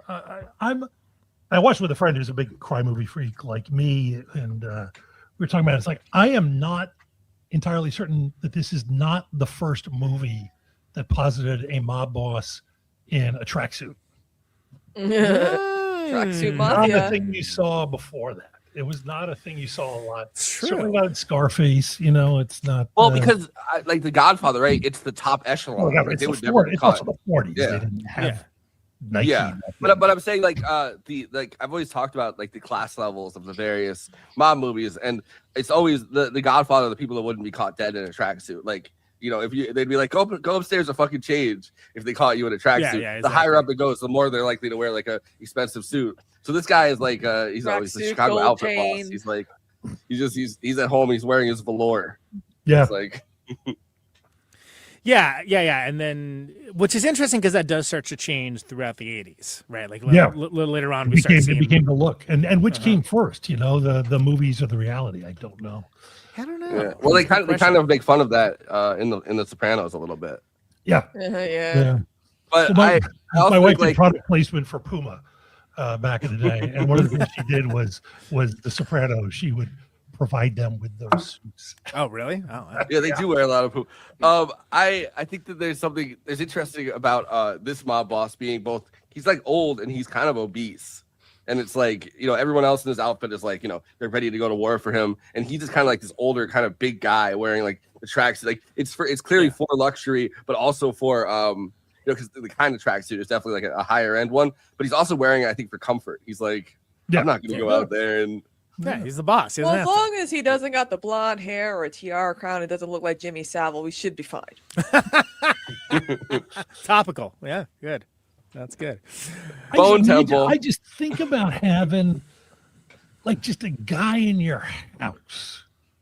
You know, it's like you're not a lord in a castle. He's just sitting there. The guy's sitting across from him. What, like just waiting to see? Like, do you need a glass of milk while you read the paper? Yeah. That's just so. It's so funny. Yeah. I don't know.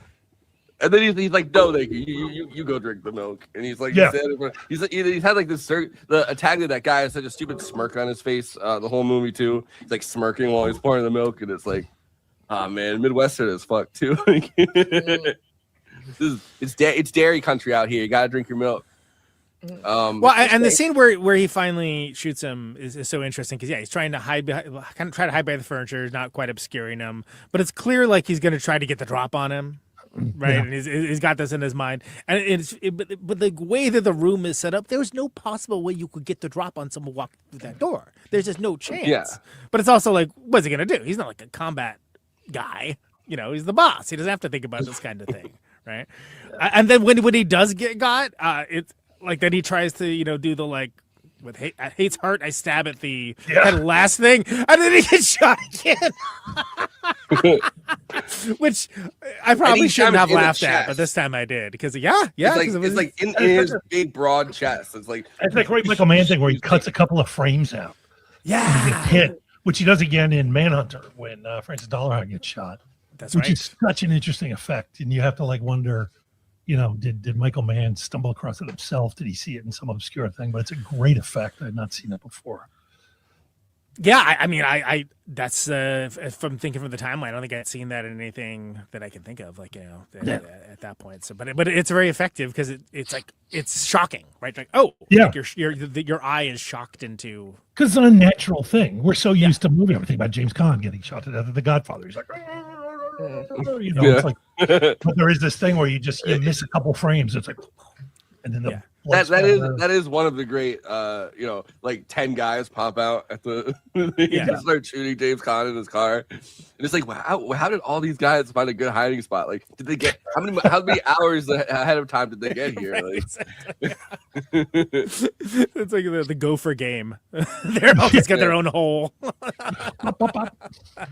It reminds me of like if Sonny Corleone didn't drive that way that day, it reminds me of the Hitler joke where they're like, they're waiting there like 10 minutes, no Hitler, 20 minutes, no Hitler, and then the guy turns to the other guy and says, "I hope nothing happened to him." Yeah. It's like, well. All right. So Heroes of Ice, it'll do. Frank then pursues Taglia as he tries to escape from the house, but is promptly confronted by Carl, another henchman. In the ensuing gunfight, Frank is shot, but manages to kill the trio. Frank looses what appears to be a ballistic vest he was wearing beneath his jacket and walks away into the night. He kind of just gets up. My question now. All right, let's hear it. They're all dead. There's no implication that there's a larger mob beyond this. Yeah. This guy, he's a local crime boss. He's taking out him, every one of his dudes, his home. Why not just go? Like he knows where he knows where to send the money. Go back, pick up Tuesday Weld, go kick it somewhere else. I mean, So that might that's- be. Yeah, That's the question. So I know a few people that their theory is that's exactly what happens. And I'm like, oh, I can see you guys that. know the you know? movie from a couple years ago, I'm Your Woman, with Rachel. Oh yeah, Brosnan? with Rachel Brosnan. Yeah. Really interesting film. I really liked it, and it's I'm trying to a woman named Julia Hart co-wrote and directed it, and it is essentially, although in her version the Jimmy Caan character's killed, it's essentially like what happens to that character next from the other side. Sure. Yeah. No, that makes sense. Tuesday Okay. Weld character kind of going out. I mean, not literally. I'm not, but it's like so clear that was kind of a like, oh, what does like that's where that thought experiment starts. Well, because they have this back and forth in the scene with Robert Prosky, the first scene, and he goes, "Oh, I'm going to go into retirement." He's like, "What are you going to do in retirement?" Because it's like this guy's mentality and the way of holding himself, his mindset is so wrapped up in I'm an ex-con, and now I steal stuff, and I'm It's a not good going back question. to prison. Yeah, it's what like do you can think? does that guy have it in him to just settle down and start over again? You know, like, Well, but it's open ended, right? And that's one of the reasons why, when we've done a couple noir months on this show, like theme months, we do that a lot, and Thief has come up as a noir topic because of this ending, frankly, because it is very much, to the annoyance of like some reviewers I found when it came out. They were like, "What's up with this ending? That's terrible." And it's like, well, have you ever seen like a noir movie? Because that's kind of like what happens there. You ask yourself that question, and that's one of the reasons it makes it interesting. And I like to think that he does go find her, like why not? Why wouldn't you? You're right. There's no boss beyond the guy that he just plugged in his bedroom in his velour tracksuit, Well, and that's one of the I'm a reasons. firm believer. It's like you always end your- on a question. Always end on a question, even if it's small. Because it's like, if nothing else, if you just made the dumbest movie in the world, your audience is walking out, and instead of just like, "Hey, where were we having dinner?" They're walking out. You're going, "So what happens next?" And that movie's still in your head. It's like it's not just good art; it's good commerce. He turns to his campaign manager. What do we do now? What's my agenda? Where's that crossover? Yeah. So he ends up, he starts working with Robert Redford in his senatorial office. Yeah. Yeah. Oh, he's real good with the working class. Oh, okay. That's right. Comes from the working class. He knows how to talk to them. Conan, want to do no contractions. The working class does not talk with contractions. I love the no contractions thing so much. Like it's not something I caught the first time too. But it's like, has he used any contractions? I was like, and then I look up, it's like, I cannot think of one.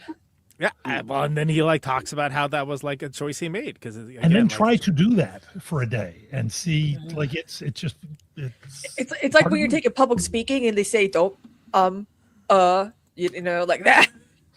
Yeah, I think this is the clip where he talks about it. Hold on. I grabbed one from because this had a Criterion release a few years back, so there's so much stuff where that restoration is amazing, by the way. Like the restoration on this, oh, it's so good.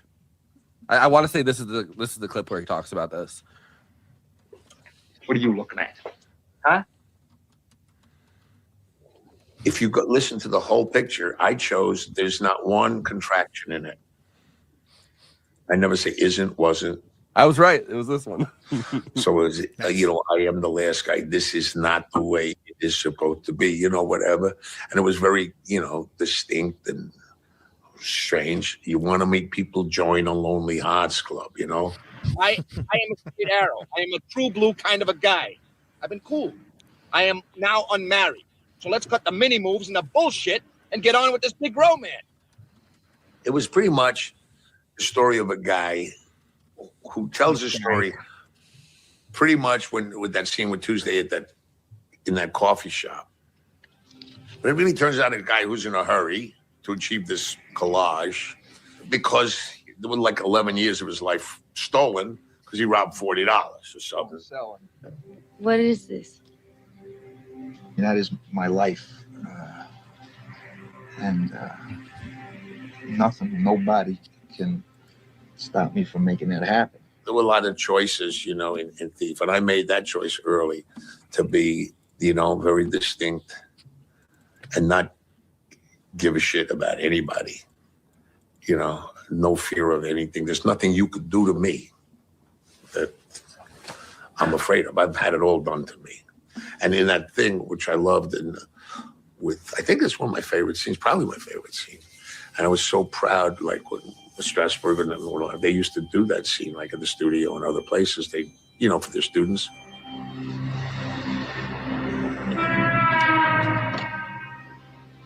I mean, I was so crazy. I mean, just being that guy, it's like people don't realize actors are just nuts. Maybe there was a reason. You ever think of that? Hey, I'm talking to you. Hey, take a walk, Flash, all right?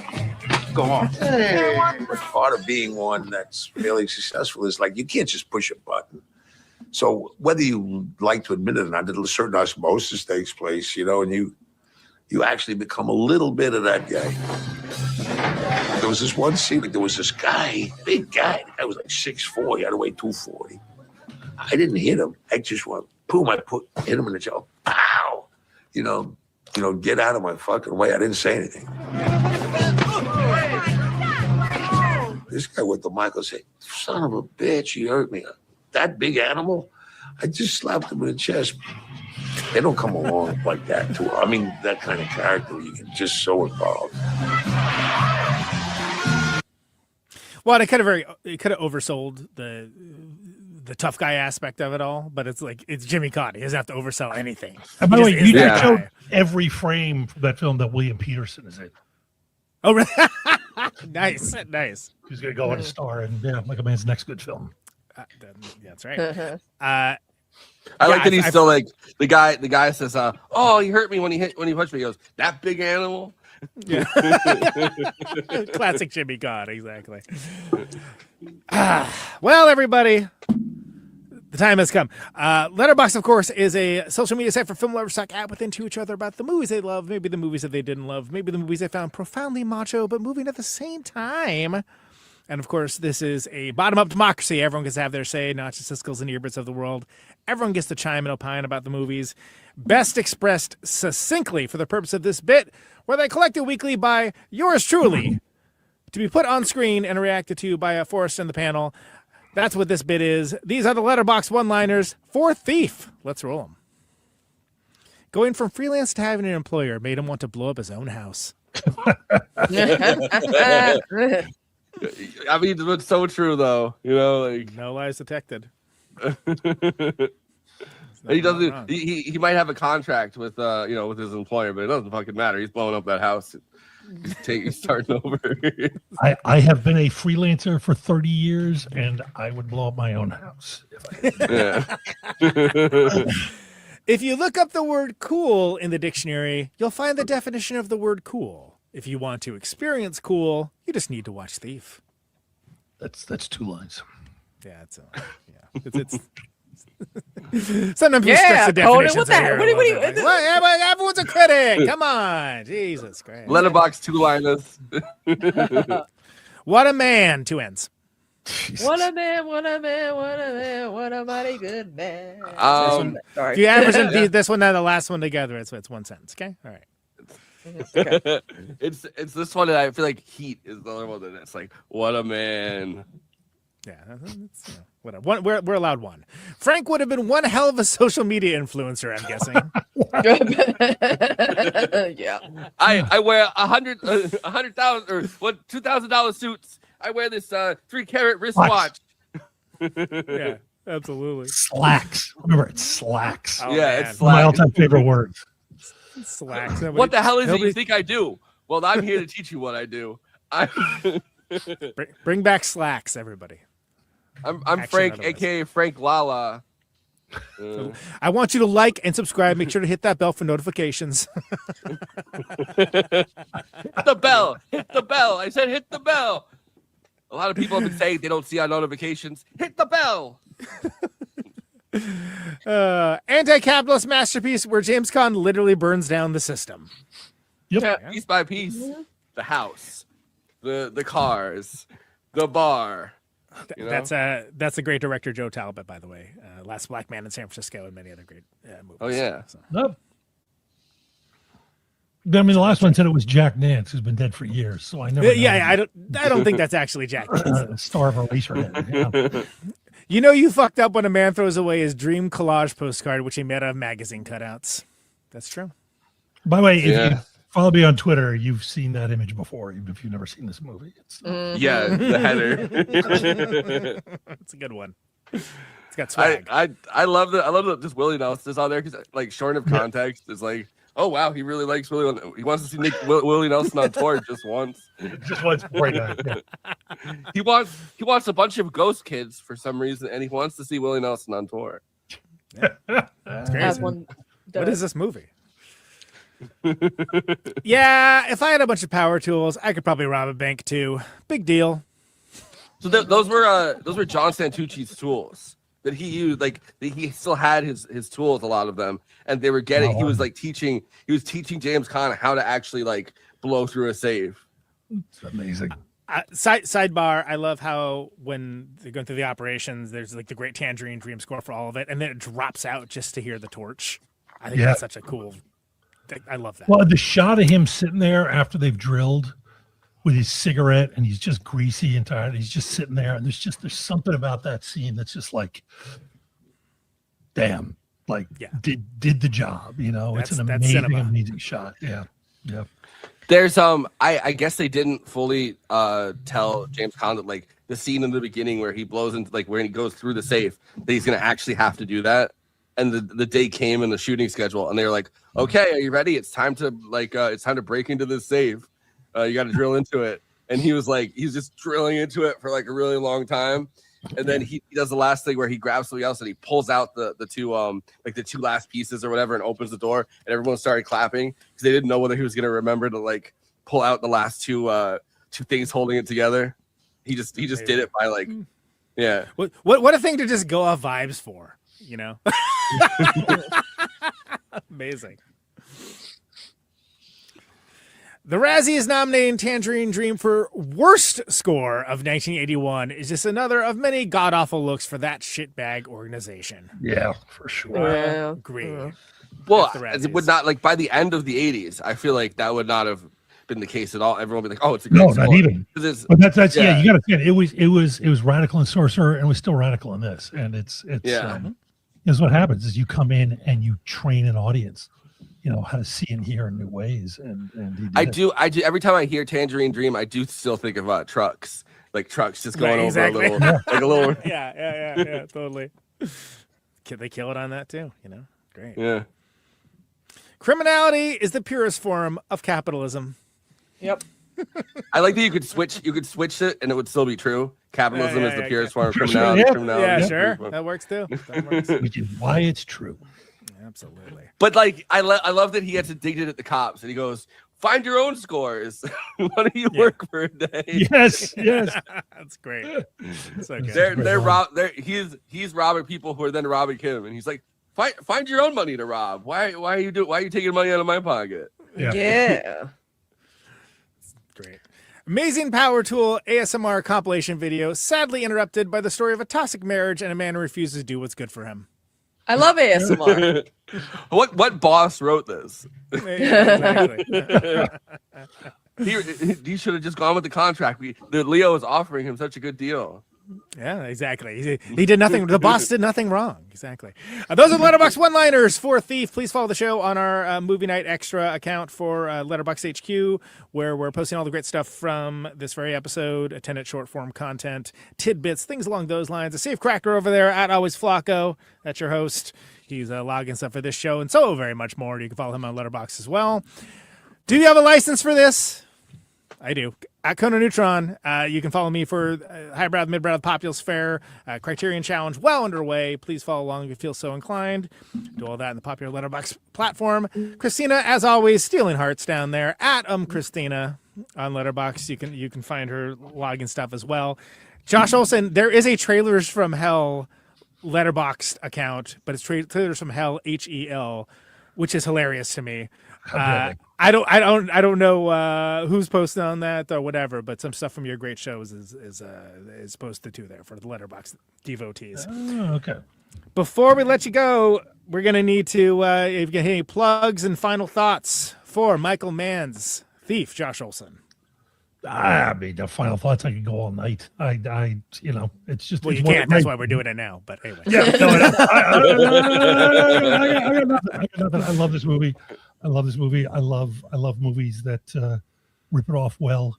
I was talking to somebody the other day. There's a handful of movies where I can still remember what it felt like to be sitting in a theater watching, and this is one. I remember the movie theater. It's actually the same movie theater. I'm gonna date myself, where I saw Terminator on opening weekend. Hell yeah!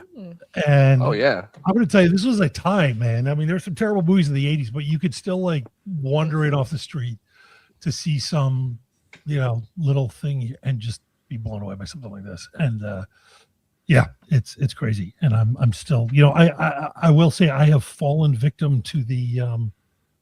I think Michael Mann's gotten a lot of bad press over the years, and I think there's been some bumps in the road, but I recently sort of hopped back on the train. My good friend Dan Waters pushed me to watch Black Hat, and I got to the point where I never even saw it. There is a new Blu-ray 4K of it where they went back to his original cut, which apparently never even hit theaters, and I was like, "Holy shit! It's a really good Michael Mann film."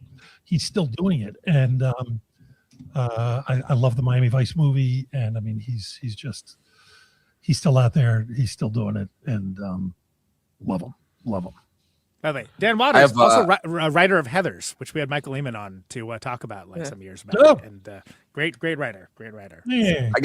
Before you go, Josh, I got one more clip to play, and it is the safe clip where he's talking about breaking into the safe.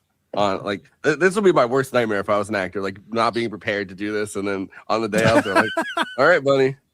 Oh, you didn't get that note? You had to learn how to crack a safe? Okay. Yeah.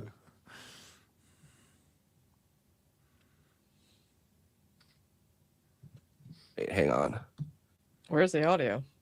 Yeah, the audio's not on there. Hold on. Audio's half the.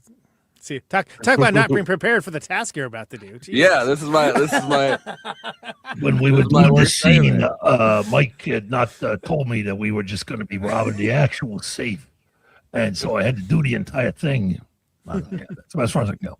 I guess it doesn't have. I guess it doesn't have audio. The one that I pulled, so never mind on that. All right, anyway, he's doing the thing that we talked about, right? That's all you need to know. Movies That Made Me, one of the only podcasts I listen to regularly. Josh, by the way, and I do quite enjoy White Cannon. I think you guys are off to a great start with that show as well.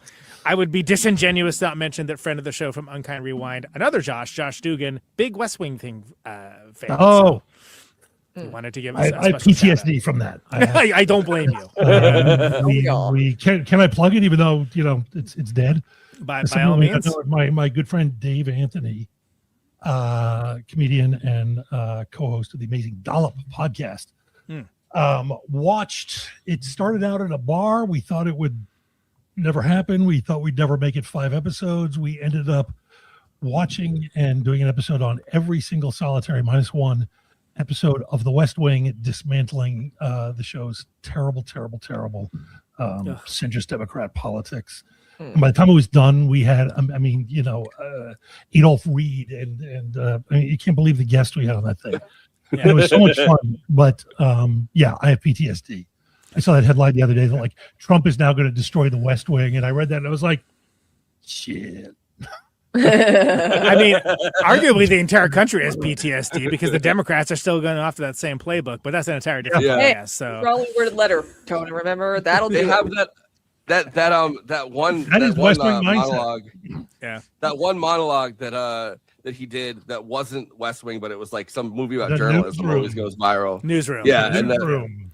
yeah, where he's which is like Kmart version, Kmart network. Because women are doing things now. It's women. It was great when it was all men, but now it's women. It's Dollar General Patty Chayefsky is what it is, and it's freaking horrible, and it should be recognized as such. Anyway, so. Women typing is the Women talking. all of it. Garbage. Anyway, But, Aaron Sorkin coming on next week. So We got But we thanks got so much for Tuesday coming on, Weld, we got Aaron Sorkin. It's gonna be a packed show next week. he's starting a podcast with Chuck Schumer. Yay. I would not put it past The either. strongly worded letter pod. I'm once again I'm Schumering once again right now. Oh yeah. See, nothing's about to happen because your glasses are going down. Yeah, exactly. Right. I'm in the middle of writing a strongly worded letter to. And I need 10 Democrats in safe districts to vote against. Whatever. Anyway, that's demoralizing. Josh, thanks so much for being on the show, man. We know you got to Thank you guys for having me. Yeah. We're gonna hit it with the plugs. Don't be a stranger, please. Fantastic. Thank you. Be happy to come back. That was a lot of fun. Awesome. Yeah. We'd love to have you back. Feel like Adam. If you're watching us on YouTube, please like and subscribe, and then hit the bell to get notified whenever we're streaming. And we'd humbly request that you watch the video to the end because it helps us with the algorithm and helps more film fans to discover the show.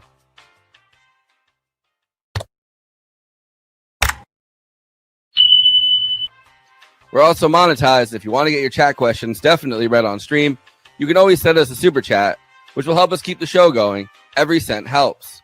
If you're watching on Twitch, you can gift us a free sub on Amazon Prime with your Prime membership, but getting subs on Twitch is always appreciated, and it helps to follow us on there as well. We also have an audio feed, which is available wherever you download podcasts, if you prefer to listen to podcasts rather than watch the stream. That's updated usually the same day we stream, but watching on YouTube and Twitch is the best way to get the show first, live as it happens. If you want to support us with a monthly donation and get access to all of our after parties forever, which go patron only after we do them, you can become a patron at patreon.com/movie night extra. Link is in the description for that. It really helps us keep the show going since we do have some expenses to make this happen. We also have a Discord community. Link is in the description for that. We sometimes watch movies we cover on there. We get into conversations about everything from film to TV shows to related podcasts. We even have a Discord channel for memes. It's really fun on there. You can find us on all the social media platforms: Facebook, Instagram, Bluesky, Twitter, and Threads. You connect with us on all of those. Talk to us. We'd love to hear from you. Lastly, we recently made a TikTok at Movie Night Extra where we're putting up short form clips from the episodes. Okay, passing this to Conan so he can tell you about his music and this week's Protonic Reversal. Conan, who's on Protonic this week? Yeah, so the William Goldsmith episode, Same Day Real Estate, Foo Fighters, Assertion, Fire Theft, whatnot. That's up. Some short forms from that episode are going up, and it's going out to the main feeds later. There was a little bit of a delay with that one. But, of course, ProtonicReversal.com for the archives. Always free, no ads, no sponsors, no kidding. $1 a month, patreon.com/ProtonicReversal for that. I have Tom from The Chop and 1001 Album Complaints, the great show that I'm on quite often, who they released a record called Stay Puffed that is a Ghostbusters themed concept album. And it is fantastic. And so he's gonna be coming on to talk about all that. It's really great. I love all the Chop dudes, all the 1001 Album Complaints guys. That's next one coming up. I'm looking forward to that one. Should be good. Of course, neutronfriends.bandcamp.com, CoNeutron, The Secret Friends. You can find us on tour in spring, which I'm living for right now with this like 10-degree weather and whatnot, what have you. We're going out with Red Cross. We got Long Beach, San Diego, Phoenix, Austin, Houston, New Orleans, Jacksonville, Tampa, then Little Steven's Underground Garage Cruise in Miami, Orlando, Atlanta, Nashville, and LA. We have 3 shows with Mike Watt and the Missing Men before that, 2 of which are with Lung, that is downtown Los Angeles, San Pedro, and Yucca Valley. So those are still not officially announced yet, but they're happening and should be good. There are not going to be any other tour dates on this tour at this moment in time. There will be other stuff to announce later, but you've made it on tour when somebody says "Come play Brazil" in the comments. So that's happened with this tour. So come play Brazil. Brazil Yeah, emoji, Brazil emoji. Exactly. It was, you guys know the vibes. NeutronFriends.bandcamp.com. We got some new merch coming for the spring. I'm going to put some of that up in the store for people that are curious about that. We have the Neutron vinyl pressing coming in. It's great. Come check that out. Lots of good stuff coming on for that. Caterwall, we've held off on announcing because of ICE stormtroopers basically taking Minneapolis over. Kind of seemed like in bad form to be talking about our rock and roll party, but any luck, that's at least going to be abating a little bit, and we will be putting tickets up for sale as well, announcing the initial 10 bands in the next few weeks. So keep an eye on that, caterwall.org. For Caterwall, we are now officially, in about 10 minutes, entering our award season coverage that myself and the lovely Christina down there produce every year. So I will kick it over to you, Christina, to tell us a little bit about what we got coming up for the people. What do we got? Yeah, well, it's that since the nominations are out, and some shockers, some surprises, some not so surprises, some wise, no other choice, not anywhere. But we're also going to be going over, who we want to win, who we think are going to win, and all of our featured guests will be joining us for every episode. Maybe not, but regardless, they will still not all of them, but they will be voting. Regardless, they will still have a chance at picking. And we, you know what, Conan? I think we should also make this available to the community to make their pick. I thought we should put some money on it. I thought we were going to say next. When I was so tired. I mean, I was like, "What's up, Lauren?" That's why we are. That's Sinners why we down are. the line. That's why we're now sponsored by Kalshi. Kalshi. Yeah. We're gonna put the Patreon money on one battle after another to win. All $5 of it, anyway. But yeah. So I think we're starting it off. We're starting off with one battle after another with Aileen Jones next week on Wednesday, not our normal Tuesdays, and we will be live streaming our after party, our picks, the three of us, for that one. For the awards that matter. For the award. There's some that we're like, we're not gonna, whatever. Not everyone. We keep it lively, and again, as Christina said, who we think will win and who we would want to have win. So that'll be the three of us doing that. We have other folks joining us for this great month of Oscar coverage. Scott and Toronto coming on for Blue Moon. Julia Linger coming on back for Wicked for Good. Josh Dugan coming on for Begonia. Again, as mentioned, Eileen Jones for One Battle After Another. What am I missing? I'm missing something. Secret. We're doing the Secret Agent as well. I can't reveal who's going to be on there, but most of those guests are going to be live streaming their picks with us, just like we've done in previous years. So if you're a patron, you already know all this. If not, consider joining for the Patreon. It's a lot of fun. I mean, if you're like us, where this is like your Super Bowl, right? Yeah. Then it's a lot of fun. There's a lot of pain that comes with it too. It's like, really? That's what? Yeah. Of course, every year the anonymous Oscar voter leaks what it gets leaked, and I get so fucking mad. I'm like, what do you mean it had nothing? Like last year, we're like, oh, I fucking hate that bitch Demi Moore. I'm like, who cares? What is that you like her? Nobody cares about what you think. It would be pretty funny to be an anonymous Oscar voter, but you have nothing to do with the Oscars. You're just like a guy that goes to news networks. You're like, I'm an anonymous Oscar voter. I'll talk to you about stuff. Yeah, sure. yeah, exactly. But we got Zach Marsh, we got Becky Reyes, we got folks that have, in the orbit of the show, both of the Austin Danger podcast folks, Mackenzie and Kev, both will be voting. Sean McGrath going to be doing as well. So should be really good for that. We've got a pretty solid docket coming up, and of course we'll be live streaming the Oscars, the Academy Awards. We'll do our annual. Y'all better, and y'all know Conan and I, we always dress to impress. We should be doing red carpet coverage. It's, you know what? Considering some of the red carpet coverage I've had in the past, it would be a step up. Let's put it. Yeah, that we way. would be better than stupid TikTokers. The only the woman, what's her name? Amelia, the woman who does the chicken shop. She's the only one that actually asks interesting questions. Yeah, she was on the Adam Freeland show pretty recently. Oh, Marty Supreme. We're gonna do Marty Supreme as well with that. Ping pong movie. Ping pong. That's definitely not getting any negative attention right now. Yeah, I slept in today. Any news about that? Anyway, to be fair, it's not. It's Good Time that's getting. Yeah. You know. Exactly. My boy Marty didn't do nothing. He did Leave nothing him wrong. alone. Marty Supreme, the Martin Scorsese story. They really should have done that, but whatever. I really did think that's what it was for a long time. Yeah, I was like, they're making a movie with Martin Scorsese. Is this like a fictional account of his life, or like? Yeah, they did a whole documentary. It's on Apple TV. It's really good. And I was like, oh yeah, Marty Supreme, right? They're like, no, it's called. It's called something that's not costumes that you could get from a thrift store. Am I right? Exactly. Anyway, that's what we got coming up. What else got, Christina? Oh, for me, well, I've been streaming my ass off, and I'm still trying to catch up on sleep. But you've been streaming so much it turned your hair straight. Yeah, exactly. So tomorrow for our This Space show, we're gonna and I think next week too, because we're doing a show on Wednesday. We're gonna let them play our Adam McKay interview. Yeah, and in two apparently parts. he's So we'll working have with 1 hour Sylvester in the two. Stallone on a pro ice movie that we.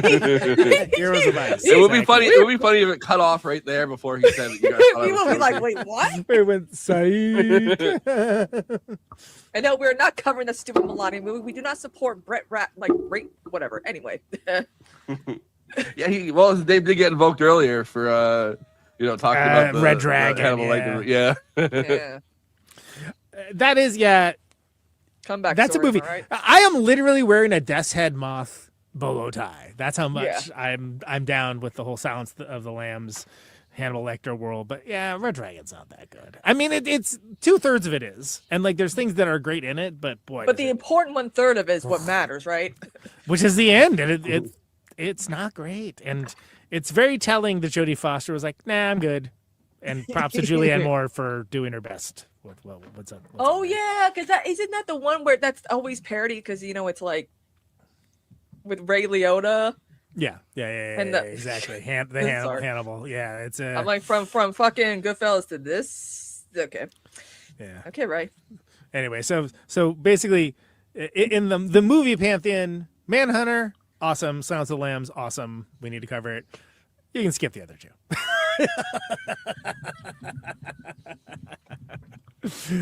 That's my take on it, and I'm gonna stand by it. All right. So what else you got, Christina? Anything else? Probably gonna be, I'm gonna be doing overnight streams all of it as for now because that's where the action is. I had a pretty good streams, been doing really well. There's this one streamer, shout out to Neuro Detergent. She and I she loved. I know it's great. Her like overlay is like a laundromat, like a neon light. It's so cool. But she loved Sinners, so she and I are gonna do like a collab. Like, yes, you want to see two leftist white women discuss Sinners, because we actually white leftist women have the correct opinion as opposed to some of the white leftist men on Twitter that we see. So as always, women are smart. But yeah, she loved Sinners. She's like, I really want to talk about it. I'm like, let's collab and talk about it. That'll be fun. So we're probably gonna work on that. It's gonna be fun. It's almost a shame that we were so early in covering that movie. Incorrect. And we were like, we were too far ahead of our time. We were there before the hype, though. That's the thing. We contributed to the hype, if you think about it. Now people are like, well, and I'm like, it's okay. We are the hype. We are the hype. So, hair on point, Christina. Thank you. It's at the point where it's wintertime. There's no moisture. My curls aren't curling. So I'm like, you know what? Let me use my Wavy Talk products and start straightening my hair again. Now that's longer. Yeah, my guest film suck is having a schism over the Testament of Ann Lee. You know what? I listened to that episode earlier. Here's what's funny. Eileen liked and Dolores didn't. It's usually the other way around. Yeah. Usually Eileen what? I was like, what? Yeah, sorry to spoil it for Film Suck patrons that like maybe we're waiting to hear about that, but it was interesting. And honestly, Testament of Ann Lee. We're not doing after party, so I'll just say it right now. I did enjoy it, but most of the critiques that were there, I get it.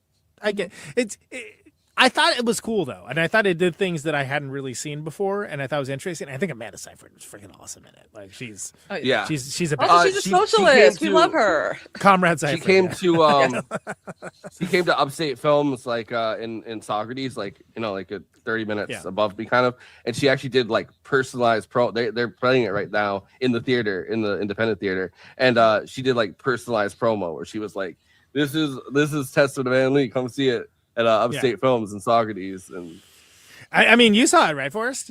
I mean, I saw it last night. I was texting like you guys when I was watching the it. sound and like the movements and stuff. Like it's pretty impressive formatively. Like it's I and then also. I kept on going while I was watching it, like which had to be funny. Like my mom was like around, and then I was just going. She's like, "Is my son okay?" and what's great is this is not a spoiler when they're on the boat and the Shakers are all singing their songs, like help them get through it. At one point, like the crew's just like, "Shut up!" Well, it happens a bunch of times. So funny. Like everybody's in the beginning. That's a Right? gift Everybody's having a react. problem with the Shakers. It's just like they're so fucking loud and Like, annoying. enough. But it's like The cops bust in and they're like, they're like, you've been making too much noise, mate. Blimey, and like are arresting everybody. Yeah, it's I liked it a so lot funny. better than I liked the Brutalists. They Oh, solved yeah, the main. They saved the main problem with the Brutalists is that it was 4 hours long and there's only 2 hours long. Yeah, I think it's very, very unique and cool movie that in a different year would be. I think at least we'd be talking about a Best Actress nomination for. We've got a lot of good feedback on Christina's hair. That's kind of the Love that's long what hair. matters. Christina's hair looks great. Hair on point. Yeah. You know? Exactly. Heroes of Ice. That's a different one. Yeah. So there you go. Okay. All right. Well, Can we we do will final be thoughts? back next. Oh yeah. We didn't do our final thoughts. In a second, I thought we. Yeah, for some reason I thought we. Christina. We pivoted into Testament of Ann Lee. Is why. Yeah. Christina, what are your final thoughts on the Testament of Ann Lee? Oh, I love the it. Testament of Ann Lee. You know what? You know what's so funny? People forget that James Caan took like a break from acting. During the 80s after like this movie and I think like one or two other ones before he did like Misery and all that. But like I feel like this one Thief kind of goes like under the radar when it comes to James Caan performances. And I feel like more people need to be aware that, he might have had a bit of a slump, but like he crushed it in this movie. And the fact that he was so dedicated to not, that he did not use but yeah, I mean this is it's a good Michael Mann. So I'm glad that we finally actually did one of his might as well start films. with the beginning, right? Yeah. Yeah, I feel like he had at the very least one good movie a year, like a decade, right? Yeah. Like Yeah. this, Yeah. because The Godfather, and then this, and then I guess he was also in El Dorado, and then Misery in the 90s, and then Elf. He looks amazing in this too. Like the way they got him like dressed, like it's like perfect. Like it's like this is like real. Like you can understand why it's like just a cool, seen as a cool guys doing cool guy stuff movie by the wrong people. Yeah, because he does look pretty badass. He was 40 in this too. It's like, yeah, great. He lived to 82. Yeah, and he unfortunately supported Donald Trump twice. So yeah, well, what are you gonna do? Anyway, if you haven't seen this movie, I know a lot of people are like Heat, and I'm like Thief. I would totally talk about Heat though. I love Heat. Heat is for great. all Yeah. the right reasons that have to not do with great ass. Like she's got a great ass. I would have watched it a third time if they had let me. Yeah. Poor Hank is there. Yeah, he was not prepared for that. I'm gonna. Apu, like, she's got a great ass. Apu, she's got a great ass. It's gonna get you saying thank you. Come again. All right. Conan, final thoughts. Yeah, one of the best to do it. The score, the wet down visuals, the colors. How well paced, The well score, acted, even well directed. It is. Yeah, it's the second thing I said. The score. It's Tangerine Dream, yeah. Yeah. What more do you need? It's Jim Belushi and Willie Nelson. Great.